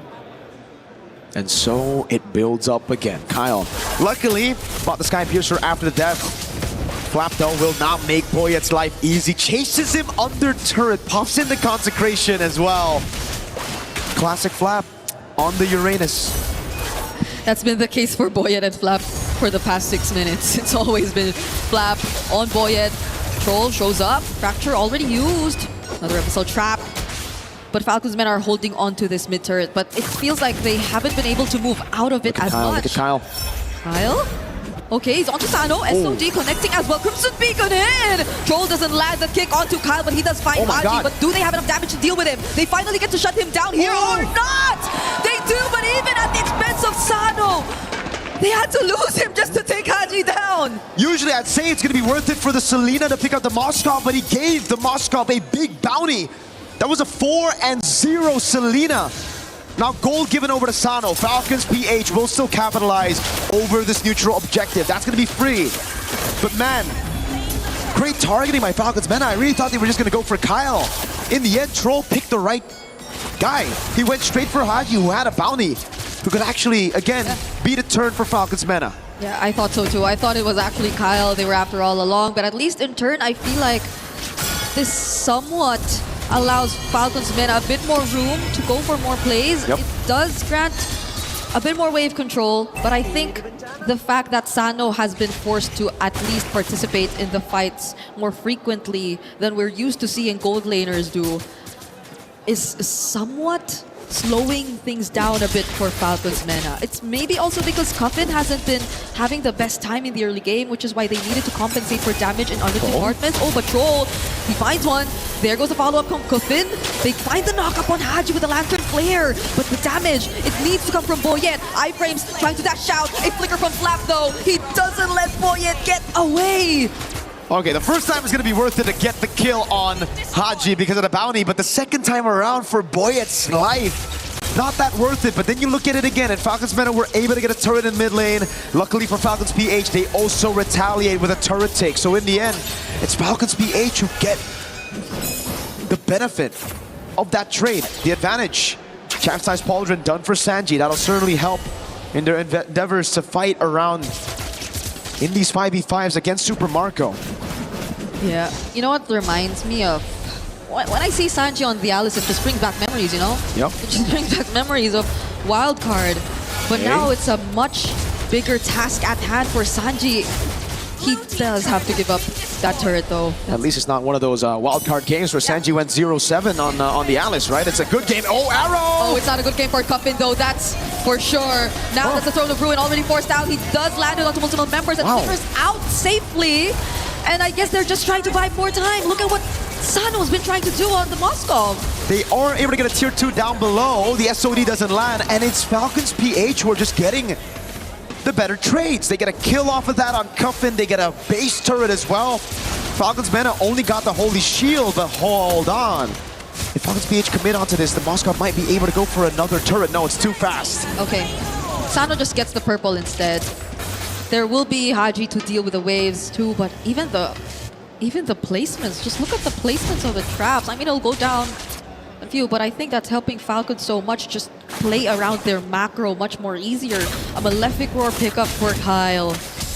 Ooh, it's been so tough for Cuffin, honestly, in this game. Yep. The positioning has been a struggle. The Crimson Beacon used to reposition or even go in aggressively has been a struggle because the arrows seem to be punishing him always. Let's take a look at the equipment here so far in the game. What has Falcons PH been able to get with a 6,000 gold lead in their hands? 1,000 in between the gold laners. That means Super Marco ahead in the Swift Trinity build. Sano, though, following through, able to pick up the DHS. That makes it Swift Trinity Power Spike as well. Conceal from Oakland. They still have to clear. Oh, Spear of Misery. Wow. That knocks him back, but they'll have to let go of their turrets. Arrow gets dodged, but Holy Shields are about to go down. They lose 2. I mean, they only have 2 left, but the damage from Kyle is insane. Falcons Mena at least have room to deal with the Lord for now, but you saw that single entry from Falcons, and it's not looking too good for them. It's all about defense for Falcons Mena, for Falcons PH. It's all about trying to go for the siege, so they need to find some angles for the arrows to land, or they start zoning Falcons Mena from these structural objectives. Throw the conceal, cancel AOG. Oh, Throne of Ruin casted does get him immune from that knockup, but Sanji doesn't find any. Has to flicker out too just to survive. The damage from Boyet doesn't seem to be enough. Sano's just dealing with the waves as much as they can. Goes in! Super Marco. Oh, that made me nervous. Marco gets the Malefic gun. He'll be able to get that range advantage. Arrow from the side, but it doesn't land. Again for Falcons Mena, though, they have amazing clear as long as the Moskov is left untouched. As long as he's able to pierce through these minions with the spears, he'll be getting free farm. So I think for Falcons PH, the right move right now would be to freeze up these waves, deny farm away from Sano. Because he's not far, but 1,000, but not as far as you would think, right? With a 6,000 gold lead here, you wouldn't expect a little bit more of a lead there to try to deny the Moskov. It's actually more on the jungle. Kyle's been gapping Boyet in farm. Oh my goodness. I gotta say, Flap's been doing a great job at helping Kyle get this lead over Boyet. The fact that they haven't been able to really utilize the Hirara to in any way try to burst down a member from Falcons, not even Haji, who seemed to be one of the best possible targets in the early, or even Super Marco. So it's been great for the Bulletproof, and now Ogwen just gets to pick up the Chastise as well. So majority of the damage you're expecting from Falcons Mena already have somewhat of an answer from Falcons PH, and there's another Lord spawning in just 3 seconds, which I feel Falcons Mena are really going to struggle to try and attempt for a contest, if any. It's double Season Hunter plus a Claw. They can burst this Lord as long as it's not Evolved Lord. Super easy. Look at that. Oh man, you blink and you miss it. Yeah. Lord gone, taken by Falcons PH. Purple buff taken by Boyet though, so he's able to get a buff in hand. Flap's good. Malefic gun though for Sano. Yep. One thing we can talk about is that the additional range will help him to clear even more. Wishing Lantern already done with Ice Queen 1. And it's just a Malefic Roar, that big, oh my god, 2 items difference between the junglers. Kyle has a Sky Piercer, even though it's only on 10 stacks, and an endless battle. So that's going to be true damage that Sanji, Troll, and Cuffin are going to have to deal with. Yeah, Super Marco's looking like he's on the road onto building a Winter Crown as well. That's Sanji taking it, and that's a concealed play. Ogwen trying to show up. Doesn't get to taunt anyone just yet, but that's just space. Falcons secure this mid-base turret. They get to find the Lantern Flares onto Flap, but he doesn't care. He's just gonna go in. Consecration already used. They're looking to take out all the remaining base turrets, but the damage from Super Marco. It's just there, it's just a bit of poke. Falcons Mena know that they cannot fight him. The reason they gave the mid turret is because they would rather lose mid and top, no problem, over their last side lane turret. Falcons PH don't want to take this down. This Troll finds something here. Oh, it's Ogwen who goes in first! Are they looking to punish Haji? Dead! Sanji finds a set in the back lines, but all the while that's been happening, the rest of his members have been falling too. Boyet dealing a bit more damage than we expected him to. And it's been 3 members of Falcons PH going down so far, placing to a canceled out Winter Crown just in time! And the BMI escape, but they lose 3. That was insane. The arrow looked like it was going to land on Cuffin, but he popped in the Crimson Beacon, so it actually landed on Sano instead. In the end, Falcons PH still took a fight under turret. Look at this again. Slow-mo. Ogwin got both. Sano and Cuffin. This was the dream start. Haji throws it, and look, Sano was left to deal with the Abyssal Arrow. Haji got it. Yes, Sanji got a massive set. But damn, fighting under turret against this composition still super difficult. It was just so difficult for Super Marco to find a target to actually attack as well, just because of the iframes. Great cancel though on Troll. Amazing Jeet Kundo. Purple buff steal for Boyet, finally. Wait, did he? Or is it? Because I think I see a purple buff in... Oh, Kyle secured it? Kyle secured it, okay. Got it, I thought it was a take with a red tree. Both of them red tree. Both of them. That was close. It's still a 7k gold lead though for Falcons PH. So we saw how, as you mentioned, Falcons Mena have been struggling to go for that fight even when it was right under their turret. So it's still not looking as great for them. At the very least, things could have been different if only Sano didn't go down there. Maybe if they only had a bit more damage to rely on to execute the team fights, but even Sanji's just starting to feel the damage from the fractures. Kyle took it away, the orange buff with the retribution. Playing with the timers again, knows that Falcons Mena cannot blitz this Lord, so it's just the retry used by Kyle to constantly suffocate Falcon Mena carries. Top wave has been dealt with though, and they know the retry's been used. The Troll is looking for the play. Abyssal Arrow. He gets caught by an arrow! Uses the Way of the Dragon just to push the other members away, but he will not survive. Crimson Beacon out just so Cuffin lives too. And that's pretty much it. Falcons PH gets this guaranteed Lord.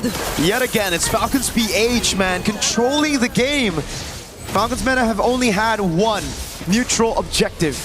A say, only had one say onto the neutral objective. All the times it's just been Falcons PH with the burst on the double season hunter. Ogwin with the flank. With no base turrets left, this isn't looking too good for Falcons Mena. Majority of their wave clear is just really Sano. But if Falcons decide to sync up the waves, this is gonna be tough. You have to expect Abyssal Arrows everywhere, and looking at the items. Okay, Boyet still needs one more. That they do. Still needs one more item, but I don't think he's gonna be able to get it in time. Wind of Nature for Sano. Oh, actually he gets a Sea Halberd. There you go. Full items on the damage dealers of Falcons Mena. Okay, just in time for the fracture! Forcing out the Wintercraft from Sanji. Throne of Ruin forced already too. AOG in from Ogwin, but Slap doesn't have the Winter Crown. Does he get punished here? No! Haji finds another kill! And the fracture just lands on multiple targets! Falcons BH ends game 1 right here! It was a full defense for Falcons Mena the whole game. From start to finish. Falcons PH though able to stay consistent, constantly throwing these attacks at the base, sieging it through. And the last one, it looked a bit dicey with those health bars a couple of times. Sano, good positioning, but at the end of the day, that Lord, those members, that front line from Falcons PH, and those dang arrows from Haji were just too much for Falcons Mena to handle. They're gonna have to take the L in game number 1, try to go back to the drawing board. And for Falcons PH, hey, if it ain't broke, don't fix it. The Selena, if it's open again, I want the Kadam machine on it again. It posed a lot of questions for us. We were, and even the panelists, I think, had an if statement, if the arrows actually land, but in this scenario, you said it were only absolute arrows that came in from Haji. Complete control over the map. What? That was not supposed to be a killing trade. This one too. This one was a highlight for Haji. He got the most important person in that team fight, which could have potentially turned things around for Falcons Mena. And man, we were thinking Falcons Mena came out with a better start in the draft, but look at what happened here in game number 1. Well, we'll know exactly what happened from the panel. Let's ask the panel to break down this game number 1 for Falcon versus Falcon. Thank you. It's a battle of the skies, as they said, and it was PH who took the win in this one. Falcons happy about that. You see Kyle and Flap rejoicing in their victory. And guys, Renmar, Gideon back in the stage. Rain Day. It's just been a fun time here at MSC. Again, this one looking good for Philippines, but also just really looking good for the pacing of this game, which was pretty, I mean, I'll let you put the word. What's a word you would use to describe this victory? what's a good word for Haji here? I mean, Mirko already mentioned absolute. Okay, yeah. So I think we can play around that. I'm feeling that. Yeah, absolute. Yeah. It's absolute Haji. It's like a limited edition comic book run, which were just five issues of this bangs, perfect ending. Let's not do that again because that was way too good. I don't see Falcons men letting the Salida through ever again. No, absolutely not. Considering that the lineups, I was leaning more into Mina side because it's just easier to execute overall, while Falcons still have to make sure, Falcons PH in this case, has to make certain decisions of how do we actually influence it. We're probably going to be pulling it up on the telestrator in just a little bit, because here, I would imagine there's so many ways that like Falcons PH could have kind of made sure that Falcons Mina, unfortunately in this case, can't walk up safely. And every time they do try to make walk up safely, they are in that firing line. To be honest, the Selena, I mean, has looked good every time she's been picked. Uranus getting higher and higher in terms of prioritization. Obviously, Belleric banned early, but that allowed the Uranus to show what he's done. And I don't know, I'm starting to like the Nolan. This is looking really good. We're starting to get deeper into the evolution of this draft. I know when Falcons Mena go back to the drawing board, they're going to say, we probably can't let this happen. We'll probably target ban. You would expect a potential Selena, but Rinmar, I know you've got some telestration lined up for us. I want to hear you lead us into it on the back of these highlights and also talk about what you saw. Yeah, there was something that Gideon mentioned, how dangerous it is to walk up perfect, because the clips I chose actually feed into that idea. And at the same time, as we saw here, I feel like because of how much, dare I say, squishier the heroes are, easier to kill the heroes are in this current metagame. Of course, with the Assassins making a comeback and then the EXP leaders being the main sources of just tankiness alongside the roamers, depending or not whether you get a pick off, it is so devastating to lose one that Nolan looks so good in this current metagame. We're gonna play this out, and this is an example of what Gideon mentioned of how dangerous it is to step up. Look how far Falcons will continue this push. They're gonna be willing to give up the little bit of control they have in the bottom lane just for sheer focus and will to break down the first inhibitor up top. After they get the second tower, they will continue. And look just how one Abyssal Arrow and one Uranus will stop Falcons from defending. They get Coffin down. That's the -1. The Siege minion makes it through, meaning that they get to pop the passive, and then they're going to be continuing this into a push with the rest of the minions. Before you end this, can I ask a question? Sure. How do you feel about the Moskov far on the right side there when the team's defending? Is that a good decision? You see a lot of teams with the Moskov want to do this. Yeah, they just want let to this open go. up the map on the other side. Okay. And then if ever Falcons had an error here and they didn't get Coffin, maybe let's say they were a little bit too aggressive with trying to get that tower down, they weren't patient, then the Moskov comes in with an SOD. Yeah, and it turns the fight around. Now we go into the second one, and I feel like this was already a big lead for Falcons heading into this, but this was the dagger, proving once again why Haji was the biggest question for this one, and he answered this absolutely. It was pointed out by the casters. Ogun gets that double taunt, but Haji will also commit the flicker just to finish this off. But I also wanted to capture this moment because this is how you envision how it would go good for Falcons Mena, where you see it's a huge immobilize onto 3 for Sanji with the Throne of Ruin, and the other members of Falcons over here trying to just make sure. Yeah, there we go. Yeah, let's go with right there. Nice. Just trying to make sure that they can hold on and hope that the rest of the team will be able to take down the Alice before the other members of Falcons Mena will be able to get out and join that fight.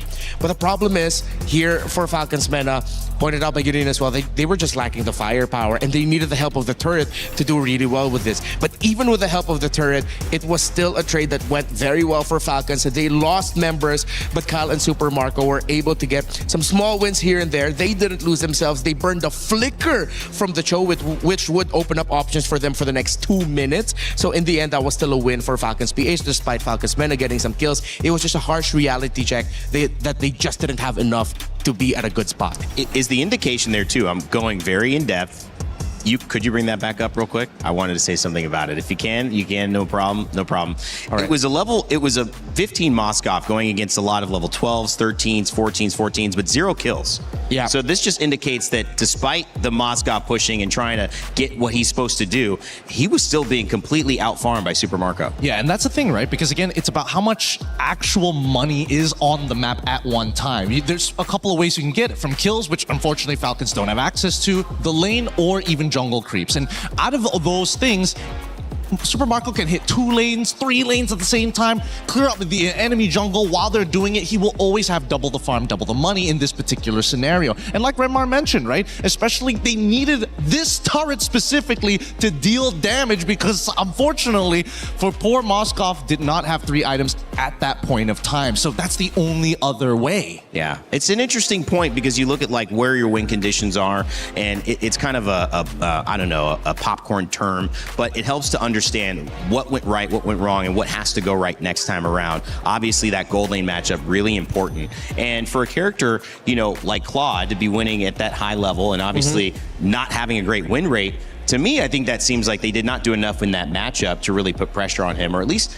What did you think? Was it the entire composition that didn't put enough pressure? I'm going to bring in some favorite basketball terms here. They play pick and pop, man. Hey. Sometimes the pick and pop is a little bit too difficult to stop, especially, I didn't mean for that to rhyme. The pick and pop is tough to stop. Yeah, especially if the defense isn't ready for it. And if you keep getting hit by the arrow, and there was one play there that was just so unashamedly Team Falcons PH, the long stun on the Selena arrow, and they committed the ultimate of the Gatot Kacha just to get that kill onto the Juicin as like an extra exclamation point of like, you guys are not gonna get the early game you need for your Moskov. It's our Claude's game. Well, but let's also not forget, I mean, it's still talking ball, the screens, the importance of actually having to play quote unquote defense, but really just to deny the opponents, because the only way that early game could have gone well for Team Falcons Mina is if Boyet got that lead. He was like somewhat close. He was always like right there on the line, but his influence could never go down to the gold lane.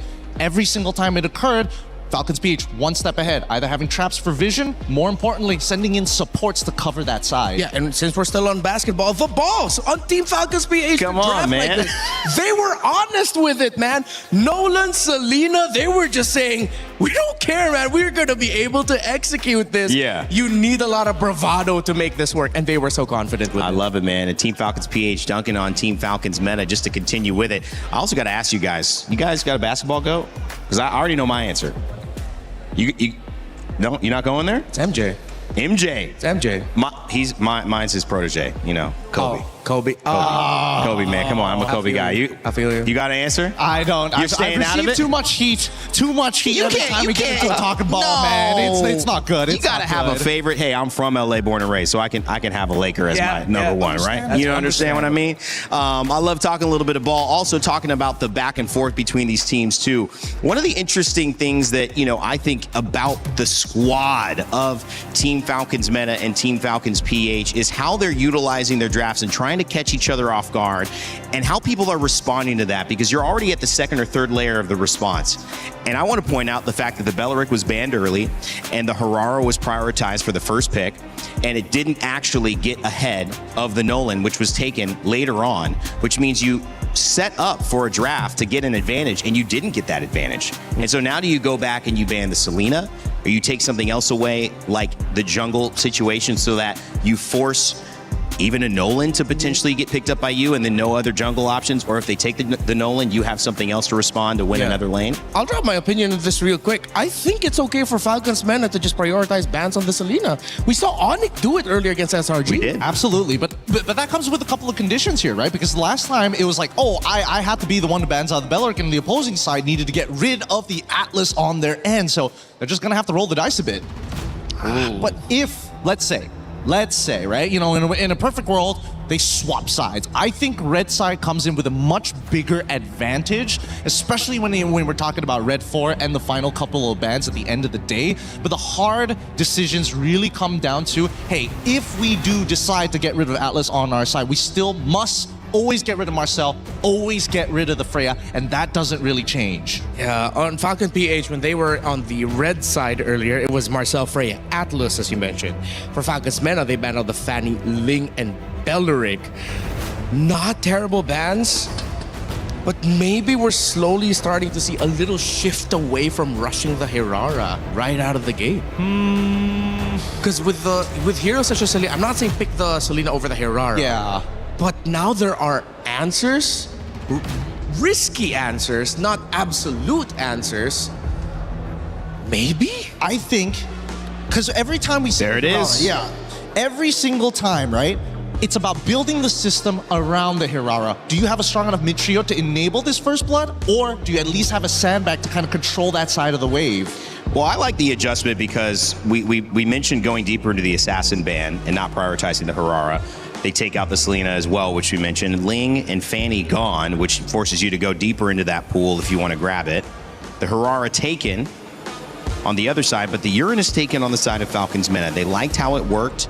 The Belleric's still available, which is a dangerous composition. And the Claude, that's an early prio. Gideon, you're questioning surprised. that?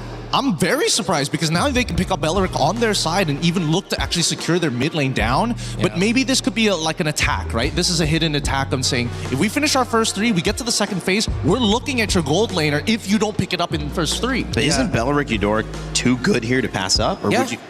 That is the trap that a lot of... Never mind.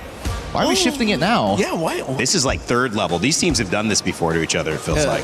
I think we don't see their jungler just yet. They might keep the option open I think they need to put the Sakai into the jungle or roam, and then you pick up the Eudora here, as mentioned by Rain Day. Then, whoa. They're going... Hey, this is some beef. I like what I'm seeing. Just because I don't see the Eudora. For that sole purpose. Is it questionable? Absolutely. Man. Because I wish they held on to the flex option instead of showing it right away. I agree, but at the same time, I think they also recognize that, you know what? There's a pretty good chance that Bulletproof Marco is going to do Bulletproof Marco things and try and dominate that side of the lane. So at least let's affect it by forcing him to take a Purify. That's number one. The second thing is, I don't know how they're going to play that early game now, because now that Akai has kind of revealed themselves alongside the Chill, the early game isn't exactly leaning towards Falcon's PH on this Hirara, right? Because I would imagine that with Hirara, you want to set up for that level 2, but it's just too much stats. Okay. Wow. They go ahead and pick up the Esmeralda. There's one pick right now that Falcon's Meta needs to ban, and that's the Valentina. If the Valentina gets through, this is going to be really tough for Falcon's Meta. Yes, Falcon's PH won't have the range, but it's Haji. This is his signature hero in MPL Philippines Season 17. He'll have a wealth of options, and he's just going to be looking at 2. Heavy Spin and the Way of the Dragon. Yeah. With just those 2 ultimates, it changes the image of team fights to favor Falcon's PH more.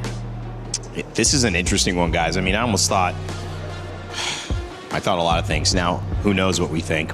But of course, the Valentina looks like a pretty smart ban. A lot of really good ultimates on the side with control for Falcon's Meta. Just showing you a little bit here. The Hirara stolen and the Uranus stolen. So swap there. The Selena no longer involved in a major prioritization in the Claude and the Cho. I think Falcon's PH might let the Harith through because they still have an option to play a Glue Roam if ever. Yeah, Blue Roam is also pretty good. I'm also thinking whether or not they need to get rid of the Lilia at this point. Because again, these are very like picks that kind of signal what they think is going to be a problem for their final comp at the end of the day. And the peel is good. Not to mention, I mean, there's still also the Zushin that they could have picked up later on the line, get a nice Queen's Wand, and then still peel off this tanks. So the question is, do you want to peel them, or do you want to be a legitimate threat? If you want to be a legitimate threat, there's still Vixana, there's still Lilia. Some really good choices here for the mid lane. For the gold, I'm pretty sure the Falcon's Man is also thinking about what to give Sano. He has 2 signature picks with his most prolific heroes, Moskov, Bruno. And if you're a Bruno player, that means you also play Brody. So you have 3 picks to choose from, and Falcons needs to be very careful with what they show at Red 4 because that'll make the choice so much easier for Falcons. Man, we don't talk about Bruno in my house. All right. Okay? All right. We're big Encanto fans. My daughter cannot stop singing it. Until now, it's been a while. Hey, look, it is really catchy. It is super catchy. Come on, man. Lin-Manuel Miranda, come on. Looking at these final bans, though, I think this one's a really, really tough choice for Mina. At this stage, you've kind of gotten rid of like the big team fight ultimates, and now that you're also getting rid of one more, you've opened up the Valentina this time round, but do you really want to spin Beyblades against the Akai, or like how are we doing this? Spin it. You get the Valentina, then you get the glue. Because with the Minotaur ban, I feel like that's a huge signal that they're going to be going for a There it is. Harith. They close it up with, I guess, Harith, and then... Harith Zushin, but that wouldn't be enough damage unless they play like early game Akai invades. Here's a question. What problem have they addressed from game one so far? And I'm talking Falcons meta, but what problem are they potentially letting go with this draft? The fact that some of their biggest ultimates are going to be also in the hands of Falcons and covering what Falcons needs in their draft. Did they address something in last game, though? The Uranus. Okay. The Uranus was answered. One, at least they get to control at one side of the map to actually sandbag it, right? But in terms of tempo, I don't think they've answered it just yet. I think that they still are going to have a bit of a tempo problem here, but you've already got at least the Cho to help that out. The Moskov as well, okay, totally fine. There's the Jushin, and now we have like a strong, solid mid trio that's very, very hard to punish. Glue? I think it's just glueable, For sure. For sure, right? What else? Well, I mean, what other supports do we have to think about at this stage, other than maybe like the Hilda Max? And even then, it's like not the greatest. You're only going to play it around Super Marco and also the Hirara. Yeah. Energy on stage, sometimes you got to mention it. It's actually caught on this cam, some daps, the coach is going back. I mean, it felt like they liked their draft. Yeah, it's solid. It goes back to the identity of Falcons meta. You get Boyet on the utility jungle. You get Sano on a signature hero, and of course, it's the Gato. Just every time when I think it's going to be something different, it's just a Gato Kacha again. But I can't clear waves. Gato shows up once more. But both sides have very similar idea of how their compositions want to work. The early game is where we're going to have to see whether, you know, Falcons PH can set up that early snowball in that first blood. If not, I think as mid-game starts to come around, there's a lot of defensive tools that Mina can use to deter them. Like, stay back, but as long as I hold my ultimate, you have to respect me. Yeah, it seems like a disciplined game would benefit Team Falcons meta because they have a lot of ways to use that utility, but can they apply enough pressure to get ahead and snowball, especially if they get in this position where they are down and almost out? One game to tie it up or one game to send them home. Team Falcons PH on the verge of victory. Let's send it back over to your casters for game two, where they might find themselves in the knockout stage. Here we go into the Land of Dawn. Falcons meta backed onto a wall. On the brink of elimination, they rely back on their main identity that won them the wild card. Boyet on utility, Sano on a carry, Coffin on Jusen. I was about to say, it's comfort.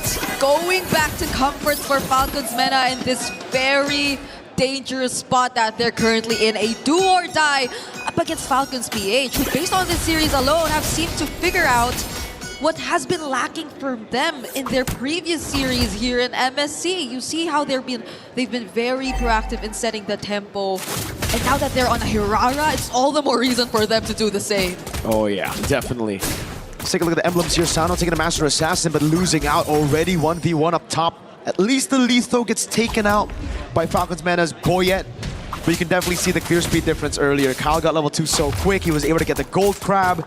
So at the end of the day, a full clear plus a gold crab will be a bit better than the Letho plus semi-full clear because he didn't get the lizard up top.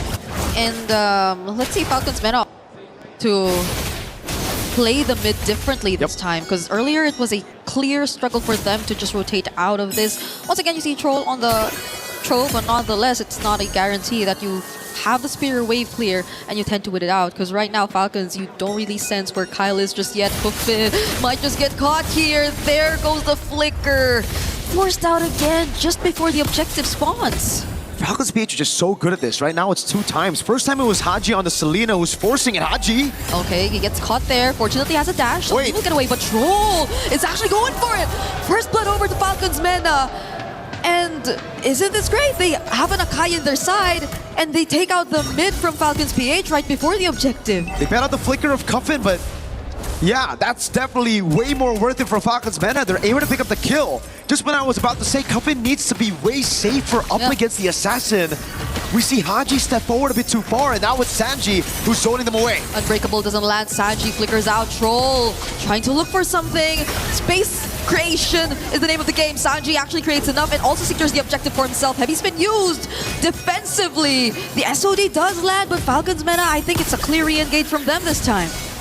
There's a reason Falcon. Oh, Troll! Oh, never mind. It's re-engage once again. All over again. Falcons Mena. They find Ogwin. Wow. Troll goes down in exchange, but that's the heavy spin copied by Haji. They're not going to proceed with a fight. A 1-for-1 in the end on top of the neutral objective. Sanji. Oh, that's remembers. He's not going to get out of that. It's Kyle providing the damage. And so it somehow equalizes the trade. 2-for-2 now on the board for Falcons, PH and Mena. You're right. It's 2-for-2 now. It's just a neutral objective diff. And hey, believe it or Falcons PH to be able to come back from what looked to be a great play from Troll. But we see now why Falcons Mena were able to win the wild card with the utility jungle. It just seems so different from last game where they were playing the Hirara, playing the new meta. Doesn't really suit them, right? Yeah. Go back to your trump card and then play around Sano. Marco with Blaze Nuet. Okay, it does get the gold crab. It's a small win. And yeah, I feel like the pacing changes overall when Falcons Mena are just on these kinds of lineups. Coffin and Troll seem to be playing a much more confident game, while it also probably goes hand in hand with the fact that they are up against a matchup which doesn't have as much range and doesn't have as much surprise potential with the Abyssal Arrows just falling all over the place. But Ogun now below half HP, does have the AOG still. Not going to use it just yet though. But that's clear control for Falcons Mena so far here in mid. It's all about mid prio whenever you have the utility jungle. Same playstyle from the wild card again. Boyet every single time after full clear goes into mid, consistently helps to get that mid prio to secure these neutral objectives. Down below, it's Flap who wins out the XP crab battle, and it just seems like we're setting up for this neutral objective. Ooh. Great read by Falcons PH though. They know when it comes to the 50-50 around the neutral objectives, it's not going to be good. Yeah. They have to look for a win elsewhere, but they can't look for that trade up top. Sano's playing too safe. They spot Kyle already. They know Kyle's already within the area. Knockups from the Lantern Flare. Troll trying to look for a target. Crimson Beacon in from Cuffin. Ogun already very low. Troll with a 3-man knockup. Sanji too, pretty low. Might have to get away from this. But then Sanji, for the second time around, secures the turtle for Falcons Mena. Flap and Haji trying to chase after Boyet. Heavy spin already committed. And Troll, both Troll and Cuffin just get to protect their jungler from that. Hi-oh. Oh boy, it's low. Yep, shoot away from it. Conceal coming down now. Ogwin wants to take control over this purple buff. But yes, Sanji secures the neutral objective. Falcons Mena again with the Akai. Pulling a win over the neutral objectives, but that's what it's meant to do, this composition. Yeah. Now we have to go back to the fact that Falcons PH, they can still scale, but so can Falcons Mena. So it basically makes it all even. Falcons Mena getting the neutral objective isn't a way to snowball. Rather, it's a way to stay neutral in the game. Something that they weren't able to do on Assassins. Now, they can play for the scaling on Sano. It's protect Mr. President. As long as Sano continues to farm this way, and Falcons Mena are able to keep the gold lead from staggering out of control, it's a-okay. It's back to Falcons Mena playing their signature game. Yeah, but I think Falcons PH are too good at keeping it really under control. It's not growing into any significant lead just yet. Falcons Mena, they're not able to convert it into any structures, and so we see that the lead is something you don't really get to feel, at least for now in this game. But that's a really high cut for Sanji. There's a response coming out from Falcons PH this time just because of that, and he will go down. That's another kill over to Kyle, or actually the first kill. The second one he's able to get in this game. Let's see, they're able to bait people down into the bottom lane. That means a turret up top. Wait a second. Oh. AOG? Could that have been the plan? Ogun goes in with the AOG, yes, but it's not going to break out into a fight just yet. They have their eyes on Troll, however. He might be the pick-off, but he has the Jeet Kundo. He is going to survive. And no turret for Falcons Mena. Okay. Great defense by Falcons PH, really just keeping that turret from going down, but now it's Boyet up top. Kyle onto the neutral objective first. Same level, it's 9-9. Sanji already using the Consecration, trying to get some info. Troll gets revealed here, and Kyle for the first time actually secures the objective away from Falcons Mena. The SOD did land, but I don't think Falcons Mena want to commit to a fight just yet. Nope, not just yet. Not until Sano gets the 3-item power spike. But again, it'll be the same for Marco. Wait a second. Sano will be able to get a turret down below, so that makes it quite okay. Marco, though, obviously always there to get compensation off of these trades, right? Falcons Mena are trying their darn best to get some trades on the map. But Falcons PH always refuse for it to be an equal trade. It's always a kill on top of it, a neutral objective on top of a structure. And that's why they are the ones with the 1,000 gold lead, despite Falcons Mena's hold onto the two turtles. Yeah, I wanted to say it looked equal, but then I looked at the gold lead and it's, for some reason, not. Falcons are the ones getting a better hold of this. Look at Marco. Oh, again. Yep, it's all about the macro plays right now, taking the structures around the map. It's the same though for Falcons Mena. They are able to push up top. It was basically broken at top. So low. Just needed one more minion. Little strike down from the Winion. But now it's back to the scaling game. Wait a second, wait the dragon. They find Flap. Do they have damage though? That's a really good AOG from Owen just to stop them in their tracks. Crimson Bee got out from Cuffin and now they might have to run away. They wanted to go for Flap, interestingly enough. But the damage again, I think it's a question mark. And again, even in that skirmish that looked like Falcons Mena were the ones being proactive, it was Sano who had to burn the flicker. SOD, he actually escapes. Whoa, Sano with that play. Okay, at least they don't hand over more and more advantage to Team Falcons PH. Not gonna lie, that was kind of clean with it. Great escape, man, against 4 members of Falcons PH. Any normal player would just be like, alright, I'm dead. But Sano refuses to play safe gold lane.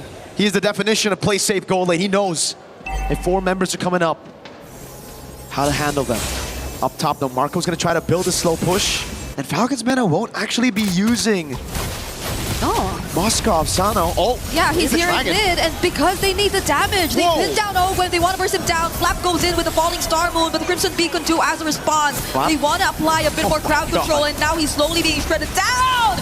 Kyle enters from the sides, but he doesn't seem to land the damage onto anyone. It's Sanji, just needs one more hit. It's a flicker from him to finish off the kill on Kyle, but Marco going in. This might just be the turnaround. Buoyant stays alive for too long, but not until the damage from Falcons PH arrive. Both Falcons want to go toe-to-toe, head-to-head, fighting fire with fire. They started the fight with a pick, with a Way the Dragon on Ogwin. It ended up being 3 for 2 in favor of Falcons Mena. The 2,000 gold lead for Falcons PH now crumbling down to 1.7k, and you see again in the skirmish, Falcons Mena really utilizing that man advantage for a while. Thank God for Haji getting that angle to go for the pin on Sano, because if not, it would have been a bad fight for Falcons PH to take. Marco was just way too late in the skirmish. Again, Selena, Valentina, it just seems like it's Haji who's holding down Ford. Yeah, it looked like a really good entry from Kyle too, but the fact that the damage didn't really land onto anyone was just so unfortunate. Okay, it's different this time, yes. So they might have a bit more advantage. Oh, Falcons PH though, they go in for the engage. Sanji already very low, but the layer of the dragon! Wait! They find Haji! SOD does not connect! Sano might have to commit to the push. He will as the team fight still continues to break out, and Kyle will secure the objective for Falcons PH! It was a 4v5. Falcons Mena held them down for so long, but in the end, it's Flap with a triple. But a base turret up top might be taken by Sano. The rest of the team want to punish this. Sano, I don't think you have the minions, buddy. Oh, he just wanted the turret, but now he might have to go down to no SOD available. And the kill goes over to Super Marco. What a crazy sequence of events. They tried to go for the 4v5. Initially, it looked good. They got the pick up on Haji, but they really used everything for it. Even the heavy spin that was supposed to win them out the red tree battles. Again with Kyle, able to stitch out that damage together with the red tree, chaining it, securing the neutral objective. Sano, I really feel like that was already good. The fact that they were able to get a tier 2, but they wanted more. And in the end, now they might lose a base turret because of it. Yeah, they desperately wanted that because they lost on the objective fight. They wanted something, but now it's Falcons who is trying to set up something with the AOG troll. Finding a target! He finds Kyle! Falcons gonna take down one crucial member. The damage seems to be enough. Blazing do it though as a response from Super Marco. They might want to calculate it a bit. There's the knock-up on Super Marco. No kick available. The falling star mode from Flap. He's starting to become a massive threat, but Troll is yet to fall. Sanji's still alive too. Falcons Mena, none of them are going down. Marco gets the Melfic gun. He's so confident. Kyle gets taken out, but there is no bounty, so it's A-okay. Falcons PH can still chill even after that skirmish. Oh my god, it's just back-to-back fights. Falcons Meta now. It's all about scaling again for Sano. The Melfic gun already for Marco, so now it's Sano waiting for his own Melfic gun. Let's take a look at the items real quick. Melfic gun on the way. The Fury Hammer is next. I thought maybe there's a possibility for him to go into nature, just looking at the amount of damage that Falcons PH have on him. But yes, he needs the range. He needs to be able to dish out the damage when his frontline tanks it up. But that gold lead is ridiculous, 1,500. A whole item with the Melfic gun. He's going to be able to get the win of nature before the Melfic gun of Sano gets completed. Now it's damage on Troll. Marco as well. Oh, who got it? Okay. Buff Boyet. Boyet still got it with the Retry. Kyle had his Retry on cooldown. At this point, it's just the mid-duo of Falcons Meta who are slightly ahead, and it's not even a significant lead. It's just that they had a bit more advantage, and you saw that, I mean, from the early up until the current point that we're at here in this game, and that's a Sky Piercer on Coffin too, so I guess it's at least successful scaling that you see from Falcons Mena at this point onwards. It's just that maybe the decisions should be something they really take into consideration, especially that one time we saw from Sano earlier on. That cost them a bit too much, and now Falcons PH, they are setting the tempo all over again for this upcoming Lord fight. Sano's in the bottom lane. This is going to be this looks great. Oh, Marco low though. Oh, Boyet, they don't want him to get near. But Boyet's trying his best. Heavy spin, 2 heavy spins. SOD could have made it. Haji goes down though. Falcons PH do get the objective, but Falcons Mena now fight. AOG from Ogwen, that might just have been the means to stop Falcons Mena. Super Marco landing the free hits. He finds a double on both Sanji and Boyet. It looked too good for Falcons Mena, but the AOG and now Sano. Can he get away from this? He's still trying to survive, but Kyle will find Troll. Falcons PH played the long game in that skirmish. They got the Lord. It looked great for Falcons Mena as they got one man down straight up. But it wasn't enough in the end. Falcons PH waited for the resources to be spent, to be burnt down. Then they re-engaged. Marco on the claw, that blazing duet, and the clutch factor you have when you have Mr. Bulletproof in your team. It's just ridiculous. Now, Falcons PH, you're going to be looking for the throat. Okay, that's amazing. Duet from Super Marco, just blasting Sano, and that's one of the most important members you have on your side of your team, Falcons Mena. It just seems like such a big difference. It's the sides that you're seeing from Falcons PH really making work. Falcons Mena, they had so much promise in the early part of mid, but now it's Kyle on a killing spree against Sanji. Boyet catches multiple members. It's over. But what can they do? Cuffin flickers out. The Lord is still up, and Troll goes down next. It's a triple from Kyle to close out this game and to close out this series and making it a Maniac 2. Falcons PH will advance to the knockout stage. The last hope of the Philippines. The only team left representing their region, and they made it a 2-0 win against their sister organizations, Falcon Mena, Falcon PH. It was GG, well played. Only one Falcon can prevail, and today, it's the one from the Philippines. It's so weird seeing same exact jerseys, but it is what it is. They know each other so well. Our panelists have mentioned it too. Scrim partners even. This isn't the first time. They've been up against each other multiple times, and you see how they really fought until the very end, especially for Falcons Mena.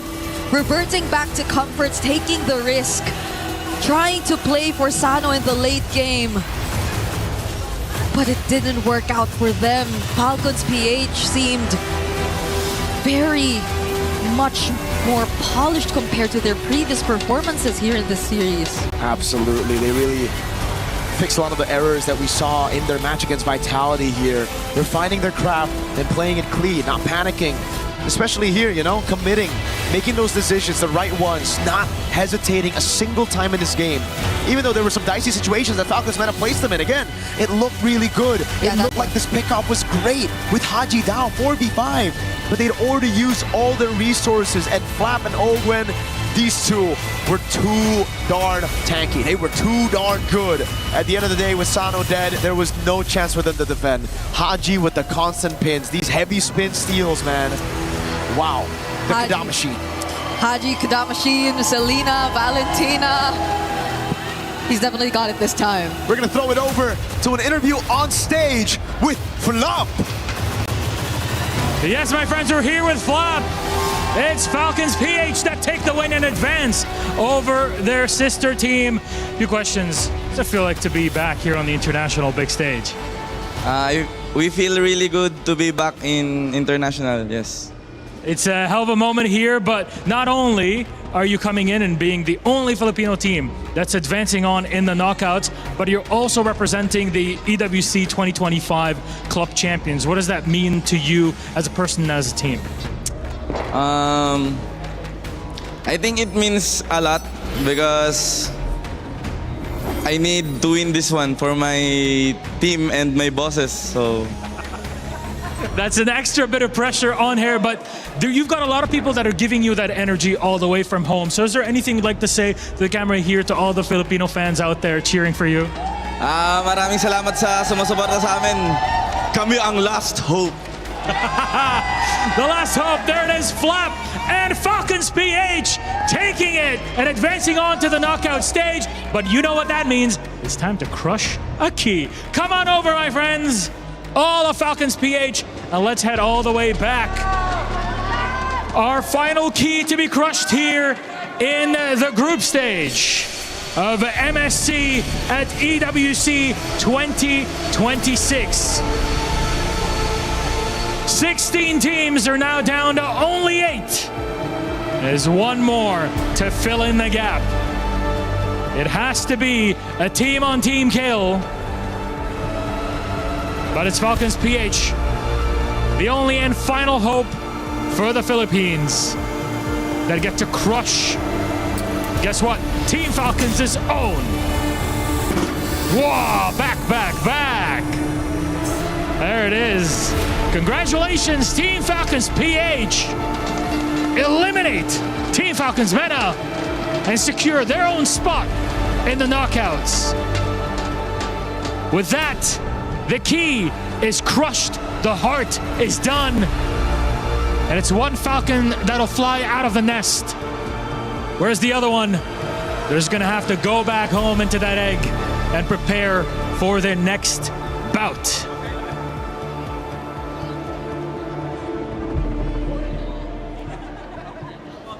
And that is our group stage, but that is only the beginning. Enter the knockout stages. I think it's gonna be so crazy. And you know what? The group stages, it's such a roller coaster. The teams that we were expecting to smooth sail it all the way has unfortunately dropped. We lost the defending champions yesterday. Today we send home the 2024 champions.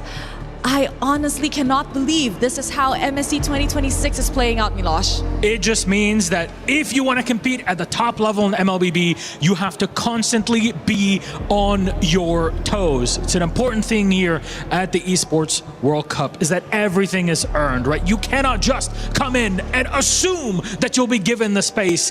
No, and that applies the same way to MSC 26. Every single point, every single moment has been earned by our victors. And from here on, we move on to knockouts. But you know what's going to be exciting about these knockouts, Milosh? There's a lot, but yes. One thing that could be a possibility that for the first time in a very, very long time, there is a high chance that we will be crowning a new region as the champions in MSC. And oh boy, I am excited for that. It really gets you pumped up because then you think, hey, the crown is up for grabs for anybody, not just here, but it sets the tone for the future, right? M Series, MSC next year, but we're still in the here and now. And we have to decide how teams are going to be seated and playing up against one another next up. And that all depends on how they're selected based on their seeding and performance. Yes, sir. So we have two seededs here for the draw. Seed 1 teams will pick from the Seed 2 2-1 bracket. And of course, how they are allocated is based on their winning game time. As you guys can see on your screens right now, Team Vamos is leading in the #1 position, followed by Yangon Galacticus, Team Vitality, and lastly, Aurora Gaming. happening. Now, some people might ask, like, why do we have Aurora Gaming in the last place despite them having 2 9-minute and 40-second game? Simple. Their last match here in the group stages ended in a 2-1, which gave them a little bit more time. I think they could have been easily #1 if it wasn't for that. Yeah, because you're trying to have cumulative good performance, right? If you're already moving out and having that first seed in what is essentially 2 victories in a row, then of course that adds to it. But those are the scene ones. They're already set up in the final bracket. They're gonna have to choose from 4 other teams, and that's where our second seed comes in here in our draw show. So please join me in welcoming to the stage our second seeded teams. And we'll see them heading out. It's Team Spirit with Kid Bomba, Pro Esport with Saw, Onyx with Calra, and of course, Falcons with Ogwen. And Falcons PH, that is, if you just missed the action. These 4, one of them will be picked first by one of our teams on the other side in the seed one. Yes, indeed. So, you know what? Are you ready for it? I'm ready for it. Let's call on the team seated in the first seed. We have Aurora Gaming Lunar, Team Vitality Shogun, Yangon Galacticus M-God, and Team Vamos Error 404, who looks like he's the tiniest among the bunch. He packs a big punch when it's in the game. I can tell you that much. But this is quite simple because the running order is, as Rose mentioned, Vamos, Galacticos, Vitality, and Aurora. They'll be choosing one by one whoever is on the side that they would like to play against. They don't really know what the others are planning on picking. So, Team Vamos will be the first one to choose. So, Error, please join us on here. Hello. How are you feeling today, especially knowing that you're the first to choose, which gives you an advantage? Feels really weird because we got to pick first, you know, out of all these strong teams. You weren't expecting that, huh? Yeah, I wasn't expecting that. Okay, so the moment of truth. Who will you pick in the second seeded team? Team Spirit. Whoa! Wow, okay. Kid come Bomba, on over. Kid Bomba, come on in. Why Team Spirit? Because I think we are really confident against them. Yeah. That's a lot of confidence. Are you going to let him talk like that?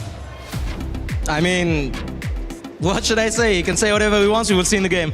All right, gentlemen, come on close. Come in. Stare down. Let's go. Face to face. Let's see if you can hold this one, Air. Let's go. Serious face on. Final word before we send you guys off. Good luck, everyone. Gentlemen, please shake hands. Good luck. And you can move out from the center all the way to the middle. Our first matchup is set. As you saw it, that's Team Spirit versus Team Vamos. Ooh, that's gonna be a spicy one. But of course, we have the next team, Yangon Galacticas with M-God. Hello, how are you? I'm fine. You're fine, okay. How are you feeling about, the remaining teams here? Oh, they are so good. They should be the one in the doozy. So, moment of truth. Who do you want to go up against? I'm gonna choose Pro. Pro Esports nice. Again. We are gonna have a rematch here. Wow, okay, Sa. I have to say this, man. He's asking for trouble. It's okay. I'm looking for a rematch also. Do you think you're gonna take him down this time, really, for done? Let's see. All right, let's see, gentlemen, please. One more time, up close. Final words before we get this show on the road. Good luck. Good luck also. Good luck. Shake hands, please, friends. We're not doing weigh-ins for this one, that's for sure. We're doing size-ups in the game itself. Our second game is set and ready. That's Pro Esports versus Yangon Galacticos. Dude, that is crazy. Yangon Galacticos is the reason why they were even dropped to the lower bracket in the first place. Revenge tastes so sweet in knockouts. Ooh, I think it felt so good. Yangon wants to do it twice. That's the sort of moments we're looking for here. But we're left with only 2 options, but with only one team that can choose first, and that is Team Vitality. Join us up here, please. Come on over, Shogun. Hello, sir. Hello. Are you nervous? Not really. Not really. So between these two, who do you want to pick and who do you want to leave with Aurora Gaming over there? I think we're gonna choose Falcon PH. Falcons PH, come on in. Why Falcons PH though? We love greens. They love them greens. They love the greens. I mean, look, it's no secret, right? Team Falcons, Team Vitality in the club championship, they have a big rivalry. What do you have to say to this, man? It's a rematch. Yeah. So we will do our best. We'll do your best. All right, please come on in for one more face-off. I don't think people can keep a straight face and try not to laugh through this, but... Gwen, can you flex? Flex the Shogun. Oh, yeah, there we go.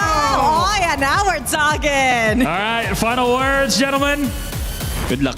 Good luck, Pre. There you go. Shake hands, my friends.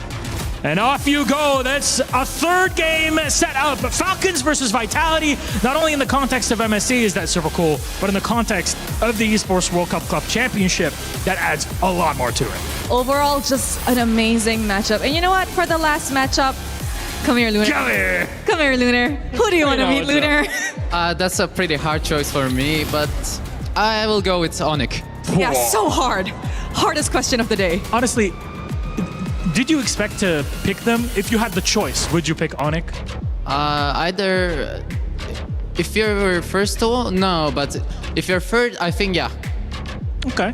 There's a bit of praise on there. What do you got to say? I'll just take my revenge. Oh, it's all revenge matches in this coming knockouts. What do you got? For our group stage match, you also said revenge. Whoa. Get him close. Final words, gents. Good luck. Good luck.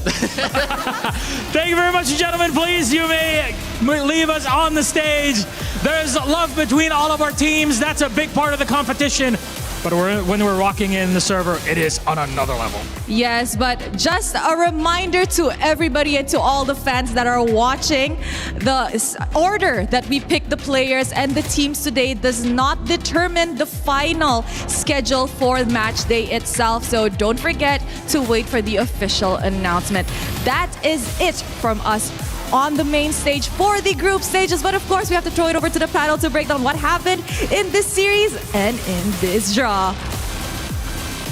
Thank you, Rose and Milos. What an exciting time. Those were some fun head-to-heads. I like that trash talk. They said revenge already. And so now they're finding a way to see if it'll be real this time or if it'll be a little deja vu. I love what we get to see there. And, also all of them having a little bit of fun with it as well. Welcome back to the panel. I'm Rain Day, Renmar, Gideon. Guys, closing out the day. We've got the bracket coming up soon. That will tell, like Rose aptly put in. Actually, it's here now. It's not necessarily the timing of when we'll play these games, but here is what it is going to look like. Team Vamos over Team Spirit. You know what? You guys can read it out. Why don't you focus on the matchups that are most interesting to you? A lot of rematches. I think Vamos Spirit are the only ones that isn't a rematch, if I'm not mistaken.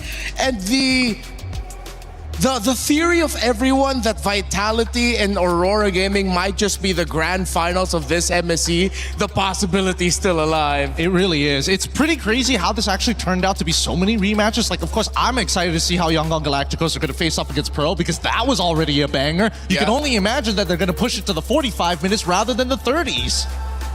I'm really excited about this, again, because of all the dynamics we've seen throughout this tournament.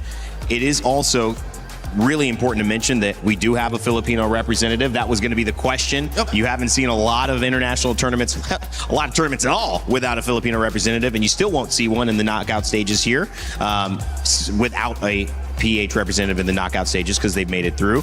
But against a tough opponent, Team Vitality, who a lot of people are thinking could be front runners in taking this all. Yeah, Team Falcons PH, they're gonna have to really do a lot. I mean, we already saw in their game one of their previous meetup here in the group stages, they were taking it to them up until Moreno on that Selena said, no, I'm taking over, when Finn on the Badang said, it's pretty much done for this Fanny, and then the Sana in that game number 2. So it will be a climb for Falcons PH, but I know and I hope that we just get an unforgettable series from that, no matter the result. I mean, let's not forget that there's also club championships on the line as well, right? So again, this could really not only affect the positionings of the overalls, but more importantly, the further they go, the more points they get. The more points they get, maybe they'll get a fat bonus on top of being champions. So I'm just saying, there's more than meets the eye. Gentlemen, I mean, $1 million for the winner. Tons of prize money, 100,000 guaranteed at minimum for top 8. Talk to me a little bit about the reset that we're going to go through, a couple of days to practice, to prep, and then get ready for this storm that is about to take over the Land of Dawn. Well, I think knockouts, the first few games we're going to be seeing for every matchup, we're going to start seeing some crazier picks. The theories about the fighters in the mid lane that we haven't seen yet. Nolan coming back up as a priority over the Ling. This draft might just evolve even more. This meta might evolve even more. I think there's still a lot to be said about this meta currently, because not only is it flexible, but it's also about understanding, hey, that those first 3 picks, it's to set up for something later down the line to start hurting either the side lanes or the overall composition. So I feel like we're just scratching the surface. Every day we've seen a new element to the meta. Now we have 2 days that are going to be happening between the next time we play. Obviously, adjustments are going to occur, but for you watching at home, it must have been a blur. This MSC, and we've seen online, we've seen whether it's Reddit or the communities on Facebook or Instagram, talking about how memorable, how unusual this MSC has been. But the beautiful part is it's unusual for MLBB as well to be here in Paris. It's a fresh look. It's a fresh look for a lot of the esports that have transitioned here as it's been hosted in France, which is an exciting time, but it also means it's a new time. It's a time to pay attention, and it's a time to show up big. So everybody who has made MLBB the most watched esport of EWC so far, tune in next week because the action continues. My friends, final words before we take a couple days break and come back for the knockouts. It has been an honor. It ain't over yet, and I can't wait for my mind to be blown with the action we're about to see. I hope we break more records here. I hope we maintain the most viewed esports, because so far, I mean, newer viewers can understand you don't need to know much about the game to see how exciting it is, especially with players of this caliber. Renmark, Gideon, great job today, guys. It's been a pleasure hosting this with you. I'll continue to be there next week after some much-needed rest. For everybody who's watching, everyone a part of the MLBB community, we appreciate you. We love you. Congratulations representing your teams, rooting for the players that you love. That's the passion we love to see, and we accept it, we appreciate it, and we hope you bring it next week because knockouts are upon us. $1 million on the line and a chance to lift a trophy on the Lenovo Legion Gauntlet. My name's been Rain Day, and as always, my friends, never give up, never stop gaming. We'll leave you with the SDC recap and say goodnight from Paris.